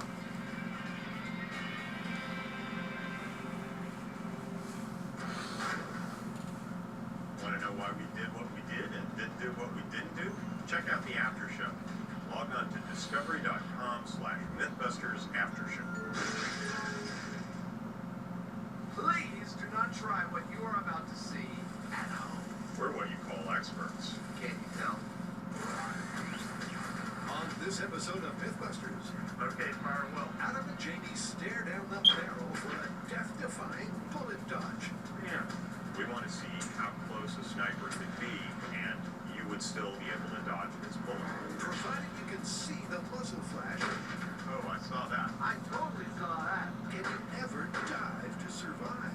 be able to dodge a bullet. But can you dance like this? Oh, yeah. Then Buster is used and abused. They feel sorry for Buster? No. As Cary Grant and Tori investigate the vertigo-inducing myth that if you fall from a great height, Dropping Buster on his face repeatedly Doesn't get old. water has the same impact as pavement.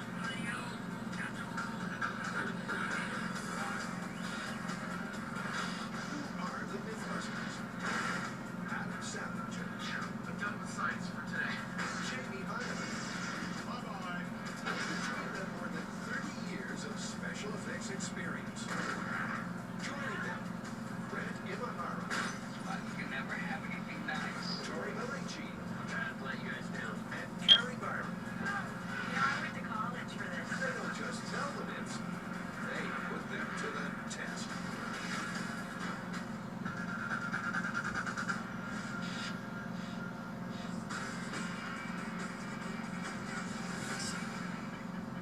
All right, this week, as voted by the fans, we are tackling the myth that it is possible to dodge a bullet. What do you mean? You can't move faster than a bullet. It is not about moving faster than a bullet. The theory behind this myth is the idea that there is a theoretical distance at which you can both see a bullet being fired and yet have enough time to get out of the way of the bullet that's been fired at you before it gets to you and hits you. Well, the shooter would have to be some distance away, like, say, a sniper. Exactly. It's no myth that dodging a bullet at close range is never going to happen. But when you increase the distance from shooter to target, you increase the travel time for the bullet. So assuming a sniper is far enough away and you see him take the shot, can you really dive to survive? Here's what I'm thinking. This story is all about time. Yeah. So the first thing I think we want to determine is how much time a bullet spends in the air between the rifle and the target from a bunch of different distances. Makes sense to me. Let's get shooting. All right. And to find out just that, Adam and Jamie need a supersized gun range, like this handy abandoned airfield. It's true that in the course of doing Mythbusters, Jamie and I have done our fair bit of shooting, and we're not bad shots. Oh, Jamie! But for this story, we need real precision, real expertise, and that's why we brought in one of the finest marksmen in the country. Dave Milonic has been a U.S. Army sniper for 31 years. He was commander of the Army shooting team. He's one of the president's top 100 distinguished riflemen. It doesn't get any better than that. He's shooting a .338 sniper rifle. This is specifically designed for accuracy at extreme distance. And speaking of distance, 200, 500, and 1,200 yards are the marks for which the marksman will shoot. Here's how we're going to time the bullet's time of flight. The instant the bullet leaves the gun, it'll cross through this piece of paper with a piece of foil on each side. When it breaks that piece of paper, foil will connect, creating an electronic switch connection, which will send a signal through this wire to this here timer and tell it to start timing. And that timer will keep timing the whole time the bullet flies through the air.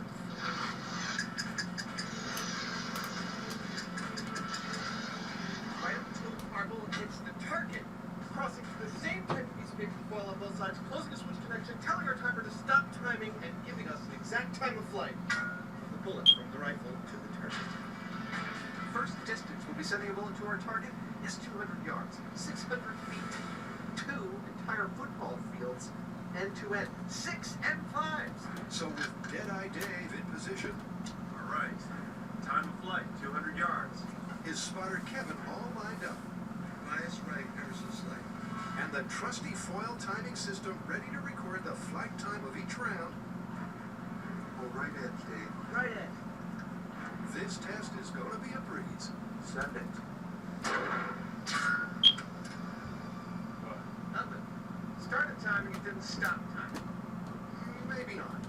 The trusty timing foil is failing. Basically, we've got an infarction somewhere in the circuit. The timing's just not working. We can't tell if it's in the gun or it's in the target, but in order to get timings, we have to suss this out. Next up, is the physics of a fall onto water really the same as pavement? Okay, so we've got a good one. So we're testing the water. Is as hard as pavement. Yeah, I've heard this one. The idea is that if you fall from a height tall enough and you get up enough speed, when you hit that water, it behaves just like pavement. Wake up, Buster. He's got some falling to do. It's an oft-repeated urban myth that if you fall into water from a great height, rather than a splash landing, you have a pavement equaling crash landing. Okay, so I think we need to get Buster rigged with some accelerometers so we know how much impact he experiences, and then drop him on pavement and drop him on water and compare the results. Sounds good to me. But bad for Buster. So to find out whether or not water is in fact as hard as pavement, we are going to be dropping Buster from heights wearing one of these. This is an accelerometer. It is an electromechanical device used to measure acceleration forces. Now these forces are commonly known as gravitational forces or G-forces. Now the challenge with our specific experiment is that we're going to be measuring very high G loads, much higher than ordinary accelerometers can handle. And that's why we have this system. Not fun, Blink, isn't it? It's specifically designed to measure up to 500 Gs. I've mounted it inside of a waterproof case in Buster's chest. Just like airplanes have black boxes, Buster has a black box. This is it. All rigged up and ready to roll, the team hits the perfect location for a spot of Buster Benson. Here we are at the South San Francisco Water Treatment Center, and this is the perfect location for us to test this myth. It's always exciting when the crane shows up. We have pavement and we have water. Once we get our crane set, we won't even have to move it. Bullseye. In the team side is a series of consistent comparative drop tests onto water and pavement at ever-increasing heights. Okay, so the way Buster falls and lands will affect the results. So we've rigged the system so that he should fall the same way every single time. Alright, 25 feet, that's good. And first up is the feet first fall. How's that for alliteration? In 3, 2, 1. Ow! With a long day ahead, the dummy took that one in his stride. But what do the numbers tell us? So, we just dropped Buster from 25 feet onto the pavement feet first, and he pulled 60 Gs. Now what we're going to do is hook him back up to the crane, swing him over to the water, drop him again from 25 feet first, and see how many Gs he pulls. Alright, that looks good. Now, I know water is technically incompressible, but compared to the pavement, I think we're going to see a lower G load because his feet are going to dip in, the water's going to give, and he's going to be decelerated over a longer time period. In 3, 2, 1. Oh, that didn't look so bad. That's definitely not the same as pavement. And the numbers bear that out. Okay, so I got no trigger, which means that that fall was less than 25 Gs. It won't trigger anything below that.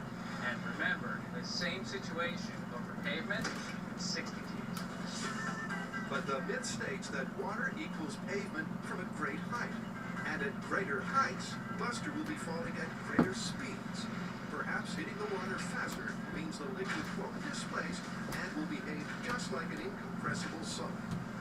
Buster, my friend, things are looking up. 75 feet up. That's a long way to fall. Anybody feel sorry for Buster? No. Just checking. Alright, here we go. 75-foot fall, feet first, into water, in 3, 2, 1.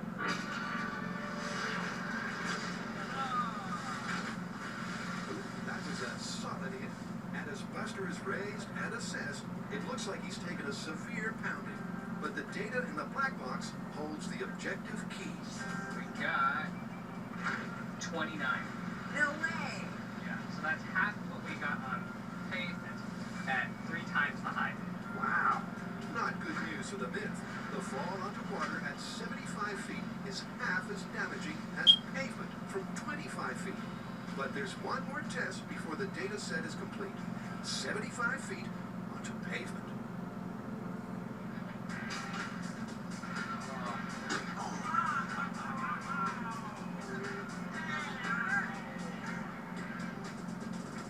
Alright, so we just dropped Buster 75 feet first, into the pavement. What kind of G's do we pull?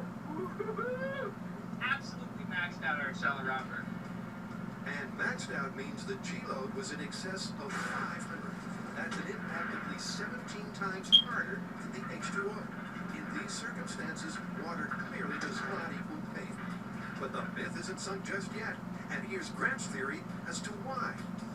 The water's incompressible. That's a fact of physics. And if I put my hand in the water slow enough, the water can displace. It can move out of the way.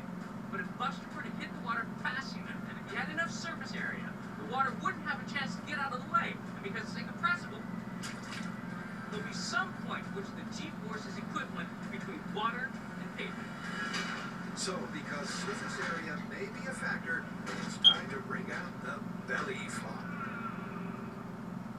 Up next, The next distance we'll be firing from is 500 yards. The distance of your advert restraining order. It's just ordinary fleece, but the comfort it provides is immeasurable. The American Red Cross brings hope and help to people in need every 8 minutes, every day. So this season, give something that means something. Would you like to win $5,000 a week for your life? And after that, have someone you choose get $5,000 a week for their life? It's the Publishers Clearinghouse $5,000 a week forever prize. Enter at PCH.com on February 27th. Win forever. We love chocolate. with a little something extra. Deliciousness. Cookies, Or almonds. yumminess. Hershey's is mine. Yours. Our chocolate. This new year at Guitar Center, it's time to share. It's time to be loud. It's time to play music. And with deals like this Epiphone acoustic guitar for only $89, this Simmons electronic drum set just $4.99, a new Mark DJ controller now only $3.99, and savings up to 60% off gear throughout the store. There's never been a better time to play music. Expert advice, the best selection, and unbeatable prices. This New Year's weekend at Guitar Center. So Ally Bank really has no hidden fees on savings accounts. That's right. It's just that I'm worried about, hidden things. Okay, why's that? No hidden fees from the bank where no branches equals great rates. We all want a stylish living room, but what if you don't have a team of designers? Or unlimited amounts of money? Or camera-ready lighting? Or even an industrial-size hair fan? Well, you can still have all the style and comfort you want with the surprisingly affordable Urban Attitudes collection from Lazy Boy. The dress stays. The New Year's sale. 0% interest for 36 months. Urban Attitudes from Lazy Boy. Live life comfortably. You totaled your brand new car. Nobody's hurt, but there will still be pain. It comes when your insurance company says they'll only pay 3/4 of what it takes to replace it. What are you supposed to do? Drive 3/4 of a car? Now, if you had Liberty Mutual new car replacement, you'd get your whole car back. I guess they don't want you driving around on great wheels. Smart. New car replacement is just one of the features that comes standard with a base Liberty Mutual policy. And for drivers with accident forgiveness, rates won't go up due to your first accident. Learn more by calling 1-888-554-3788. Switch to Liberty Mutual and you could save up to $423. For a free quote today, call Liberty Mutual Insurance at 1-888-554-3788. See car insurance in a whole new light. Liberty Mutual Insurance. I think these guys underestimated the force of this reaction. Momentum is mass times velocity. This guy is showing us some great physics, and he's just doing it for fun. You can't stop watching, but you're horrified at the same time. It's pretty extreme. Definitely don't try this at home. An all-new season of Outrageous Acts of Science starts January 17th at 9 on Science.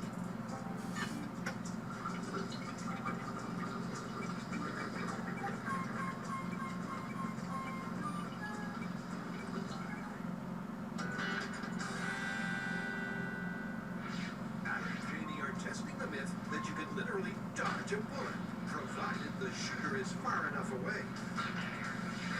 And to find out, they've got an expert sniper who's hitting the target first time, every time. And a clever foil-based timing system that is It didn't work. It didn't stop it. It's not working. It has to work. But despite the foil's initial failings, Adam and Jamie tweak, tinker, and persevere until the mysterious gremlins in the system are ironed out. 200 yards, time of flight. Fire at will. Hey, we got a number. What we get? 231 milliseconds. Let's move back. All right. With that first data point finally in the bag, the team reset for the second shot. The next distance we'll be firing from is 500 yards, 1,500 feet, 10 Olympic swimming pools approximately, end to end, or the distance of your average restraining order. And Deadeye Dave, once he's assumed the position, focuses and hits the bullseye again. Beautiful, we got a reading. Love it. 597 milliseconds. So it's onwards and backwards as the team sets up for the third and final shot. Nice thing is the box gets lighter the longer you walk. This time from a massive distance of 1,200 yards. The final distance we'll be shooting from is 1,200 yards, roughly an 8-minute walk. A kilometer to those of you in every other part of the world besides the United States. And when I look at the target from here, I think, what target? But if anyone can make this shot, it's Sniper Dave. Sniping is actually pretty complicated. Your modern sniper shows up with a spotter and a computer to get the job done. He's got to compensate for several different things. Gravity. If our shooter's 1,200 feet away, to hit here, he's actually got to aim at a point directly above 30 feet in the air.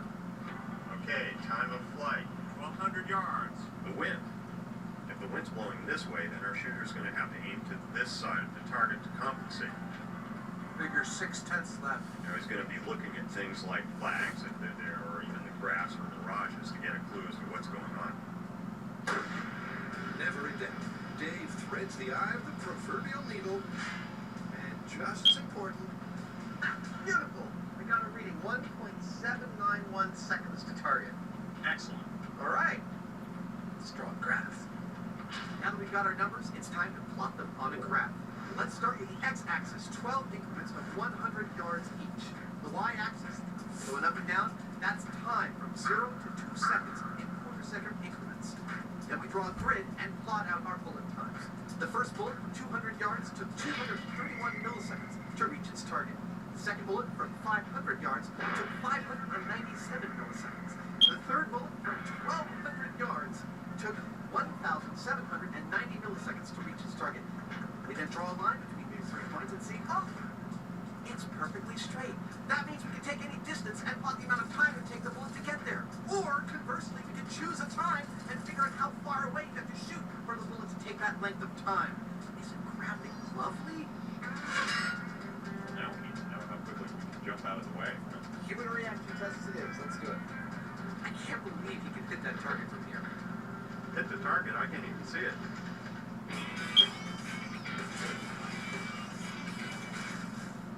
all incompressible materials are equal, but so far, some are more equal than others. When Buster is dropped feet first, water has nothing like the impact of pavement. The angle of entry means the water is easily displaced.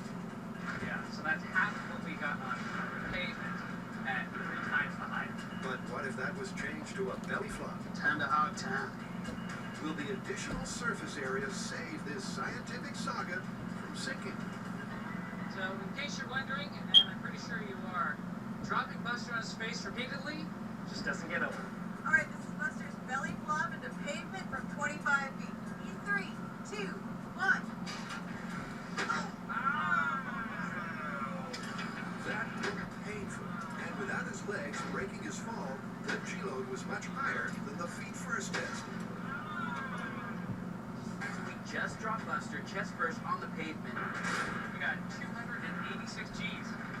Now what we're going to do is do the same thing on water. And my feeling is we're going to see very similar results. And I think anybody who's ever jumped off a diving board and done a belly flop will understand what I'm talking about. This is gonna hurt. In 3, 2, 1.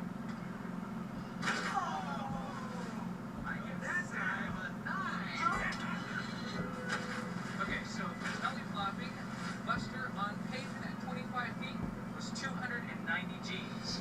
And on water, it was 115. And what that means is, sure, water is not as hard as pavement, but it was a lot closer than when we dropped Buster feet first. important. The more surface area you have, the harder it is to displace the water. Now, what if Buster was moving a lot faster? Then we might see the difference between the water and the pavement increase again. Let's see. So the team thinks speed is the key, and to get Buster moving faster, they need to take him higher. This is dropping Buster from 50 feet in the belly flop position over water. Here we go. In 3, 2, 1. Look at the waves coming out. So dropping Buster from 50 feet actually peeled the skin off of his side. It was such an impact that all of us, I think, felt it. So it looks like on water at 50 feet, the belly flop is giving us 220 G. Now for the all-important comparison. Will the 50-foot pavement plummet be any closer to water than the 25-foot test? Take it up. 50 feet. 50 feet. You might not survive this. 25 looked like it hurt. 3, 2, 1. Hey, still in one piece. Tell me you didn't feel that. That want to make me throw up. I am so glad it was him and not me. Alright, let's find out how he did. That was intense. In fact, it was so intense, the meter maxed out, meaning Buster pulled a G-load of 500 plus. That's a hard hit. Buster is bruised and battered, but with the meter unable to register the force of the fall, where does that leave the myth? So we've maxed out our meter. That means that we can't compare numbers to the 25-foot drop. Now, it's possible as you go higher, the water could become more like pavement. We just can't test it here right now with this meter. Coming up, so I turned into one of the Three Stooges. Adam and Jiggy timed their bullet-dodging reactions. Many of our warriors are returning home to the battlefield in the face of new as they struggle with devastating injuries. We were quite devastated when we saw how serious Eric's injuries were. That was a very scary time for me. You're worried to death about your son. At Wounded Warrior Project, we understand. We're there to help. With a gift of just $19 a month, you can join Wounded Warrior Project. You'll help provide critically needed programs and services that rebuild lives. Will you go out with one leg and the other leg? Some of the biggest challenges were what's going to happen. Are we going to be able to stay together and keeping the family together? When he came home so severely injured, to be a husband and father that is so important to him. Right down there. The ongoing needs of our wounded and their families will continue for many years to come. That's why your gift of just $19 a month is so important. You can honor and empower those who have sacrificed so much for us. The soldiers need to know when they're out there fighting for us that there are people back home if the worst happens. Call now or go online with your gift of just $19 a month and we'll send you this Wounded Warrior Project blanket. Wounded Warrior Project reached out to us as a family. They reached out to my son. And they never forgot about us. They gave my son hope for the future. For many of our wounded heroes, the greatest casualty is being forgotten. That's why your gift of just $19 a month is so important. So join our ranks. Please call or go online right now. See how a twist of fate sparked an industrial revolution. If he hadn't won that race in 1901, Ford Motor Company would never have begun. How a Nazi scientist launched America into outer space. I can think of no one more important to the U.S. space program. And how a game of poker built a media empire. William Randolph Hearst really turned journalism upside down. These are the titans of American business. How we got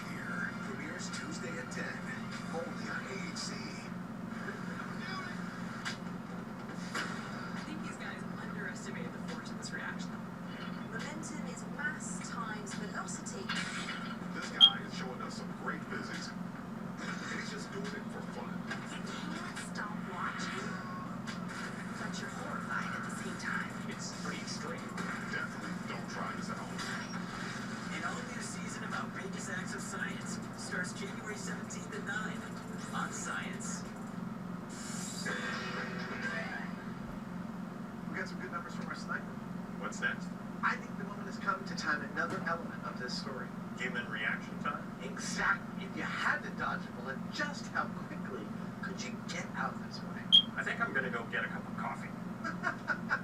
See, he's gonna get a cup of coffee. He's gonna make him really hyper. He's gonna get out of the way really fast. So they've got the numbers for fight time, and in their attempt to deconstruct this myth without actually shooting at each other, it works.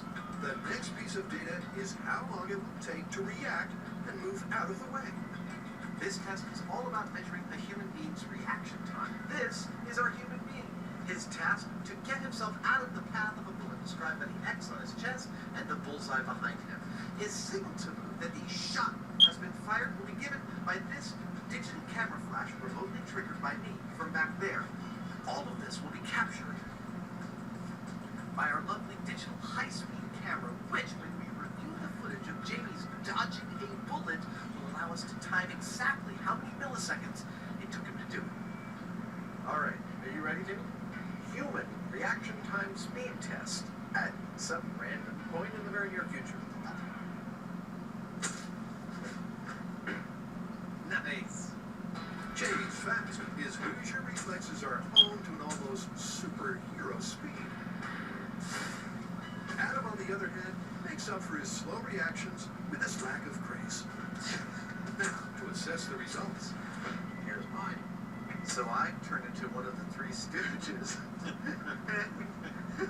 I don't know. but the Heinemann legend continues to grow. Oh, no! Check his bad self out. He's a bullet dodging Hoosier. Despite Jamie practicing and honing his Matrix-style sway with an artful economy of motion, it turns out that both Jamie and Adam clocked very similar times. They're both clear of the target in around 500 milliseconds. But just for the record, and this is the figure they'll take forward, Jamie takes the gold with a personal best of 490 milliseconds. With practice, I was able to get my reaction time down to about 1/8 a second, and I was able to clear the bullseye in less than half a second. Now, this is the best case scenario, but that's actually what we want here, because we want to see what is possible in terms of how close a sniper could be, and you would still, in theory, be able to dodge his bullet. And for that distance, it's back to Adam and his graph. All right, editors, help me out here and put the original graph back on the screen. Time on the y-axis, distance on the x. Now, if I draw a line from 490 milliseconds out to our plot and check out the corresponding distance, it's 400 yards. That is the theoretical distance at which you could possibly dodge a bullet, but only if you could see the muzzle flash from that distance. That's what we're about to find out. And that means a return to the range for a test where the eyes have it. The question is, how far away can you see the rifle firing? Now, no, you cannot rely on sound, because the bullet travels 4 times faster than the speed of sound. You'll get hit by it long before you hear it. This has to be a visual cue. A visual cue and a simple plan. Adam and Jamie will stand downrange and look for the muzzle flash as Sniper Dave shoots at a nearby target. A little motivation for a sniper. But rest assured, for safety, Dave will be firing blanks. This is the real thing, and this is a blank. But this isn't just any blank. This is a theatrical blank that we've selected specifically because what comes out of it looks exactly the same as what comes out of the real McCoy. And first, they're facing the firing squad from 100 yards. I saw it. I saw it. Okay, Dave, let's move back to 150. Cool. Roger, Roger. At 100 yards, the flash is as clear as a bell. But 200 yards is a different story. Okay, Dave, 200 yards, fire as well. I didn't see that. And at 225 yards, even eagle-eyed Jamie fails to focus on the flash.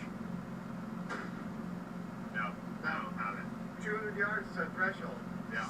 With our blank rounds matched to a sniper's round, our ability to see the rifle firing is 200 yards. If you look at that on our graph, yeah, it's not quite enough time for us to get out of the way. Remember, they based on the bullet travel time coupled with the human reaction time, 400 yards was the minimum distance needed to dodge. But at just half that distance, you can't even see the muzzle flash. I don't have it. Luckily, Adam has a plan. Not all blanks are created equal, and on Mythbusters, we always like to find out what is the best possible case scenario. In Hollywood, for instance, a blank for that rifle includes a lot more fire coming out of the tip because that's more visual for the movies. So that's what we're going to do. We're going to start from this distance with a full Hollywood flaming blank and see how far we can see that rifle firing with one of these. In other words, for the time being at least, it's out with reality and in with Hollywood. And the difference is like night and day. Okay, Dave, 225. Fire it well. Oh, I saw that. I totally saw that. Let's go to 400. Okay. The Hollywood round is the gift that keeps on giving because it's visible at 400, 800, I totally saw that. I did. I saw it. and even 1,200 yards. I saw that. Totally saw. Wait. And I heard it. That's plenty of time to get out of the way. Adam's right. Dodging the Hollywood round sounds like child's play, but the real-world round is altogether more challenging. Next on Mythbusters, This pig doesn't fly. the team preps for a terminal velocity pork belly flop. I know what to call it. The pork chopper. Adam, take it away. For only 6 easy payments of $39.95, you will receive all the equipment and guidebooks necessary to see yes to your way to success and immortality. But wait, there's more. The Mythbusters Holiday Mega Marathon continues all day on Science. In the blink midwinter, frosty wind made moan. I stood hard as iron, was held like a stone. Snow had fallen, snow on snow, snow on snow. In the blink midwinter. I'm Allison Cardona for the ASPCA, and every day we witness terrible abuse and neglect. But winter can make the suffering even worse for these animals, many who are clinging to life right now. This winter, please help by visiting our website or calling this number and signing up with your $18 monthly donation. With your support today, we can rescue more animals and get them into our loving arms. Give them food, medical attention, and a warm bed. Please go online or call in the next 10 minutes, and we'll send you the photo of an animal from our shelter and this ASPCA t-shirt, free with our thanks. 60 cents a day is all it takes for you to say, I've done my part to help animals who are clinging to life right now. It's a season of great suffering for too many animals. Please go online or call now to help them. Latte or Olay, cozy, cool, exactly the way you want it. Until boom, it's bedtime. Your mattress is a battleground of Florida desire. Enter the Sleep Number bet. Save $300 on the final closeout of the C3 Queen mattress set. He's the softie. The Sleep Number setting is 35. You're the rock is 60. And snoring? Sleep Number's even got an adjustment for that. Only at a Sleep Number store. Find the lowest prices of the season in the C3 Queen mattress set, only $1199.98, plus 24-month special financing on all beds. No better sleep with Sleep Number. How would you like to save 70, 80, or 90% off electronics, handbags, jewelry, and much more? I got this $200 designer handbag for $29. I got this $220 Android tablet for only $49. I got these dog boots for just $19. That's 76% off retail. All items are shipped to you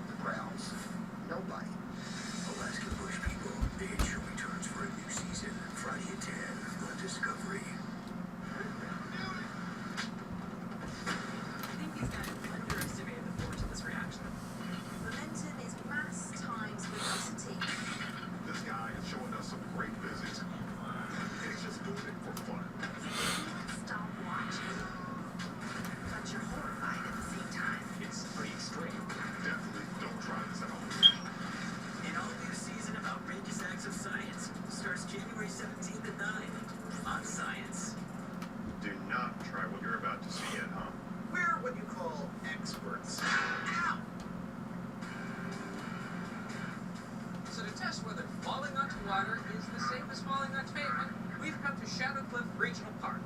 Now, so far, in the feet first position, they're not very similar at all. But belly flop position, they're actually quite similar. The only problem is that our accelerometer, our measuring device, has maxed out at only 50 feet. And that's why we're here. Because this time we're going to drop our items from a much greater height. So high, in fact, that they get to terminal velocity. The reason we want terminal velocity is the objects will never be going faster than that, and therefore never have a greater impact than that. So, to give the myth the best chance of working, the team will be comparing a 600 feet fall onto pavement and water. But how exactly will they compare the two? Alright, so we maxed out our accelerometers, but we still need to figure out a way to measure the impact when falling on pavement and on water. So, we can't use a human, because obviously that's going to kill somebody. So, we decided to go with the pig. To collect comparative data, we're going to x-ray the pigs. Then we're going to have an orthopedic surgeon analyze those x-rays, see how many bones are broken, and what kind of damage happened when it hit the pavement. And we'll find out if water is as hard as pavement. And what I had for lunch. It's gruesome. But with no way of measuring the force of the fall electronically, a comparison of the physical damage incurred will perfectly illustrate the difference between water and pavement. Okay, I think he's ready. Let's get back. But the squeamish amongst you can rest assured the pigs will always be concealed in sealed bags, even when it comes time to assess the damage, because that will be done with a portable X-ray. Oh, this x-ray is cool technology. How fast does it work? Well, for the moment we push the button to the moment we're seeing the x-rays, about 5 seconds. So, is this the weirdest thing you've ever done with it? It's like a pig sleeping bag. I'd have to say it is. Alright, bag that pig. Nice. So we're using this specially designed military-grade plastic bag with welded seams. It's designed so that when you suck the air out, it will minimize the possibility of rupturing the bag, thus preventing further gruesomeness. Essential to the validity of the result is the requirement that both pigs fall at the same speed. Cute little stabilizing chute. So now that we have our two identical pigs and two identical bags, one for pavement and one for water, it's time to attach the chute. Now, why do we need a chute? Well, terminal velocity depends on the orientation of the object falls. Since we want to keep our pig in belly flop position, we're attaching this stabilization chute, which will provide just enough drag to keep it like this without affecting terminal velocity. First up, pavement. Yeah, I'm pretty sure if you were going to push me out of a helicopter, I wouldn't cooperate either. Alright, so the pig is in the helicopter. Operation Pork Drop is ready to commence. Oh god, I'm not looking forward to this. Okay, we'll be on the ground. Come on, Heads up. Coming up on Mythbusters, Jamie is staring down the barrel. The distance I'll be shooting at Jamie from, I love that sentence, is 400 yards. Hey, Jamie, we're airing all of Mythbusters in one giant marathon. How many? All of them.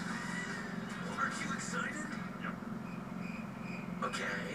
The Mythbusters Holiday Mega Marathon continues all day on Science. If you have enrolled in the Medicare Part D plan, or Walmart is a preferred pharmacy, you could be saving up to 80% on your copays over other pharmacies.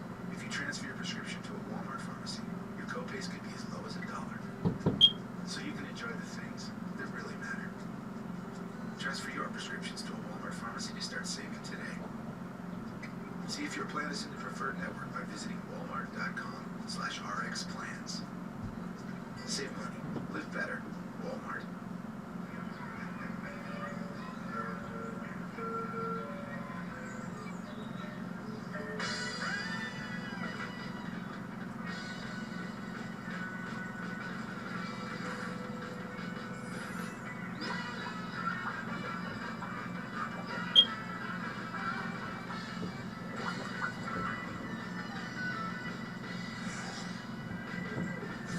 Release the magic of Elite 2. Download now. You don't think much about it. You never dwell on how it was made. It's just a blanket after all. But when everything else has been lost, the comfort it provides is immeasurable.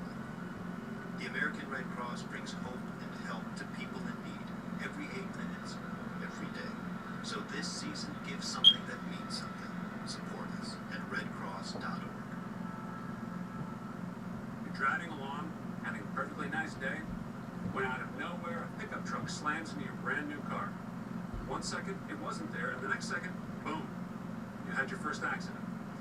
Now you have to make your first claim. So you talk to your insurance company, and boom, you're blindsided for a second time. It won't give you enough money to replace your brand new car. Don't those people know you're already shaken up? Liberty Mutual's new car replacement will pay for the entire value of your car, plus depreciation. Call 1-888-570-3788. And for drivers with accident forgiveness, Liberty Mutual won't raise your rates due to your first accident. Switch to Liberty Mutual Insurance and you could save up to $423. Call Liberty Mutual for a free quote today at 1-888-570-3788. See car insurance in a whole new light. Liberty Mutual Insurance. This is something that the world has never seen before. This is a rain-controlled helicopter. We can make this a multi-million-dollar situation. This is cool engineering. Straight up fail on this one. You want to see how it works? Right? If we get in there, check it out. There's a style. This is a once-in-a-lifetime opportunity. American Makers. New series premieres Wednesday, January 21st at 10 on Science.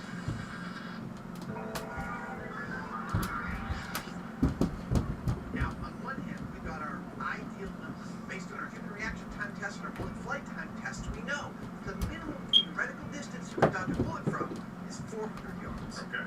On the other hand, we've got our maximum distance you can actually see the sniper's rifle being fired, which is only 200 yards away. So at a theoretical minimum, you never see the cue to jump out of the way.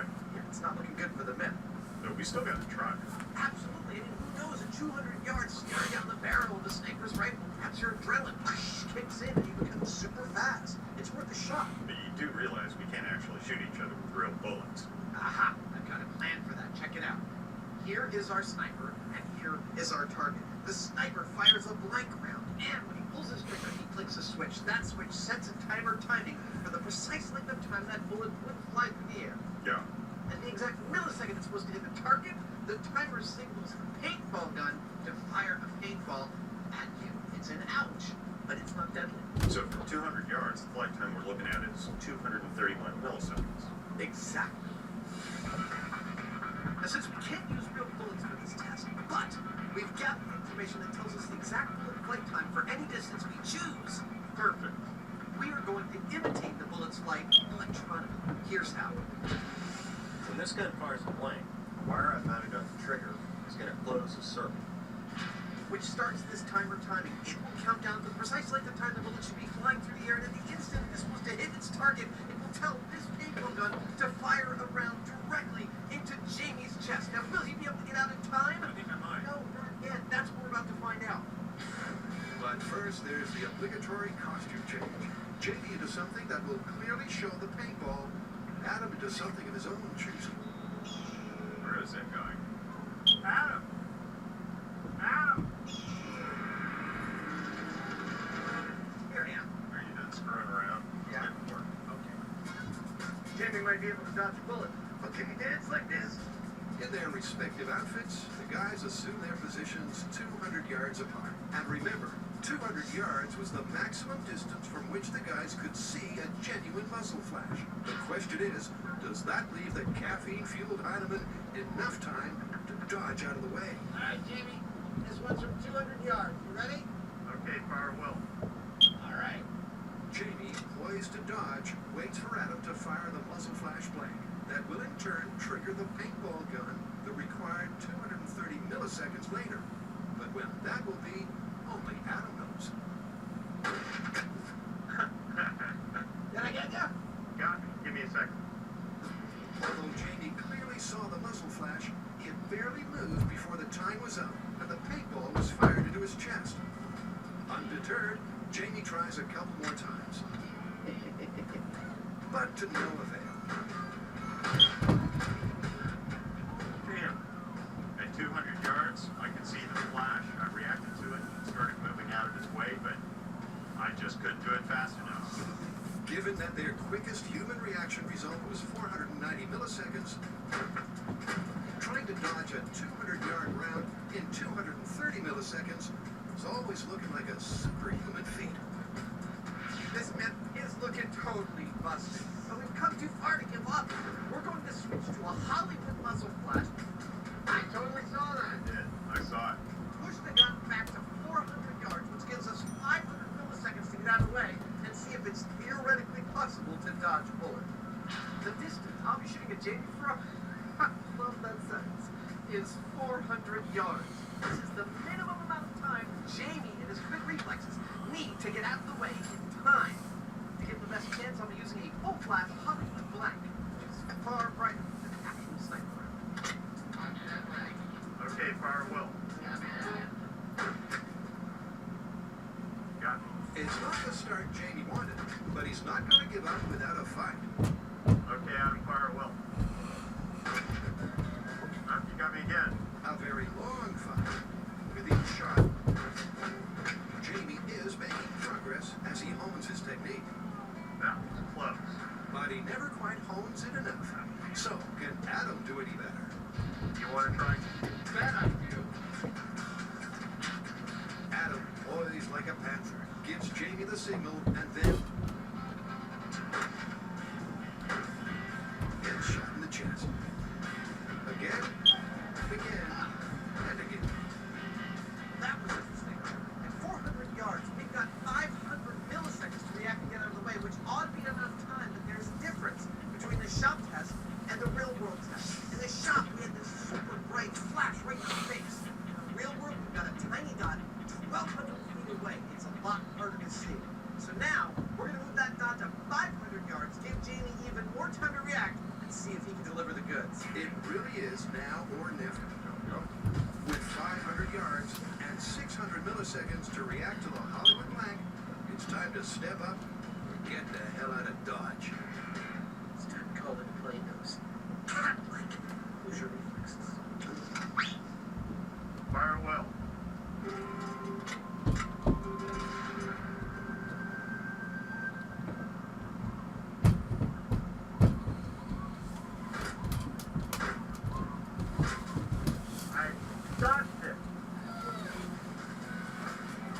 At last, at 500 yards, the Heinemann does his best matrix sway, and the paintball sails clean past.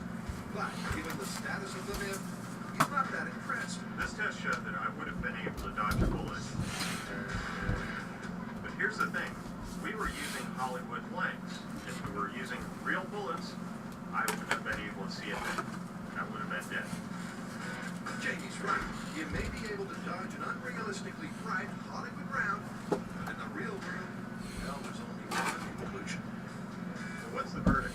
The verdict is busted. There is no way you can dodge a sniper's bullet.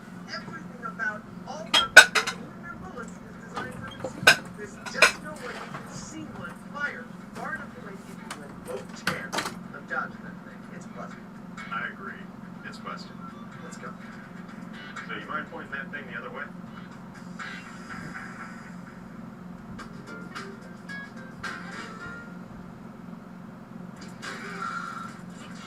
Stop watching, but you're horrified at the same time.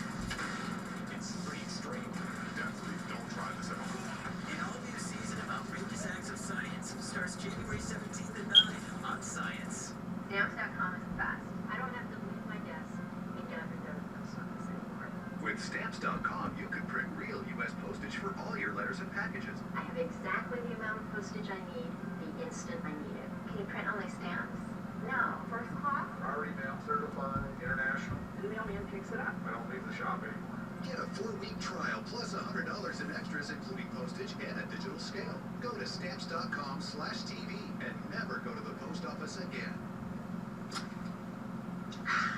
Pushing.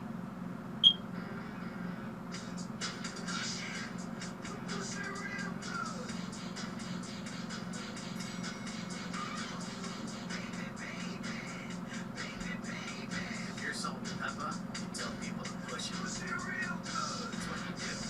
If you want to save 15% or more on car insurance, you switch to Geico. It's what you do. I'm pushing it real good.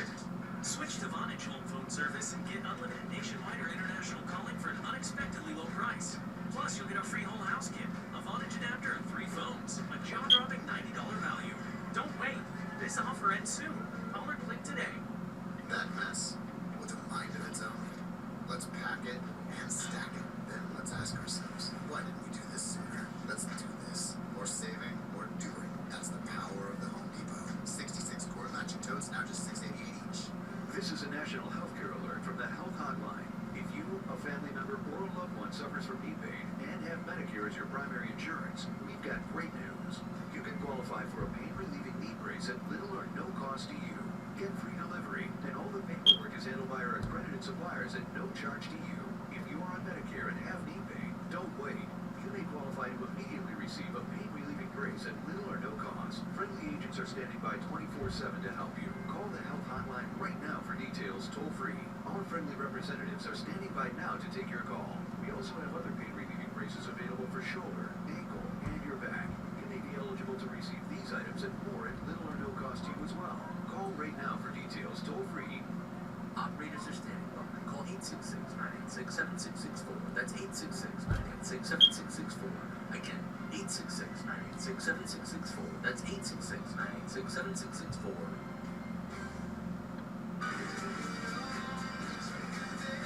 They left you with a bang. Now all the haves and have-nots return. Except for one. The haves and the have-nots. The brand new season explodes. Tuesday, 9, 8 Central. This is something that the world has never seen before. This is a rain-controlled helicopter. We can make this a multi-million-dollar situation. This is some cool engineering. Straight up fail on this one. We want to see how it works. Right, if we get in there and check it out. Nice. This is a once-in-a-lifetime opportunity. All American Makers. Series premieres Wednesday, January 21st at 10 on Science.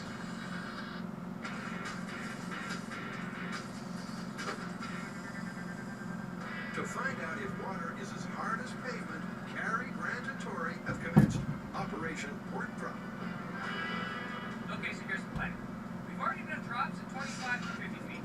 In the deeper position, the G-load is very far apart, but in the belly flop position, they're much closer. Just to cover all of our bases, we're going to go up to 600 feet, which will ensure that our peak reaches terminal velocity. So we're going to get in the helicopter, when he gets to 600 feet, he's going to kick the pig out of the door, and then we scoop it up and count the rubber bones. Okay, so we're at our target altitude of 600 feet. We're hovering directly above the landing zone. Are you guys ready? Okay, we're ready. Okay, here we go. Operation Port Drop.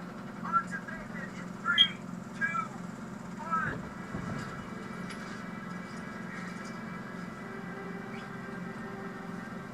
Pig is flying.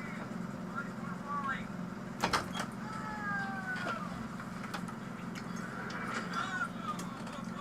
Despite a terminal velocity of 120 miles per hour and an incredible estimated G-load of 5,000 plus, the van remained intact, and Operation Port Drop was a success. Now, dropping a pig out of a helicopter seems pretty straightforward. That is, unless you have an uncooperative pig. But once I got him out of the helicopter, the drag chute opened up, he got into the belly flop position, but most important, he was traveling at terminal